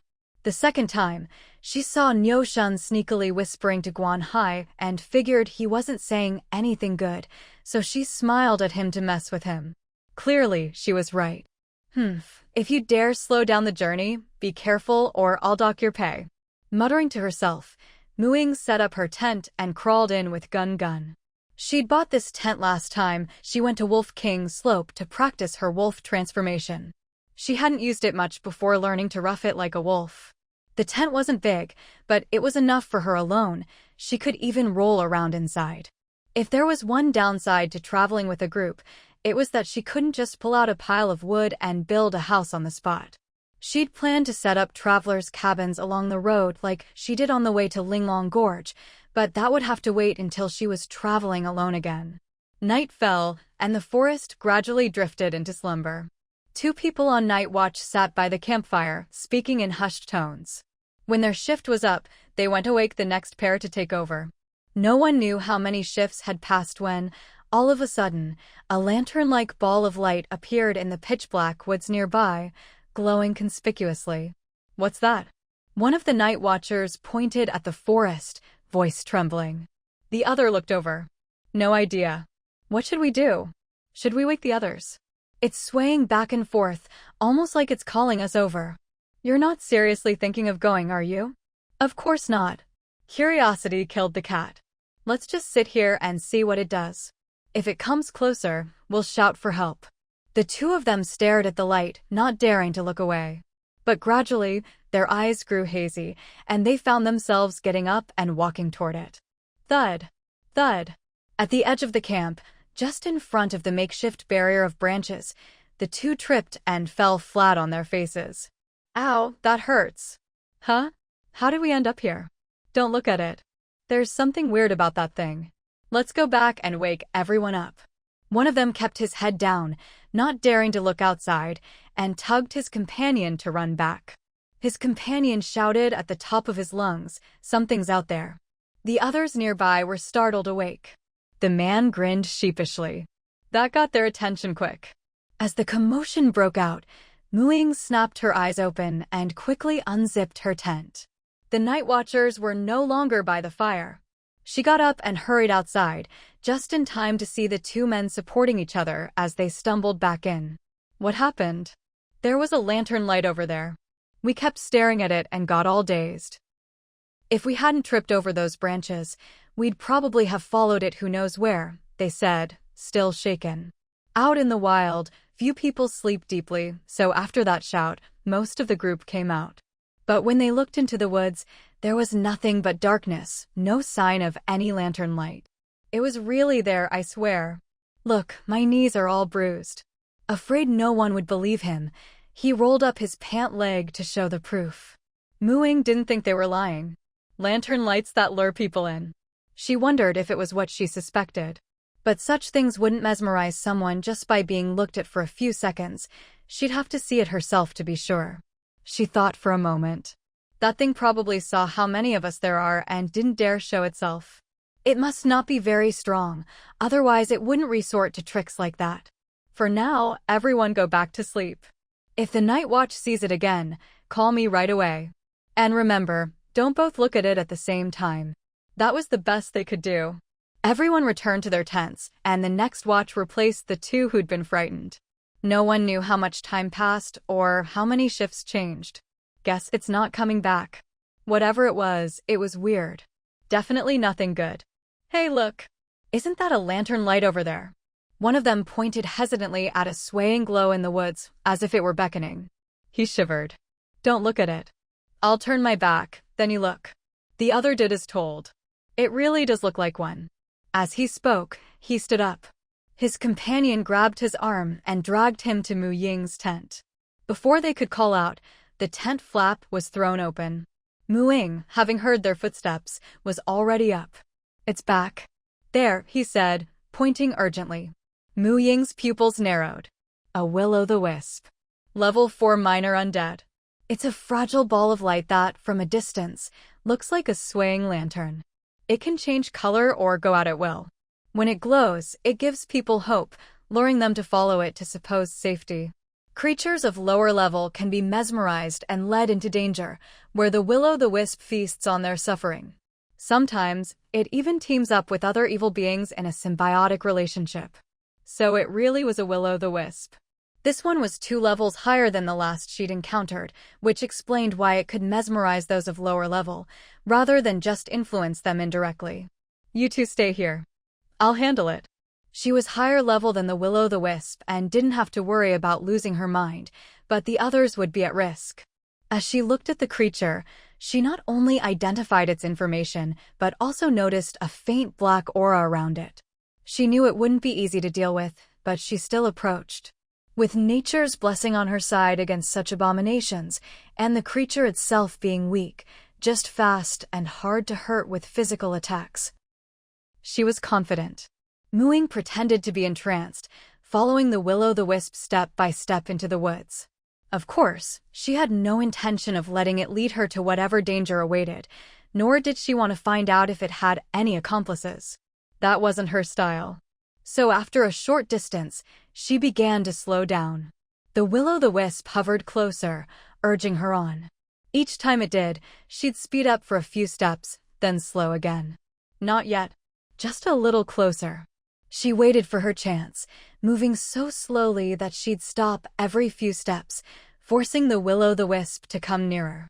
Gradually, the creature grew more confident in this sluggish prey, drawing closer each time it tried to hurry her along. This time, Ying stopped again. The will-o'-the-wisp floated right up to her, urging her forward. But this time, the prey didn't move. A black scythe swept through the air with a chill wind, slicing the will-o'-the-wisp in two. Its warm glow flickered and twisted, then suddenly burst into a nameless flame. The core of the will-o'-the-wisp shrank rapidly and vanished within seconds. Tiny, multicolored specks of glowing dust drifted down its loot.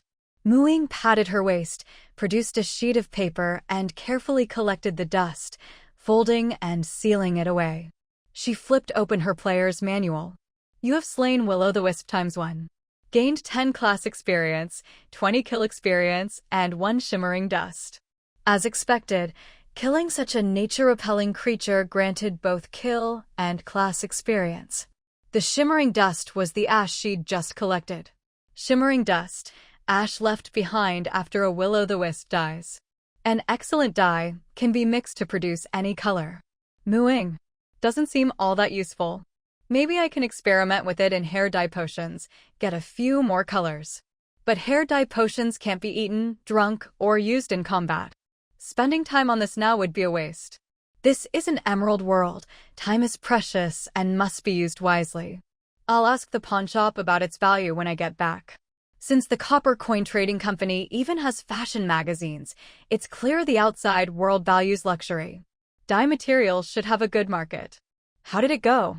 As soon as Ying returned, the Night Watch hurried over to ask. They'd been worried sick with no news for so long. It's been dealt with. We should be fine tonight, Ying replied, stifling a yawn, clearly exhausted. Then go get some rest. It's already past midnight, won't be long before dawn. Ying nodded, went back to her tent, and collapsed into sleep. It looked like there wouldn't be any more trouble tonight. She slept straight through until morning, finally feeling a bit more refreshed. After a simple meal, they set off again. Ying sat in the wagon, nodding off as they traveled. Suddenly, the caravan came to a halt. She quickly sat up. What's going on? There's a trap up ahead on the road, caught a wild deer, Guanhai reported as he returned. A trap. Ying jumped off the ox cart. Who would be setting traps way out here in the wilderness? She walked over for a closer look. Sure enough, it was a man-made trap. The parts that hadn't been triggered were still covered with leaves and grass. The pit wasn't too deep, but the bottom was lined with sharpened wooden stakes. A wild deer had been impaled through the belly and was already dead. This spot isn't close to either Chunin Camp or Qingshan Village. Could someone really have stayed out here instead of heading to the camp? Liu asked in surprise.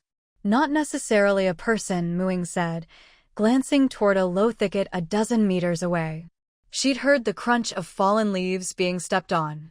Ying summoned a wolf-shaped spirit. Go check it out. The wolf spirit dashed toward the bushes as ordered. A wooden arrow shot out from the thicket, passing straight through the wolf spirit without causing any harm. Spirits were made of energy. Ordinary arrows couldn't hurt them. Hey, hey, hey! Don't come any closer. A child jumped out of the bushes. Call it off. I mean no harm. Ying hadn't ordered the wolf spirit to attack. Without explicit orders, spirits would only attack enemies who showed hostility toward her. After forcing the person out, the wolf spirit didn't attack further, instead continuing to sniff around the bushes. Soon, another child burst out of the thicket as if the place had exploded. Hey, what's with you people? I said we mean no harm. The first child grumbled. That's our prey. There's so many of you. We were just hiding and watching because we were afraid you'd steal it. Are these dwarves? Jing asked, stunned. They're halflings, Ying replied, having just used her ability to identify creatures. Though the two were about the size of elementary schoolers, their faces weren't childish. The male had long sideburns, and the female was well-developed, her chest quite impressive, clearly not children, but 2-level, 3 halfling wanderers. They were an intelligent race, just like humans and natural-born wanderers. Ying didn't see any dark aura on them. Instead, like humans, they were surrounded by a faint natural energy. She realized they weren't necessarily enemies and might be open to conversation. We mean no harm either. It's just that your trap was blocking the road, so we came to check it out. We had no intention of stealing your prey, Ying said, choosing not to make unnecessary enemies. Of course, she didn't dismiss the wolf spirit either. All right, then it's a misunderstanding. If you all step back, we'll just take our prey and leave, the male halfling said. Sure, but we'll need to fill in this trap afterward, since there'll be a road built here soon, Mooing added after a moment's thought. Do you live out here in the wild? We do, but I'm not about to show you where, the male halfling replied warily. Oh, I just wanted to let you know. Once the road is finished, if you follow it north, you'll reach my territory. If you ever find the wild too dangerous, you're welcome to settle there. We don't discriminate against other races. In fact, a group of myconids recently moved to our camp with their dungeon. Mooing emphasized the word dungeon. The male halfling's expression didn't change, but the female looked a bit nervous. It seemed likely they'd come from a dungeon themselves. Potential sources of income, Mooing thought, her attitude growing even friendlier. She had everyone else step back, giving the two halflings plenty of space to safely retrieve their prey. The two approached cautiously, glancing at the group from time to time. Seeing no one made any moves, they continued their work. Halflings were clearly agile, but not very strong. Even dragging a small deer seemed to take some effort. We'll leave the trap for you, do whatever you want with it. If your territory is really as good as you say, maybe we'll come take a look. After all, halflings are friends to many races, humans included, the male halfling said sincerely before disappearing into the bushes. Mooing recalled the wolf spirit. Mooing, aren't we going to follow them and see where their dungeon is? Liu asked. If we did, we'd probably become enemies, Xiaobai replied. He's right. If we want them to come to our territory, we should show some sincerity. We still need more residents to upgrade to a town. If myconids can become residents, so can halflings. As long as they're capable of communication and not evil creatures who delight in killing, they can become friends, Mooing said. If you want to make friends, you have to show some trust. What good would it do to find their dungeon? They still hadn't figured out the ghoul dungeon near their own territory. Why make enemies out of curiosity? Besides, her information indicated that halflings always tried to get along with everyone and enjoyed living among other races. There was a good chance they'd agree to become residents. Wow, does that mean our territory will become a multi-race adventure town? Liu said, clearly excited. Some people might look down on outsiders, but they had to admit, having them made the territory stronger. For example, without the myconids, their population would be even smaller, and upgrading to a town would be a distant dream. They'd also be making a lot less money.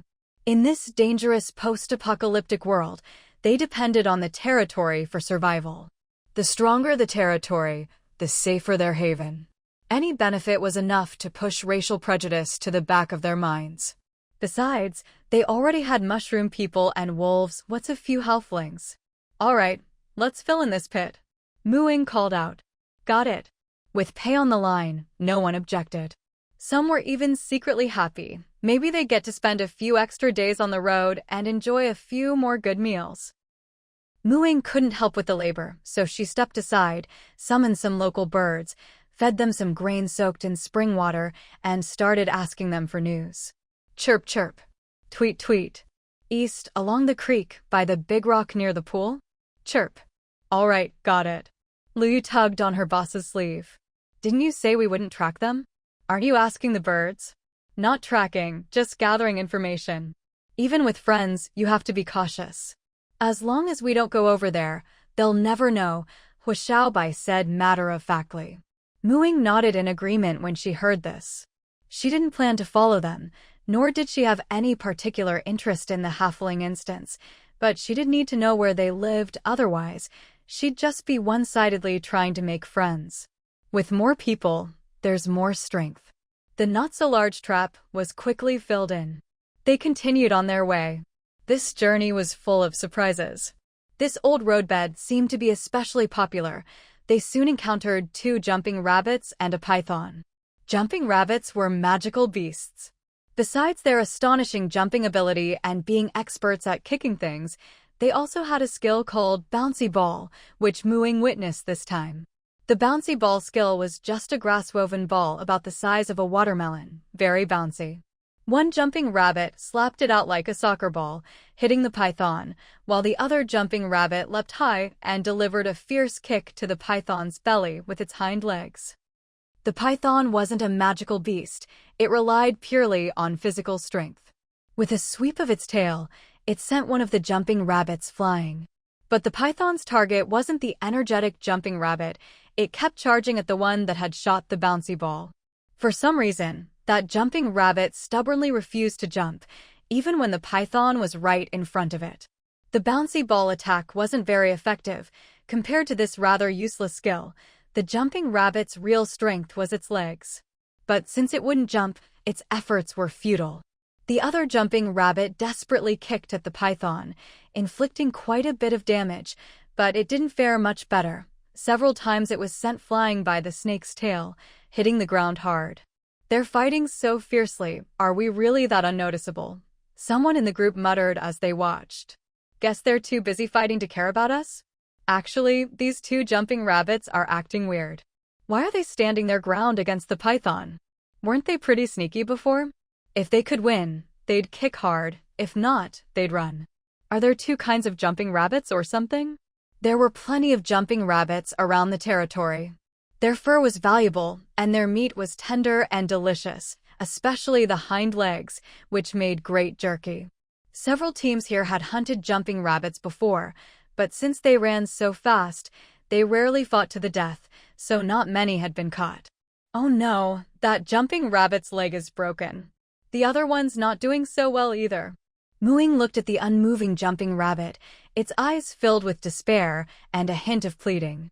She suddenly thought of something. Waving her hand, she cast a spell, conjuring a pale green energy shield in front of the jumping rabbit, blocking the python's fangs. "Go! Kill the python and save the jumping rabbits. 10 contribution points each. Charge." Nothing motivates people more than contribution points that are as good as money. A group of people rushed over. Luckily, the python was long enough, otherwise, there wouldn't have been enough for everyone to get a hit in. Even with all these humans around, the jumping rabbit didn't run. The other, with its broken leg, hobbled over to its side, and the two rabbits huddled together, trembling. "Why do I feel like I just got shown up by rabbits?" "That's not your imagination. I'll take care of the rabbits. Don't scare them back up. The python is yours, drag it away," Ying said as she walked over.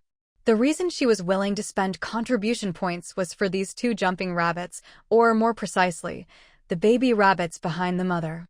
The others backed off as told.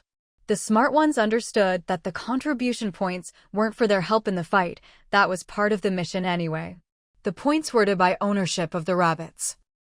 Once everyone had moved away, the two jumping rabbits finally calmed down a bit and didn't seem as scared. Honestly, seeing rabbits the size of calves trembling in front of tiny humans was quite a sight. "Is the reason you wouldn't run because you have babies behind you?" Ying asked using animal speech. Sure enough, the two jumping rabbits started trembling again. If one didn't have a broken leg and the other couldn't jump, they'd probably have kicked her by now. Ying released her natural aura. "I can heal its leg, but I have one condition. You give me your babies." The rabbit's fur practically stood on end. "Don't worry, I'll take good care of them." "You're welcome to come with me too. You'll have plenty of good food and water." "All I ask is that you help out a bit," Ying said, conjuring a water ball. "Here, have some water first." The two rabbits jerked their heads back. "If you don't drink, I'll let them start fighting again," Ying threatened. In the end, the male rabbit, trembling, took a lick. And then another. The mother rabbit, "Are you crazy?" The male rabbit, "Hey, this is actually pretty good." Ying smiled slightly. Of course it was good, she'd mixed in plenty of spring water. Even Old Yellow Ox was staring at it. She called Old Yellow Ox over. "Lend me some of your fodder." Ying pulled a handful of hay from the bundle on the ox cart. "If you come with me, you'll have this kind of grass to eat every day and no more pythons will bully you." Male rabbit, "There's a deal this good?" "Of course, it's not for free. I promise not to kill you and I'll protect you, but you have to help me carry things, just like him," Ying said, patting Old Yellow Ox. "Moo," Old Yellow Ox bellowed proudly. The rabbits shook their heads. "That cart is way too big, we can't pull it." "Don't worry, you won't have to pull as much as him. But if you come with me, you and all your descendants will have to help me work. Only then will I protect you and give you all these good things to eat," Mu Ying calculated gleefully. Her territory was short on mounts. She couldn't find more oxen, but rabbits would work too, and they reproduced quickly. The rabbits weren't that smart. Even with animal speech, they only understood the gist. Help her carry things, get delicious grass and good water. Jumping rabbits were magical beasts, but at heart, they were still rabbits, not exactly proud creatures. Being kept by someone wasn't hard for them to accept. Sure, they had to work for their food, but at least they'd have a protector. This human smelled nice, probably wouldn't trick a rabbit. Most importantly, she'd saved their lives. The snake that nearly killed them was already being butchered. The jumping rabbits glanced nervously at the scene and shivered, then both nodded. Mu Ying breathed a sigh of relief. Step aside, let me see the babies. She conjured another water ball. She was really going all out today. The mother rabbit, who hadn't moved all this time, hesitantly shifted aside. Behind her was a small burrow, inside which a cluster of tiny, fluffy baby rabbits huddled together, each barely bigger than a palm, with bright red eyes. Mu Ying even slowed her breathing. So cute. Gun gun, I knew it. Hashtag. Seeing the little bunnies all huddled together, there were 8 of them in total, Mu Ying realized she couldn't carry them all at once, and she was worried about hurting them. After thinking for a moment, she rummaged through the ox cart and found a bamboo basket. Then she pulled out several handfuls of dry grass from the old yellow ox's feed reserves, making a soft bed at the bottom of the basket. Mu Ying's careful and gentle manner put the 2 adult rabbits at ease, so they didn't stop her from touching the baby bunnies. She held a water orb in her hands, reached it toward the entrance of the burrow, and patiently conveyed her goodwill using her ability to communicate with animals. Slowly, the little bunnies let down their guard. One of them tentatively licked the water orb. Once the first brave one started drinking, and the more it drank, the faster it went, the others soon crowded around. Instinctively, they felt that this water was good for them, and it tasted great too. After they'd had a few licks, Mu Ying slowly drew her hand back. And so, one by one, the little bunnies were fished out. Only then did Mu Ying start picking up the little bunnies one by one and placing them gently into the bamboo basket. Once they were all sitting in the basket and had finished the water, Mu Ying finally got to pet them properly. Hee hee, they're so soft, softer than Gun Gun. Reluctantly, Mu Ying moved the little bunnies onto the ox cart, then turned to look at the 2 big rabbits crouched beside it. Their fur was just as impressive. I'm going to treat your injuries now, so I'll need to touch you a bit. Don't be afraid. Looking at their snowy white, fluffy coats, Mu Ying's voice grew even gentler. She started with Mama Rabbit, who was less seriously hurt. As Mu Ying placed her hand on the rabbit, the soft, fluffy sensation distracted her for a second. Soon, a surge of vibrant healing energy flowed from her palm. Mama Rabbit let out a comfortable squeak. Mu Ying couldn't resist petting her a couple more times. Papa Rabbit was in much worse shape. He'd been thrown out several times, hit the ground hard, and even had a broken leg. His fur was dirty and matted. Everything else could be fixed, but she didn't know how to set a broken leg, so she couldn't just heal it as is. But that wasn't a problem. Mu Ying called Zhang Jing over, since she knew how to set bones. Mu Ying, I've never set a rabbit's bones before. I'll have to take a look first, Zhang Jing said uncertainly. Let her feel your other hind leg so she can set it right. It might hurt a bit, but bear with it, Mu Ying told Papa Rabbit. Papa Rabbit nodded resolutely and stretched out both hind legs. Seeing how his wife was treated, he knew this human meant well. If he could be healed, he'd be able to protect his family again. Papa Rabbit's broken leg looked really bad, just looking at it made you wince. Zhang Jing carefully felt his good leg for a while, then nodded to Mu Ying. She hadn't learned how to talk to animals, so Mu Ying had to translate. Mu Ying reached into the cart's luggage. Actually, she pulled a big corn cob from her storage pouch and stuffed it into Papa Rabbit's mouth. Bite down and don't hurt anyone. Could you help hold his leg down so he doesn't move? Mu Ying asked Mama Rabbit.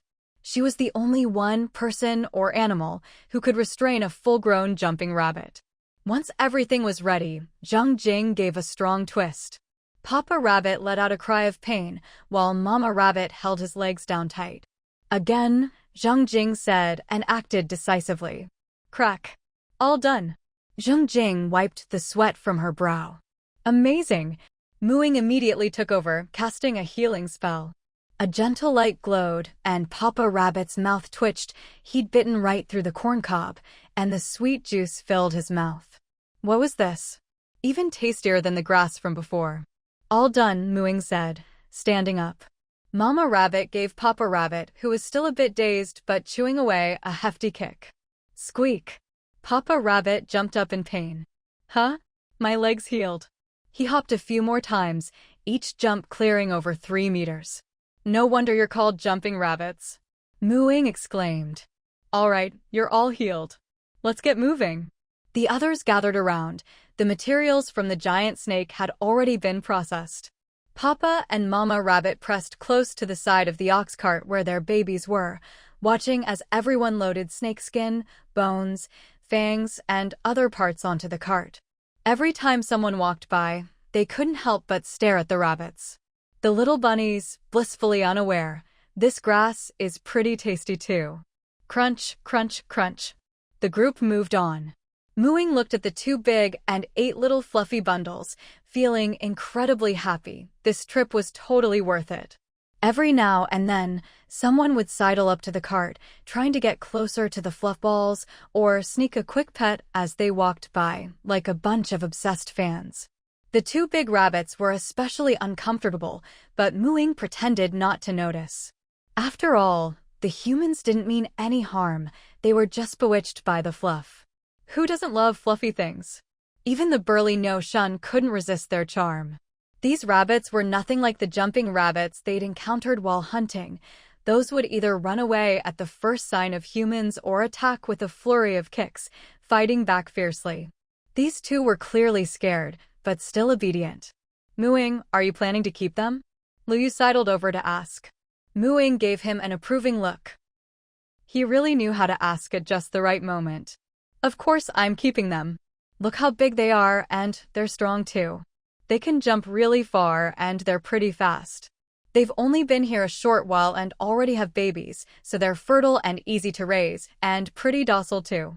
Most importantly, they're great to pet and super cute.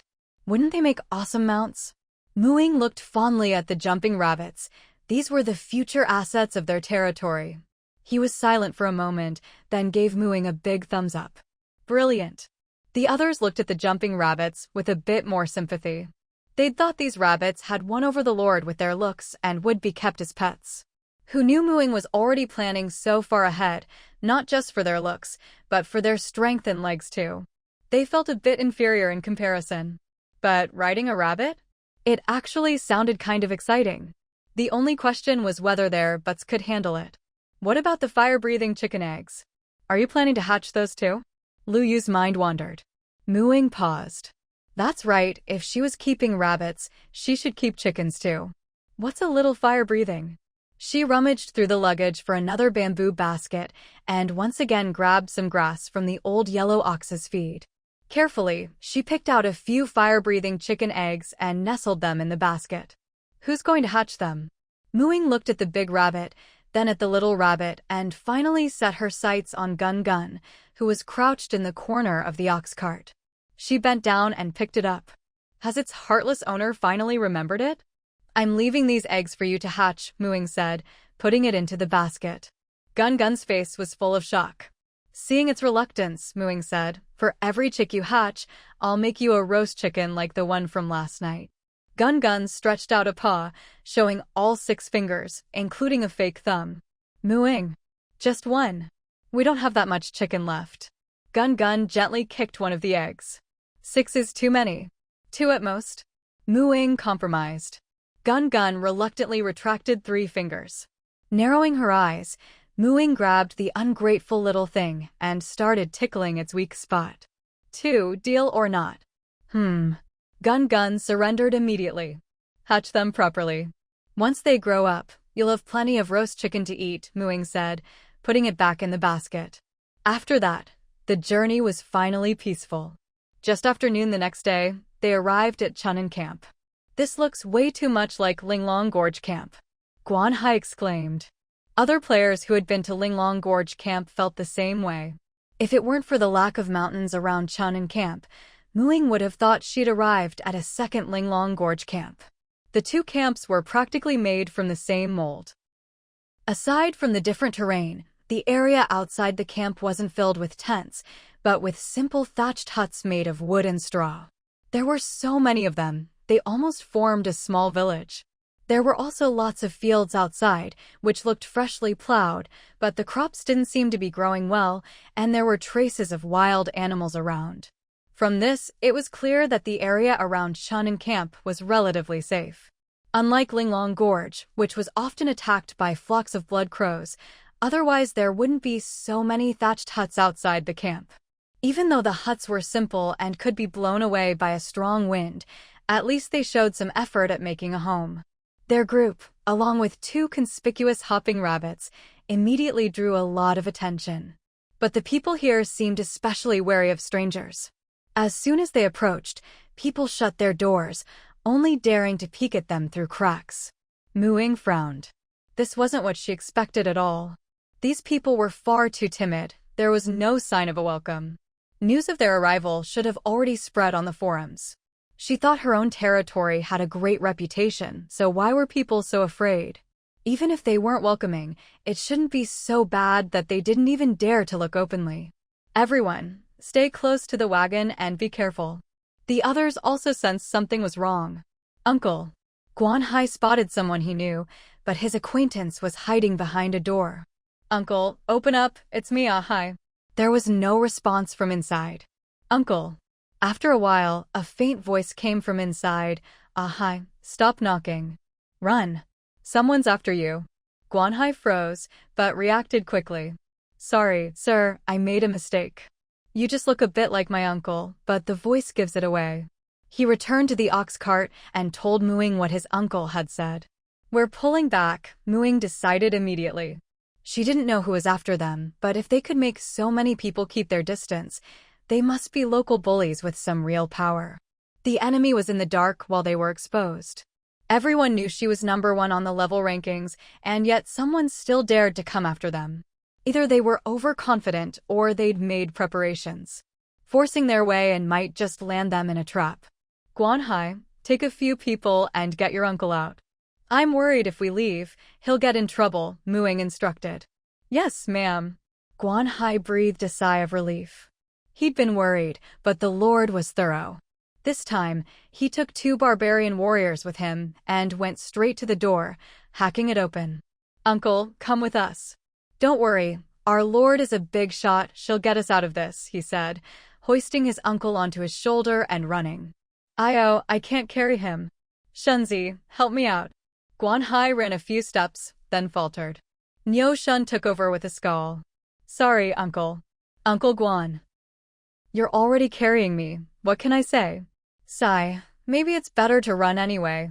Muing and the others retreated to a small hill on the other side of Chun'an Camp, where they could get a good view of the place.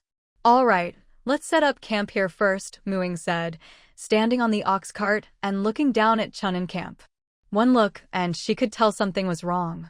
Chun'an Camp was the same size as Linglong Gorge Camp, and the internal layout was identical, a standard design for unclaimed camps, with a large plaza right inside the entrance.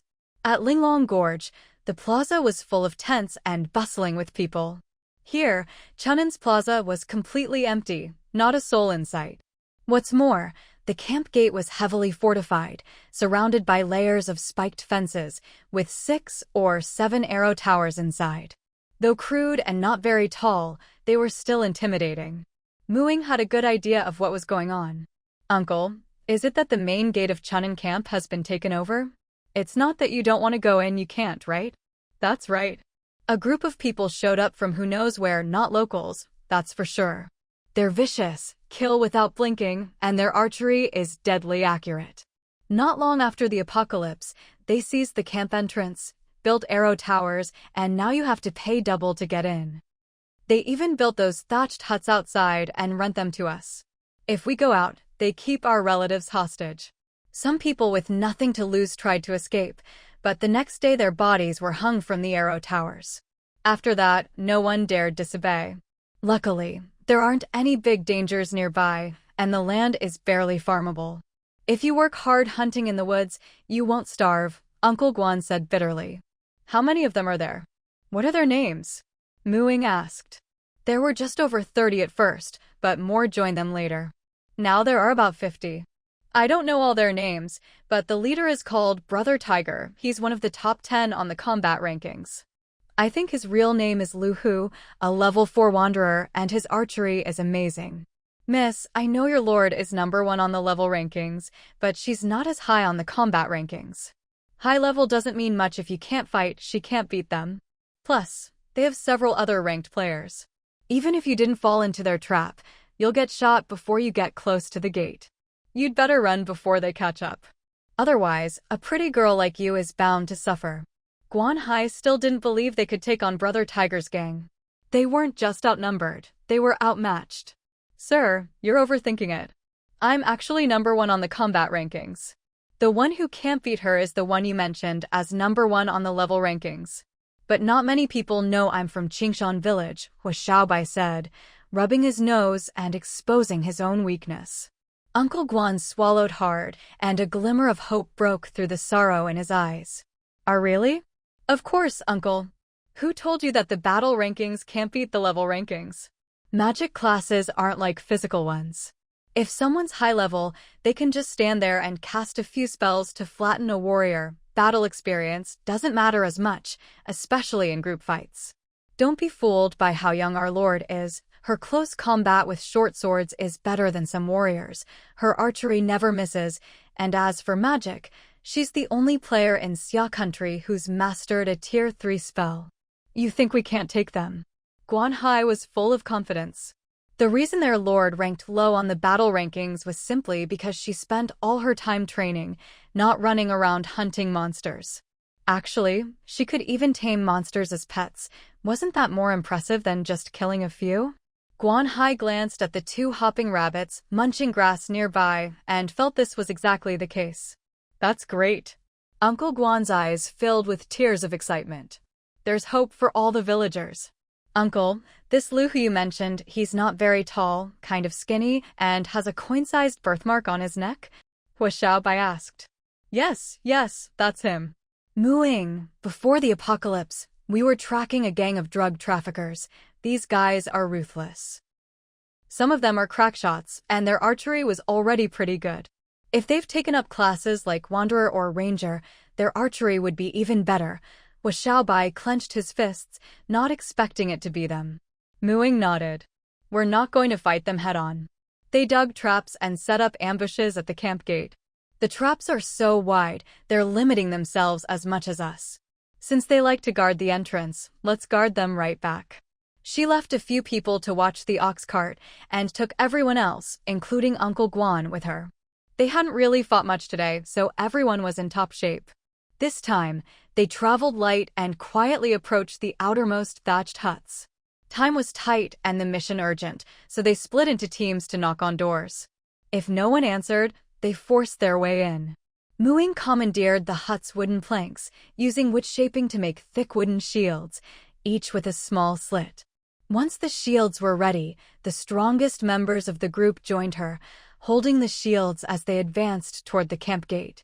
The arrow towers were oddly quiet, as if no one had noticed anything amiss. Looks like they really pissed people off.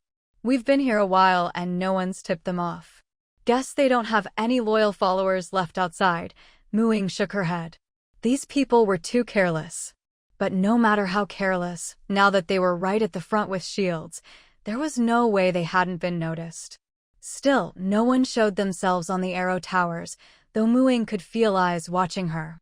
I heard the lord of Qingshan village is a real beauty, a high schooler. Tiger bros in for a treat. She's still too green. What's the point of hiding behind a shield? Our arrowheads are coated with fire oil.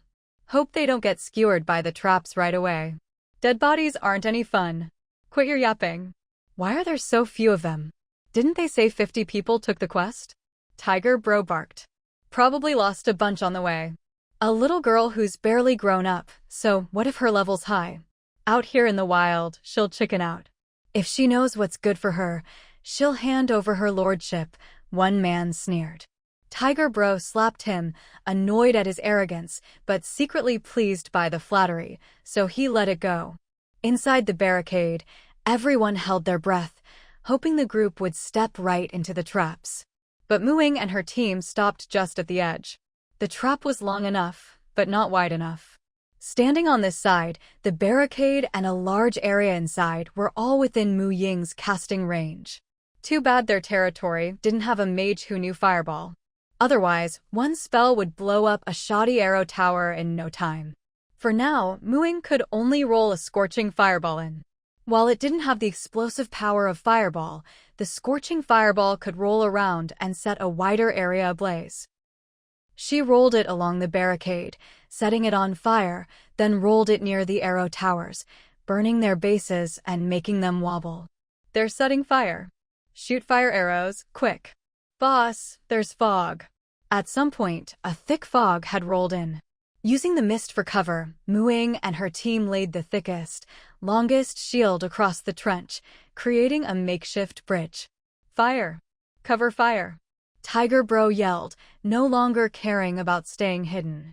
Damn girls! Flaming arrows flew, but there were only about 50 people left, and more than 10 couldn't fight because their towers had collapsed. Cover fire was just a pipe dream. A stray arrow or two might hit, but they were quickly pulled out before they could ignite anything. They've got fire arrows. There must be fire oil on the towers. After crossing the trap, Ying summoned 5 woodpecker spirits, all under level 1, to harass the people on the arrow towers. They had no spellcasters, so they didn't understand that physical weapons couldn't harm energy-based spirits, which were immune to physical attacks. Taking advantage of the fog, Ying's group sprinted toward the Chunin camp gate, setting fires as they went. Anyone trying to run back to the camp for safety was either shot in the throat by Ying's arrows or cut down by Xiaobai's team, including those originally guarding the gate. Inside the fog she created, no one could see them from more than 3 steps away, but her own team moved freely. After paying the entry fee and stepping into the camp's territory, they finally breathed a sigh of relief.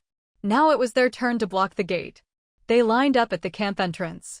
Who would have thought that the people outside the traps just moments ago would suddenly be inside the camp? More and more arrow towers collapsed, the fire oil making the blaze even fiercer. The nearest water source was too far away, there was no way to put out the fire. Luckily, they still had the camp as a fallback. Tiger Bro led his surviving men, covering their noses, and ran into the camp. Just as they neared the camp gate, thick vines shot up from the ground, wrapping around their legs and dragging them back, but not letting them get too close to the camp itself.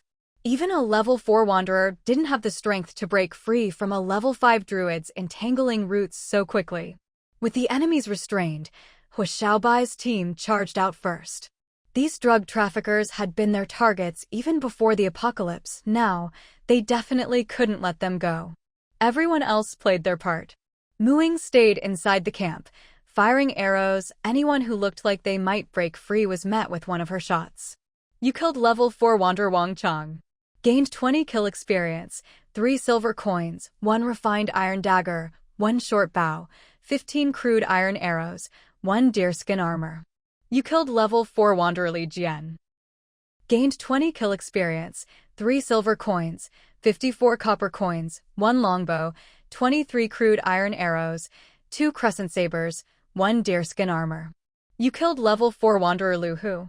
Gained 20 kill experience, 1 gold coin, 4 silver coins, 88 copper coins, 1 refined longbow, 1 poison dagger, 1 paralysis potion, 1 cowhide half armor. Ying didn't even realize when she had killed Lu Hu. It was only later, when she flipped through the player manual, that she found out. After that wave of fighting, only a few scattered enemies remained. As the mist cleared, the remaining loners saw they couldn't break into the camp and tried to flee. But the traps they'd dug earlier blocked their way, and on the other side were even more players armed and ready. Once everyone had regrouped, they came over to help. Ying and her group gave chase as well. Please, I'm begging you, don't kill me. With nowhere left to run, some dropped to their knees and surrendered. Some of them were real drug dealers, while others were just opportunists who'd thrown in with Tiger and his gang after the apocalypse, seeing their strength. But in the face of death, all their former arrogance and bravado vanished. Mu Ying said nothing, drawing her bow to full. Hu Xiaobai and the others didn't hesitate either. In a lawless apocalypse, people with no sense of morality were even more dangerous than before. Nice. The people from Chunin camp cheered loudly, finally able to stand a little straighter. Some still looked at them with fear. Even though they'd only killed villains, their decisiveness, without a hint of hesitation, still made some people's palms sweat. With the enemies dealt with, Mu Ying's mission was more than half complete. Now, it was up to the players she'd brought along. How much reward they'd ultimately get depended on their performance. Mu Ying didn't linger. After splitting up her share of the loot, she headed back up the hill to fetch the ox cart. Killing people wasn't as easy as she'd thought, but it wasn't that hard either. I'm not even human anymore, so why should I feel conflicted about killing? Don't you all agree? Mu Ying muttered with a blank expression. The Shireen figurine stretched out its tiny hands and gave her 2 big thumbs up. Gun Gun silently nuzzled her palm. The little rabbit chirped Gigi. Thank you, all of you. Mu Ying's face broke into a smile. She hugged Gun Gun tight, then petted the little rabbit, and finally cupped the Shireen figurine in her hands, rubbing his wolf ears until they turned bright red before letting him go. What's the big deal about killing? Monsters kill, beasts kill, humans aren't anything special. Some people aren't even as good as monsters. So, the people of Chunin camp watched as the female war god from the neighboring territory entered their camp, surrounded by a bunch of fluffy creatures. That radiant smile, those emerald green eyes, the gentle way she stroked the fluff. It was like she was a completely different person from before. That was her first time killing someone, right? She's adapted so quickly. Liu said in surprise. That's just how strong-minded people like us are. Not like you, crying your eyes out after your first kill, Hu Xiaobai replied flatly. You! Don't think I won't beat you up just because you're my boss. Liu fumed.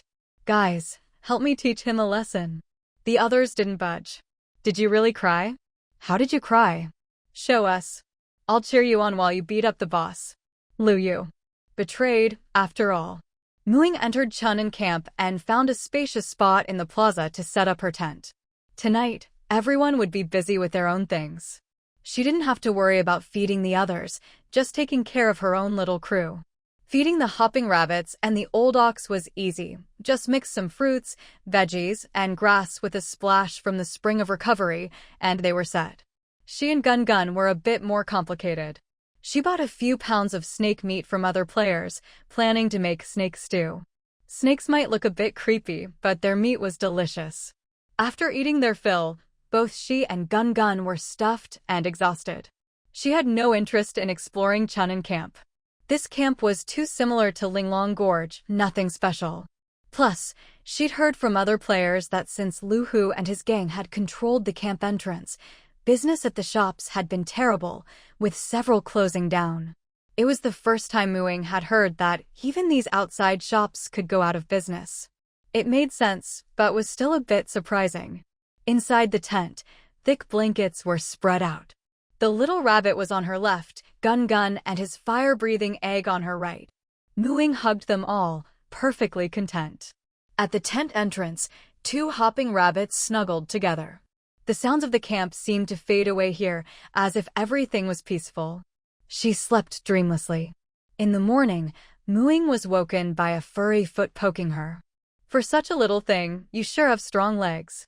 She picked up the mischievous little rabbit by its ears, watching it kick the air. Look at your brothers and sisters, you're the naughtiest. Maybe I should call you Pippi. She was just saying that, after all, the rabbits all looked identical. As long as it didn't kick around, she'd never know which was which. She got up and opened the tent. There still weren't many people in Chunin camp. They were too poor. All their money had been taken by Lu Hu and his gang. After Lu Hu was killed, Mu Ying and her group split the loot according to contribution, but there was no way to give the money back to the others. So, not many people could afford to stay in the camp. At the camp gate, Mu Ying saw the players she'd brought already busy at work. Lord, you're up. Guan Hai greeted her. Mu Ying smiled and nodded. How's the recruitment going? Of course it's going well. I'm a local and my uncle's helping out. We'll definitely come out on top this time. Guan Hai patted his chest in assurance. Keep it up. We're counting on you all to upgrade the territory. Mu Ying grinned.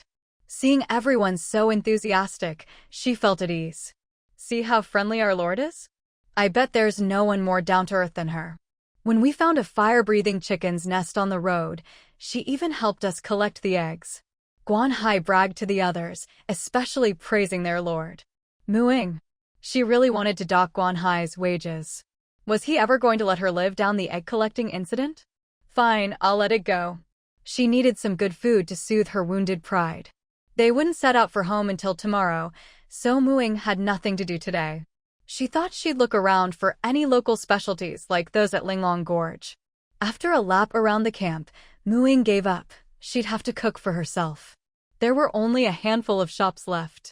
The next morning, Mu Ying drove her ox cart out of Chun'an camp. Outside, a crowd of players with packed bundles had already gathered. She buried the last piece of cobblestone road model at the camp entrance. Then she opened the territory interface, made some adjustments to the road, and chose to build. The players from Qingshan territory had seen this before and stayed calm, but the people from Chun'an camp were much more excited. Some who hadn't planned to leave saw this miracle and hurried off to pack their things. Though Chun'an camp was a bit behind in development and its players were weaker than those from Qingshan, many still chose to stay. Some couldn't bear to leave their fields, others feared leaving one danger only to fall into another. But Mu Ying's mission rewards were so enticing that more than half decided to follow her. More people were on the return journey this time, but thanks to the newly completed stone-paved road, the path was much easier to travel. By the evening of the second day, the group had already reached the end of the stone road at the edge of the Qingshan forest. We're here already? What, did you think we wouldn't be? I thought the wilderness would be dangerous, but nothing happened at all. That's because we cleared out all the obstacles on our way here, and with the stone road, wild beasts generally don't like to hang around the roadside. We're afraid of them, but they don't want to be bothered by us either. Come on, there's still a stretch of mountain road to go. Where did the Lord go? And what's that white expanse over there? That's the farming camp. It's a special area in the territory for growing crops. Pay a bit of rent and you can lease a plot of land protected by a barrier. You can even teleport between territories. Taking an ox cart through the mountains is a hassle, so the Lord probably just teleported back. Huh? You have to rent land? Where I'm from, the land belongs to whoever clears it. That's why you have to worry every day about your crops being ruined by people or beasts, and you have to fear for your own safety while farming. Trying to save a little money like that just isn't worth it. Mu Ying was indeed heading to the farming camp with her ox cart. The jumping rabbit family had temporarily settled there. Once their numbers grew, she'd move them to the livestock camp. The same went for the fire-spitting chicken's eggs. After returning to her own plantation, she built a new rabbit hutch next to the cowshed. This will be your home for now. You can eat as much of the fast-growing grass outside as you like. Take a few days to get used to things. Once I'm done with my work, I'll come assign you some tasks. When the baby rabbits are a bit older, I'll move you to a new place. Crunch, crunch. The jumping rabbits nodded enthusiastically. It was already autumn, yet the grass was still so tender, delicious. Since she now had more mouths to feed, Mu Ying scattered some more fast-growing grass seeds behind the rabbit hutch and cowshed. This would be their basic food supply. As for better vegetables and fruits, they'd have to help out with work to earn those. But the rabbits wouldn't be staying here long. Her plantation was mainly for crops and didn't have enough space for them to roam. Settling the jumping rabbits was easy and didn't take much time. Gun-Gun's eggs were also temporarily placed in the rabbit hutch. As soon as they got back, Gun-Gun reverted to her original form and gathered all the fire-spitting chicken eggs Mu Ying had collected under her belly, determined to hatch some chicks. Mu Ying just let her be. Territory has met upgrade requirements. Upgraded to town. Subcamp blueprint upgraded. Short-range teleportation array blueprint upgraded. Long-range teleportation array blueprint unlocked. Just as she stepped out of the rabbit hutch, a new notification popped up in her player handbook. The territory actually leveled up? Ying opened the territory page. Most of the territory stats hadn't changed, except for an increase in the number of residents. Residents, 5,023. It seemed some new players had arrived at the camp, pushing the population past 5,000. Just as she'd suspected, population was a key requirement for upgrading to town level. Ying then checked the blueprints that had changed. The maximum size for subcamps had increased from 1 hectare to 2 hectares. On the surface, the short-range teleportation array didn't seem much different. It still had to be built with subcamps and allowed teleportation between the main territory and subcamps, or between subcamps. But now that the territory was a town, subcamps could be built within a 300-kilometer radius, effectively extending the teleportation range. The most important change, though, was the new functional blueprint. This was probably why Norea Town was so eager to make money. Ying opened the blueprint's description. Facility: long-range teleportation array. Function: supports long-distance teleportation between the territory and other camps. Capacity: up to 10 people per teleport. Maximum range: 1,500 kilometers radius from the territory. Required materials: 1 million energy. Blueprint conversion cost: 10,000 energy. No wonder Norea's lord was so anxious, Ying thought, both excited and pained by the requirements and cost listed on the blueprint. With this, she could set up teleportation arrays with other camps. A 1,500-kilometer radius would let her connect with 90% of the camps in Xia country, including the other 3 main camps. This would solve transportation issues and allow for much faster population gathering. She didn't approve of Norea's approach of using subcamps just as teleportation points, since previously subcamps could only be built within 100 kilometers, were expensive, and couldn't extend very far. Building too many early on actually slowed territory development, and later on, that short distance didn't really warrant teleportation. It was only a 3 to 5 day journey.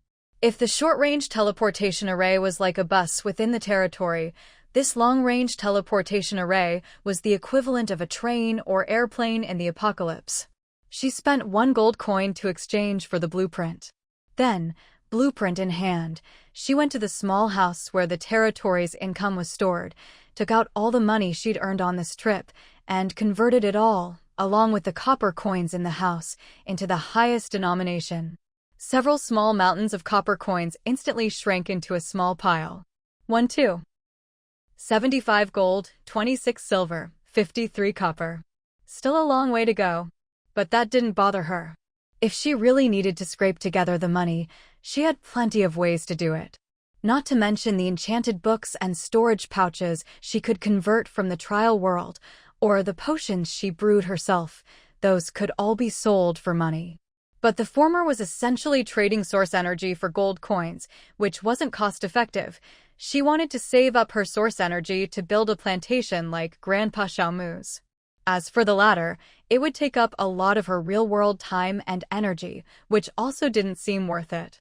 After all, compared to territory construction, her own strength was most important. She always knew her priorities. The territory was just the icing on the cake. It belonged to her, not the other way around. Thinking this through, Ying calmed down. What was she rushing for? If this wave of new players stayed, after expenses, the territory's daily net income would be close to 5 gold coins. At most, she'd only need to wait another week. Upgrading the territory and earning money wouldn't directly increase her own strength. It would only improve her quality of life and make things better for her people. If she were a mage, she'd definitely have thrown everything into making money to support herself, since every spell cost money to learn, and a lot of it. In the end, Ying decided to just sell off the miscellaneous equipment she'd gotten from killing people and the faint glow dust dropped by will-o'-the-wisps. She'd scrape together whatever she could and save the rest for later. Of course, the most urgent issue was that the territory was getting crowded with so many new arrivals. She needed to prepare more treehouses and expand several subcamps. This was the foundation of the territory and had to be solid. So she spent nearly 3 more gold coins to expand the territory's protective barrier, covering 10 hectares. The defense level stayed the same, but the number of treehouses increased to 500, and the other 3 subcamps were all expanded to the current maximum of 2 hectares each. The only newly unlocked area that was immediately opened up was the quarry camp. The livestock camp was being expanded out past the rocky forest, but that area had been temporarily cordoned off by her and would only be put to use after some preparations. As for the planting camp, nearly a third of the new area was merged into her own plantation, while the rest was opened up to the territory's residents as land they could rent and farm. After sorting all this out, Ying teleported to the main gate of the territory. The expansion of the territory had pushed outward, away from the forest, and a section of the old stone-paved road was now included within the territory. At present, the territory encompassed the entire valley, Moon Lake Reservoir, and a small hillside beside the reservoir. The new main gate was set at the junction of the stone road and the territory's entrance. Walking in from the gate, Ying saw treehouses scattered in a pleasing arrangement, with winding aerial walkways connecting them like a web. Most of the treehouses still retain the fresh, fairy tale style Ying had originally designed. With the unique aerial walkways and the territory's increased scale, the whole scene looked even more impressive. No wonder so many people on the forum rave about how beautiful Qingshan Village is. I totally get it now. Just standing here makes me feel so happy and relaxed.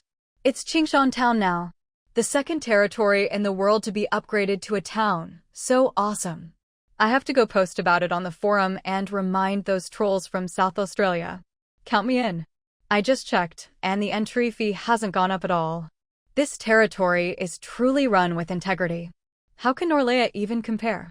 For some reason, the Lord and the territory's style really match. She just looks and feels like she belongs in a place like this.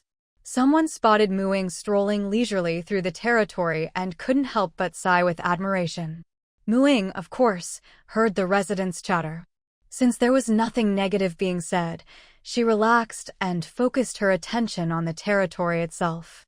She hadn't yet inspected the trees in the newly added area, and the weeds, shrubs, and fallen leaves on the ground still needed to be cleared away and replaced with mondo grass. After autumn began, the mondo grass produced clusters of small berries everywhere, far more than anyone could eat. Picking a basketful could be exchanged for a copper coin at the pawn shop. However, Ying noticed there were too many berries to consume at once, so she found some simple recipes for making dried fruit and jam in the Witch School library and posted them on the bulletin board, teaching residents how to preserve the surplus berries. The dried fruit and jam could even fetch a better price. Lately, to protect these valuable berries, everyone had gotten used to using the aerial walkways. Players could freely pick mondo grass within the territory, but Ying had only one request. After eating the berries, they must scatter the mondo grass seeds, so there would be even more mondo grass in the future. The newly incorporated land bordered the old territory, so many people had already scattered seeds there. However, since the weeds and shrubs hadn't been cleared, the mondo grass hadn't grown well and wasn't as dense as inside the territory. This time, Ying cleared out all the useless plants, leaving only the mondo grass and trees. She then used her eye of nature to carefully inspect and adjust the natural energy in the area, using up the remaining spring of restoration for the day on these plants. By next spring, this area would be covered in mondo grass. You have performed a professional practice and gained 1 profession experience. You have performed a professional practice and gained 1 profession experience. Tending to ordinary plants now yielded much less experience compared to fighting magical beasts, which could net 10 or 20 points of battle experience at a time. The only advantages were that it was slow but steady. Moreover, Ying could sense that routine care for ordinary plants was becoming less effective for her. The frequency of gaining profession experience was gradually decreasing, and it was nowhere near as efficient as planting new crops or tending to mutated plants. Fortunately, she now had the eye of nature, which made her perception much sharper than before. Just a glance told her which trees needed attention. Soon, Ying spotted someone standing in front of a tree, eyes closed, lost in thought. It was Jing, the territory's other druid besides herself.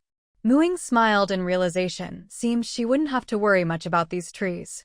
Although Jing's sense of nature was less efficient and a bit rough, the trees here didn't have any major issues, and her abilities were more than sufficient. She waited nearby for a while, and only approached after Jing came out of her trance. "Interested in taking on a quest?" Muing asked. Jing was stunned for a second, then immediately replied, "Yes, yes, yes." "Great." After the territory expansion, the mondo grass here is still too sparse and needs to be replanted. We can also open up a few more small vegetable plots. Together with the previous ones, we can plant some autumn and winter vegetables, like sour cabbage and spicy radishes. The contribution points might not be as high as the last outing though, Muing explained.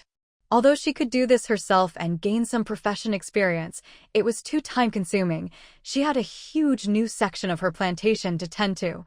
Might as well delegate, cultivate the residents' abilities, and help integrate newcomers with the old residents. I'll do it even without contribution points. Jing wasn't stupid. Experience to improve her skills was far more valuable than contribution points. But you're a druid too. Why not do it yourself, like last time? It's not as effective for me now, Muing explained. If you're up for it, I'll post the quest announcement tonight, and you can start tomorrow. You don't have to do all the manual work yourself. Just like I did before, let others handle the planting. You just need to use druid skills to help the seeds germinate and tend the plants each day. For you, it's a long-term quest. Okay, I'll do my best, Jing said, clenching her fists. Muing nodded, opened the territory interface and posted a new quest. Territory quest, camp planting. Quest description: work with the druid to open new vegetable plots, plant winter vegetables, and sell mondo grass in open areas and along the aerial walkways. Quest rewards: each participant receives 1 contribution point per day, open to all, lasting 7 days. The druid receives 5 contribution points per day, lasting 1 month. Quest requirements: each participant must complete at least 10 effective planting actions per day, including but not limited to tending plots, sowing seeds, and watering. Quest duration: starts tomorrow. All right, the quest is posted. You can come to my house tomorrow morning to pick up the seeds you'll need, Muing said, patting her on the shoulder. Good luck, I'll be checking in. With nothing else weighing on her, Muing walked off with a lighter step.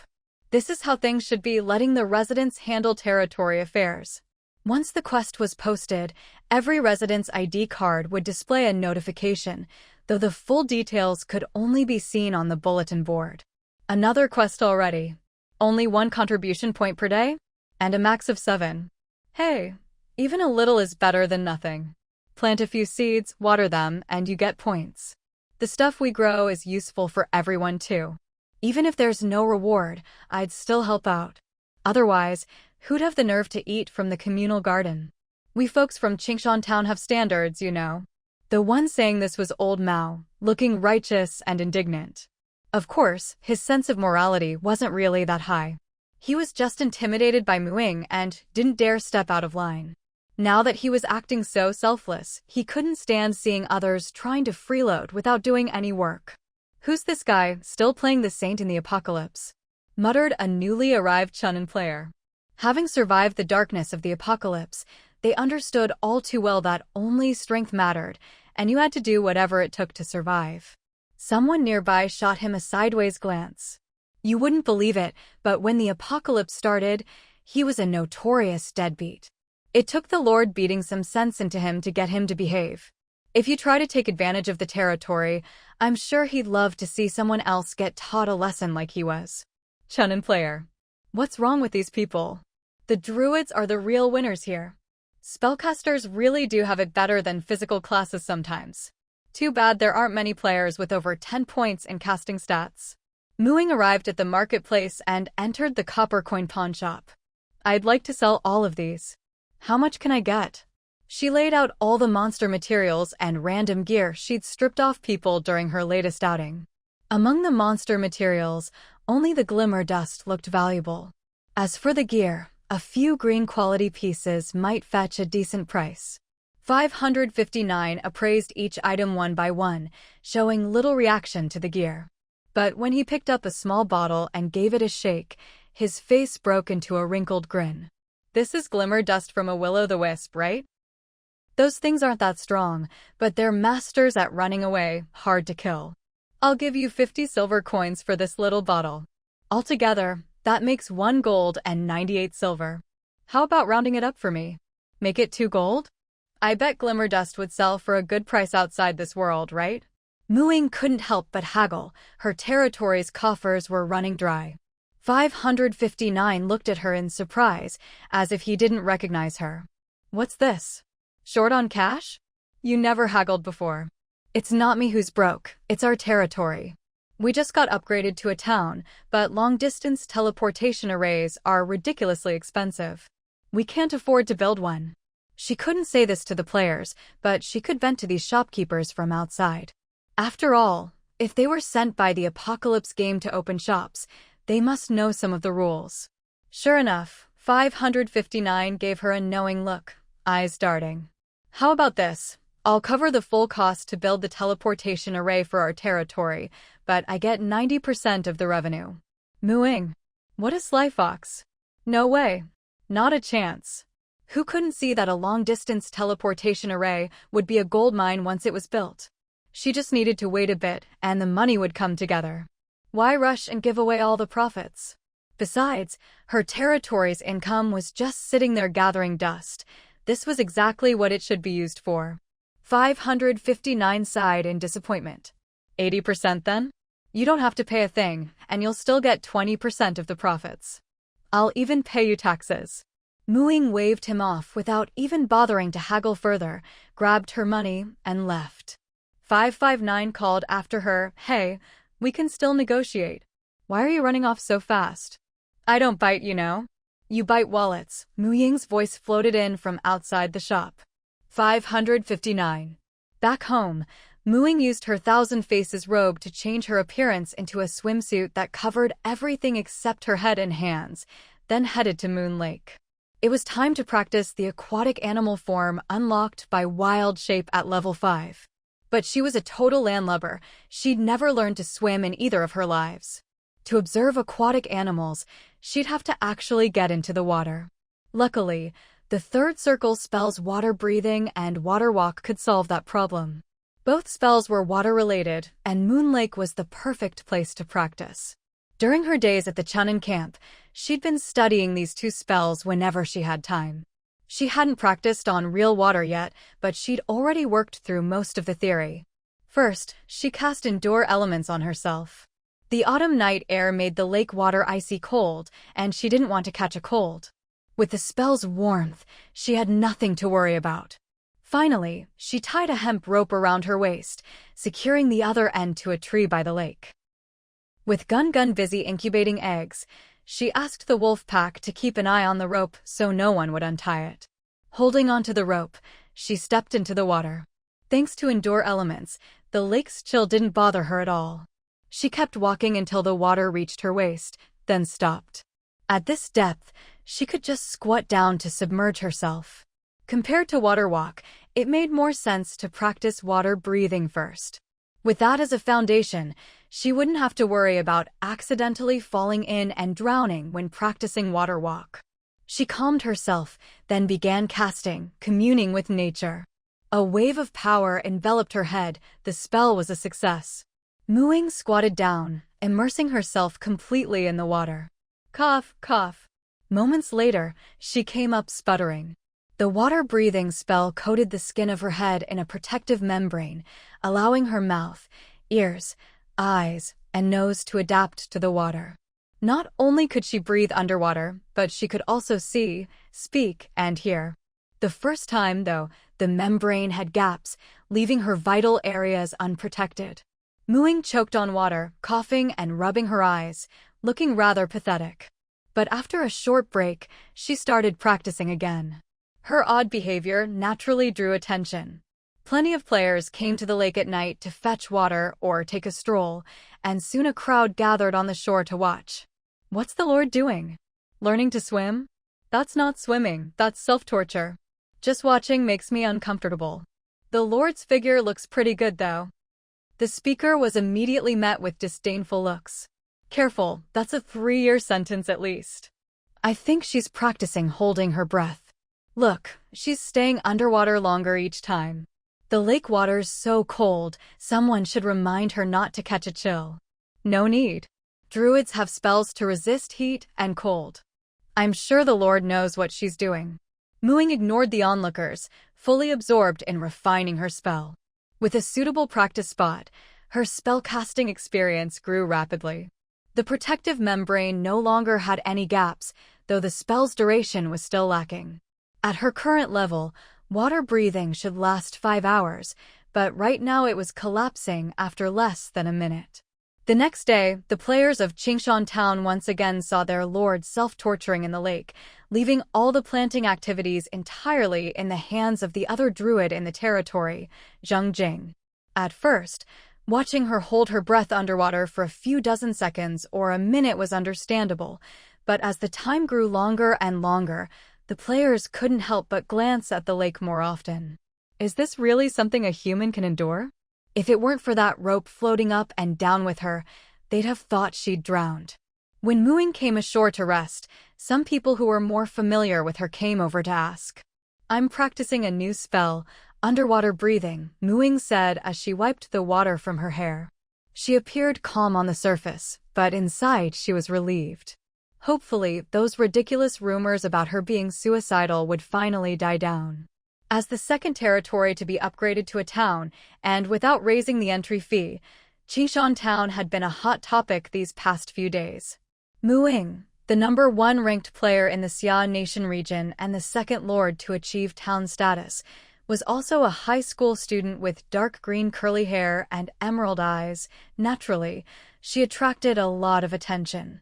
How could Muing, who loved browsing forum posts while eating, not know about all this? On the night the territory was upgraded, the hottest forum threads were still things like a deep dive into Qingshan Town's policies. How did Qingshan Village become the second to upgrade to a town? And what are the real requirements for territory upgrades? All very normal, and Muing even got some inspiration from them. Some speculated that besides population and subsettlements, the prosperity of the territory was also crucial. This prosperity might not just depend on facilities, but also on the residents' standard of living and happiness. Maybe you didn't need to max out every requirement, perhaps it was about reaching a certain level overall. This was something Muing hadn't considered, but she'd accidentally done quite well in this regard. But after a night's sleep, the new top trending post had become, "Why did our beautiful lord jump into the lake on the night of the upgrade?" Is there a hidden horror in town-level territories? Muing almost spat out her soy milk when she saw that post. Clicking in, she found it was full of speculation about why she'd been self-torturing in the lake the night before. The most upvoted comment actually claimed that after the territory upgrade, she'd suffered a blow and tried to commit suicide. Absolutely ridiculous. Even the Qingshan Town player who'd originally posted the thread as a joke to get attention was dumbfounded. After finishing her morning practice, Muing deliberately lingered by the lake, pretending to dry her hair, just waiting for someone to ask so she could explain. In reality, once she returned to her treehouse, a single drying spell took care of everything. Sure enough, when she checked the forum at lunch, the tone had shifted again.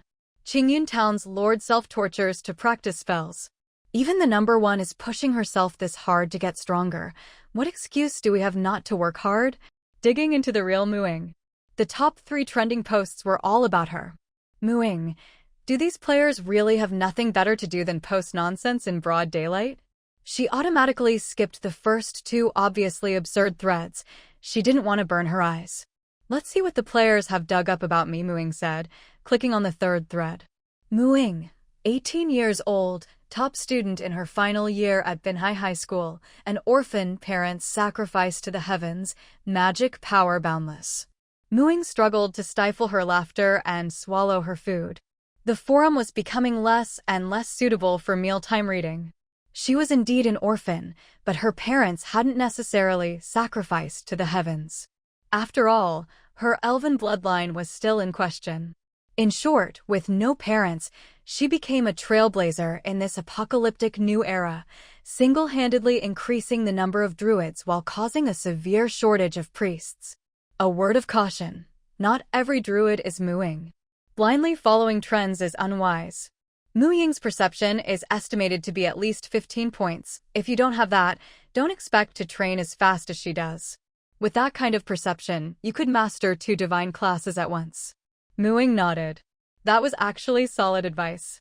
Continuing with Mu Ying's background, a native of Xia Nation, her looks were only slightly above average, but according to sources from Qingshan Town, a few months ago her hair suddenly turned dark green overnight, her eyes became like emeralds, and even her skin grew paler as if she'd undergone a full-body makeover and instantly became a top-tier beauty.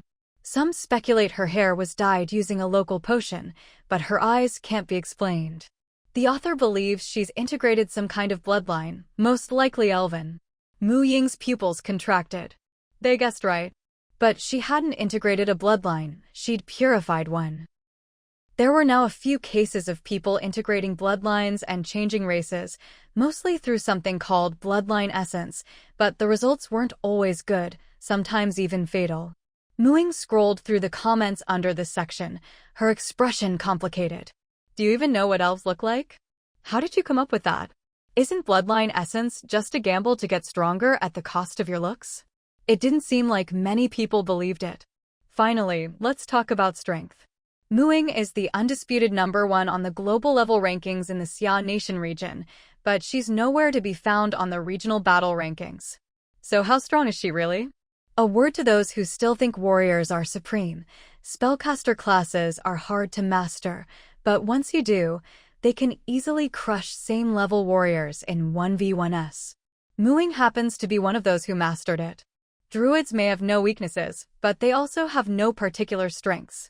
Yet Mu Ying is the top-ranked player with high perception and learns spells quickly. Even if she's only average in other areas, she's still stronger than most. So, in the author's opinion, while druids may be weaker at the same level, Mu Ying's druid is actually strong. Plus, her archery and swordsmanship are both at least at the expert level. Her overall strength is likely top tier. So judging someone's strength by the battle rankings is inaccurate. They only reflect kill counts, which are more relevant for melee classes that need to gain experience through combat. Spellcasters spend more time studying spells, so their battle rankings are naturally lower.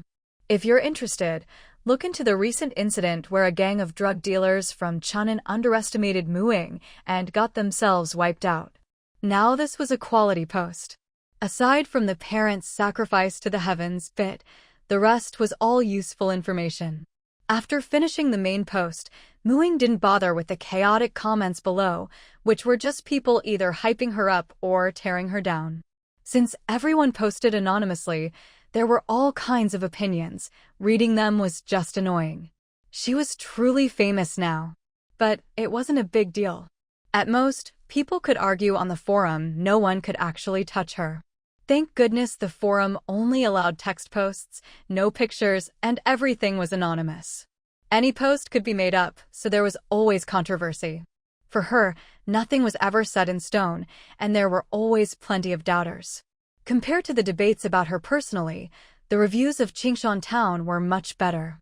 That would help attract more people to settle there in the future, a good thing, really. Hey, Mu girl. Mu Ying was practicing walking on water on Moon Lake when she heard someone calling from the shore. She turned around and saw that it was Professor Su. He must have something urgent to discuss. Mu Ying responded and walked over to the shore. Professor Su, what brings you here? Professor Su waved his hand and pulled a piece of parchment from his coat.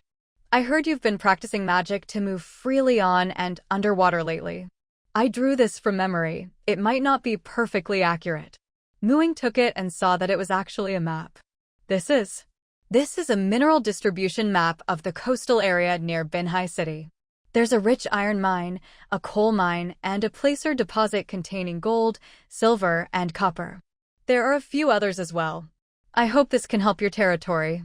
Professor Su pointed out the locations of the mines one by one and even taught her how to identify different ores. Mu Ying was so stunned by this unexpected gift that her head was spinning.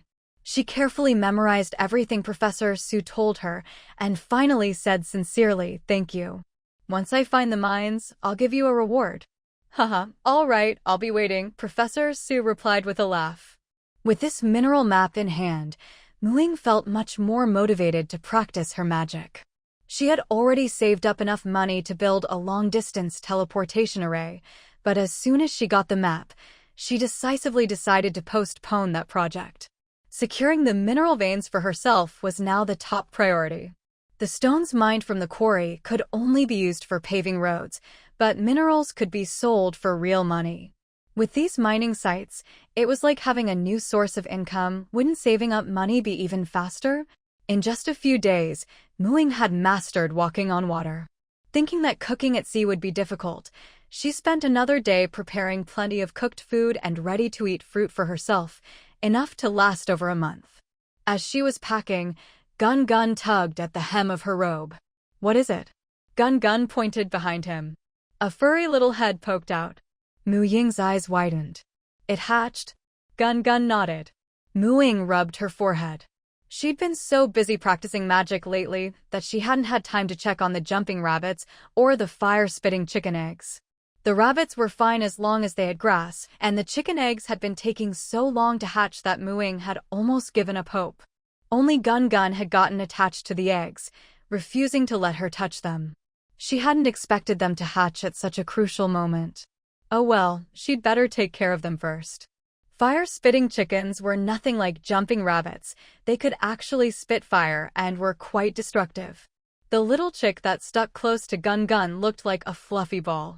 Ying tried to pet it, but it wouldn't let her, only pecking at Gun Gun's fur for fun. No matter how Gun Gun tried to shake it off, it always came back undeterred. "Come on, let's check on the other eggs." Ying led the way to the rabbit house. A few rabbits were outside munching on grass, all much plumper than when they first arrived, their coats shiny and sleek. Ying glanced at them. Today would be the end of their freeloading days.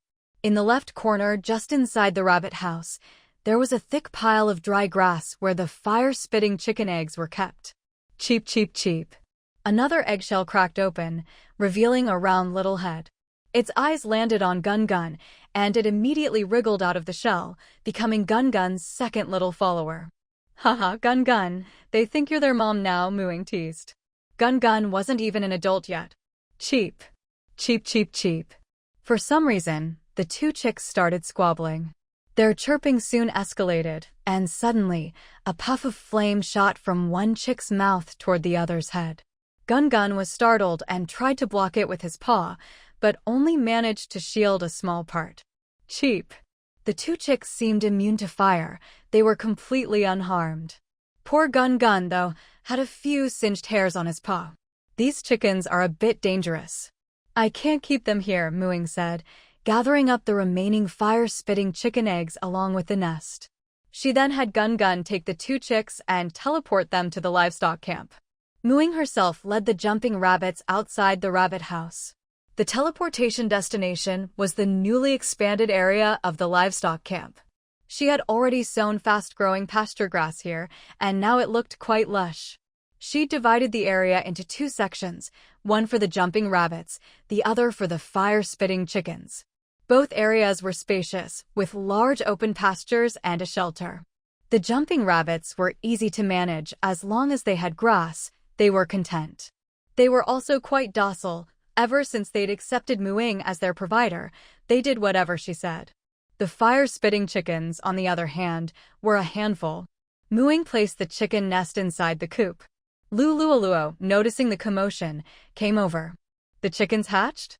After Ying had divided the area, she'd told Lulualuo her plans, so she knew what this place was for. "Yeah, 2 of them hatched, but they've got quite the temper. You'd better hurry up and master sanctuary magic, or these chickens will be a nightmare to deal with." "Even collecting eggs will be a problem," Ying said, feeling a bit troubled herself. Fire-spitting chicken meat was good, their eggs were good, and their feathers were good, but the constant fire-spitting was a real hassle. "I'm working on it. I've been praying diligently lately. I should be able to master it before these chicks start laying eggs," Lulualuo promised, patting her chest. "That's good. I'm really glad I got you to manage the livestock camp. Priest spells are so useful, Muing sighed. Sanctuary magic was a first circle priest spell that created a spherical barrier for protection, almost absolute defense. But anyone inside the sanctuary couldn't attack, or the spell would fail. Despite its limitations, it was a life-saving spell even Muing envied. Absolute defense was always reassuring. Sanctuary magic was more than enough to deal with fire-spitting chickens. For now, the chicks were easy to manage, just scatter a bit of grain each day. Lulualuo smiled sheepishly. What are you planning to do with the jumping rabbits? The big ones will be sent out as mounts to earn their keep. If they can't make enough for their food, I'll sell their fur to cover it. Winter's coming and rabbit fur is in high demand.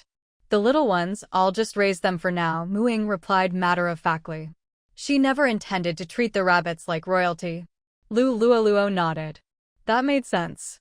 But I don't have time to train the jumping rabbits to follow commands. I might have to hire Zheng Jing to handle that. She seems to have learned animal communication too, Muing said. Her interest in the rabbits was nothing compared to her curiosity about the minerals under the sea. Great. Most people at the livestock camp are older folks. There aren't many people our age. I get bored all the time, Lulualuo said, clapping her hands happily. She didn't mind having someone else around to help. After all, there was too much work for one person, and having help was always better. After chatting with Lulualuo for a while, Muing went to the territory to look for Zheng Jing. The newly expanded area of the territory had already been planted with mondo grass. Everyone else had long since finished their planting tasks. Only Zheng Jing still needed to tend to the seedlings for a while longer. She had been busy with this for some time. Muing strolled around the territory and, sure enough, found Zheng Jing squatting in front of a small vegetable patch, communing with nature. Beside her lay a gray-furred wolf, its tail wagging lazily, her animal companion. When the gray wolf saw Muing approaching its master, it immediately stood up, fixing her with sharp eyes. Its tail swept against Zheng Jing's arm, waking her up. Zheng Jing came back to herself and affectionately patted the wolf's head, signaling it to relax. I need your help again, Muing said helplessly. Spellcasters really were rare. Out of the 5,000 or so people in Qingshan town, you could count the spellcasters on one hand.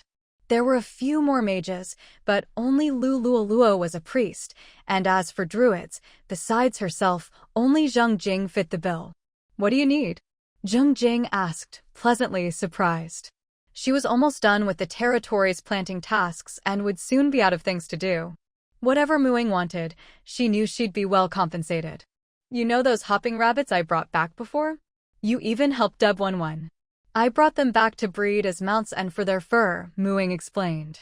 Zheng Jing nodded. She'd also taken the mission from Chunin camp and knew about the rabbits. To get them to behave as mounts, they'll need to be trained for a while so they can understand specific commands. I'm a bit short on time, so I'm hoping you can help. I want to hire you to manage the hopping rabbits long-term, with the same pay as Professor Su and Lulualuo. You're the only one suitable for this, Muing said. She figured Zheng Jing wouldn't refuse. She was a level 3 druid with 12 perception, nearing a bottleneck. Learning spells took a lot of time, so she couldn't always join the hunting parties to earn money. A stable job would be perfect. Besides, Muing didn't require her employees to clock in or out. She just assigned tasks and didn't care when or how they were done, as long as the results met her standards. The schedule was very flexible. There were only 2 adult hopping rabbits, so managing them wouldn't be hard. The only real challenge was training the rabbits to understand commands, but for a druid who could communicate with animals, that wasn't difficult. Sure enough, Zheng Jing agreed without hesitation. I'll take it. So, do I get staff housing too? Am I an official resident now with no entry fee? Muing nodded. That's right. If you train the rabbits well and make money, there'll be bonuses too. They were all talented people and deserved good treatment. Hee, this is great. I couldn't pass the civil service exam before the apocalypse, but now I've got a job for life. Zheng Jing laughed in delight. Muing took her to the breeding camp and handed her over to Lulualuo. They already knew each other. Finally, she went to the chicken coop to check on Gun Gun, who was dutifully incubating eggs in the nest. In just a short while, Gun Gun's little team had grown to 3 chicks, which were hopping all over it, full of energy. Gun Gun, I'm heading out again. I don't know when I'll be back this time, Mooing said, smoothing its fur. Gun Gun stretched out a paw, all 6 toes splayed straight. Yeah, I owe you 6 roast chickens, Mooing replied, exasperated. I saved all the spicy chicken for you last time. This time I'll be in the water, so I can't look after you. Stay home and hatch the chicks, and when I get back, I'll pay up on all those roast chickens. Gun Gun looked at her, then nudged the eggs under its belly, reluctantly nodding. With everything arranged, Mooing was finally ready to set out. That night, in the plantation, she mounted her broom and soared into the sky. She first flew south for a while and built a traveler's lodge along the stone road from Chun'an to Qingshan town. It looked much like the one on the road to Linglong Gorge. Once that was done, she flew north. After reaching the site of the old coastal city, she turned east. She needed to find the location of the old coastal city's port. The mineral powder distribution map was drawn using that as a reference point.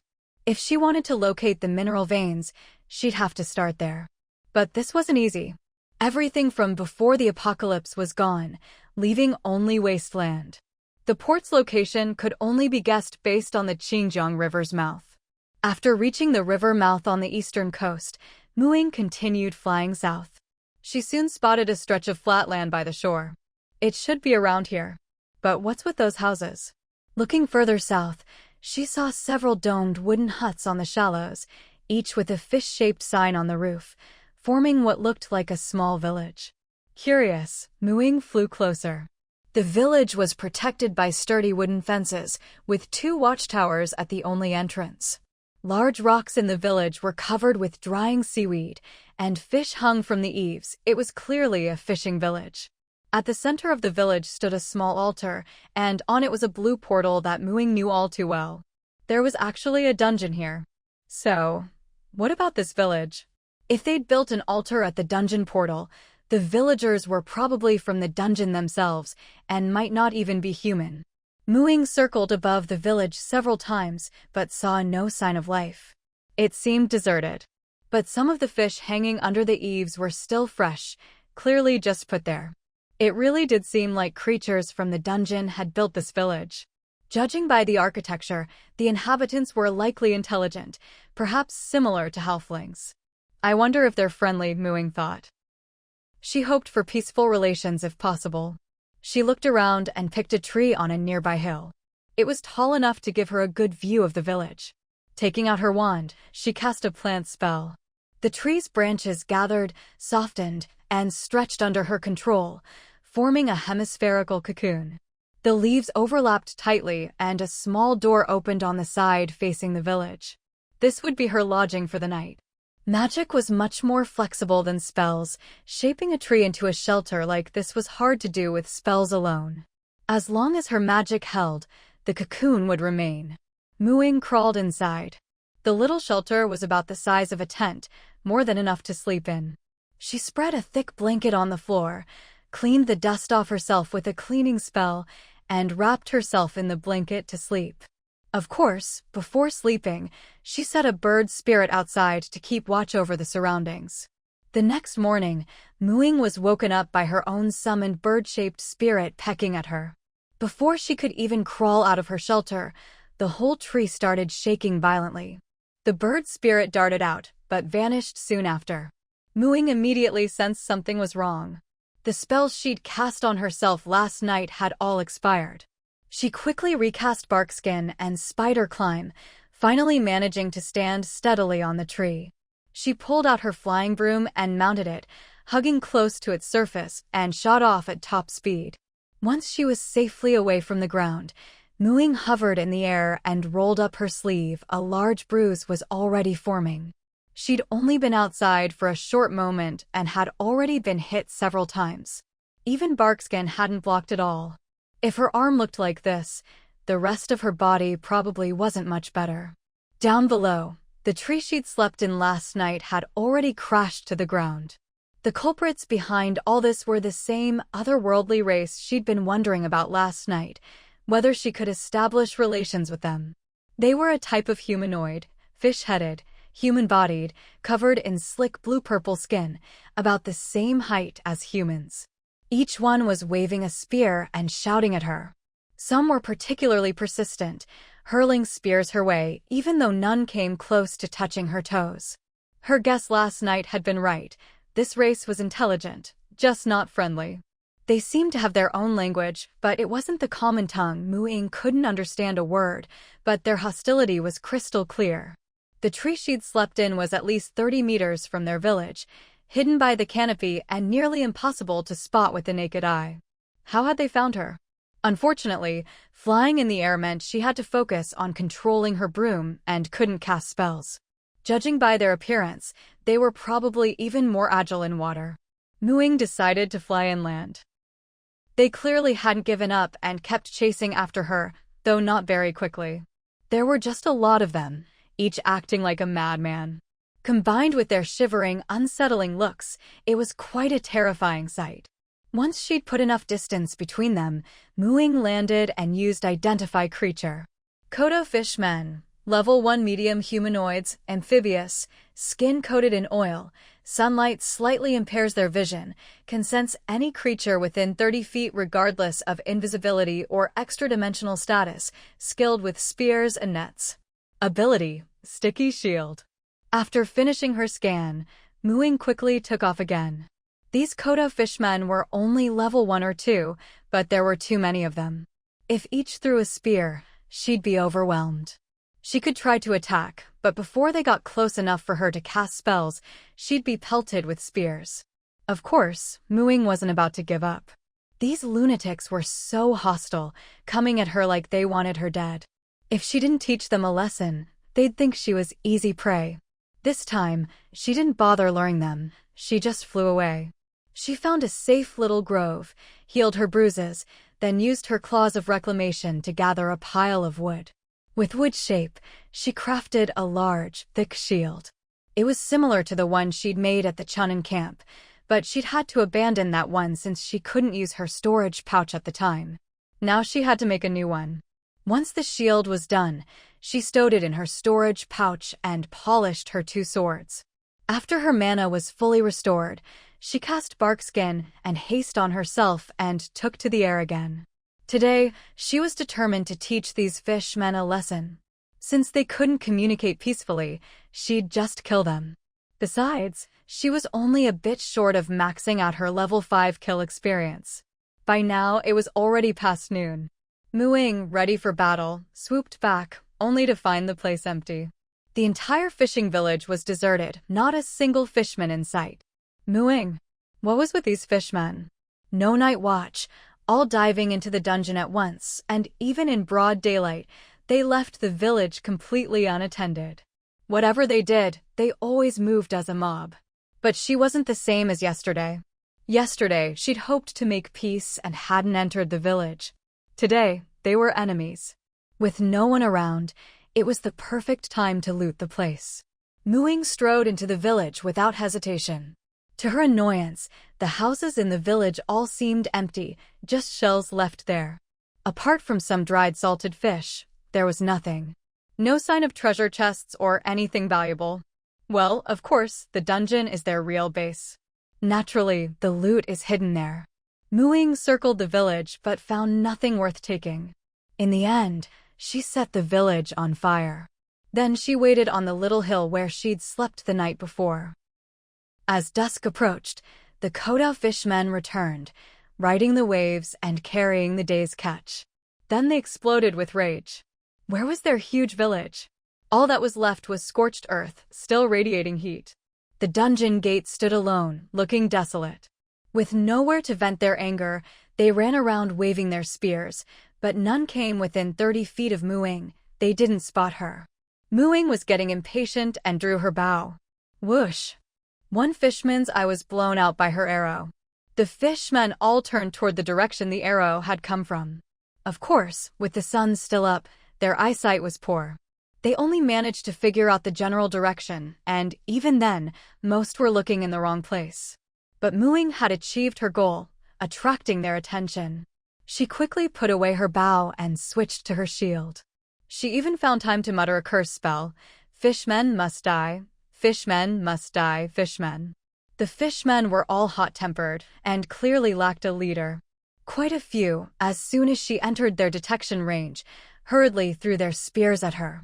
Some missed and landed in the grass, some stuck in her wooden shield. None had any effect on Muing. She happily collected all the thrown spears and stowed them in her pouch.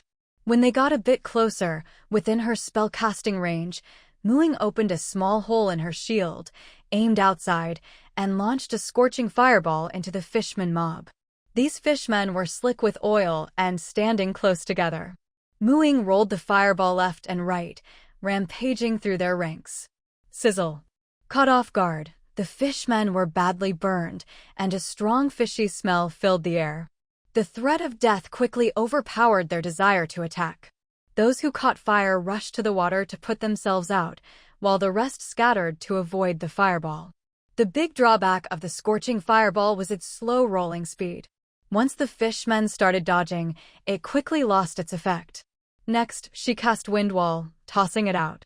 The fishmen didn't retreat. Instead, they spread out to the sides. Muing used Windwall as an offensive spell, trapping most of the fishmen inside. An invisible hurricane swept through the area, mixing in sand. The fishmen could barely move, some even lifted off the ground, their bodies scratched and bloodied by the sand. The other half of the Kodo fishmen who had gone to put out the fire finally realized how dangerous the situation was when they saw the miserable state of their companions. No more craziness, no more. They decisively turned tail and fled, darting into the portal to the dungeon.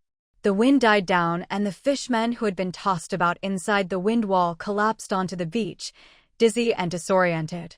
Muing gripped her sword with both hands, blade in, blade out, harvesting the lives of the fishmen.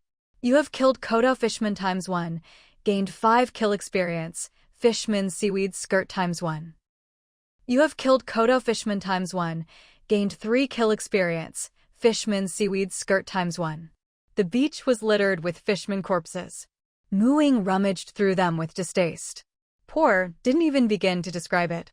The so-called seaweed skirts were just bundles of some unknown blackish stringy plants tied together, covered in thick white salt crystals. She couldn't even be bothered to pick them up. She simply picked out a few level 2 Kodo fishman corpses and stuffed them into her storage pouch. She'd have to ask Copper Coin 559 later if there were any valuable materials on these Kodo fishmen. With the remaining fishmen having fled into the dungeon, Muing didn't bother chasing after them. To be honest, she wasn't that interested in dungeons. Aside from her first time in the Myconid dungeon, she'd lost interest since then. After all, there wasn't anything inside that she absolutely had to have. As a lord, even though her territory required money everywhere, she herself was actually quite well off and didn't have many expenses. As a druid, Nature Dad had already prepared all the spells for her. She had to work hard just to learn them all. So, unlike some mages, she didn't need to go into dungeons looking for spell scrolls and such. Whether the Kodo fishmen were rich or poor, or whether all their treasures were hidden in the dungeon, Muing couldn't be bothered. She planned to deal with them the same way she did with the ghouls, come by every so often to clear them out and wear down their numbers. Compared to whatever treasures might or might not be in the Kodo fishman's dungeon, the minerals on the seafloor were much more important. But before that, she needed to find a suitable target to practice the second form of wild shape. Although water breathing could keep her from drowning, it was obvious that being an aquatic creature was much better for moving underwater. She hadn't decided exactly which creature to mimic yet. But based on her experience with wolf form, after transforming, her body would fully take on the characteristics of the chosen animal. So she couldn't just pick any aquatic creature. Not only did she have to consider whether it was a freshwater or saltwater species, but also whether it was from shallow or deep waters. The ideal would be a Euryhaline aquatic animal that could adapt to both fresh and salt water and to both deep and shallow sea. But she couldn't think of any animal like that. All aquatic animals have their own preferred environments. Taking a step back, What she needed most right now was the ability to move on the seafloor. Freshwater could wait for now. After all, there was no limit to the number of wild shapes she could learn. As long as she wanted, she could learn as many animal forms as she liked. For now, she needed to pick a marine animal. She couldn't manage to transform into something as large as a whale yet, so she had to choose a medium or small-sized animal. What Muing wanted most was to learn from a dolphin, good-looking, agile, and sometimes even sharks weren't a match for them. Medium and small sharks, aside from whale sharks, were also a good choice, predators of the sea, not as attractive as dolphins, but definitely strong. But those were just ideas. She had to see what she could actually find. The ocean was vast, and it wasn't easy to run into the exact creature she wanted. And with monsters appearing on land, who knew what might be lurking in the sea? She didn't have many safe places to look. So she didn't go straight into the water. Instead, she rode her broom out over the sea, searching from above for any marine animals that surfaced. Targeted observation was much safer than aimlessly diving into the depths. But her luck wasn't great. She only spotted a large shark, which was beyond her current abilities. That night, she found a small rocky island to rest on. The next morning, she spotted a sea turtle sunbathing on a rock. Looking at its thick shell, Muing decided this was the one. Better to learn how to be a turtle first. At least she'd have a shell for protection on the seafloor, and it would make it easier to observe other marine animals up close. Learning other animal forms later would be easier than wandering the sea aimlessly like this. Muing approached the rock. The sea turtle didn't move at all, not even reacting. If it weren't for its shiny black eyes still open, Muing would have thought it was dead. Not moving was fine, made it easier for her to observe. The turtle's unflappable demeanor was also something worth learning. Muing sat on the rock for a whole day. She got a good sense of the turtle's appearance, but since it never moved, she couldn't observe anything more. That wasn't enough for her wild shape. So she took out some fruit and dried meat from her backpack. Turtles are omnivores, after all. The food finally made the overly calm turtle tilt its head. Muing speared an apple with her spear and held it out to the turtle's mouth. "Wanna try?" With the natural aura she carried, the turtle slowly stretched out its neck and began to eat. Muing observed and fed it at the same time. But after her arm got sore, and watching the turtle eat didn't give her any more insight for her transformation, she cast animal communication on herself. "Muing, hello. Sea turtle." "Muing, I want to learn how to be a turtle from you. The food just now can count as tuition. I'll keep providing it while I follow you." Sea turtle, okay. "Muing, how long are you going to sunbathe here? Aren't you going to the water to find food?" Sea turtle, full, like, sun. Muing fell silent. Wasn't this just shooting herself in the foot? She'd tried to make friends by feeding it, but ended up making it too full to move. A turtle that likes sunbathing really doesn't want to move. But just lying around wouldn't do. Muing had no choice but to conjure a spring of water infused with the fountain of restoration. "This will be good for you, but if you drink it, you'll have to show me your daily life, not just sunbathing. I want to see you swim, sleep, hunt, everything." Sea turtle, slurp. After it finished drinking, it finally started to move. It half-lifted its body, then plopped into the water with a splash, shell side down. "Muing." The turtle calmly paddled a few times and flipped itself over. Muing cast water breathing and elemental endurance on herself and followed. Compared to on the rocks, the turtle was much more agile in the water, and its 4 flippers propelled it at a decent speed. It was Ying's first time in the sea. Although she could breathe, she wasn't a fast swimmer. But since the turtle mostly stayed near the sea floor, she could keep up. So Muing followed it down to the bottom of the sea. It settled on a rock and closed its eyes. Muing understood it was sleeping. From sunbathing on land with eyes open to sleeping underwater with eyes closed. Seeing the image of the sea turtle in her mind become a little more vivid, Muing didn't say anything. Instead, she imitated it, lying down and pretending to be a rock. This spot was close to the reef island. The water wasn't very deep, and there weren't any large predators around, just some small fish wandering among the coral. She didn't know how much time had passed, but Muing had already cast underwater breathing on herself a few more times. By now, both she and the turtle were covered in a thin layer of sand. Occasionally, fish would mistake them for rocks and swim lazily around them. Suddenly, the turtle moved. It was the fastest she'd ever seen it move, even though it was just its head. But it managed to snap up a fish and swallow it. After eating, it turned its head to glance at Ying. Ying didn't need animal communication to understand, it had just demonstrated how to hunt. Though it was a bit slow and perhaps overly patient, there was no denying that the turtle was earnestly showing her, teaching her. Ying took out a few fruits and fed them to the turtle. She didn't urge it to do anything else. Perhaps learning to wait was one of the most important traits of turtles. For the next few days, the turtle would sunbathe on the reef during the day, then lie on the seabed pretending to be a rock, catching small fish with a patient, ambush style. When it didn't catch any fish, it would nibble on some seaweed to make do. Most of its life was spent in stillness. Following this turtle, Ying felt her own patience being trained. Her mindset also became a bit more steady, like a turtle's calm and unhurried nature. It was only then that the image of the turtle in her mind truly came to life. She quietly squatted there, and in a flash, she transformed into a sea turtle with a black shell and dark green patterns, a bit smaller than her turtle teacher. Ying lay there for a while, and unlike before when her legs would get sore from squatting, lying as a turtle was incredibly comfortable. Her turtle teacher tilted its head and glanced at her, then paddled its limbs and swam toward the surface. Huh? Isn't it too early for sunbathing? Ying followed, puzzled. The turtle's 4 short legs were much better suited for swimming than her human body. She easily caught up to her teacher. When they surfaced, it was indeed not the usual sunbathing time. The sun was only half peeking over the horizon. It was the familiar reef. The turtle teacher skillfully hauled itself up and sprawled out. Well, it was already pretty flat to begin with. Ying started to climb up as well. Plop, she fell into the water, belly up. She struggled to flip herself over, but couldn't manage it. She couldn't even sink back into the water, so she just lay there, all 4 legs in the air.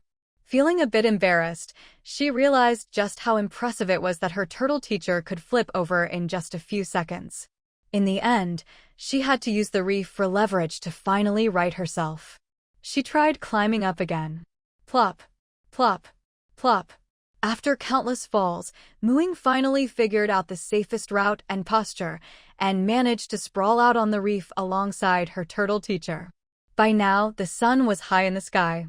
She glanced at the big turtle beside her. No wonder it always sunbathed on this particular rock, it must have gotten used to climbing up here.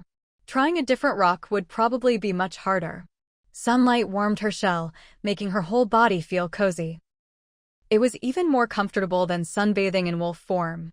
Lying as a wolf for too long would make her limbs sore, but as a turtle, it was like being wrapped in a little blanket. Just lying there anywhere was pure comfort. They basked from morning until evening. Ying took out some more fruit and enjoyed it with her turtle teacher. I have to go now. All this is for you, she said when it was time to part, feeling a bit reluctant. The turtle's life was just too leisurely. The past few days with it had been incredibly relaxing and carefree. Okay. Ying changed back to human form, took out her flying broom, and mounted it. The turtle raised its head and watched her for a long, long time. At first, Ying had preferred to transform into a dolphin or a shark, and only planned to use the turtle as a temporary step. But after truly getting to know turtles, she'd grown genuinely fond of them. Although turtles weren't as fast as dolphins or sharks, she didn't actually need to travel long distances underwater. No matter how fast she was in the sea, it couldn't compare to flying on her broom. All she needed was to use the mineral distribution map to pinpoint the general area, then search slowly within that zone. Speed wasn't really a concern. Turtles, being able to crawl along the seabed, were actually more suitable. The seabed was covered in a layer of sand, and turtles could dig with their claws, something dolphins and sharks couldn't do. So there was no need to look for dolphins or sharks anymore. She could just go straight to the mining sites. According to the map, there were only 2 locations within her territory's current camp building range. One was a rich iron mine, the other a coal mine. The iron mine was 30 nautical miles northeast of the Binhai City port, and the coal mine was 60 nautical miles southeast. When Muing returned to the port, it was already midnight. In the days she'd been away, a new village, slightly smaller than before, had been built outside the Kotao Murloc dungeon. Still, there were no Murlocs standing guard at night. Without hesitation, she set fire to the village again. Since they were enemies, she'd deal with them however she pleased. If she had the energy, she'd probably camp outside the dungeon gate every day and wipe out any Murlocs that came out. After a good night's rest, Muing flew toward the iron mine. Compared to coal, iron was definitely more appealing. After flying about 20 nautical miles, Muing landed on the sea, put away her broom, and with a splash, dove into the water, transforming into turtle form the moment she entered. This time, she didn't need underwater breathing. She could move freely in the water.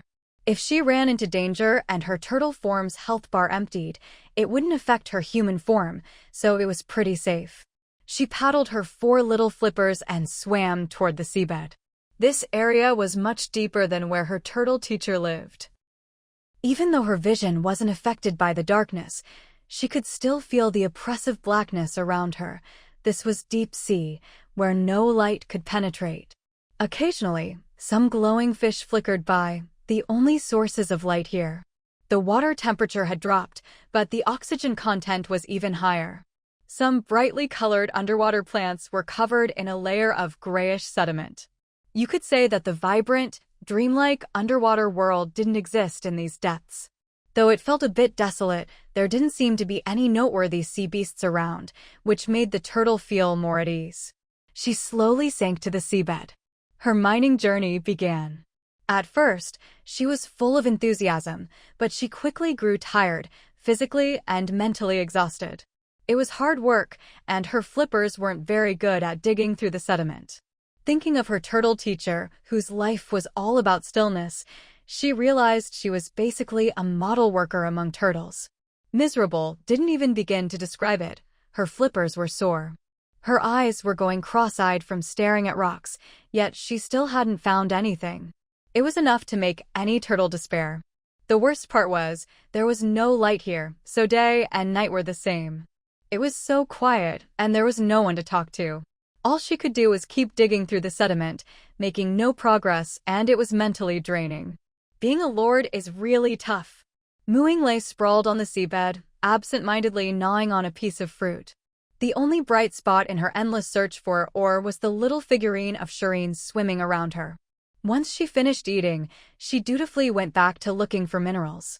She had to find exposed ore to confirm the presence of iron nearby.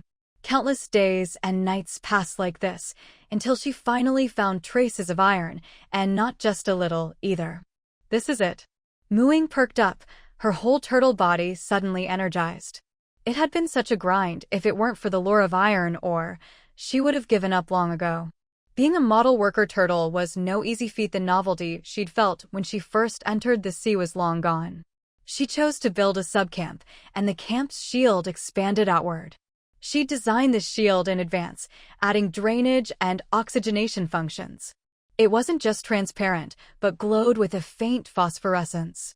The moment it deployed, the seawater was pushed out, and the dark seabed lit up a bit. A bunch of local fish were startled by the commotion. The nearby teleportation array was also set up. Muing collected all the sediment in the camp, and now she could see clearly. There was plenty of exposed iron ore.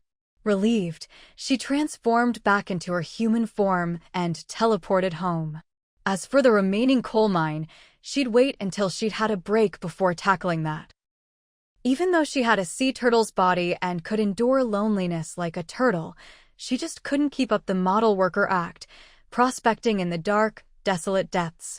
If she stayed down there any longer, she was afraid she'd develop psychological issues. She pushed open the window of her wooden cabin.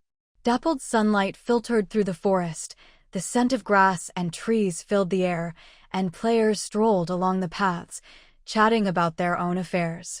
This was the place she loved. Maybe it was because she'd spent so long in the darkness, but she cherished the sunlight even more now. She opened the door and headed toward Moon Lake. The best place in the whole territory to bask in the sun was on Moon Lake. She activated water walking and stepped right onto the lake. In the middle of the lake, she encountered two little turtles floating on their backs. Mooing thought they were stuck like she'd been before, unable to right themselves, so she squatted down and flipped them over. But the two little guys immediately rolled back onto their backs. Mooing had been a turtle for a while now. Although sea turtles and land turtles were a bit different, some of their looks and habits were quite similar. Since there were no rocks in the lake to climb up and sun themselves, the turtles settled for sunbathing their bellies instead. Either way, sunbathing was a must. Watching the two little turtles, Mooing suddenly realized she'd unlocked a new wild transformation, a large turtle, similar to her sea turtle form, but smaller. Great, now she could bask in the sun too. But she had no intention of sunbathing her belly. She spent a bit of energy to create a lotus platform blueprint, then built a cluster of one large and two small green stone lotus platforms in the center of the lake. She kindly placed the two little turtles on the small platforms, then transformed into a slightly larger turtle and sprawled out on the big one. She lifted her head and let out a satisfied hum, so comfortable. The stress from mining at the bottom of the sea melted away. She dozed off contentedly, not even noticing when the two little turtles clambered onto her back. After all, a fellow turtle's shell was much comfier than a tiny lotus platform. It's been a while since we've seen the Lord. Do you guys know what she's up to? No idea. Maybe she's off somewhere training again. Makes my heart ache. Last week, Feihong Village was upgraded to a town. Their lord, Zhou Hongfei, posted on the forum about wanting to form an alliance with us, but our lord hasn't responded. If we could really set up a long-distance teleport array just because we're a town, why don't we link up with Lingtian Village? They have so many people they can barely support them all. Even Luoxia Village would be better. Sure, the main camp is still Luoxia and her team's private territory, and not many outsiders are allowed in the subcamps, but there aren't any other established territories in the northwest. Anyone they don't want, we can take in. Any of them would be better than Feihong Town. Yeah, Feihong Town is Zhou Hongfei's personal fiefdom, local tyrant, isn't an exaggeration. I heard from Norea that setting up a long-distance teleport array costs a fortune. Zhou Hongfei won't ally with Luoxia Village or Lingtian Village, just comes to us. Who knows what he's plotting? With their harsh conditions, if we link up, wouldn't everyone just flock to our place? Sigh, where's the Lord? We need to warn her. I have a bad feeling about Zhou Hongfei. I even heard yesterday that he and his personal guard have already set out to visit our Lord.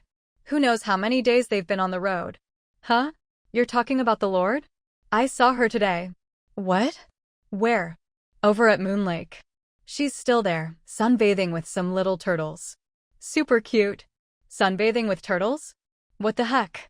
The group, thoroughly confused, rushed off to Moon Lake. Mooing hadn't bothered to avoid people. Her walk to the lake, building the lotus platforms, and transforming into a turtle had all been seen. After her previous wolf transformation, turning into a turtle wasn't all that surprising. Still, people couldn't help but marvel at their lord's unusual hobbies. When they reached the lake, they saw the lotus platforms with one big and two small turtles piled together. Where's the Lord? There, the bigger turtle. So this is the Lord's new wild form? Why a turtle? Hey, you have to admit, with that beautiful shell, she's the prettiest turtle around. What's with the two little ones? Is the Lord sunbathing with baby turtles? Probably. So adorable. I declare, turtles have surpassed bunnies as my second favorite cute creature. What's number one? Come on, nothing can dethrone our national treasure. Mooing basked from morning till night, sleeping soundly, then from night till the next morning, barely moving. She only woke up hungry in the middle of the night, ate a bunch, then flopped back down. The next day, after foraging in the water, the two little turtles clambered back onto the lotus platform and tried to climb onto Mu Ying's back again. This time, with her eyes closed, Mooing watched their antics clearly. Just as they were about to succeed, she shifted slightly. Plop! The two little turtles tumbled down, unfortunately, not onto their backs. Mooing glanced at them regretfully. She stayed still, waiting for them to try again. Each time they almost made it, she'd move and knock them off. Finally, both little turtles ended up on their backs, legs waving in the air, unable to flip over. Ying was satisfied. The two little turtles struggled for a while, then gave up, just lying there sunbathing their bellies, looking as content as could be. Anyone who didn't know better would think that was their favorite way to relax. Hey, are you sure that's really the Lord? I saw it with my own eyes. How could it be fake? But when has she ever stayed in animal form for so long without moving? She looks just like a normal turtle. How would I know? Stop arguing, she's changing back. Ying had been sprawled out on the lotus platform for 2 whole days before she finally recovered, shifted back into human form, and walked across the water to the shore. There, she found a group of people standing by the water, eyes fixed on her, following her every move. Ying looked at them suspiciously. What's going on? So it really is you, someone exclaimed in realization. Another person quickly cut him off. Lord, you should check the forum. Zhou Hongfei wants to connect our teleportation array with his. He's already on his way. You need to be careful, don't agree too easily. Yeah, I just feel like he's up to something. You have to be careful. We can't do without you here. After listening to their chatter, Ying was still a bit confused. Zhou Hongfei? Who's that? Do I know him? But she caught the key point, the forum. She nodded to the players to show she understood, then hurried back to her treehouse and opened the player handbook to the forum page. Seeing the words Feihong Town in the recent hot topics, Ying suddenly remembered who Zhou Hongfei was, the Lord of Feihong territory. A letter from Feihong Town's Lord Zhou Hongfei to Ying of Qingshan Town. This post had been up for over a week and was still at the top. Hello Ying. I am Zhou Hongfei, Lord of Feihong Town. Since my territory was upgraded to a town, I have unlocked a long-distance teleportation array that can connect with other territories. Qingshan Town is the most developed territory in the Xia Nation region, and its lord is a renowned beauty on the forum. The territory itself is like paradise. I have long admired it. I sincerely hope that Qingshan Town and Feihong Town can establish mutual exchange, progress together, and face this apocalypse hand in hand. I will be visiting soon and look forward to meeting you. Zhou Hongfei, Lord of Feihong Town. Ying was full of question marks. What's with this Zhou guy? Writing a letter is one thing, but why does it sound so fake and pretentious? When he talks about himself, he never forgets to mention his title as Lord of Feihong Town, but when it comes to me, I'm just Ying. Why only mention my name when talking about establishing relations between territories? She didn't believe for a second it wasn't intentional. Clearly, he was proud of his status as Lord and made sure to emphasize it every time he mentioned himself. And as for her, she was the top-ranked, unrivaled druid, and all he could mention was her appearance? If she were a teenager, maybe she'd think he genuinely admired her as a person. But she'd lived 2 lives. Even if her last one was short, she'd grown up an orphan and wasn't naive about the world. Zhou Hongfei's letter felt like he was looking down on her. No wonder her citizens were worried enough to remind her. Honestly, when the long-distance teleportation array appeared, Feihong Town wasn't even on her radar. Her top choices were Luoxia Village and Lingtian Village. She'd thought about replying directly on the forum, but that felt unsatisfying and might hurt her territory's image. If you want to come, then come. I won't be entertaining you. I don't believe you can outpace me on foot when I have a broom to ride. Don't blame me if your territory runs out of money. Although they posted early, from the information on the forum, they'd only been on the road 2 or 3 days, probably not even halfway yet. If she hurried, she could definitely beat them to it. Her territory's funds, after building the iron mining camp, were still enough for her to construct a pair of long-distance teleportation arrays. Time was tight. Ying didn't bother resting, put away the player handbook, and teleported straight to the quarry camp. She rushed to find Professor Su. You're back? Did everything go smoothly? Of course, Professor Su, who provided the mineral maps, knew what she'd been up to. The result was good, but the process was a bit traumatic, almost gave me a psychological shadow. I'll need a break before looking for the next one, Ying said, feeling uncomfortable just thinking about it. I found that rich iron mine. Do you have time to come check it out? I need your advice on how to mine it. Professor Su put aside what he was doing. Let's go. Tell me the details on the way. Since the quarry camp's teleportation access wasn't fully open yet, Ying took Professor Su with her. Back under the sea, although the shield glowed faintly and it wasn't pitch black, she still felt a bit oppressed. Professor Su knelt down and touched the rock. Yes, this is the place. Once he confirmed the mine, he looked around at the environment. The deep sea was pitch black, with only the camp's shield giving off a faint glow, utterly silent. Professor Su understood what Ying meant about psychological trauma. Staying in such an environment for too long would get to anyone. He patted her shoulder. You've worked hard. Not really. This iron mining camp is going to make me a lot of money, Ying grinned. Take a look at where to open the mine, how best to do it, and what else the camp needs.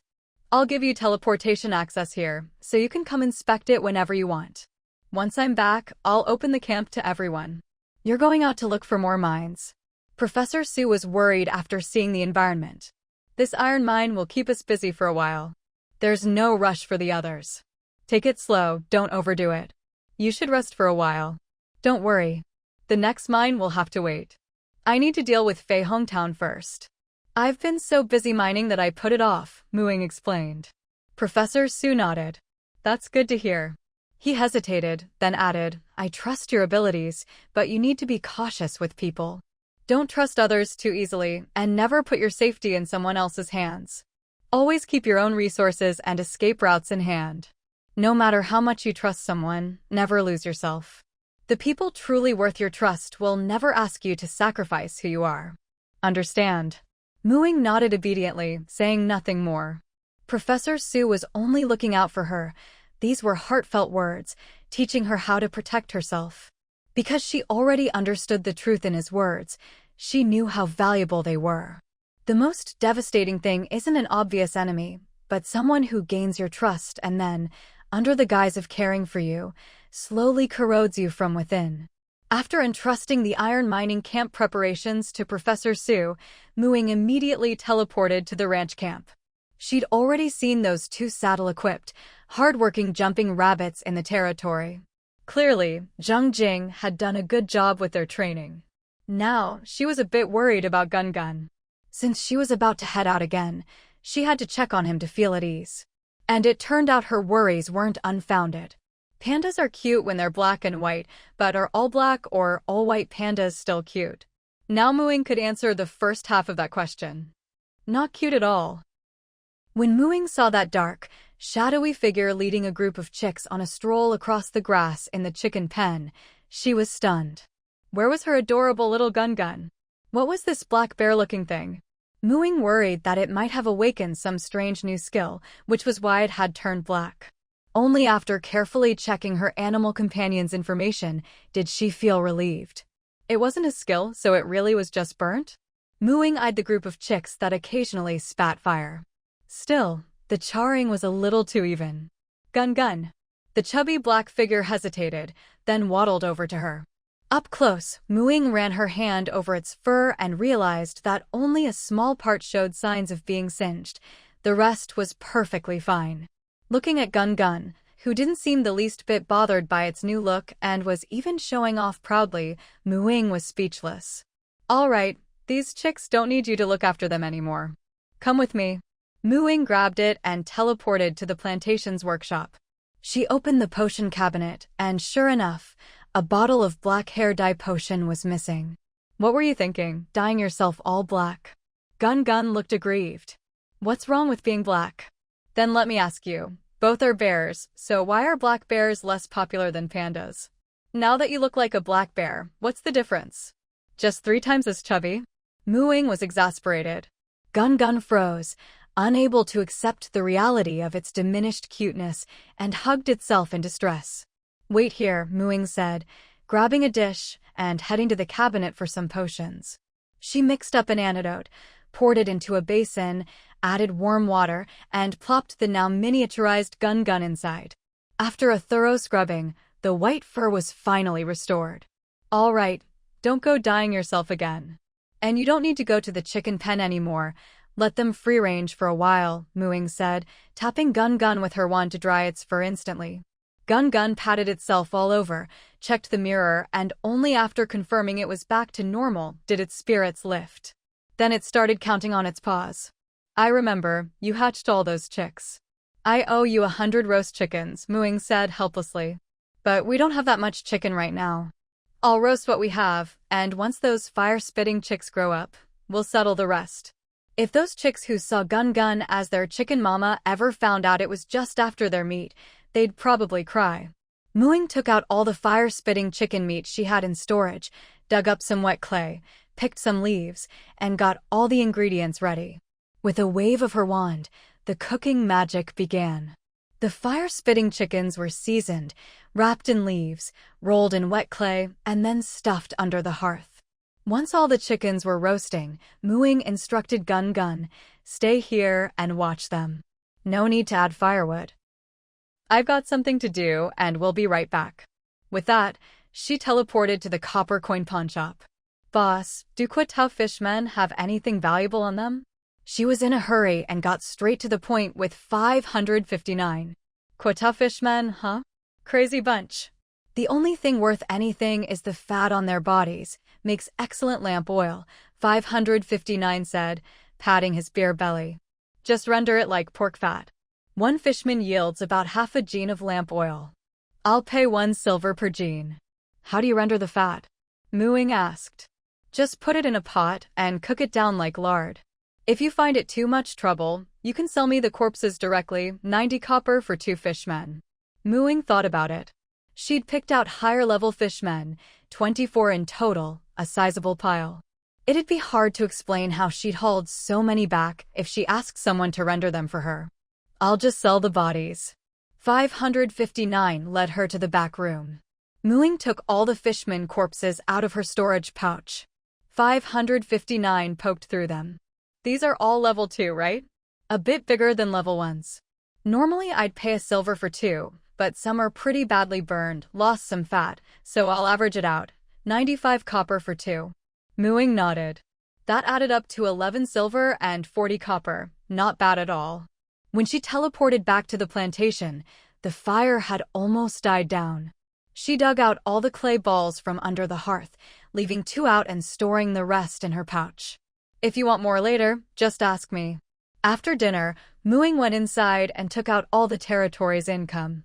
She counted out 100 gold and chose to build a long-distance teleportation array. 2 miniature array plates appeared in her hand. Short-distance teleportation arrays are tied to the territory and don't need a fixed location. You can teleport anywhere within the territory or camp. But long-distance arrays need to be set in a specific spot. Just like building a stone road, you have to bury the array model in the ground. After burying both mini array plates, you can still adjust their positions within the territory using the territory map. And after construction, you can move them within a certain range, though it costs energy. For example, the one on her own territory could be moved to any spot in her territory or subcamps, but it can't be retrieved or moved to a different territory. Muing thought it best to prepare everything in advance. She designed a blueprint for an aerial plaza. Facility: aerial plaza. Function: an open-air square for residence activities. No matter the weight, it won't put pressure on the supporting trees. Can be expanded with energy and materials. Size: 500 square meters. Materials needed: wood, energy. Blueprint conversion cost: 200 energy. The plaza was relatively cheap to build. Muing constructed it on the open ground at her territory's entrance, moved all the territory bulletin boards onto it, and placed one of the array plates there. At the moment, the array plate just marked the spot. There was no sign of a teleportation array yet. Only after the other plate was set and the array fully activated would it reveal its true form. She put away the other plate, found a satchel, stuffed Gun Gun inside, and slung it over her shoulder. "Let's go." Muing mounted her broom and flew northwest. She planned to establish contact with Luasha village before Zhou Hongfei arrived at her territory. Long-distance teleportation arrays don't have to be set up between player-owned territories. she could place the other end in an unclaimed camp without anyone's permission. But unclaimed camps never change. There were rumors on the forums that the shields of unclaimed camps wouldn't upgrade on their own and might eventually fail. That's why so many players wanted to join player-owned camps. Ying didn't want to risk the shield failing. Player-owned territories were much safer. Luoxia Village and Lingtian Village were her top choices for setting up a teleportation array. Lingtian Village had a large population, so attracting people wouldn't be a problem. But it was also the stronghold of the official Xia nation elites, with complex factions and limited authority for the lord. Establishing contact would probably take a lot of time. With the situation in Feihong Town pressing, she was in a hurry. Luoxia Village, with its centralized authority, was the better choice for now. After flying for most of the night, Ying finally found a tree to land on and rest. The next morning, she set off again. By now, she was already far from Qingshan Town. Hey, do you guys see something flying in the sky? Probably just a bird. It doesn't have wings though, looks like a person. Birds don't have to have wings, you know. Don't let your pre-apocalypse thinking limit you. In this world, anything's possible. No, seriously, my eyesight is 5.0. You're the one with glasses, how can you even see clearly? I'm telling you, it's definitely a person. Ever since I leveled up, my eyesight's better than ever, okay? If we tested it now, as a ranger, I'd beat you. You have blind warrior. Hey, no personal attacks. You started it. Ying had already expected to be spotted when she decided to travel by day. But she was flying high, wrapped tightly in a concealing cloak, so people on the ground couldn't make out her appearance. It was her first time flying so long on a broomstick. Even with a windshielding spell to keep her face from going numb, the forward-leaning riding posture left her lower back aching after a while. The invisible cushion on the broom wasn't hard, but after hours of flying, her butt was numb too. To make matters worse, dark clouds loomed ahead. It was raining. Thankfully, the rain didn't seem heavy, and there was no sign of thunder or lightning. Figuring she was close to her destination, Ying gritted her teeth, landed briefly to cast a waterproofing spell on herself, then hurried on.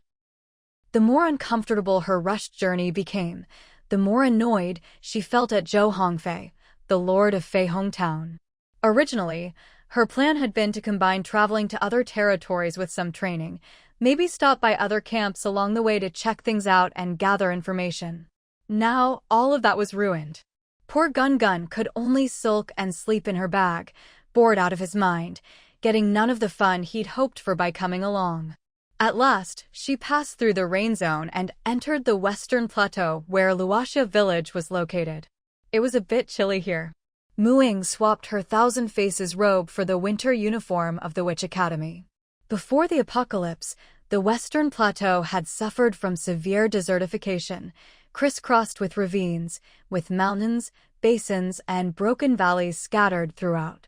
The terrain was rugged, the climate dry and cold, and vegetation sparse.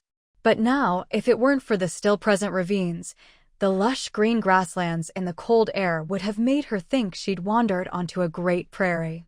It seemed that rain had brought new life to the western plateau.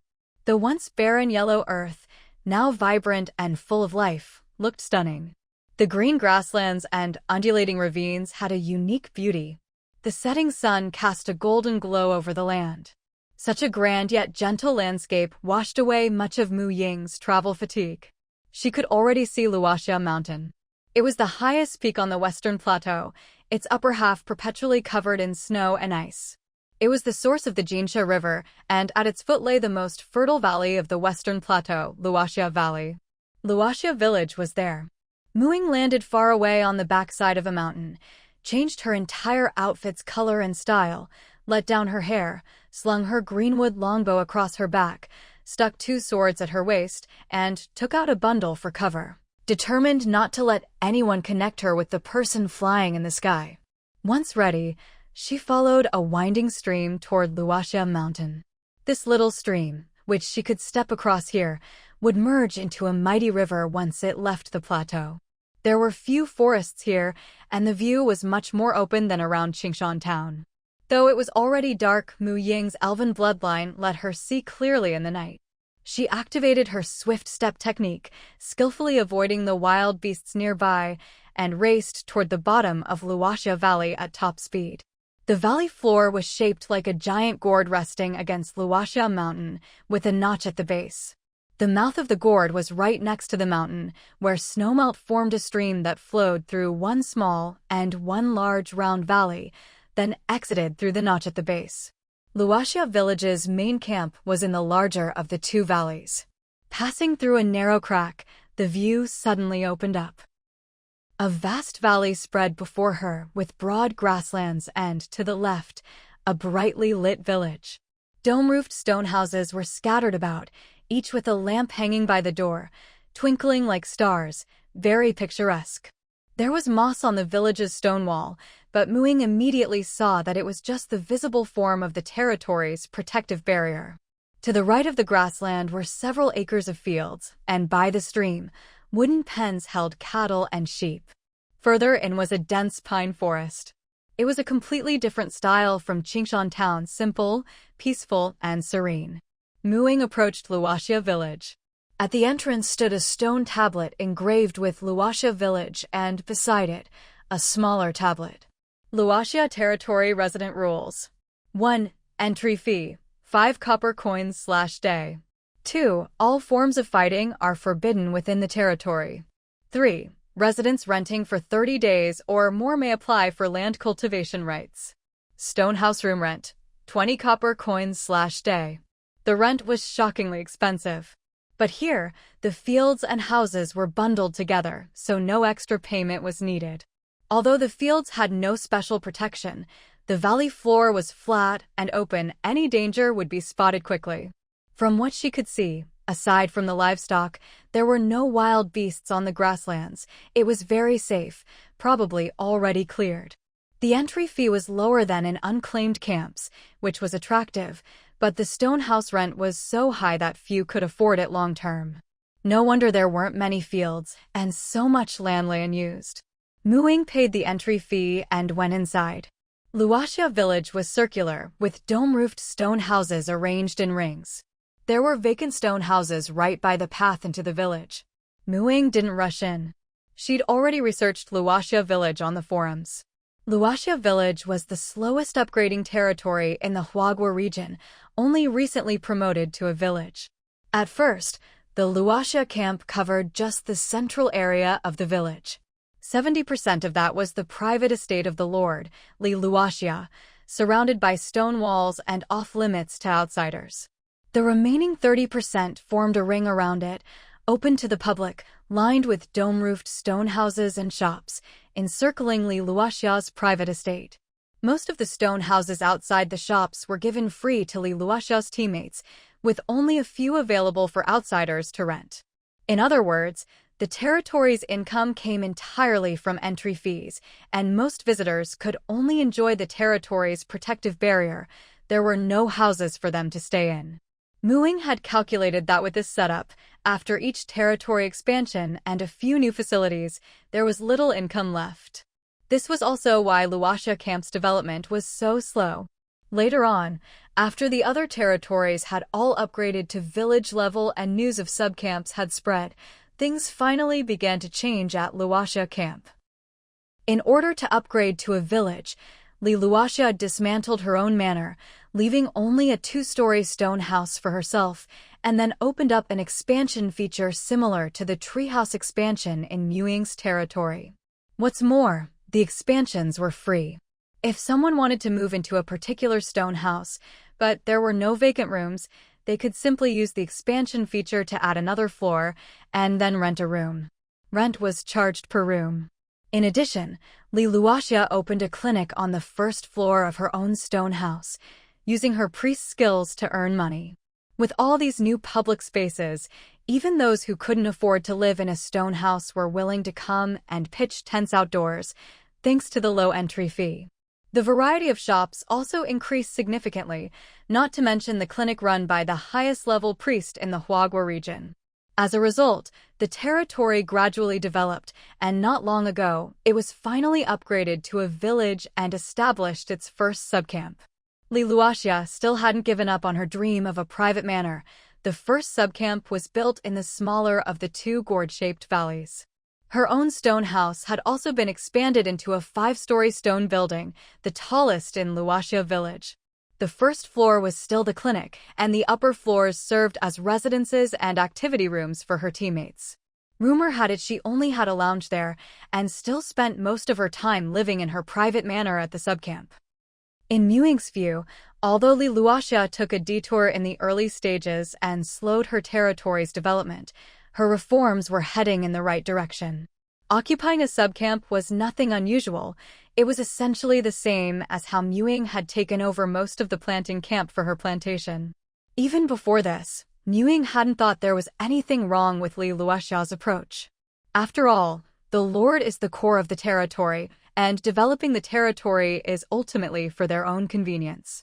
Whether you want your territory to prosper and your power to grow, or you just want a little world of your own to enjoy and develop slowly, it's just a matter of personal preference. There's no right or wrong. Does a lord have to make building a powerful territory their goal? Managing a populous territory or tending to your own small domain are both just choices for a lord to make. In Mewing's eyes, Li Luoxia had now found a better way to satisfy her own needs. She had a peaceful, undisturbed sanctuary, but could also welcome more people. Now, Mewing was heading to the center of Luoxia village to find Li Luoxia's clinic. That was the fastest place to find her. Luoxia village wasn't very large, so Mewing soon arrived at the central plaza. The surrounding stone houses were noticeably taller, and the tallest one was the Luoxia clinic. But the clinic's door was closed, and only a window on the second floor was lit. Is there a new shop opening? Haven't heard anything about that. That NPC looks unfamiliar. I don't think I've seen her before. I'll go ask her. Wait, what is she doing? Two players, mistaking Mewing for an NPC, were about to go ask her about her shop when they saw her summon a small bird. The bird flew up to the second floor of the clinic and pecked at the window, making a loud noise. Isn't that the Luoxia squad's activity room? Soon, someone opened the window, a little girl with dark skin and her hair in small braids. She picked up the note attached to the bird figurine on the windowsill. I'm Ying, Lord of Qingshan Town. I'd like to talk to the Lord of Luoxia Village, Li Luoxia, about the teleportation array. Could you help me contact her? After reading the note, the little girl leaned out to look. Mewing waved at her, and the girl's eyes widened before she quickly ducked back inside. Mama, it's Mewing. She's here to see you, and she left you a letter. Li Shiha ran excitedly to a curvy, wheat-skinned woman and handed her the note. Mewing? The Mewing from Qingshan Town? A burly, bearded man on the sofa next to her exclaimed. The others were also surprised, crowding around the window to catch a glimpse of the top-ranked woman. Uncle Xiong, it's really her. She's so pretty, no wonder she's my idol. Mama, she's still waiting outside the clinic. I'll go open the door for her. Li Shiha said excitedly. Li Luoxia pulled her back. I'll go with you. We shouldn't keep her waiting. Wait, is she here to establish relations with us? I heard the people from Feihong Town already went to Qingshan Town. What if she's a fake? Be careful, Wu Qingshan, who'd seen the note, warned. Dark green hair, emerald eyes, it should be her, Lin Jixio and Li Luori, who were by the window, said. Mewing saw a young man and woman appear at the window and waved again. The young man had dark skin and looked to be in his 20s. The young woman was very fair, also quite young, and had a flat figure. Neither of them seemed to be the person she was looking for. According to the forums, Li Luoxia was supposed to be a curvy woman around 30, whose husband had died before the apocalypse, leaving her to raise an 8-year-old daughter alone. That little girl from before was probably Li Luoxia's daughter. When Mewing waved, the young woman enthusiastically waved back. Sister Luoxia will be down to open the door soon. So she wasn't the one, probably one of Li Luoxia's teammates. Mewing smiled and nodded, walking a few steps toward the clinic entrance. The door soon opened. A woman in a gray robe with a thick braid, holding the little girl from before, appeared at the door. She looked to be in her 20s, with slightly tan skin, big, sparkling eyes, and a curvy figure, especially her impressive bust, which was quite enviable. But the way the little girl clung to her made Ying think this must be Li Luoxia. She reached out her hand and introduced herself. "Hello, I'm Ying." "Hello, I'm Li Luoxia," the woman replied with a smile. The little girl tugged at her sleeve. Li Luoxia patted her head dotingly. "This is my daughter, Li Shiha. She really likes you. You're my idol." "I'm a druid too," the little girl added. Ying hadn't known that. "Haha, you've got good taste, little one." If she could become a druid, her perception stat must be pretty good. And with her mother being a priest, choosing druid herself showed she really loved the class. The little girl beamed at the praise, her eyes sparkling. "Sister Mu, I really like Gun Gun, but my animal companion is a ferret." Mewing. So she'd guessed wrong. Maybe the kid chose druid just to raise a panda. But at a time like this, Gun Gun was the perfect way to break the ice. Mewing pulled the still sleeping Gun Gun out of her bag. "Gun Gun came with me too." Gun Gun looked confused. "Li Shiha, wow. Ferret, so silly. I'm way cuter than that." Guan Guan came out, and even Li Luoxia couldn't help but glance over a few times. But she couldn't just reach out and touch him like her daughter did. Feeling a bit embarrassed, she said to Ying, "Sorry for the trouble. I'm a bit older than you, so I'll just call you little sister, all right? Sister Ying, let's go inside and talk." Ying smiled and nodded. "Sisterly." "All right." Li Luoxia led her upstairs. "Our team was just discussing the new dungeon discovered on the snowy mountain and haven't had time to eat yet. Why don't you join us for a meal?" "That sounds great. I've been rushing around lately and my stomach's been suffering," Ying replied honestly.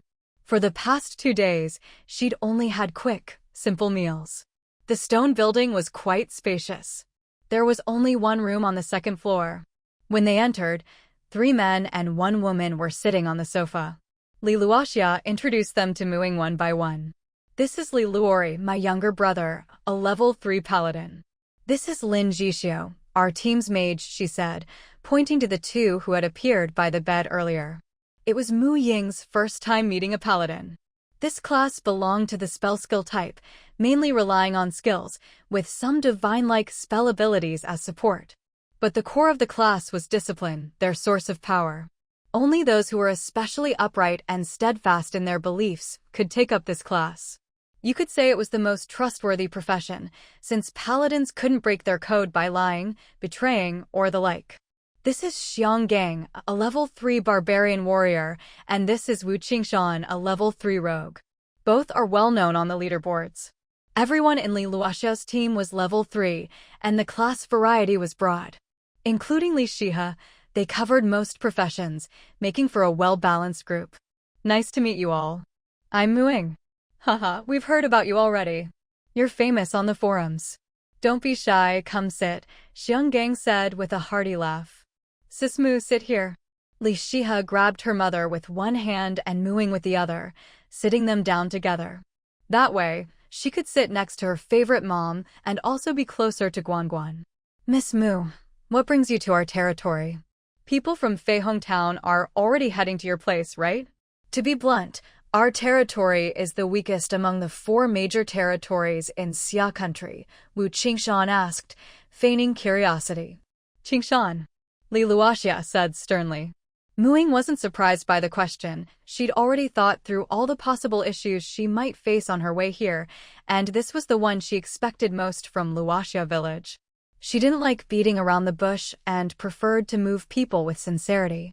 So she answered straightforwardly, "I chose Luoxia village for one reason: profit. A long-distance teleportation array doesn't just move people, it's a money-making machine. Forget Feihong Town, Lingtian village is probably close to upgrading too. Once they do, they'll be able to build their own teleportation array, and my share of the income will drop a lot. But you're different. Compared to them, you need my cooperation more. So I won't sugarcoat it.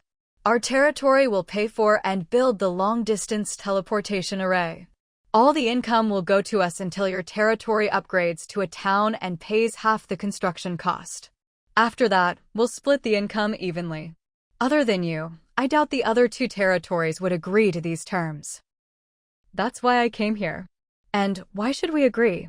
You want to build a teleportation array in our territory and not give us any benefit. Wu Qishan slammed the table, clearly upset. Qingshan, sit down, Li Luoxia scolded. She knew Mu Ying was telling the truth and wasn't trying to take advantage of them. If someone else paid the full cost, naturally they'd get all the income. The fact that Mu Ying was willing to split the profits after they developed and paid their share was already very fair. Li Luoxia wasn't a businesswoman.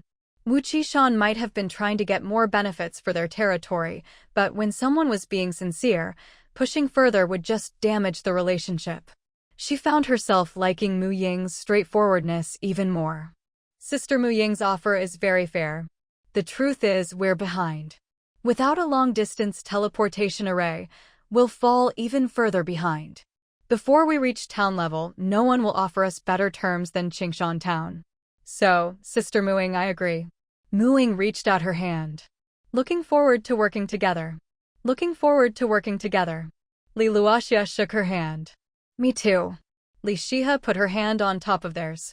Li Luoxia playfully smacked her daughter. What do you know? Always butting in. Haha. With the agreement reached, Mu Ying relaxed a lot. Seeing Li Shihe's antics, she couldn't help but laugh.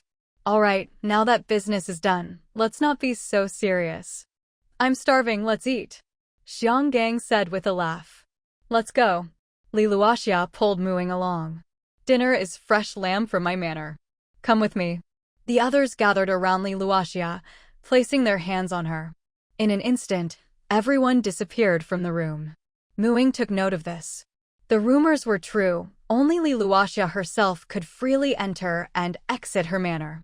Even her teammates needed her to bring them in. Very cautious. But for someone who treated her camp as her private territory, it made sense to keep teleportation restricted. Otherwise, anyone could show up in her home at any time, which wasn't safe. No wonder she'd managed to outpace so many others and become the second-ranked priest. She was a careful person. They teleported onto a grassy field with an unlit bonfire in front of them. A prepared lamb was set up over the fire. Lin Jixio stepped forward and summoned a large flaming hand to light the bonfire. Everyone sat around the fire. Behind them, past a large garden, was a 3-story stone building with lights on, likely where Li Luoxia and her daughter lived. Across the creek was a large area of cultivated fields, with cattle and sheep grazing. Beyond that was a dense pine forest. Mu Ying, how did you manage to travel all the way from Binhai City to our Luoxia village alone? The road is so dangerous. It must have been tough, right? Lin Jixio was very curious about Mu Ying and had a lot of questions. Now she finally had the chance to ask. It was tough, but I have my own ways of traveling long distances, so it wasn't too dangerous, Mu Ying replied with a smile.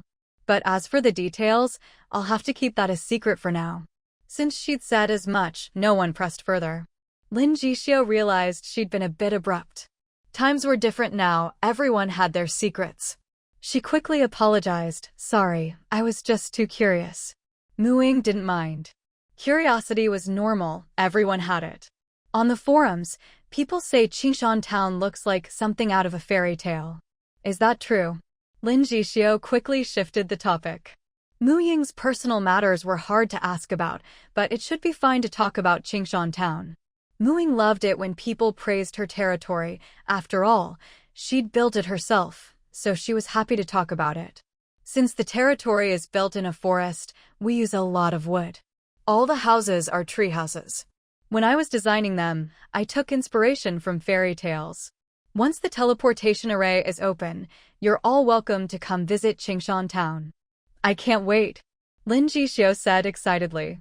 The others also started asking about Qingshan Town. As the most cohesive, most beloved, and most desirable player territory in the entire Xia Nation region, maybe even the world, everyone had seen rumors about Qingshan Town online. A lot of the information was hard to verify, but now that Mu Ying herself was here, they could finally get the facts straight from the source. Li Luoxia asked, I heard Qingshan Town has 3 subcamps now? Each with different functions like farming, animal husbandry, and quarrying. Mu Ying replied, that's right. I prefer to use subcamps to enclose resource points, which makes it easier for residents to work. I've also set aside a big plot in the farming camp, kind of like your manor. Since I'm a druid, growing things is a must. Li Luoxia said. Makes sense. If Luoxia village could have a quarry camp, we'd save a ton on building stone houses. Xianggang chimed in. I heard everyone in Qingshan town gets free vegetables. No one ever goes hungry there. Mu Ying shook her head. That's just a rumor. Back when it rained for days on end, a lot of people had no savings and couldn't go out to hunt or gather because of the weather, so food became a problem. I organized people to plant some small vegetable gardens in public areas. Anyone could pick from them, but there was never enough to feed everyone fully. Since everyone helped plant them, people felt a sense of ownership. The gardens were more of a safety net for tough times. Li Shihe asked, is it true there are lots of mushroom people in Qingshan town? And they can show movies? Mu Ying smiled. It's true. They're called myconids. They came from a dungeon. I made a deal with their leader and moved their whole dungeon into my territory. They're a really cute race. All of them can connect their minds, so there are no secrets among them. The movies are actually mental projections they create and share. Li Luoxia was surprised. You can move a whole dungeon? Speaking of dungeons, we found one on the snow line of Luoxia Mountain. Someone peeked inside and saw a huge snowy mountain, but was scared out by a deafening beast roar. We were just discussing whether to explore it before you arrived. Mu Ying was interested and shared what she knew. If the core creature of a dungeon agrees, players can move the dungeon core.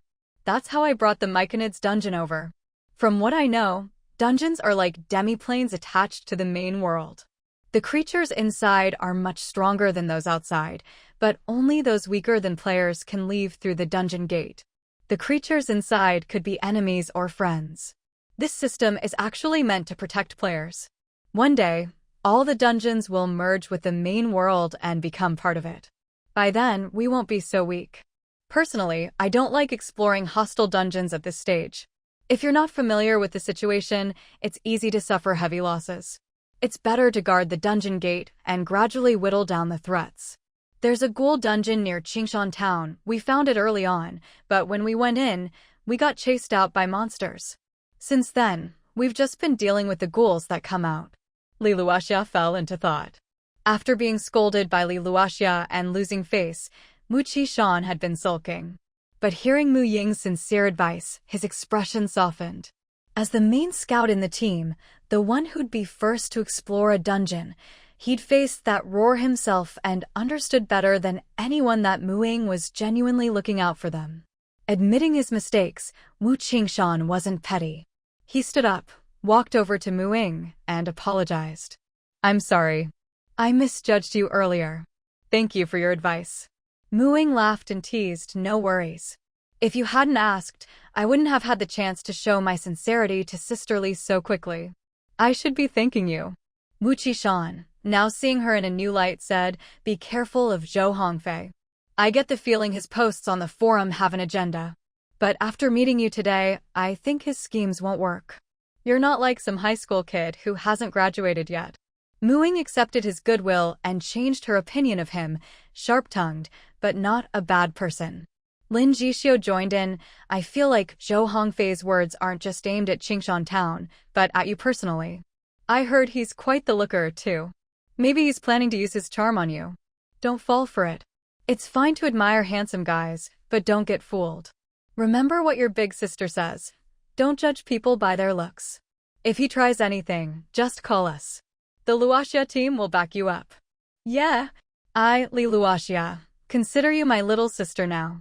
Just call if you need anything, Li Luoxia added. Everyone else nodded in agreement. Even the usually quietly Luori nodded. Shubin Shireen squeezed Mu Ying's little finger. Beat him up. Li Shihe suddenly punched the air. Mu Ying burst out laughing, patted little Shihe's head, and said to the others, thanks for caring, everyone. Qingshan's right, I'm not that easy to fool. And don't underestimate my strength. I crossed half of Xia Nation all by myself. She suddenly felt very lucky to have chosen Luoxia village, which let her meet such wonderful people. Li Luoxia really had a good eye. Her teammates were all great. The atmosphere instantly relaxed. Xianggang picked up his knife and sliced off a piece of roasted meat, its surface charred. The first plate goes to our guest from afar. Here, try my cooking. Muing took it and tasted it. Crispy outside, tender inside, delicious. Xianggang laughed heartily. The second plate is for our little Shiha. Thank you, Uncle Xiong. Li Shiha took her portion. Sister Mu, can Gun Gun eat this? Gun Gun looked at her owner, who was busy eating. Look at them. He can, Muing said, feeding a piece to Gun Gun. Gun Gun puffed up his cheeks. Delicious. Let's set the teleportation array right here. It was already the next morning. Muing and the members of the Falling Sunset Squad had come together to the central plaza of their territory. Li Luoxia marked out an area on the side as she spoke. Muing nodded and buried the other half of the teleportation array disk she had prepared in advance. A round stone platform, etched with ancient markings, rose from the ground. The teleportation array was activated. Li Luoxia erected a stone stele next to the teleportation platform. Teleportation array, Falling Sunset Village, Green Hill Town. Maximum capacity per transfer, 10 people. Fee, 10 silver coins per transfer. With a full group, that's 1 silver coin per person. If the group is smaller, the cost must be shared. A wooden sign with the same information appeared in front of the long-distance teleportation array in Green Hill Town. All of this had been discussed and agreed upon by Muing and Li Luoxia the night before. Recently, several territories had been upgraded to town level, but not a single one had managed to build a teleportation array yet. The teleportation fee was set after careful consideration by Muing.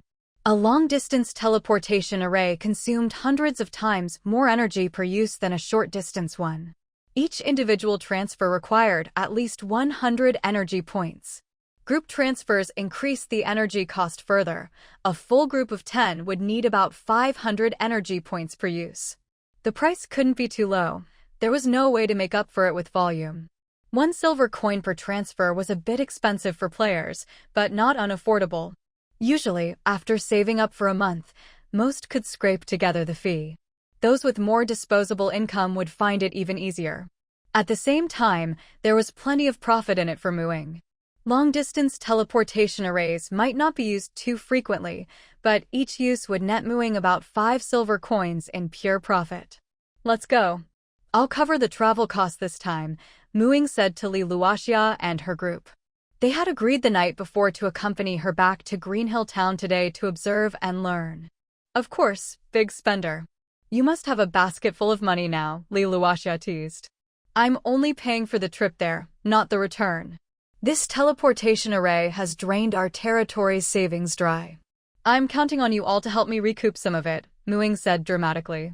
Don't worry, we've brought plenty of money. We'll definitely contribute to Green Hill Town's income, Li Luoxia replied, rolling her eyes. Muing laughed heartily. That's what I like to hear. While the other players were still hesitating, Muing and her group were the first to step onto the teleportation array. Everyone, come check out Green Hill Town sometime.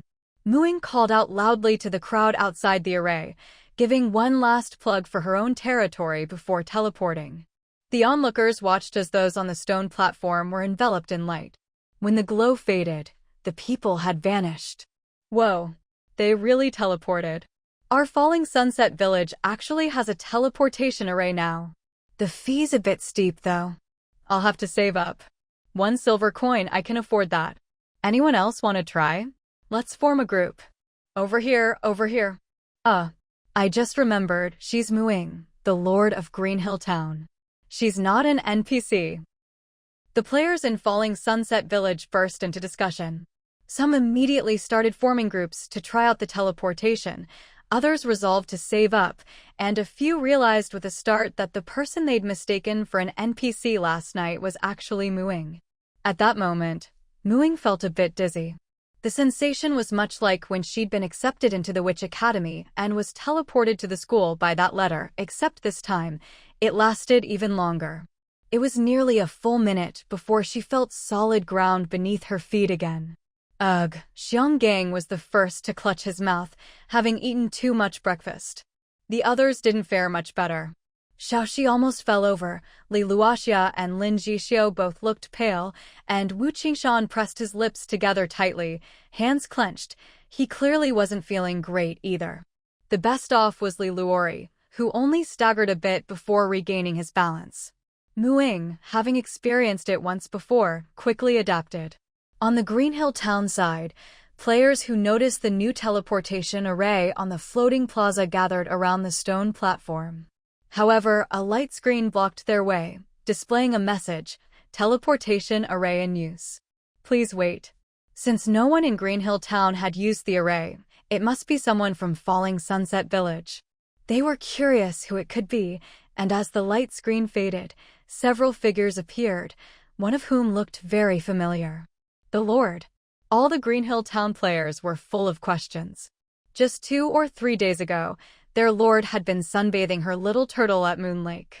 How had she ended up in Falling Sunset Village in the blink of an eye? It was simply baffling. That legendary Feihong Town lord who'd supposedly been away for a week still hadn't been seen, yet their own lord had already made a round trip to Falling Sunset Village and even built a teleportation array. Now, no one was worried about their lord being taken advantage of.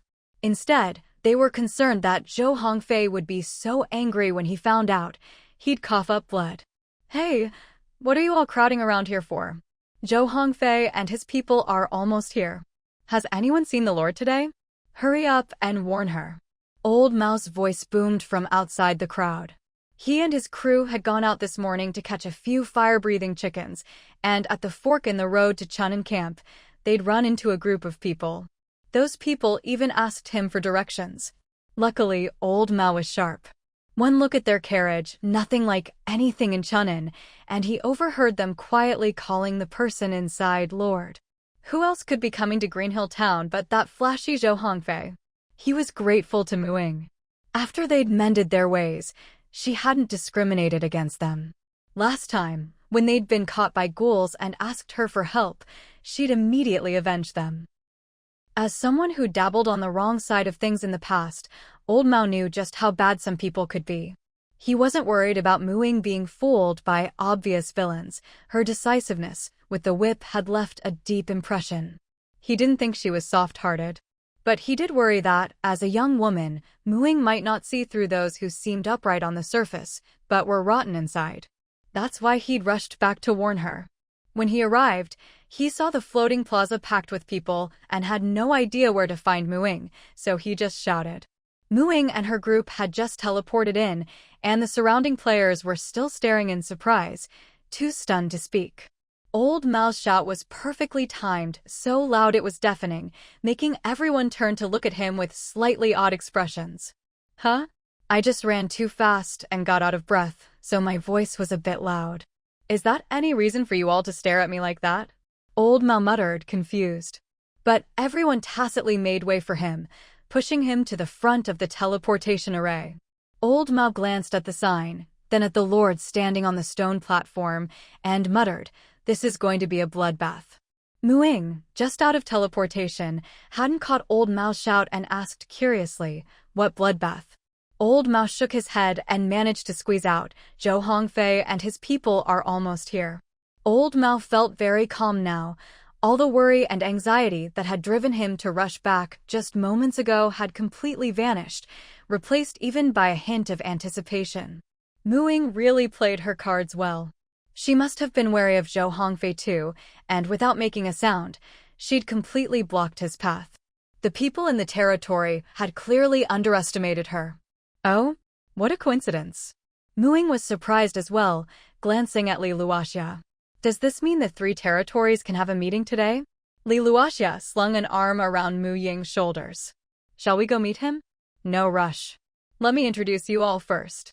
Mu Ying turned to her own territory's residents. This is Li Luoxia, the Lord of Luoxia Village. I'm sure you've all heard of her. She's the number 2 priest on the level rankings. And these are the members of the Luoxia squad, all level 3 on average. They're here to observe and learn from our territory, so feel free to chat and exchange ideas with them when you have time. The people of Qingshan Town were, of course, no strangers to that name. Li Luoxia and Mu Ying were arguably the 2 most legendary women in the Xia Nation region.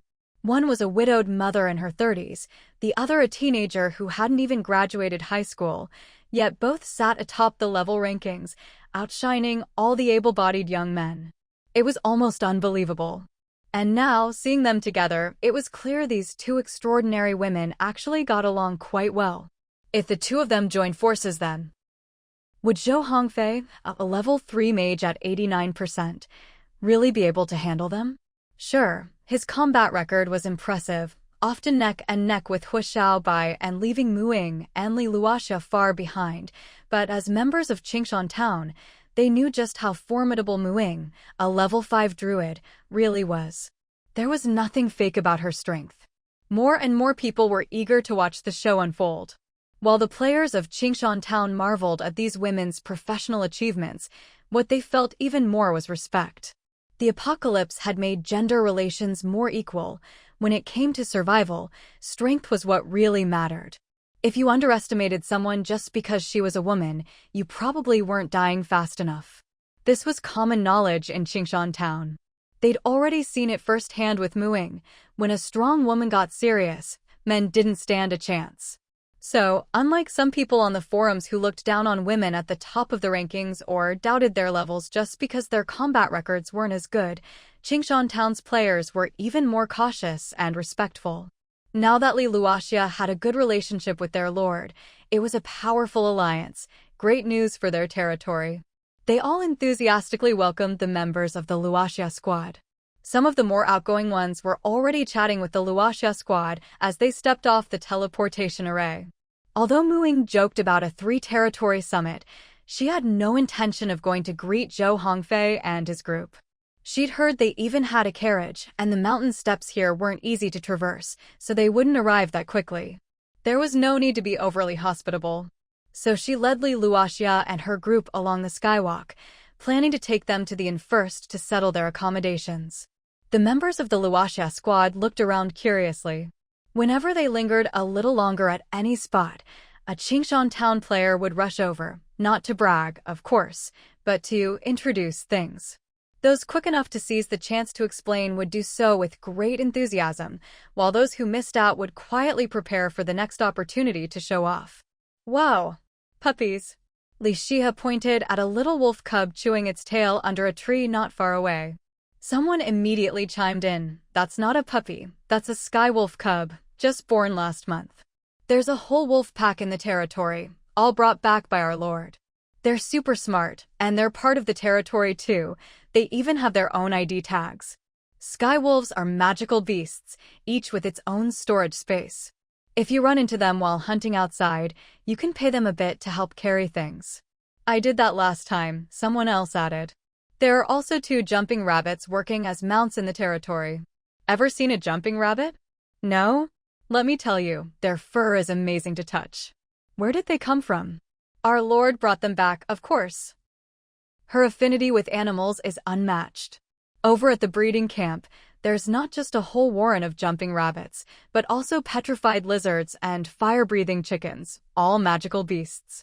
If you haven't seen them, no worries, a single copper coin and you can teleport to the breeding camp. Bro, want me to show you around? Cheng Wei, having heard there was a level 3 mage in the Luoxia squad, sidled up and patted Lin Jixiao on the shoulder. Mage? Wanna trade spells? This was a new money-saving trend among mages who couldn't afford to buy spells. It started from a mage thread on the forums. Since spellbooks were expensive, people tried to trade spells with other mages. But text exchanges on the forum were unclear and unreliable, so most people looked for nearby mages to trade with or deliberately learned different spells to share. Cheng Wei had traded spells with the mage from Hu Xiaobai's squad before. Watching her teammates being so warmly welcomed, Li Luoxia couldn't help but sigh. The people of Qingshan Town are really friendly. "Do you like it?" Mu Ying asked. "I do," Li Luoxia replied sincerely. She liked not just the people, but even more the pride on their faces when they talked about Qingshan Town. Mu Ying had really managed Qingshan Town well. It made Li Luoxia feel a bit inferior by comparison. "If you like it, stay a few more days. Come often. Spend a little more money for me," Mu Ying said with a grin. Li Luoxia rolled her eyes at her. "You really have money on the brain." Mu Ying shrugged. If you had to spend 100 gold coins in one go, you'd be just like me. Li Luoxia, I give up on you. She seriously suspected this penny pincher was trying to squeeze her dry, so she'd never be able to afford even half a share of the teleportation array. Mu Ying genuinely felt a sense of urgency about money. Before building the teleportation array, she'd spent all the money she'd saved for months. The building where she stored the territory's income was now empty. She still had a whole mineral distribution map and so many mining camps to build. She was desperate for funds. We're here, the Copper Coin Inn. This is the place, Mu Ying said, leading the way inside. Boss Jio-san, you've got customers. Coming. Jio-san, who'd been doing the accounts behind the counter, came out beaming. They're my good friends, so take good care of them. Don't worry, they've got money, Mu Ying said, winking. Jio-san got the message. These were big clients. He immediately became even more enthusiastic. Welcome, everyone. We have single rooms, double rooms, small suites, large suites, luxury suites, plenty of choices, and the more you stay, the more you save. Suites come with complimentary Sela Eatery meal vouchers and Bruce Tavern game table tickets. So, what would you like? This is the innkeeper you poached from another camp? Interesting, Li Luoxia whispered to Mu Ying. It really was interesting. She hadn't even known the inn was now collaborating with the eatery and tavern to offer combo tickets. She was genuinely surprised.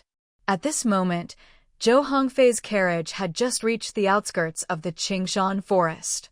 Faced with the endless mountain paths and stone steps ahead, Zhou Hongfei found himself in a dilemma. This spacious carriage, pulled by 2 horses, was his prized possession, flashier than any luxury car before the apocalypse.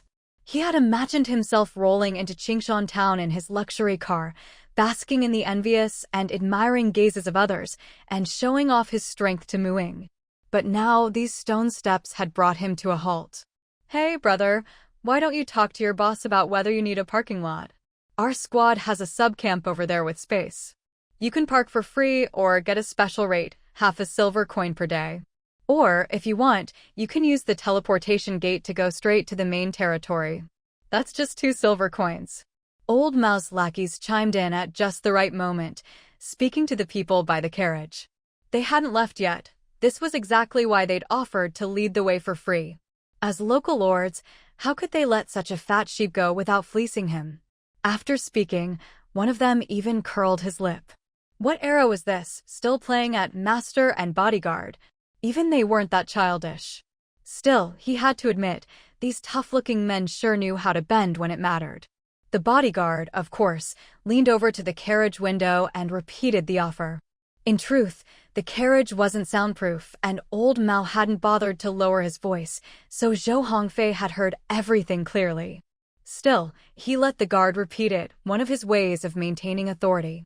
Of course, he couldn't just park his carriage somewhere out of sight. He had no choice but to use the teleportation. 2 silver coins, what a rip-off.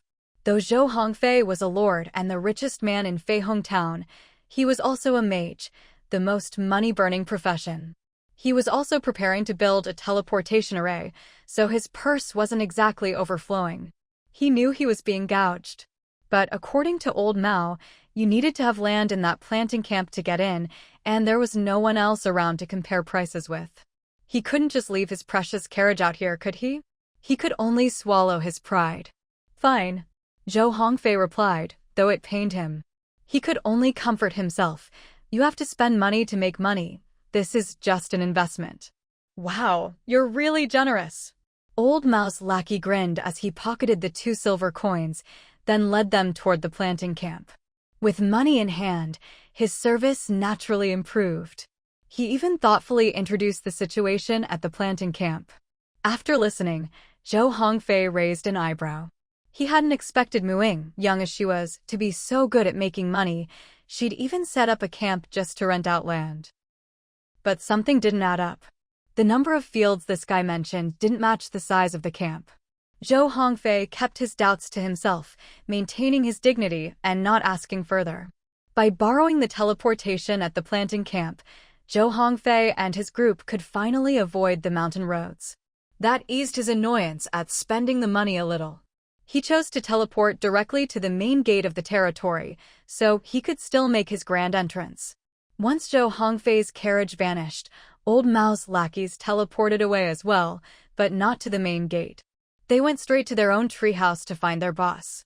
There was no more money to be squeezed from this guy, so they had no patience to play babysitter any longer. Zhou Hongfei and his carriage materialized at the territory's main gate. He straightened his posture, smoothed his silver-embroidered mage's robe, adjusted his expression and angle, and extended his elegant, model-worthy hand to lift the carriage curtain slightly, tilting his head to look out. A couple of curled yellow leaves drifted past the carriage. Zhou Hongfei's perfect jawline twisted. Where was everyone? Hadn't someone gone to report his arrival? Even if Mu Ying herself didn't come, wasn't anyone in this territory at least curious? His carriage was so big, so flashy, how could no one care? Zhou Hongfei almost lost control of his expression. He let the curtain fall. Number 1, go check things out. The first bodyguard obeyed and went ahead, returning a moment later. All the roads in this territory are up in the air and most people are up there. I saw a crowd gathered in one spot. Something must be happening. That's probably why there's no one at the gate. Zhou Hongfei's expression eased. Let's go see what's going on.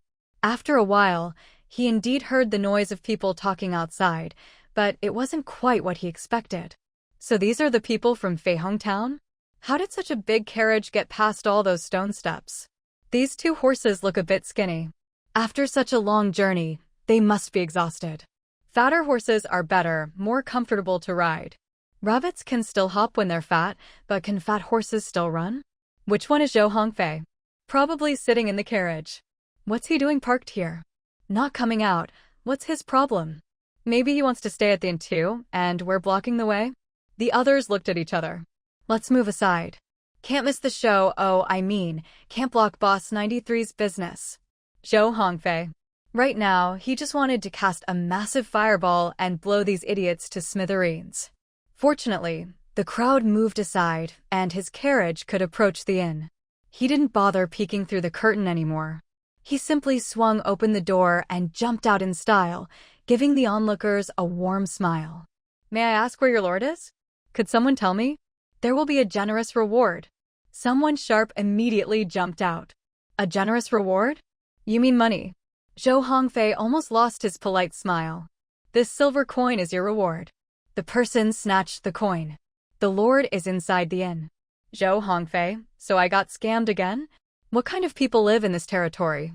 He wanted to remember the face of this money-grubbing commoner for future revenge, but the guy had already melted into the crowd. The others beat their chests in regret. They'd been too busy gawking at Zhou Hongfei's much-hyped looks and expensive mage's robe to react in time. Once, a silver coin had dropped to the ground, but they'd been too busy watching the owner to pick it up. Now, they could only stare at his pocket, hoping for another chance. The lord is inside with someone you'd never expect. 1 silver coin, and I'll tell you who. 1 silver coin, and I'll give you a tour of the territory. Interested? Zhou Hongfei now had a whole new understanding of how money-hungry the people of Qingshan Town were. He had no intention of being taken for a sucker again. No need. I'll look around myself. The crowd sighed in disappointment as their little money with wings flew away. With their golden goose gone, they reverted to their true nature as rubberneckers. As they made way for Zhou Hongfei and his group, they also crowded toward the inn entrance. He's coming, a real showdown is about to happen. Feels like our lord is a real player, about to get caught with his new flame by the backup. What kind of backup throws himself at someone like this? At this moment, Zhou Hongfei's carriage had just arrived outside the Qingshan forest. Faced with the endless mountain paths and stone steps ahead, Zhou Hongfei found himself in a dilemma. This spacious carriage, pulled by 2 horses, was his prized possession, flashier than any luxury car from before the apocalypse. He had imagined himself rolling into Qingshan Town in his luxury ride, basking in the envious and admiring gazes of others, and showing off his strength to Mu Ying. But now these stone steps had stopped him in his tracks. Hey, brother, why don't you talk to your master about parking? Our squad has some land at the subcamp over there. You can park for free or get a special rate. half a silver coin per day. Or, if you want, you can use the teleportation array to go straight to the main territory, just 2 silver coins, one of Old Mao's men said to the people by the carriage. They hadn't left yet. This was exactly why they'd volunteered to guide them for free. How could a local tyrant lord let a fat sheep go without fleecing him? After speaking, he even curled his lip in disdain. What era was this, still playing at master and bodyguard? Even they weren't that childish. Still, he had to admit, these tough-looking guys sure knew how to bend when needed. The bodyguard naturally leaned over to the carriage window and repeated the offer. In truth, the carriage's soundproofing wasn't great, and Old Mao hadn't bothered to lower his voice, so Zhou Hongfei had heard everything clearly. Still, he waited for his guard to repeat it. This was his way of maintaining authority. Of course, he couldn't park his precious carriage somewhere out of sight. He had no choice but to use the teleportation route. 2 silver coins, what a rip-off. Though Zhou Hongfei was a lord and the richest man in Feihong Town, he was a mage, the most money-burning class. He also had to prepare to build a teleportation array, so his purse wasn't exactly overflowing. He knew he was being gouged. But according to Old Mao, you needed land in that farming camp to get in, and there was no one else around to compare prices with. He couldn't just leave his beloved carriage out here, could he? He had to accept it. Fine, Zhou Hongfei replied, though it pained him. He could only comfort himself. You can't catch a wolf without sacrificing a child. This was just an investment for the future. Wow, you're really generous. Old Mao's lackey grinned as he took the 2 silver coins and led them toward the farming camp. With money in hand, his service became much more attentive. He even thoughtfully introduced the situation at the farming camp. After listening, Zhou Hongfei raised his eyebrows. He hadn't expected Mu Ying, young as she was, to be so good at making money. She'd even set up a camp just to rent out land. But something didn't add up. The number of fields this guy mentioned didn't match the size of the camp. He kept this doubt to himself, maintaining his dignity and not asking any questions. By taking the shortcut through the farming camp, Zhou Hongfei and his party were spared the mountain trek. That soothed his annoyance at the expense a little, and he chose to teleport directly to the territory's main gate, so he could still make his flashy entrance. After Zhou Hongfei's carriage disappeared, Old Mao's men also teleported away, but not to the territory gate.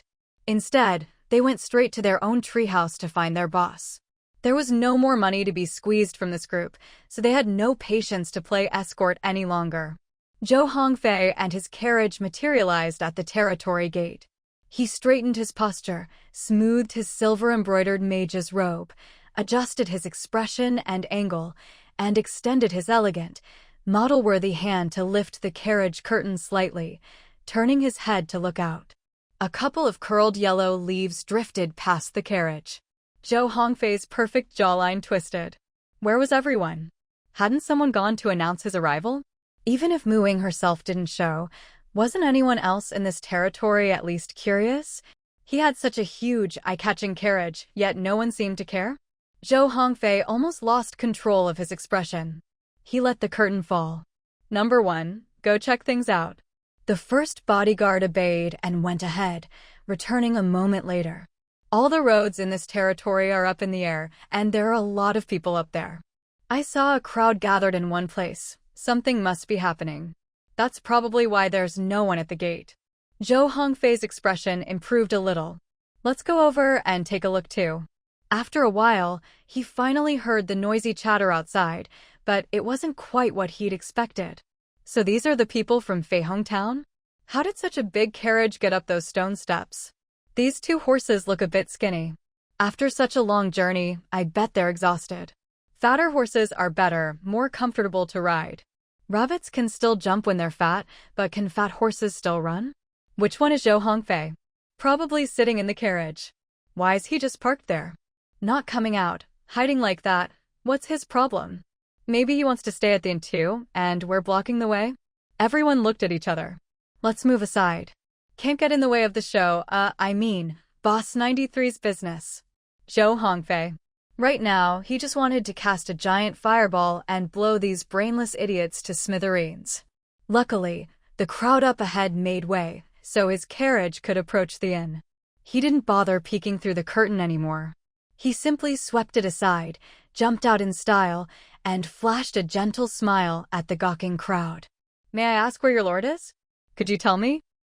There will be a generous reward." A quick-witted person immediately jumped out. "A reward? What kind of reward? Money?" Zhou Hongfei nearly lost his polite smile. "This 1 silver coin is your reward." The person snatched the coin. "The lord is inside the inn." Zhou Hongfei, so I got ripped off again? What kind of people live in this territory? He wanted to memorize the face of this money-grubbing commoner for future revenge, but the guy had already slipped back into the crowd. The others beat their chests in regret, cursing themselves for being too busy gawking at the guy who'd been hyped up on the forums for his looks and expensive mage robes and missing their chance. Once, a silver coin had dropped on the ground, but they'd been too busy watching the owner to pick it up. Now, all they could do was stare at his pocket, hoping for another chance. The lord is inside with someone you'd never expect. 1 silver coin, and I'll tell you who. 1 silver coin, and I'll give you a tour of the territory. Wanna try? Zhou Hongfei's understanding of Qingshan Town's money-grubbing ways reached a new level. He had no intention of being a sucker again. "No need, I'll look around myself." The onlookers sighed in disappointment, watching their little money with wings fly away. Now that the cash cow's wings had expired, everyone went back to being ordinary bystanders. As they made way for Zhou Hongfei and his group, they also crowded toward the inn entrance. He's coming, drama incoming. Why do I feel like our lord is a playboy, about to get caught by the backup lover while flirting with the new flame? What kind of backup lover throws himself at someone like that? At this moment, Muing had just finished helping Li Luoxia and the others settle into their lodgings. As she came downstairs, planning to show them around the territory, she spotted a handsome young man being ushered in by a crowd. She had to admit, his face was indeed attractive, though he was a bit on the thin side and not particularly tall. Even Shirin, who was just a teenage werewolf, was noticeably taller than him in human form. Zhou Hongfei recognized Muing at a glance. Her distinctive hair and eye color were well known on the forums. He waved with a familiar smile, his tone friendly. "Muing. You know him?" Li Luoxia nudged her. Muing glanced at the fabric of his mage robe and the intricate silver patterns on it. Clearly, this was someone with money. She had her suspicions about his identity, but since she couldn't be sure, she simply shook her head. "No, I don't. Haha, even though this is our first time meeting, I've wanted to get to know you for a while. Let me introduce myself. I'm Zhou Hongfei, the Lord of Fei Town. You've seen my posts on the forum, right? That's me. Here, this is a little gift for our first meeting." Zhou Hongfei produced a small gift box. "Muing from Qingshan Town," Muing replied coldly, emphasizing the words Qingshan Town. "No need for a gift. If you really want to do something, just contribute a bit more tax revenue to the territory." She could tell this guy was thick-skinned, and being too polite would only encourage him, so she didn't bother to put on a friendly face. Zhou Hongfei looked a bit awkward. "Muing, this is our first meeting, can't you at least accept a small gift?" Compared to him, I've really been neglectful. Didn't even think to bring a gift, Li Luoxia sighed, half joking and half complaining. "Oh, come on, you know that's not how I am.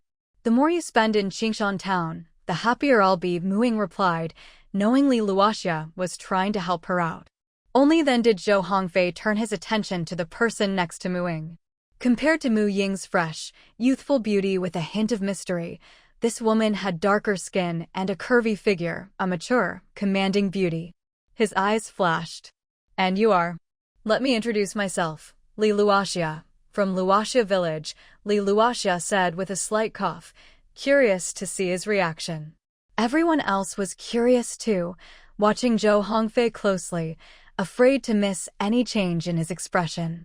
Zhou Hongfei's mind raced as he realized things weren't going as he'd planned. "So, you two are?" Qingshan Town and Luoxia Village just finished setting up a long-distance teleportation array, Muing said expressionlessly. Zhou Hongfei's face fell, as if he'd been wronged. "Didn't we agree on the forum? How could you go and with someone else?" Muing was baffled. "Agreed? Agreed on what?" He sighed dramatically as if making a huge concession. Forget it. Mu Ying was getting annoyed. Hey, I never agreed to make Fei Hometown the first to get a teleportation array.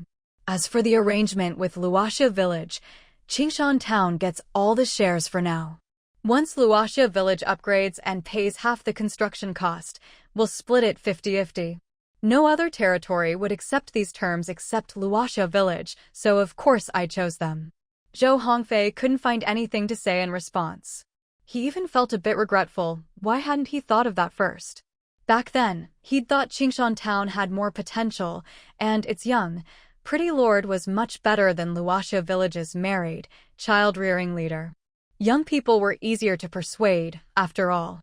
Who'd have guessed Luoxia was also attractive, and that a lower-level territory could offer such good terms? But now, with both women in Qingshan Town, he saw another opportunity. I'm guessing you don't have the funds to cover half the cost of another long-distance teleportation array right now. How about I pay for the whole thing? Of course, as for the shares, I won't shortchange you. Let's do an 80-20 split. Mu Ying. She'd thought, with how eager he seemed, maybe he'd at least offer a 50-50 split. 80-20? You mean you get 80 and I get 20? Zhou Hongfei's smile stiffened. You're joking. And you call that not shortchanging me? Qingshan Town can save up the money in a while. If we wait, we can get at least a 50% share. If we rush and take 20%, that's a huge loss, Mu Ying said bluntly. Right now, Qingshan Town can't afford another teleportation array, but we're not in a hurry. If Fei Hometown doesn't mind waiting, once we've saved up, we'll open the array 50-50. Or, like with Luoxia Village, you pay up front, and once we pay half, we split it evenly. Well, Zhou Hongfei was still reluctant. Qingshan Town had gotten a full share from Luoxia Village after all. Let me think about it. He thought, if things went well and he could win Mu Ying over, wouldn't those shares end up in his hands anyway? Mu Ying didn't bother saying more. If he agreed, fine. If not, so be it. Qingshan Town didn't need to set up teleportation arrays with every territory. Qingshan Town was different from Luoxia Village. It had the resources to build arrays and plenty of options. She turned to Jio-san. Show our guest his room. You go ahead. I'll take Sister Lee and the others for a walk, she said, not waiting for Zhou Hongfei's reply, and left with the Luoxia team. Zhou Hongfei replied gently, all right. Sigh, Lord Zhou's poker face. One word, impressive. That's 2 words. The onlookers, having enjoyed the show, slowly dispersed. Back in his room, Zhou Hongfei's warm smile vanished the moment he closed the door. He swept the teaware off the table in a fit of anger. Outside, Jio-san, who hadn't gone far, did some quick mental math. How much does a tea set cost? He's been staying at the inn for a while. There's sentimental value. Tripling the price isn't unreasonable, right? Go find out everything you can about Mu Ying. I don't care what it is, I want to know everything, Zhou Hongfei ordered. The guards left to carry out his orders. But they soon returned. Lord, no one will tell us anything unless we pay them. Cling. Zhou Hongfei kicked the table leg in frustration and threw a pouch of coins on the floor. Money-grubbing bastards. Take it. Yes, sir. The guards left. Zhou Hongfei took a deep breath, but still felt unsettled. He seethed, plotting how to deal with Mu Ying. The more he thought about it, the better he felt. He needed to be patient, win her over first, make her fall for him, and then he could make his move. Then he'd be the real power behind both territories. Maybe even Li Luoxia's as well. He was such a handsome guy. If he treated them well, how could they not fall for him? He was the chosen one. Women are emotional creatures. Once they're in love, they're so much easier to manipulate. At this moment, Mu Ying was leading the Luoxia squad on a tour of the Myconid instance. During the day, the Myconids rarely came out. They all hid inside the instance, collaborating on filming movies. Wow! It's so beautiful here, Li Shiha exclaimed, gazing at the glowing plants inside the instance. The others were also amazed. Such a vibrant, colorful underground world was something they had never seen before. Mu Ying picked up a Myconid youngster pretending to be a regular mushroom in the grass, conjured a ball of mist, and patted it onto its cap. The little guy, pleased with the treat, obediently released a spore. All right, Give each of them a telepathic spore, and I'll give you another mist ball, Ying said, flicking its cap. The little one dropped the act, opened its eyes to glance at the Luoxia squad, shook its cap, and a few more spores floated out, landing on them. These are telepathic spores. Myconids can't speak. They use these as a medium for mental communication. You can think of it as their way of connecting online, basically a group chat, Ying explained. But be careful to control your thoughts, or you might accidentally reveal your secrets. As soon as the others came into contact with the spores, they heard a message from the mushroom person in Ying's hand. Hello. Hi. Li Shiha replied, her eyes sparkling. What show are you rehearsing lately? Can we watch? Ying asked. She hadn't visited in a while and wasn't sure what was going on. Runaway wife with a bun. The overbearing CEO falls for me, the little myconid replied, shaking its cap. Ying.